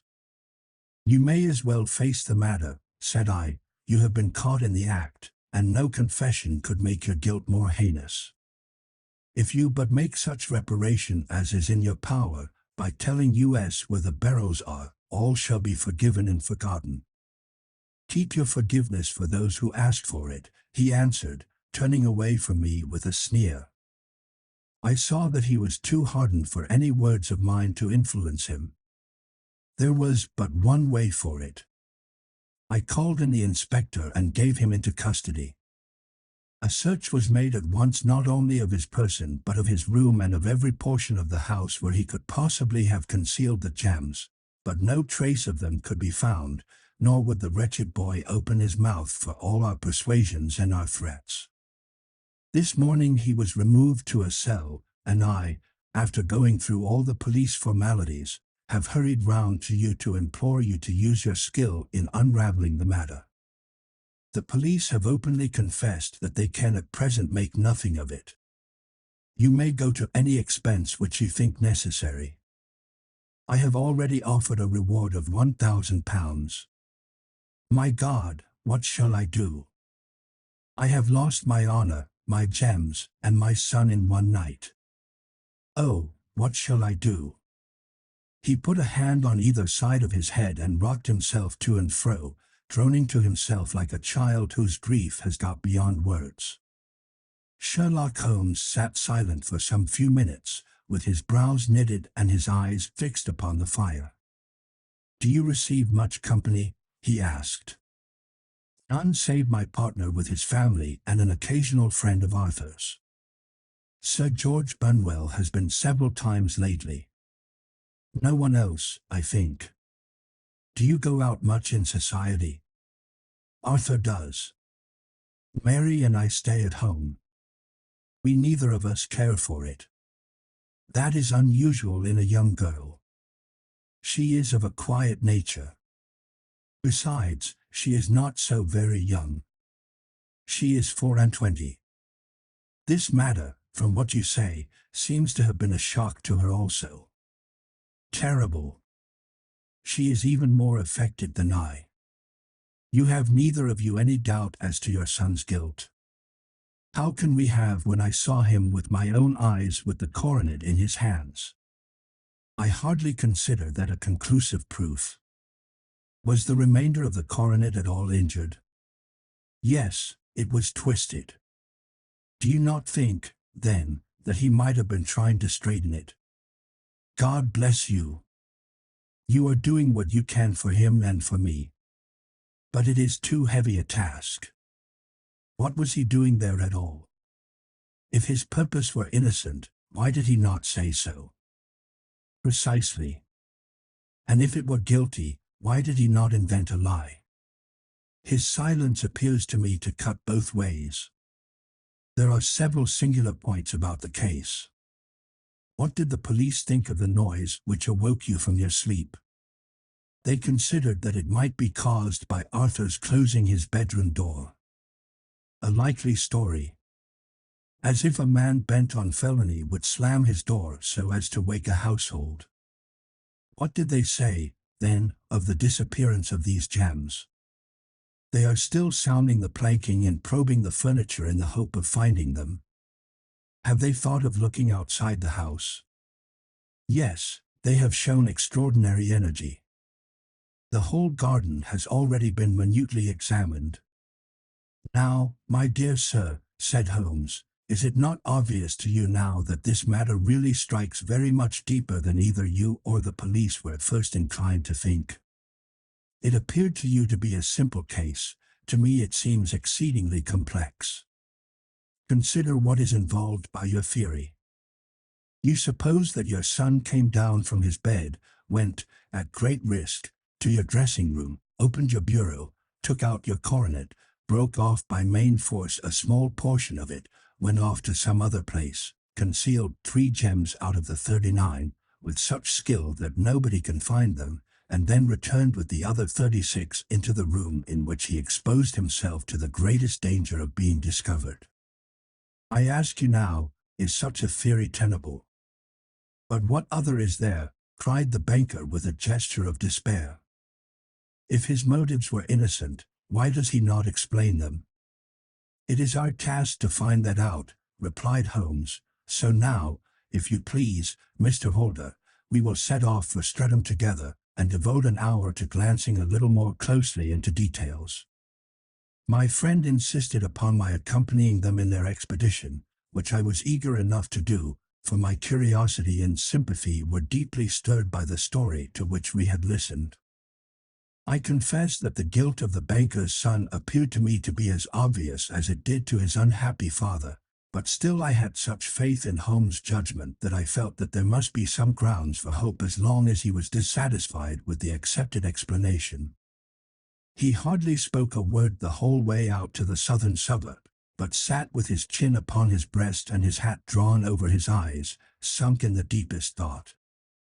Our client appeared to have taken fresh heart at the little glimpse of hope which had been presented to him, and he even broke into a desultory chat with me over his business affairs. A short railway journey in a shorter walk brought us to Fairbank, the modest residence of the great financier. Fairbank was a good-sized square house of white stone, standing back a little from the road. A double-carriage sweep, with a snow-clad lawn, stretched down in front to two large iron gates which closed the entrance. On the right side was a small wooden thicket, which led into a narrow path between two neat hedges stretching from the road to the kitchen door, and forming the tradesman's entrance. On the left ran a lane which led to the stables, and was not itself within the grounds at all, being a public, though little used, thoroughfare. Holmes left us standing at the door and walked slowly all round the house, across the front, down the tradesman's path, and so round by the garden behind into the stable lane. So long was he that Mr. Holder and I went into the dining room and waited by the fire until he should return. We were sitting there in silence when the door opened and a young lady came in. She was rather above the middle height, slim, with dark hair and eyes, which seemed the darker against the absolute pallor of her skin. I do not think that I have ever seen such deadly paleness in a woman's face. Her lips, too, were bloodless, but her eyes were flushed with crying. As she swept silently into the room she impressed me with a greater sense of grief than the banker had done in the morning, and it was the more striking in her as she was evidently a woman of strong character, with immense capacity for self-restraint. Disregarding my presence, she went straight to her uncle and passed her hand over his head with a sweet womanly caress. "You have given orders that Arthur should be liberated, have you not, Dad?" she asked. "No, no, my girl, the matter must be probed to the bottom. But I am so sure that he is innocent. You know what woman's instincts are. I know that he has done no harm and that you will be sorry for having acted so harshly. Why is he silent, then, if he is innocent? Who knows? Perhaps because he was so angry that you should suspect him. How could I help suspecting him when I actually saw him with the coronet in his hand? Oh, but he had only picked it up to look at it. Oh, do take my word for it that he is innocent. Let the matter drop and say no more. It is so dreadful to think of our dear Arthur in prison. I shall never let it drop until the gems are found, never, Mary. Your affection for Arthur blinds you as to the awful consequences to me. Far from hushing the thing up, I have brought a gentleman down from London to inquire more deeply into it." "This gentleman?" she asked, facing round to me. "No, his friend. He wished us to leave him alone. He is round in the stable lane now." "The stable lane?" She raised her dark eyebrows. "What can he hope to find there?" "Ah. This, I suppose, is he. I trust, sir, that you will succeed in proving, what I feel sure is the truth, that my cousin Arthur is innocent of this crime. I fully share your opinion, and I trust, with you, that we may prove it," returned Holmes, going back to the mat to knock the snow from his shoes. "I believe I have the honor of addressing Miss Mary Holder. Might I ask you a question or two?" "Pray do, sir, if it may help to clear this horrible affair up." "You heard nothing yourself last night?" "Nothing, until my uncle here began to speak loudly. I heard that, and I came down." "You shut up the windows and doors the night before. Did you fasten all the windows?" Yes. Were they all fastened this morning? Yes. You have a maid who has a sweetheart. I think that you remarked to your uncle last night that she had been out to see him. Yes, and she was the girl who waited in the drawing room, and who may have heard uncle's remarks about the coronet. I see. You infer that she may have gone out to tell her sweetheart, and that the two may have planned the robbery. But what is the good of all these vague theories, cried the banker impatiently, when I have told you that I saw Arthur with the coronet in his hands? Wait a little, Mr. Holder. We must come back to that. About this girl, Miss Holder. You saw her return by the kitchen door, I presume? Yes, when I went to see if the door was fastened for the night I met her slipping in. I saw the man, too, in the gloom. Do you know him? Oh, yes. He is the greengrocer who brings our vegetables round. His name is Francis Prosper. He stood, said Holmes, to the left of the door, that is to say, farther up the path than is necessary to reach the door. Yes, he did. And he is a man with a wooden leg. Something like fear sprang up in the young lady's expressive black eyes. Why, you are like a magician, said she. How do you know that? She smiled, but there was no answering smile in Holmes' thin, eager face. I should be very glad now to go upstairs, said he. I shall probably wish to go over the outside of the house again. Perhaps I had better take a look at the lower windows before I go up. He walked swiftly round from one to the other, pausing only at the large one which looked from the hall onto the stable lane. This he opened and made a very careful examination of the sill with his powerful magnifying lens. Now we shall go upstairs, said he at last. The banker's dressing room was a plainly furnished little chamber, with a grey carpet, a large bureau, and a long mirror. Holmes went to the bureau first and looked hard at the lock. Which key was used to open it? He asked. That which my son himself indicated, that of the cupboard of the lumber room. Have you it here? That is it on the dressing table. Sherlock Holmes took it up and opened the bureau. It is a noiseless lock, said he. It is no wonder that it did not wake you. This case, I presume, contains the coronet. We must have a look at it. He opened the case, and taking out the diadem he laid it upon the table. It was a magnificent specimen of the jeweller's art, and the 36 stones were the finest that I have ever seen. At one side of the coronet was a cracked edge, where a corner holding 3 gems had been torn away. Now, Mr. Holder, said Holmes, here is the corner which corresponds to that which has been so unfortunately lost. Might I beg that you will break it off? The banker recoiled in horror. I should not dream of trying, said he. Then I will. Holmes suddenly bent his strength upon it, but without result. I feel it give a little, said he, but, though I am exceptionally strong in the fingers, it would take me all my time to break it. An ordinary man could not do it. Now, what do you think would happen if I did break it, Mr. Holder? There would be a noise like a pistol shot. Do you tell me that all this happened within a few yards of your bed and that you heard nothing of it? I do not know what to think. It is all dark to me. But perhaps it may grow lighter as we go. What do you think, Miss Holder? I confess that I still share my uncle's perplexity. Your son had no shoes or slippers on when you saw him.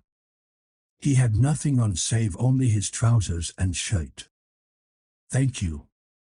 We have certainly been favored with extraordinary luck during this inquiry, and it will be entirely our own fault if we do not succeed in clearing the matter up.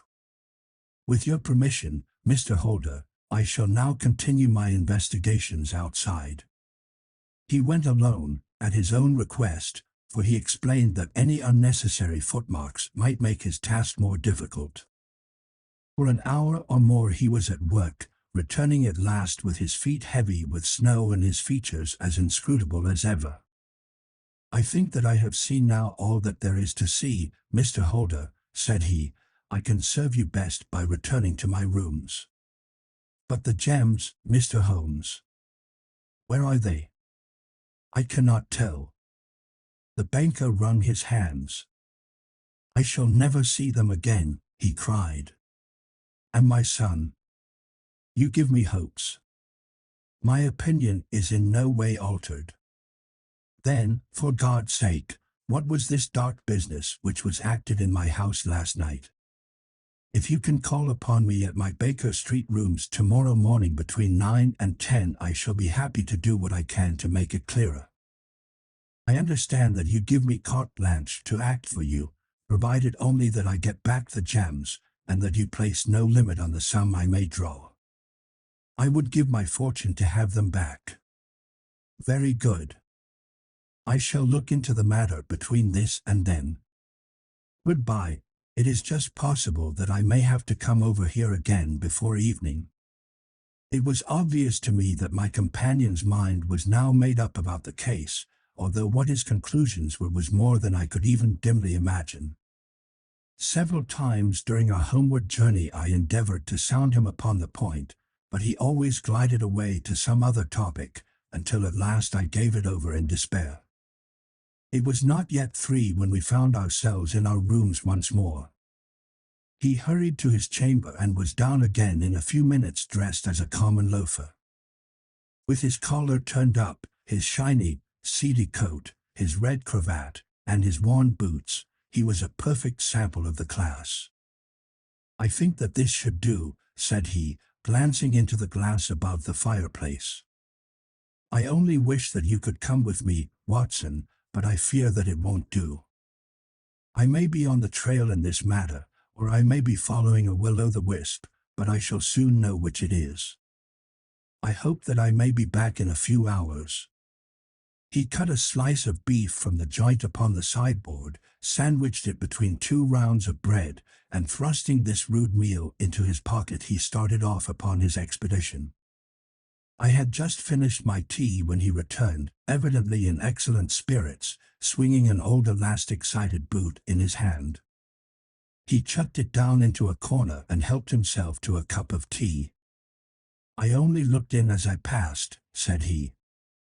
"I'm going right on." "Where to?" "Oh, to the other side of the West End.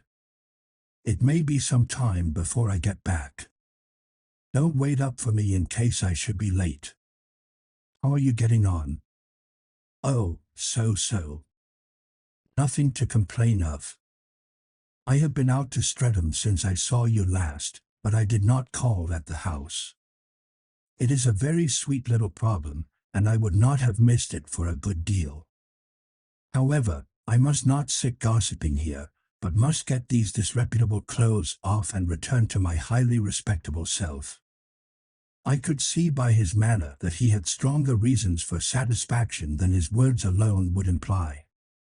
His eyes twinkled, and there was even a touch of color upon his sallow cheeks. He hastened upstairs, and a few minutes later I heard the slam of the hall door, which told me that he was off once more upon his congenial hunt. I waited until midnight, but there was no sign of his return, so I retired to my room.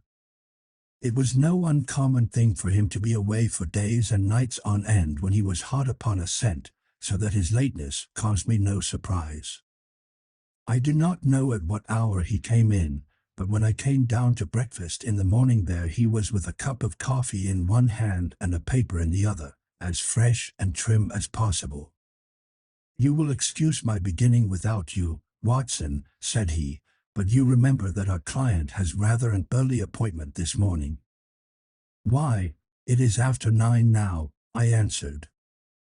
"I should not be surprised if that were he. I thought I heard a ring." It was, indeed, our friend the financier. I was shocked by the change which had come over him, for his face, which was naturally of a broad and massive mold, was now pinched and fallen in, while his hair seemed to me at least a shade whiter. He entered with a weariness and lethargy which was even more painful than his violence of the morning before, and he dropped heavily into the armchair which I pushed forward for him. "I do not know what I have done to be so severely tried," said he. "Only 2 days ago I was a happy and prosperous man, without a care in the world. Now I am left to a lonely and dishonored age. One sorrow comes close upon the heels of another. My niece, Mary, has deserted me." "Deserted you?" "Yes. Her bed this morning had not been slept in, her room was empty, and a note for me lay upon the hall table. I had said to her last night, in sorrow and not in anger, that if she had married my boy all might have been well with him. Perhaps it was thoughtless of me to say so. It is to that remark that she refers in this note. My dearest uncle, I feel that I have brought trouble upon you, and that if I had acted differently this terrible misfortune might never have occurred. I cannot, with this thought in my mind, ever again be happy under your roof, and I feel that I must leave you forever. Do not worry about my future, for that is provided for, and, above all, do not search for me, for it will be fruitless labor and an ill service to me. In life or in death, I am ever your loving Mary." What could she mean by that note, Mr. Holmes? Do you think it points to suicide? No, no, nothing of the kind. It is perhaps the best possible solution. I trust, Mr. Holder, that you are nearing the end of your troubles. Ah. You say so. You have heard something, Mr. Holmes. You have learned something. Where are the gems? You would not think £1,000 apiece an excessive sum for them. I would pay 10. That would be unnecessary. 3,000 will cover the matter. And there is a little reward, I fancy. Have you your checkbook? Here is a pen. Better make it out for £4,000.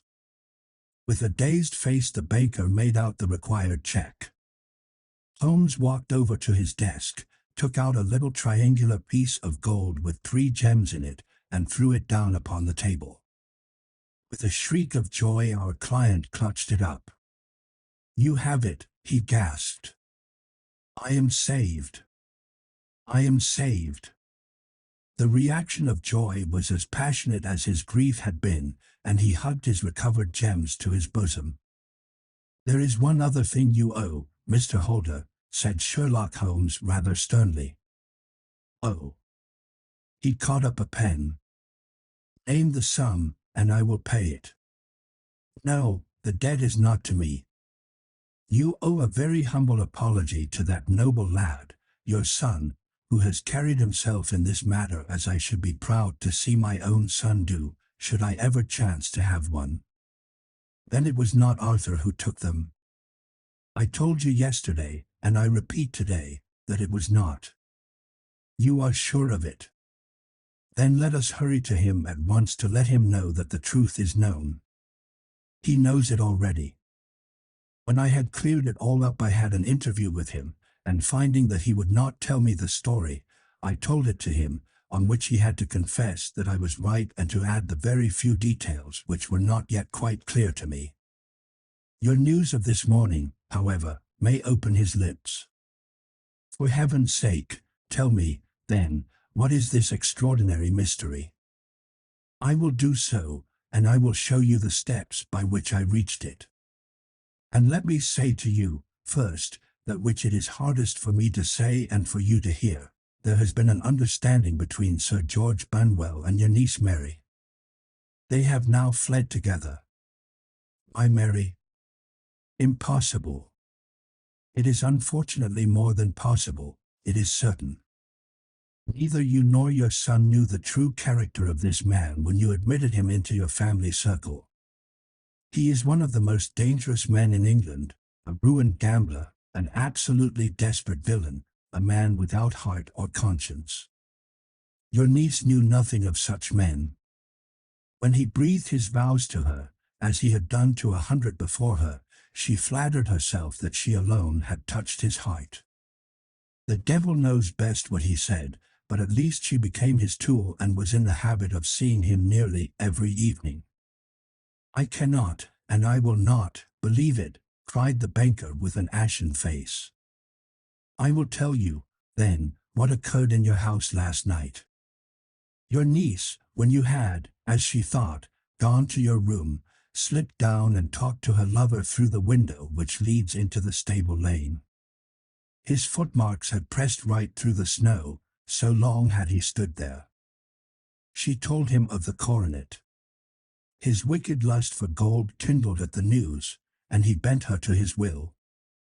I have no doubt that she loved you, but there are women in whom the love of a lover extinguishes all other loves, and I think that she must have been one. She had hardly listened to his instructions when she saw you coming downstairs, on which she closed the window rapidly and told you about one of the servants' escapade with her wooden-legged lover, which was all perfectly true. Your boy, Arthur, went to bed after his interview with you, but he slept badly on account of his uneasiness about his club debts. In the middle of the night he heard a soft tread pass his door, so he rose and, looking out, was surprised to see his cousin walking very stealthily along the passage until she disappeared into your dressing room. Petrified with astonishment, the lad slipped on some clothes and waited there in the dark to see what would come of this strange affair. Presently she emerged from the room again, and in the light of the passage lamp your son saw that she carried the precious coronet in her hands. She passed down the stairs, and he, thrilling with horror, ran along and slipped behind the curtain near your door, whence he could see what passed in the hall beneath.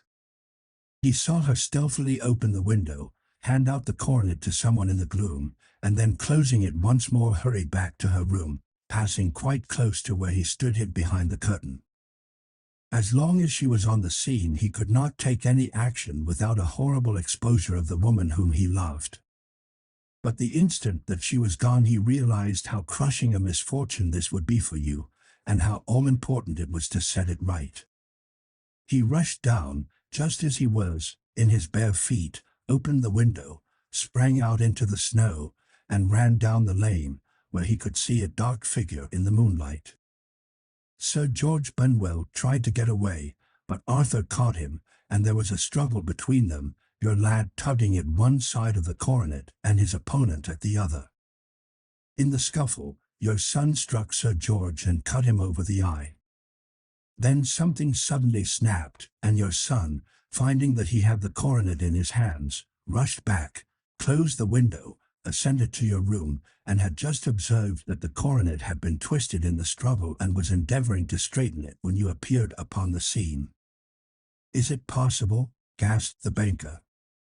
You then roused his anger by calling him names at a moment when he felt that he had deserved your warmest thanks. He could not explain the true state of affairs without betraying one who certainly deserved little enough consideration at his hands. He took the more chivalrous view, however, and preserved her secret. "And that was why she shrieked and fainted when she saw the coronet," cried Mr. Holder. "Oh, my God! What a blind fool I have been! And his asking to be allowed to go out for 5 minutes.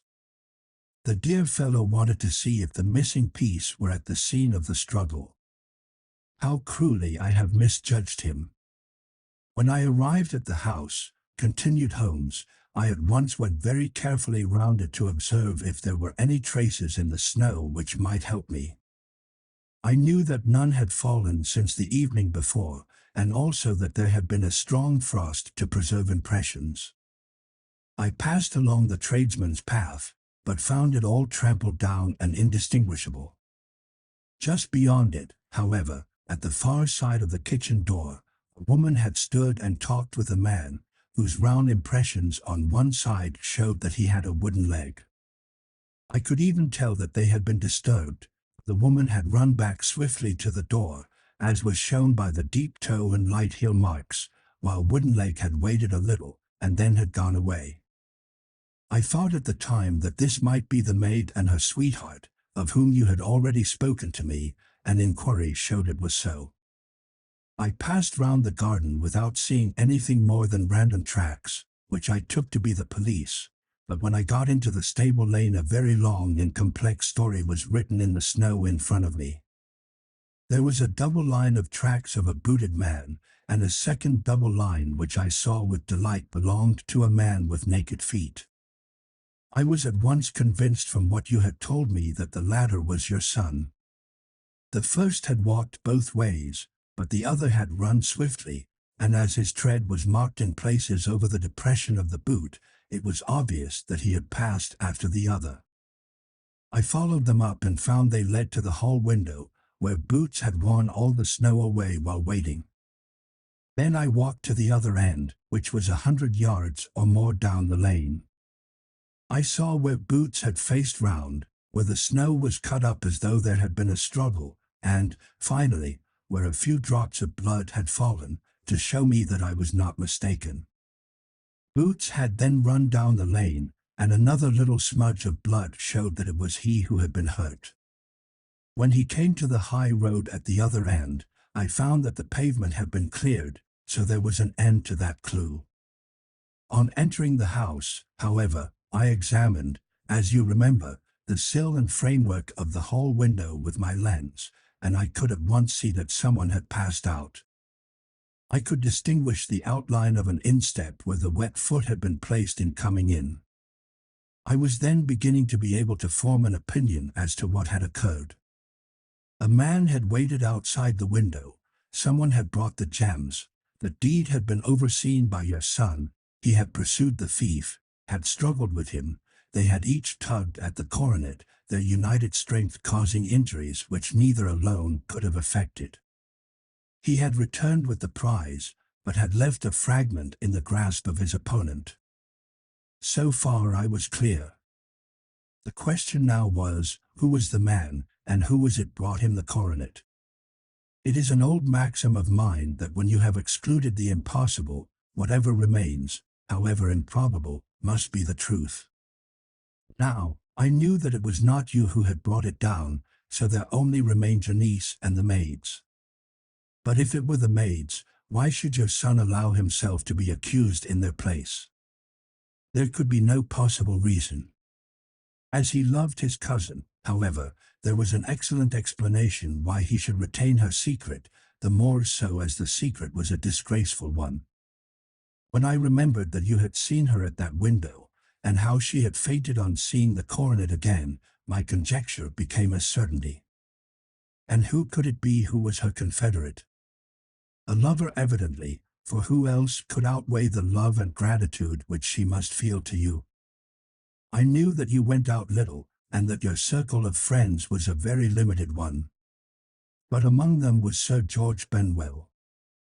I had heard of him before as being a man of evil reputation among women. It must have been he who wore those boots and retained the missing gems. Even though he knew that Arthur had discovered him, he might still flatter himself that he was safe, for the lad could not say a word without compromising his own family. Well, your own good sense will suggest what measures I took next. I went in the shape of a loafer to Sir George's house, managed to pick up an acquaintance with his valet, learned that his master had cut his head the night before, and, finally, at the expense of 6 shillings, made all sure by buying a pair of his cast-off shoes. With these I journeyed down to Streatham and saw that they exactly fitted the tracks. I saw an ill-dressed vagabond in the lane yesterday evening, said Mr. Holder. Precisely. It was I. I found that I had my man, so I came home and changed my clothes. It was a delicate part which I had to play then, for I saw that a prosecution must be avoided to avert scandal, and I knew that so astute a villain would see that our hands were tied in the matter. I went and saw him. At first, of course, he denied everything. But when I gave him every particular that had occurred, he tried to bluster and took down a life-preserver from the wall. I knew my man, however, and I clapped a pistol to his head before he could strike. Then he became a little more reasonable. I told him that we would give him a price for the stones he held, £1,000 apiece. That brought out the first signs of grief that he had shown. "Why, dash it all," said he, "I've let them go at 600 for the 3. I soon managed to get the address of the receiver who had them, on promising him that there would be no prosecution. Off I set to him, and after much chaffering I got our stones at £1,000 apiece. Then I looked in upon your son, told him that all was right, and eventually got to my bed about 2 o'clock, after what I may call a really hard day's work." "A day which has saved England from a great public scandal," said the banker, rising. "Sir, I cannot find words to thank you, but you shall not find me ungrateful for what you have done. Your skill has indeed exceeded all that I have heard of it. And now I must fly to my dear boy to apologize to him for the wrong which I have done him. As to what you tell me of poor Mary, it goes to my very heart. Not even your skill can inform me where she is now. I think that we may safely say," returned Holmes, "that she is wherever Sir George Benwell is. It is equally certain, too, that whatever her sins are, they will soon receive a more than sufficient punishment." 12. The Adventure of the Copper Beeches. "To the man who loves art for its own sake," remarked Sherlock Holmes, tossing aside the advertisement sheet of the Daily Telegraph, "it is frequently in its least important and lowliest manifestations that the keenest pleasure is to be derived. It is pleasant to me to observe, Watson, that you have so far grasped this truth that in these little records of our cases which you have been good enough to draw up, and, I am bound to say, occasionally to embellish, you have given prominence not so much to the many causes célèbres and sensational trials in which I have figured, but rather to those incidents which may have been trivial in themselves, but which have given room for those faculties of deduction and of logical synthesis which I have made my special province. And yet," said I, smiling, "I cannot quite hold myself absolved from the charge of sensationalism which has been urged against my records." "You have erred, perhaps," he observed, taking up a glowing cinder with the tongs and lighting with it the long cherry-wood pipe which was wont to replace his clay when he was in a disputatious rather than a meditative mood. "You have erred perhaps in attempting to put color and life into each of your statements instead of confining yourself to the task of placing upon record that severe reasoning from cause to effect which is really the only notable feature about the thing." "It seems to me that I have done you full justice in the matter," I remarked with some coldness, for I was repelled by the egotism which I had more than once observed to be a strong factor in my friend's singular character. "No, it is not selfishness or conceit," said he, answering, as was his wont, my thoughts rather than my words. "If I claim full justice for my art, it is because it is an impersonal thing, a thing beyond myself. Crime is common. Logic is rare. Therefore it is upon the logic rather than upon the crime that you should dwell. You have degraded what should have been a course of lectures into a series of tales." It was a cold morning of the early spring, and we sat after breakfast on either side of a cheery fire in the old room at Baker Street. A thick fog rolled down between the lines of dun-colored houses, and the opposing windows loomed like dark, shapeless blurs through the heavy yellow wreaths. Our gas was lit and shone on the white cloth and glimmer of china and metal, for the table had not been cleared yet. Sherlock Holmes had been silent all the morning, dipping continuously into the advertisement columns of a succession of papers until at last, having apparently given up his search, he had emerged in no very sweet temper to lecture me upon my literary shortcomings. At the same time, he remarked after a pause, during which he had sat puffing at his long pipe and gazing down into the fire, "You can hardly be open to a charge of sensationalism, for out of these cases which you have been so kind as to interest yourself in, a fair proportion do not treat of crime, in its legal sense, at all. The small matter in which I endeavored to help the King of Bohemia, the singular experience of Miss Mary Sutherland, the problem connected with the man with the twisted lip, and the incident of the noble bachelor, were all matters which are outside the pale of the law. But in avoiding the sensational, I fear that you may have bordered on the trivial. The end may have been so, I answered, but the methods I hold to have been novel and of interest. Pshaw, my dear fellow, what do the public, the great unobservant public, who could hardly tell a weaver by his tooth or a compositor by his left thumb, care about the finer shades of analysis and deduction? But, indeed, if you are trivial, I cannot blame you, for the days of the great cases are past. Man, or at least criminal man, has lost all enterprise and originality. As to my own little practice, it seems to be degenerating into an agency for recovering lost lead pencils and giving advice to young ladies from boarding schools. I think that I have touched bottom at last, however. This note I had this morning marks my 0 point, I fancy. Read it. He tossed a crumpled letter across to me. It was dated from Montague Place upon the preceding evening, and ran thus.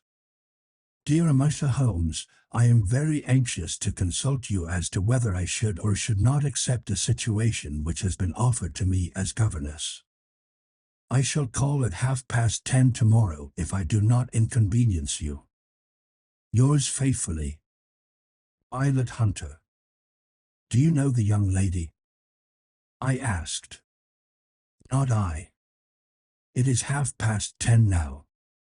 Yes, and I have no doubt that is her ring. It may turn out to be of more interest than you think. You remember that the affair of the blue carbuncle, which appeared to be a mere whim at first, developed into a serious investigation. It may be so in this case, also. Well, let us hope so. But our doubts will very soon be solved, for here, unless I am much mistaken, is the person in question. As he spoke, the door opened and a young lady entered the room. She was plainly but neatly dressed, with a bright, quick face, freckled like a plover's egg, and with the brisk manner of a woman who has had her own way to make in the world. You will excuse my troubling you, I am sure, said she, as my companion rose to greet her, but I have had a very strange experience, and as I have no parents or relations of any sort from whom I could ask advice, I thought that perhaps you would be kind enough to tell me what I should do. Pray take a seat, Miss Hunter. I shall be happy to do anything that I can to serve you. I could see that Holmes was favorably impressed by the manner and speech of his new client.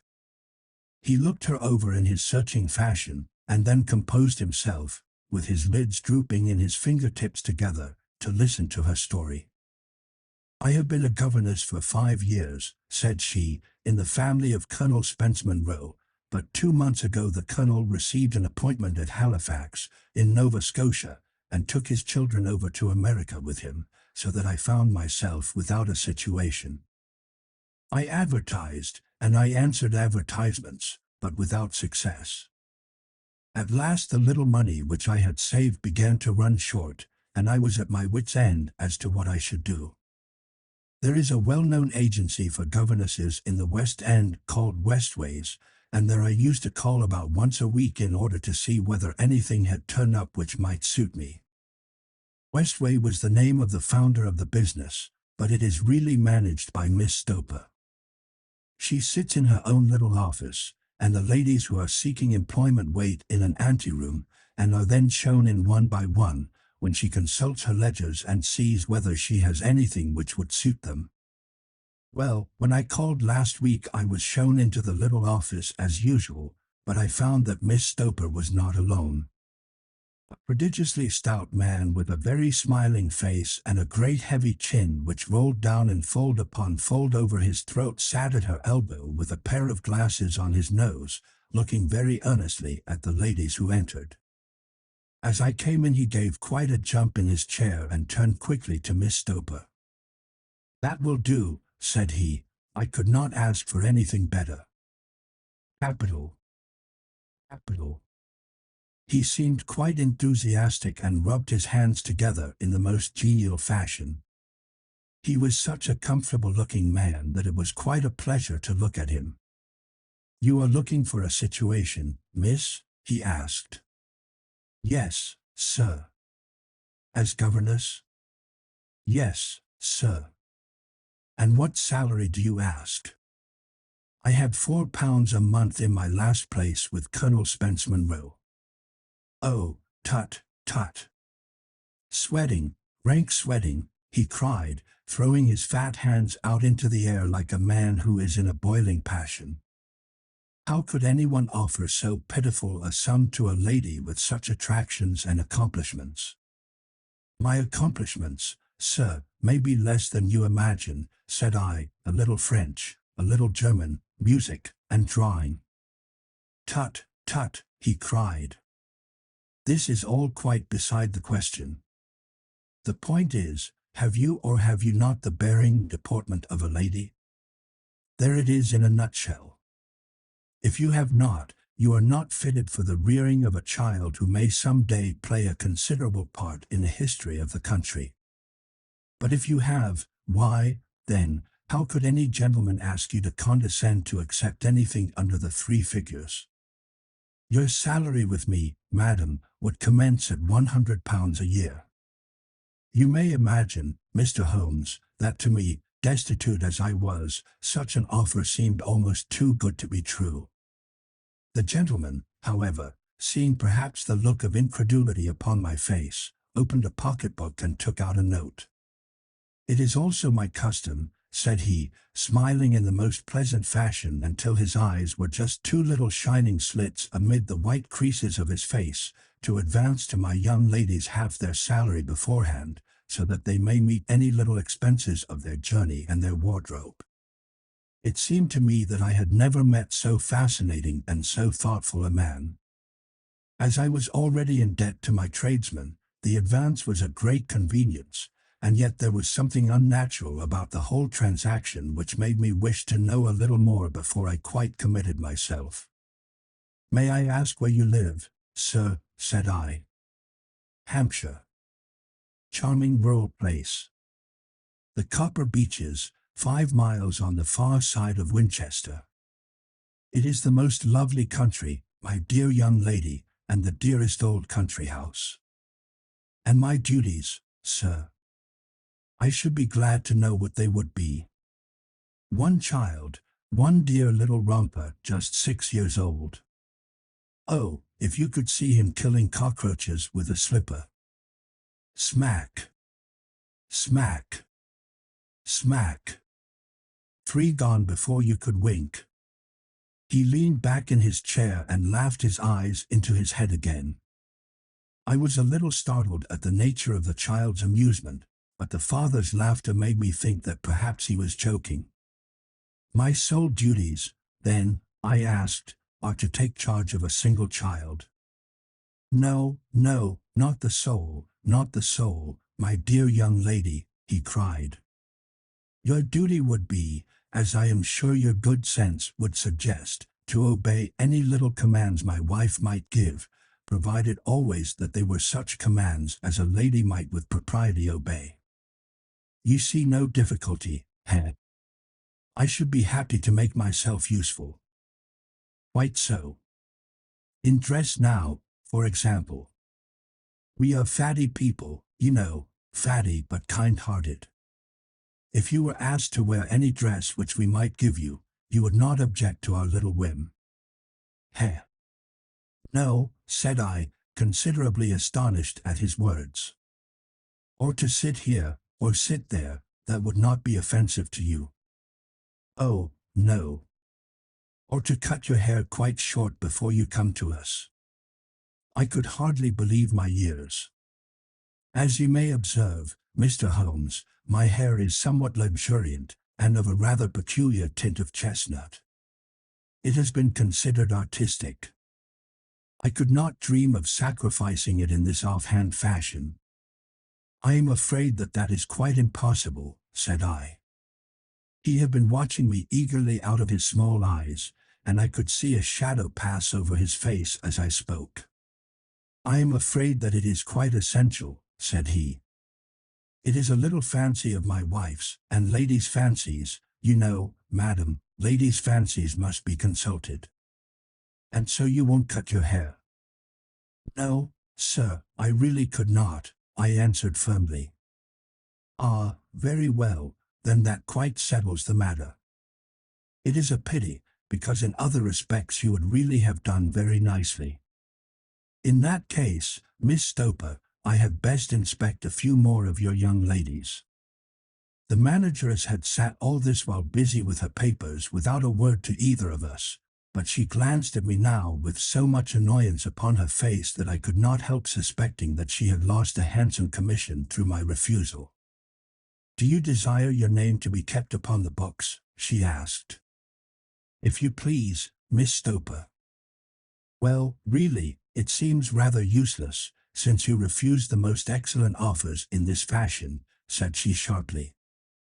"You can hardly expect us to exert ourselves to find another such opening for you. Good day to you, Miss Hunter." She struck a gong upon the table, and I was shown out by the page. Well, Mr. Holmes, when I got back to my lodgings and found little enough in the cupboard, and 2 or 3 bills upon the table, I began to ask myself whether I had not done a very foolish thing. After all, if these people had strange fads and expected obedience on the most extraordinary matters, they were at least ready to pay for their eccentricity. Very few governesses in England are getting £100 a year. Besides, what use was my hair to me? Many people are improved by wearing it short, and perhaps I should be among the number. Next day I was inclined to think that I had made a mistake, and by the day after I was sure of it. I had almost overcome my pride so far as to go back to the agency and inquire whether the place was still open when I received this letter from the gentleman himself. I have it here and I will read it to you. The Copper Beeches, near Winchester. Dear Miss Hunter, Miss Stoper has very kindly given me your address, and I write from here to ask you whether you have reconsidered your decision. My wife is very anxious that you should come, for she has been much attracted by my description of you. We are willing to give £30 a quarter, or £120 a year, so as to recompense you for any little inconvenience which our fads may cause you. They are not very exacting, after all. My wife is fond of a particular shade of electric blue and would like you to wear such a dress indoors in the morning. You need not, however, go to the expense of purchasing one, as we have one belonging to my dear daughter Alice, now in Philadelphia, which would, I should think, fit you very well. Then, as to sitting here or there, or amusing yourself in any manner indicated, that need cause you no inconvenience. As regards your hair, it is no doubt a pity, especially as I could not help remarking its beauty during our short interview, but I am afraid that I must remain firm upon this point, and I only hope that the increased salary may recompense you for the loss. Your duties, as far as the child is concerned, are very light. Now do try to come, and I shall meet you with the dog cart at Winchester. Let me know your train. Yours faithfully, Jeffro Rucastle. That is the letter which I have just received, Mr. Holmes, and my mind is made up that I will accept it. I thought, however, that before taking the final step I should like to submit the whole matter to your consideration. Well, Miss Hunter, if your mind is made up, that settles the question, said Holmes, smiling. But you would not advise me to refuse? I confess that it is not the situation which I should like to see a sister of mine apply for. What is the meaning of it all, Mr. Holmes? Ah, I have no data. I cannot tell. Perhaps you have yourself formed some opinion. Well, there seems to me to be only one possible solution. Mr. Rucastle seemed to be a very kind, good-natured man. Is it not possible that his wife is a lunatic, that he desires to keep the matter quiet for fear she should be taken to an asylum, and that he humors her fancies in every way in order to prevent an outbreak. That is a possible solution. In fact, as matters stand, it is the most probable one. But in any case it does not seem to be a nice household for a young lady. But the money, Mr. Holmes, the money. Well, yes, of course the pay is good, too good. That is what makes me uneasy. Why should they give you £120 a year, when they could have their pick for £40? There must be some strong reason behind.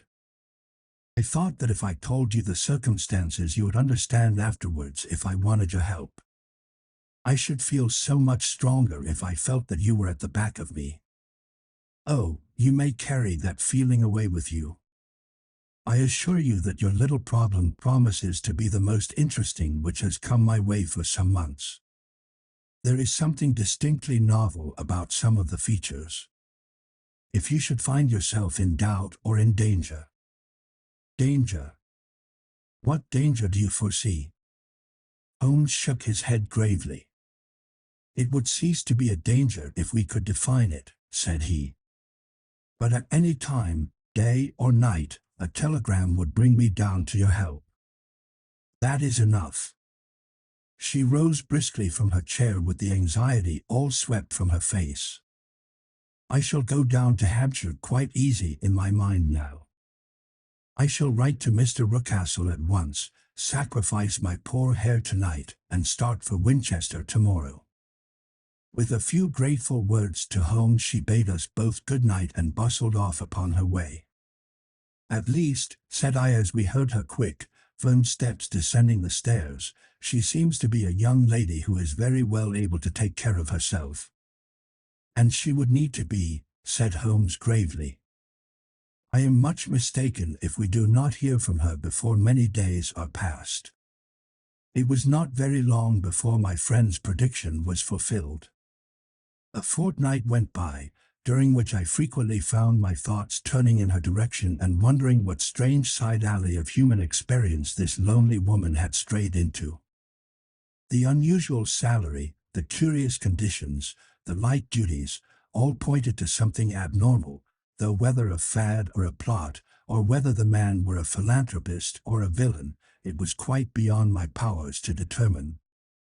As to Holmes, I observed that he sat frequently for half an hour on end, with knitted brows and an abstracted air, but he swept the matter away with a wave of his hand when I mentioned it.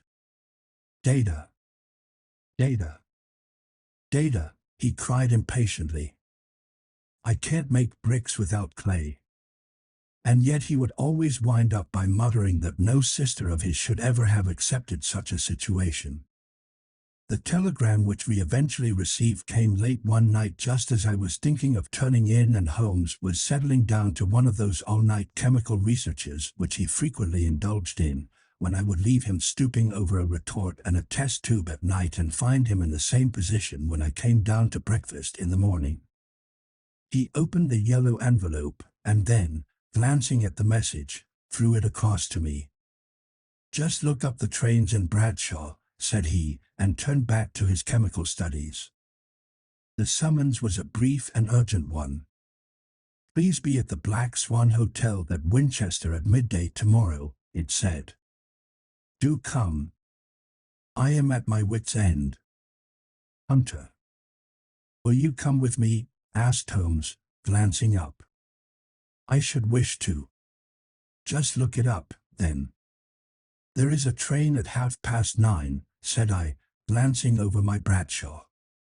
It is due at Winchester at 11:30. That will do very nicely. Then perhaps I had better postpone my analysis of the acetones, as we may need to be at our best in the morning. By 11 o'clock the next day we were well upon our way to the Old English capital. Holmes had been buried in the morning papers all the way down, but after we had passed the Hampshire border he threw them down and began to admire the scenery. It was an ideal spring day, a light blue sky, flecked with little fleecy white clouds drifting across from west to east. The sun was shining very brightly, and yet there was an exhilarating nip in the air, which set an edge to a man's energy. All over the countryside, away to the rolling hills around Aldershot, the little red and grey roofs of the farmsteadings peeped out from amid the light green of the new foliage. Are they not fresh and beautiful?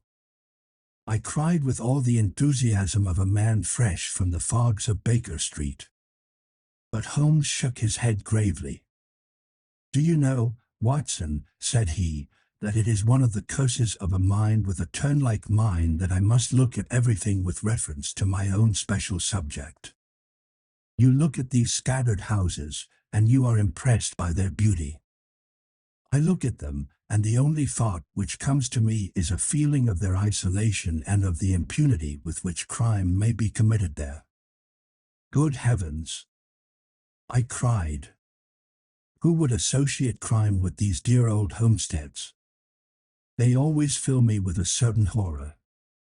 It is my belief, Watson, founded upon my experience, that the lowest and vilest alleys in London do not present a more dreadful record of sin than does the smiling and beautiful countryside.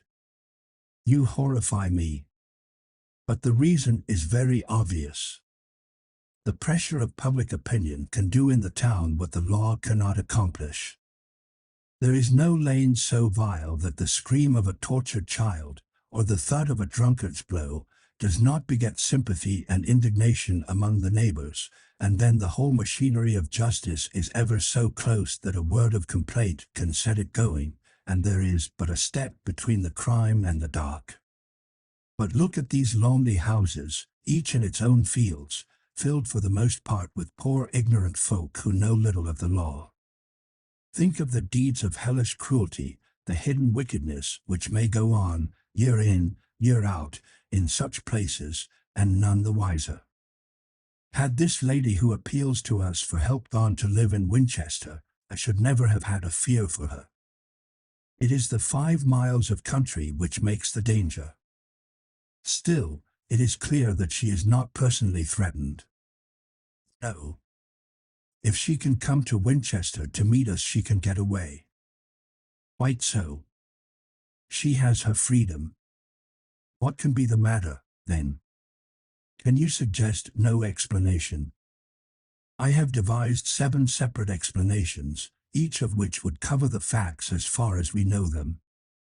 But which of these is correct can only be determined by the fresh information which we shall no doubt find waiting for us.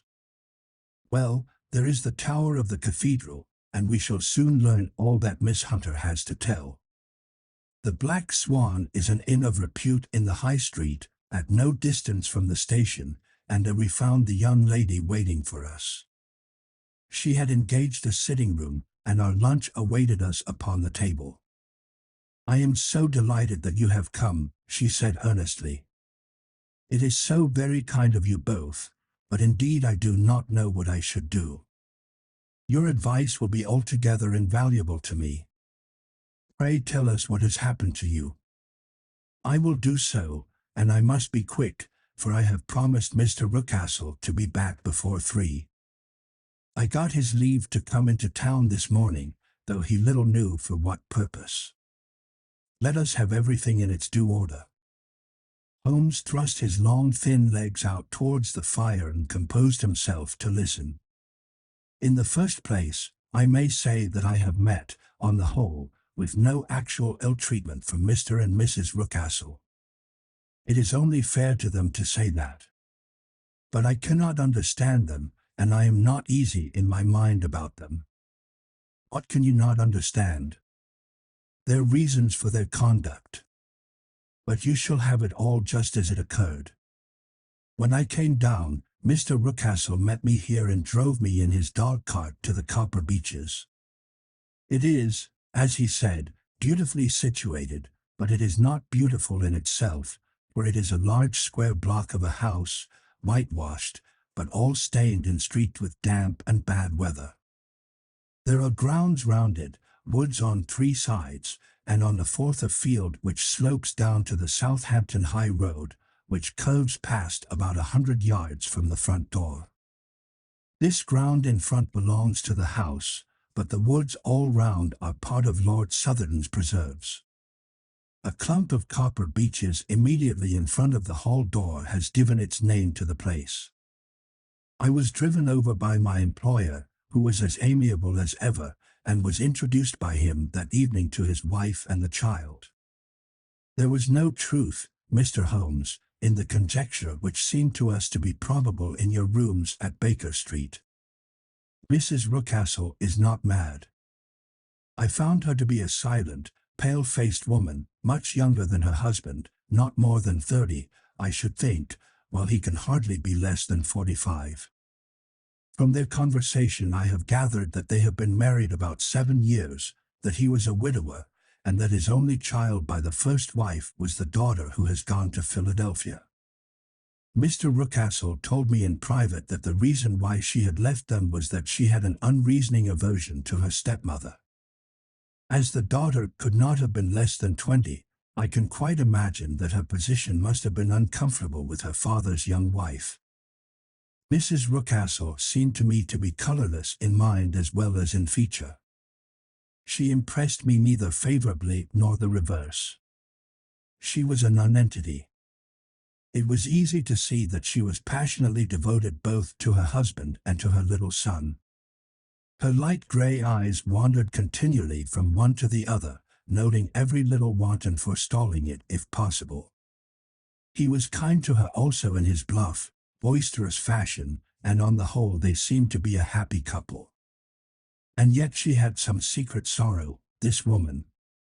She would often be lost in deep thought, with the saddest look upon her face. More than once I have surprised her in tears. I have thought sometimes that it was the disposition of her child which weighed upon her mind, for I have never met so utterly spoiled and so ill-natured a little creature. He is small for his age, with a head which is quite disproportionately large. His whole life appears to be spent in an alternation between savage fits of passion and gloomy intervals of sulking. Giving pain to any creature weaker than himself seems to be his one idea of amusement, and he shows quite remarkable talent in planning the capture of mice, little birds, and insects. But I would rather not talk about the creature, Mr. Holmes, and, indeed, he has little to do with my story. I am glad of all details, remarked my friend, whether they seem to you to be relevant or not. I shall try not to miss anything of importance. The one unpleasant thing about the house, which struck me at once, was the appearance and conduct of the servants. There are only two, a man and his wife. Toller, for that is his name, is a rough, uncouth man, with grizzled hair and whiskers, and a perpetual smell of drink. Twice since I have been with them he has been quite drunk, and yet Mr. Rucastle seemed to take no notice of it. His wife is a very tall and strong woman with a sour face, as silent as Mrs. Rucastle and much less amiable. They are a most unpleasant couple, but fortunately I spend most of my time in the nursery and my own room, which are next to each other in one corner of the building. For 2 days after my arrival at the Copper Beeches my life was very quiet. On the third, Mrs. Rucastle came down just after breakfast and whispered something to her husband. "Oh, yes," said he, turning to me, "we are very much obliged to you, Miss Hunter, for falling in with our whim so far as to cut your hair. I assure you that it has not detracted in the tiniest iota from your appearance. We shall now see how the electric blue dress will become you. You will find it laid out upon the bed in your room, and if you would be so good as to put it on we should both be extremely obliged." The dress which I found waiting for me was of a peculiar shade of blue. It was of excellent material, a sort of beige, but it bore unmistakable signs of having been worn before. It could not have been a better fit if I had been measured for it. Both Mr. and Mrs. Rucastle expressed a delight at the look of it, which seemed quite exaggerated in its vehemence. They were waiting for me in the drawing-room, which is a very large room, stretching along the entire front of the house, with 3 long windows reaching down to the floor. A chair had been placed close to the central window, with its back turned towards it. In this I was asked to sit, and then Mr. Rucastle, walking up and down on the other side of the room, began to tell me a series of the funniest stories that I have ever listened to. You cannot imagine how comical he was, and I laughed until I was quite weary. Mrs. Rucastle, however, who has evidently no sense of humor, never so much as smiled, but sat with her hands in her lap and a sad, anxious look upon her face. After an hour or so, Mr. Rucastle suddenly remarked that it was time to commence the duties of the day, and that I might change my dress and go to little Edward in the nursery. 2 days later this same performance was gone through under exactly similar circumstances. Again I changed my dress, again I sat in the window, and again I laughed very heartily at the funny stories of which my employer had an immense repertoire, and which he told inimitably. Then he handed me a yellow-backed novel, and moving my chair a little sideways, that my own shadow might not fall upon the page, he begged me to read aloud to him. I read for about 10 minutes, beginning in the heart of a chapter, and then suddenly, in the middle of a sentence, he ordered me to cease and to change my dress. You can easily imagine, Mr. Holmes, how curious I became as to what the meaning of this extraordinary performance could possibly be. They were always very careful, I observed, to turn my face away from the window, so that I became consumed with the desire to see what was going on behind my back. At first it seemed to be impossible, but I soon devised a means. My hand mirror had been broken, so a happy thought seized me, and I concealed a piece of the glass in my handkerchief. On the next occasion, in the midst of my laughter, I put my handkerchief up to my eyes, and was able with a little management to see all that there was behind me.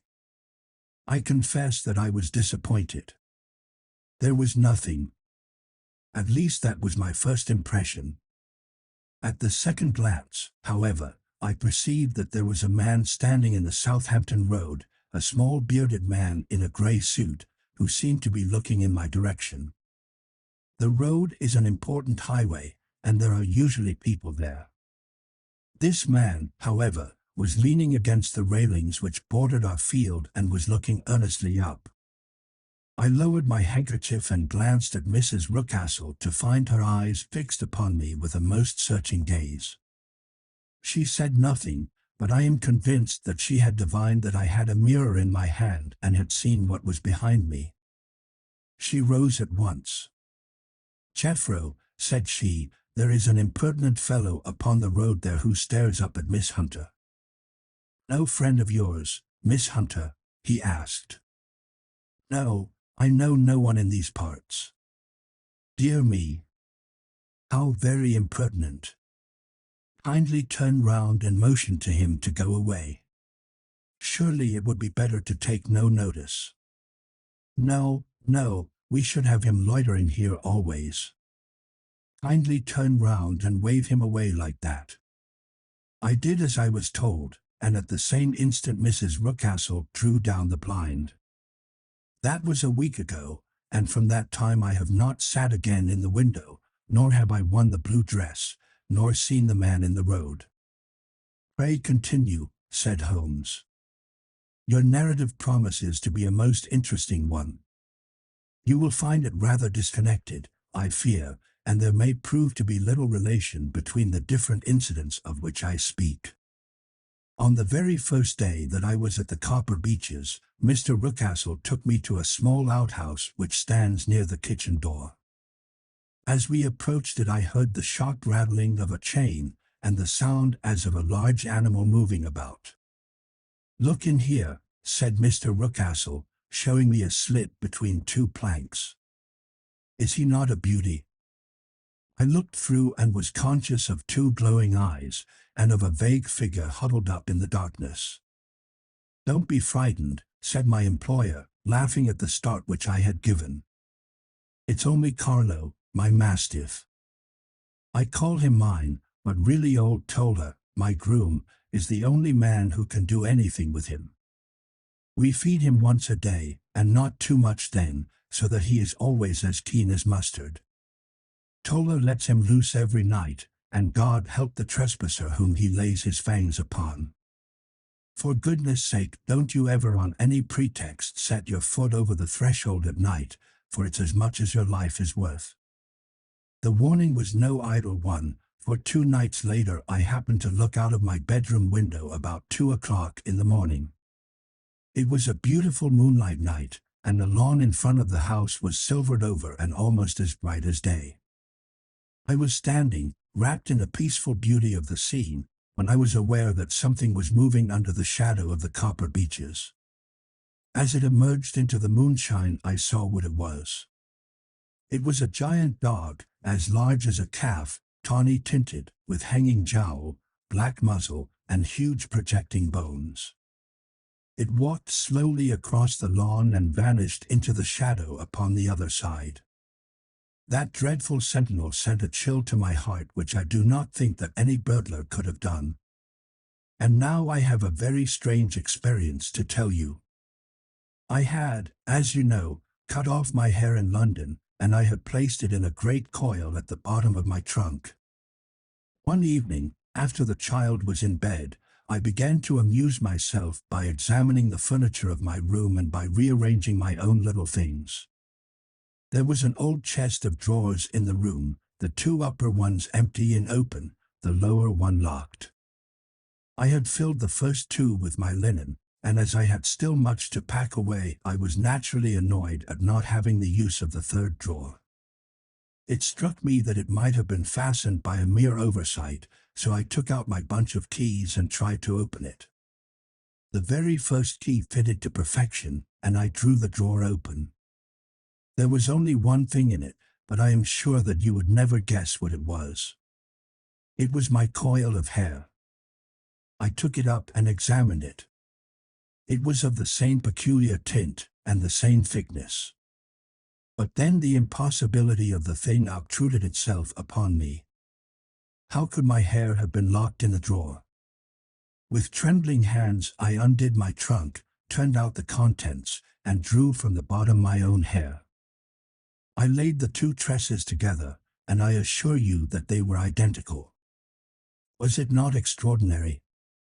Puzzle as I would, I could make nothing at all of what it meant. I returned the strange hair to the drawer, and I said nothing of the matter to the Ruckcastles, as I felt that I had put myself in the wrong by opening a drawer which they had locked. I am naturally observant, as you may have remarked, Mr. Holmes, and I soon had a pretty good plan of the whole house in my head. There was one wing, however, which appeared not to be inhabited at all. A door which faced that which led into the quarters of the Tollers opened into this suite, but it was invariably locked. One day, however, as I ascended the stair, I met Mr. Ruckcastle coming out through this door, his keys in his hand, and a look on his face which made him a very different person to the round, jovial man to whom I was accustomed. His cheeks were red, his brow was all crinkled with anger, and the veins stood out at his temples with passion. He locked the door and hurried past me without a word or a look. This aroused my curiosity, so when I went out for a walk in the grounds with my charge, I strolled round to the side from which I could see the windows of this part of the house. There were 4 of them in a row, 3 of which were simply dirty, while the 4th was shuttered up. They were evidently all deserted. As I strolled up and down, glancing at them occasionally, Mr. Ruckcastle came out to me, looking as merry and jovial as ever. "Ah," said he, "you must not think me rude if I passed you without a word, my dear young lady. I was preoccupied with business matters." I assured him that I was not offended. "By the way," said I, "you seem to have quite a suite of spare rooms up there, and one of them has the shutters up." He looked surprised and, as it seemed to me, a little startled at my remark. "Photography is one of my hobbies," said he. "I have made my dark room up there. But, dear me, what an observant young lady we have come upon. Who would have believed it? Who would have ever believed it?" He spoke in a jesting tone, but there was no jest in his eyes as he looked at me. I read suspicion there and annoyance, but no jest. Well, Mr. Holmes, from the moment that I understood that there was something about that suite of rooms which I was not to know, I was all on fire to go over them. It was not mere curiosity, though I have my share of that. It was more a feeling of duty, a feeling that some good might come from my penetrating to this place. They talk of woman's instinct. Perhaps it was woman's instinct which gave me that feeling. At any rate, it was there, and I was keenly on the lookout for any chance to pass the forbidden door. It was only yesterday that the chance came. I may tell you that, besides Mr. Rucastle, both Toller and his wife find something to do in these deserted rooms, and I once saw him carrying a large black linen bag with him through the door. Recently he has been drinking hard, and yesterday evening he was very drunk, and when I came upstairs there was the key in the door. I have no doubt at all that he had left it there. Mr. and Mrs. Rucastle were both downstairs, and the child was with them, so that I had an admirable opportunity. I turned the key gently in the lock, opened the door, and slipped through. There was a little passage in front of me, unpapered and uncarpeted, which turned at a right angle at the farther end. Round this corner were 3 doors in a line, the first and third of which were open. They each led into an empty room, dusty and cheerless, with 2 windows in the one and one in the other, so thick with dirt that the evening light glimmered dimly through them. The center door was closed, and across the outside of it had been fastened one of the broad bars of an iron bed, padlocked at one end to a ring in the wall, and fastened at the other with stout cord. The door itself was locked as well, and the key was not there. This barricaded door corresponded clearly with the shuttered window outside, and yet I could see by the glimmer from beneath it that the room was not in darkness. Evidently there was a skylight which let in light from above. As I stood in the passage gazing at the sinister door and wondering what secret it might veil, I suddenly heard the sound of steps within the room and saw a shadow pass backward and forward against the little slit of dim light which shone out from under the door. A mad, unreasoning terror rose up in me at the sight, Mr. Holmes. My overstrung nerves failed me suddenly, and I turned and ran as though some dreadful hand were behind me clutching at the skirt of my dress. I rushed down the passage, through the door, and straight into the arms of Mr. Rucastle, who was waiting outside. "So," said he, smiling, "it was you, then." I thought that it must be when I saw the door open. "Oh, I am so frightened," I panted. "My dear young lady. My dear young lady. You cannot think how caressing and soothing his manner was, and what has frightened you, my dear young lady." But his voice was just a little too coaxing. He overdid it. I was keenly on my guard against him. "I was foolish enough to go into the empty wing," I answered. "But it is so lonely and eerie in this dim light that I was frightened and ran out again. Oh, it is so dreadfully still in there." "Only that?" said he, looking at me keenly. "Why, what did you think?" I asked. "Why do you think that I locked this door?" "I am sure that I do not know. It is to keep people out who have no business there. Do you see?" He was still smiling in the most amiable manner. "I am sure if I had known—" "Well, then, you know now. And if you ever put your foot over that threshold again—" Here in an instant the smile hardened into a grin of rage, and he glared down at me with the face of a demon. "I'll throw you to the mastiff." I was so terrified that I do not know what I did. I suppose that I must have rushed past him into my room. I remember nothing until I found myself lying on my bed trembling all over. Then I thought of you, Mr. Holmes. I could not live there longer without some advice. I was frightened of the house, of the man, of the woman, of the servants, even of the child. They were all horrible to me. If I could only bring you down, all would be well. Of course I might have fled from the house, but my curiosity was almost as strong as my fears. My mind was soon made up. I would send you a wire. I put on my hat and cloak, went down to the office, which is about half a mile from the house, and then returned, feeling very much easier. A horrible doubt came into my mind as I approached the door lest the dog might be loose, but I remembered that Toller had drunk himself into a state of insensibility that evening, and I knew that he was the only one in the household who had any influence with the savage creature, or who would venture to set him free. I slipped in safety and lay awake half the night in my joy at the thought of seeing you. I had no difficulty in getting leave to come into Winchester this morning, but I must be back before 3 o'clock, for Mr. and Mrs. Rucastle are going on a visit, and will be away all the evening, so that I must look after the child.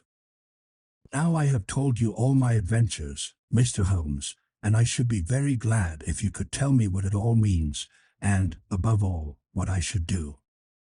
Holmes and I had listened spellbound to this extraordinary story. My friend rose now and paced up and down the room, his hands in his pockets, and an expression of the most profound gravity upon his face. "Is Toller still drunk?" he asked. "Yes. I heard his wife tell Mrs. Rucastle that she could do nothing with him." "That is well. And the Rucastles go out tonight?" "Yes." "Is there a cellar with a good strong lock?" "Yes, the wine cellar." "You seem to me to have acted all through this matter like a very brave and sensible girl, Miss Hunter. Do you think that you could perform one more feat?" "I should not ask it of you if I did not think you a quite exceptional woman." "I will try." "What is it?" "We shall be at the Copper Beeches by 7 o'clock, my friend and I. The Rucastles will be gone by that time, and Toller will, we hope, be incapable. There only remains Mrs. Toller, who might give the alarm. If you could send her into the cellar on some errand, and then turn the key upon her, you would facilitate matters immensely." "I will do it." "Excellent. We shall then look thoroughly into the affair. Of course there is only one feasible explanation. You have been brought there to personate someone, and the real person is imprisoned in this chamber. That is obvious. As to who this prisoner is, I have no doubt that it is the daughter, Miss Alice Rucastle, if I remember right, who was said to have gone to America. You were chosen, doubtless, as resembling her in height, figure, and the color of your hair. Hers have been cut off, very possibly in some illness through which she has passed, and so, of course, yours had to be sacrificed also. By a curious chance you came upon her tresses. The man in the road was undoubtedly some friend of hers, possibly her fiancé, and no doubt, as you wore the girl's dress and were so like her, he was convinced from your laughter, whenever he saw you, and afterwards from your gesture, that Miss Rucastle was perfectly happy, and that she no longer desired his attentions. The dog is let loose at night to prevent him from endeavoring to communicate with her. So much is fairly clear. The most serious point in the case is the disposition of the child. What on earth has that to do with it? I ejaculated. My dear Watson, you as a medical man are continually gaining light as to the tendencies of a child by the study of the parents. Don't you see that the converse is equally valid? I have frequently gained my first real insight into the character of parents by studying their children.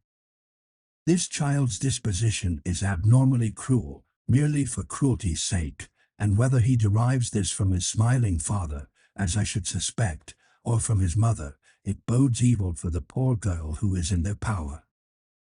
I am sure that you are right, Mr. Holmes, cried our client. 1,000 things come back to me which make me certain that you have hit it. Oh, let us lose not an instant in bringing help to this poor creature. We must be circumspect, for we are dealing with a very cunning man. We can do nothing until 7 o'clock. At that hour we shall be with you, and it will not be long before we solve the mystery." We were as good as our word, for it was just 7 when we reached the Copper Beeches, having put up our trap at a wayside public house.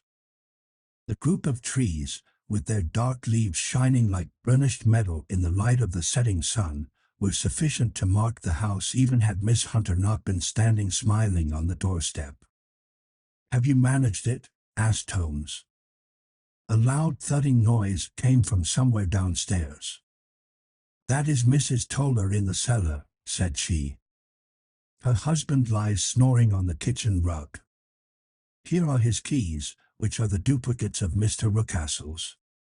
"You have done well indeed," cried Holmes with enthusiasm. "Now lead the way, and we shall soon see the end of this black business."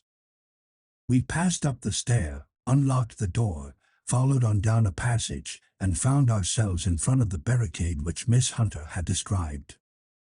Holmes cut the cord and removed the transverse bar. Then he tried the various keys in the lock, but without success. No sound came from within, and at the silence Holmes' face clouded over. "I trust that we are not too late," said he. "I think, Miss Hunter, that we had better go in without you. Now, Watson, put your shoulder to it, and we shall see whether we cannot make our way in." It was an old rickety door and gave at once before our united strength. Together we rushed into the room. It was empty. There was no furniture save a little pallet bed, a small table, and a basketful of linen. The skylight above was open, and the prisoner gone. "There has been some villainy here," said Holmes. "This beauty has guessed Miss Hunter's intentions and has carried his victim off." "But how?" "Through the skylight. We shall soon see how he managed it." He swung himself up onto the roof. "Ah, yes," he cried, "here's the end of a long light ladder against the eaves. That is how he did it." "But it is impossible," said Miss Hunter. "The ladder was not there when the Rucastles went away. He has come back and done it. I tell you that he is a clever and dangerous man. I should not be very much surprised if this were he whose step I hear now upon the stair. I think, Watson, that it would be as well for you to have your pistol ready." The words were hardly out of his mouth before a man appeared at the door of the room, a very fat and burly man, with a heavy stick in his hand. Miss Hunter screamed and shrunk against the wall at the sight of him, but Sherlock Holmes sprang forward and confronted him. "You villain," said he, "where's your daughter?" The fat man cast his eyes round, and then up at the open skylight. "It is for me to ask you that," he shrieked, "you thieves. Spies and thieves. I have caught you, have I? You are in my power. I'll serve you." He turned and clattered down the stairs as hard as he could go. "He's gone for the dog," cried Miss Hunter. "I have my revolver," said I. "Better close the front door," cried Holmes, and we all rushed down the stairs together. We had hardly reached the hall when we heard the baying of a hound, and then a scream of agony, with a horrible worrying sound which it was dreadful to listen to. An elderly man with a red face and shaking limbs came staggering out at a side door. "My God!" he cried. "Someone has loosed the dog. It's not been fed for 2 days. Quick, quick, or it'll be too late." Holmes and I rushed out and round the angle of the house, with Toller hurrying behind us. There was the huge famished brute, its black muzzle buried in Rucastle's throat, while he writhed and screamed upon the ground. Running up, I blew its brains out, and it fell over with its keen white teeth still meeting in the great creases of his neck. With much labor we separated them and carried him, living but horribly mangled, into the house. We laid him upon the drawing-room sofa, and having dispatched the sobered Toller to bear the news to his wife, I did what I could to relieve his pain. We were all assembled round him when the door opened, and a tall, gaunt woman entered the room. "Mrs. Toller," cried Miss Hunter. "Yes, miss. Mr. Rucastle let me out when he came back before he went up to you." "Ah, miss, it is a pity you didn't let me know what you were planning, for I would have told you that your pains were wasted." "Ha," said Holmes, looking keenly at her. "It is clear that Mrs. Toller knows more about this matter than anyone else." "Yes, sir, I do, and I am ready enough to tell what I know."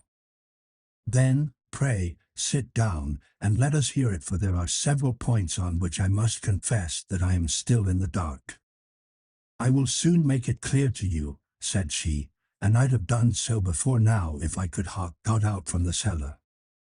If there's police court business over this, you'll remember that I was the one that stood your friend, and that I was Miss Alice's friend too. She was never happy at home, Miss Alice wasn't, from the time that her father married again. She was slighted like and had no say in anything, but it never really became bad for her until after she met Mr. Fowler at a friend's house. As well as I could learn, Miss Alice had rights of her own by will, but she was so quiet and patient, that she never said a word about them but just left everything in Mr. Rucastle's hands. He knew he was safe with her, but when there was a chance of a husband coming forward, who would ask for all that the law would give him, then her father thought it time to put a stop on it. He wanted her to sign a paper, so that whether she married or not, he could use her money. When she wouldn't do it, he kept on worrying her until she got brain fever, and for 6 weeks was at death's door. Then she got better at last, all worn to a shadow, and with her beautiful hair cut off, but that didn't make no change in her young man, and he stuck to her as true as man could be. "Ah," said Holmes, "I think that what you have been good enough to tell us makes the matter fairly clear, and that I can deduce all that remains. Mr. Rucastle then, I presume, took to this system of imprisonment?" "Yes, sir." "And brought Miss Hunter down from London in order to get rid of the disagreeable persistence of Mr. Fowler?" "That was it, sir. But Mr. Fowler, being a persevering man, as a good seaman should be, blockaded the house, and having met you succeeded by certain arguments, metallic or otherwise, in convincing you that your interests were the same as his. Mr. Fowler was a very kind-spoken, free-handed gentleman," said Mrs. Toller serenely. "And in this way he managed that your good man should have no want of drink, and that a ladder should be ready at the moment when your master had gone out. You have it, sir, just as it happened." "I am sure we owe you an apology, Mrs. Toller," said Holmes, "for you have certainly cleared up everything which puzzled us. And here comes the country surgeon and Mrs. Rucastle, so I think, Watson, that we had best escort Miss Hunter back to Winchester, as it seems to me that our locus standi now is rather a questionable one." And thus was solved the mystery of the sinister house with the copper beeches in front of the door. Mr. Rucastle survived, but was always a broken man, kept alive solely through the care of his devoted wife. They still live with their old servants, who probably know so much of Rucastle's past life that he finds it difficult to part from them. Mr. Fowler and Miss Rucastle were married, by special license, in Southampton the day after their flight, and he is now the holder of a government appointment in the island of Mauritius. As to Miss Violet Hunter, my friend Holmes, rather to my disappointment, manifested no further interest in her when once she had ceased to be the center of one of his problems, and she is now the head of a private school at Walsall, where I believe that she has met with considerable success. The end.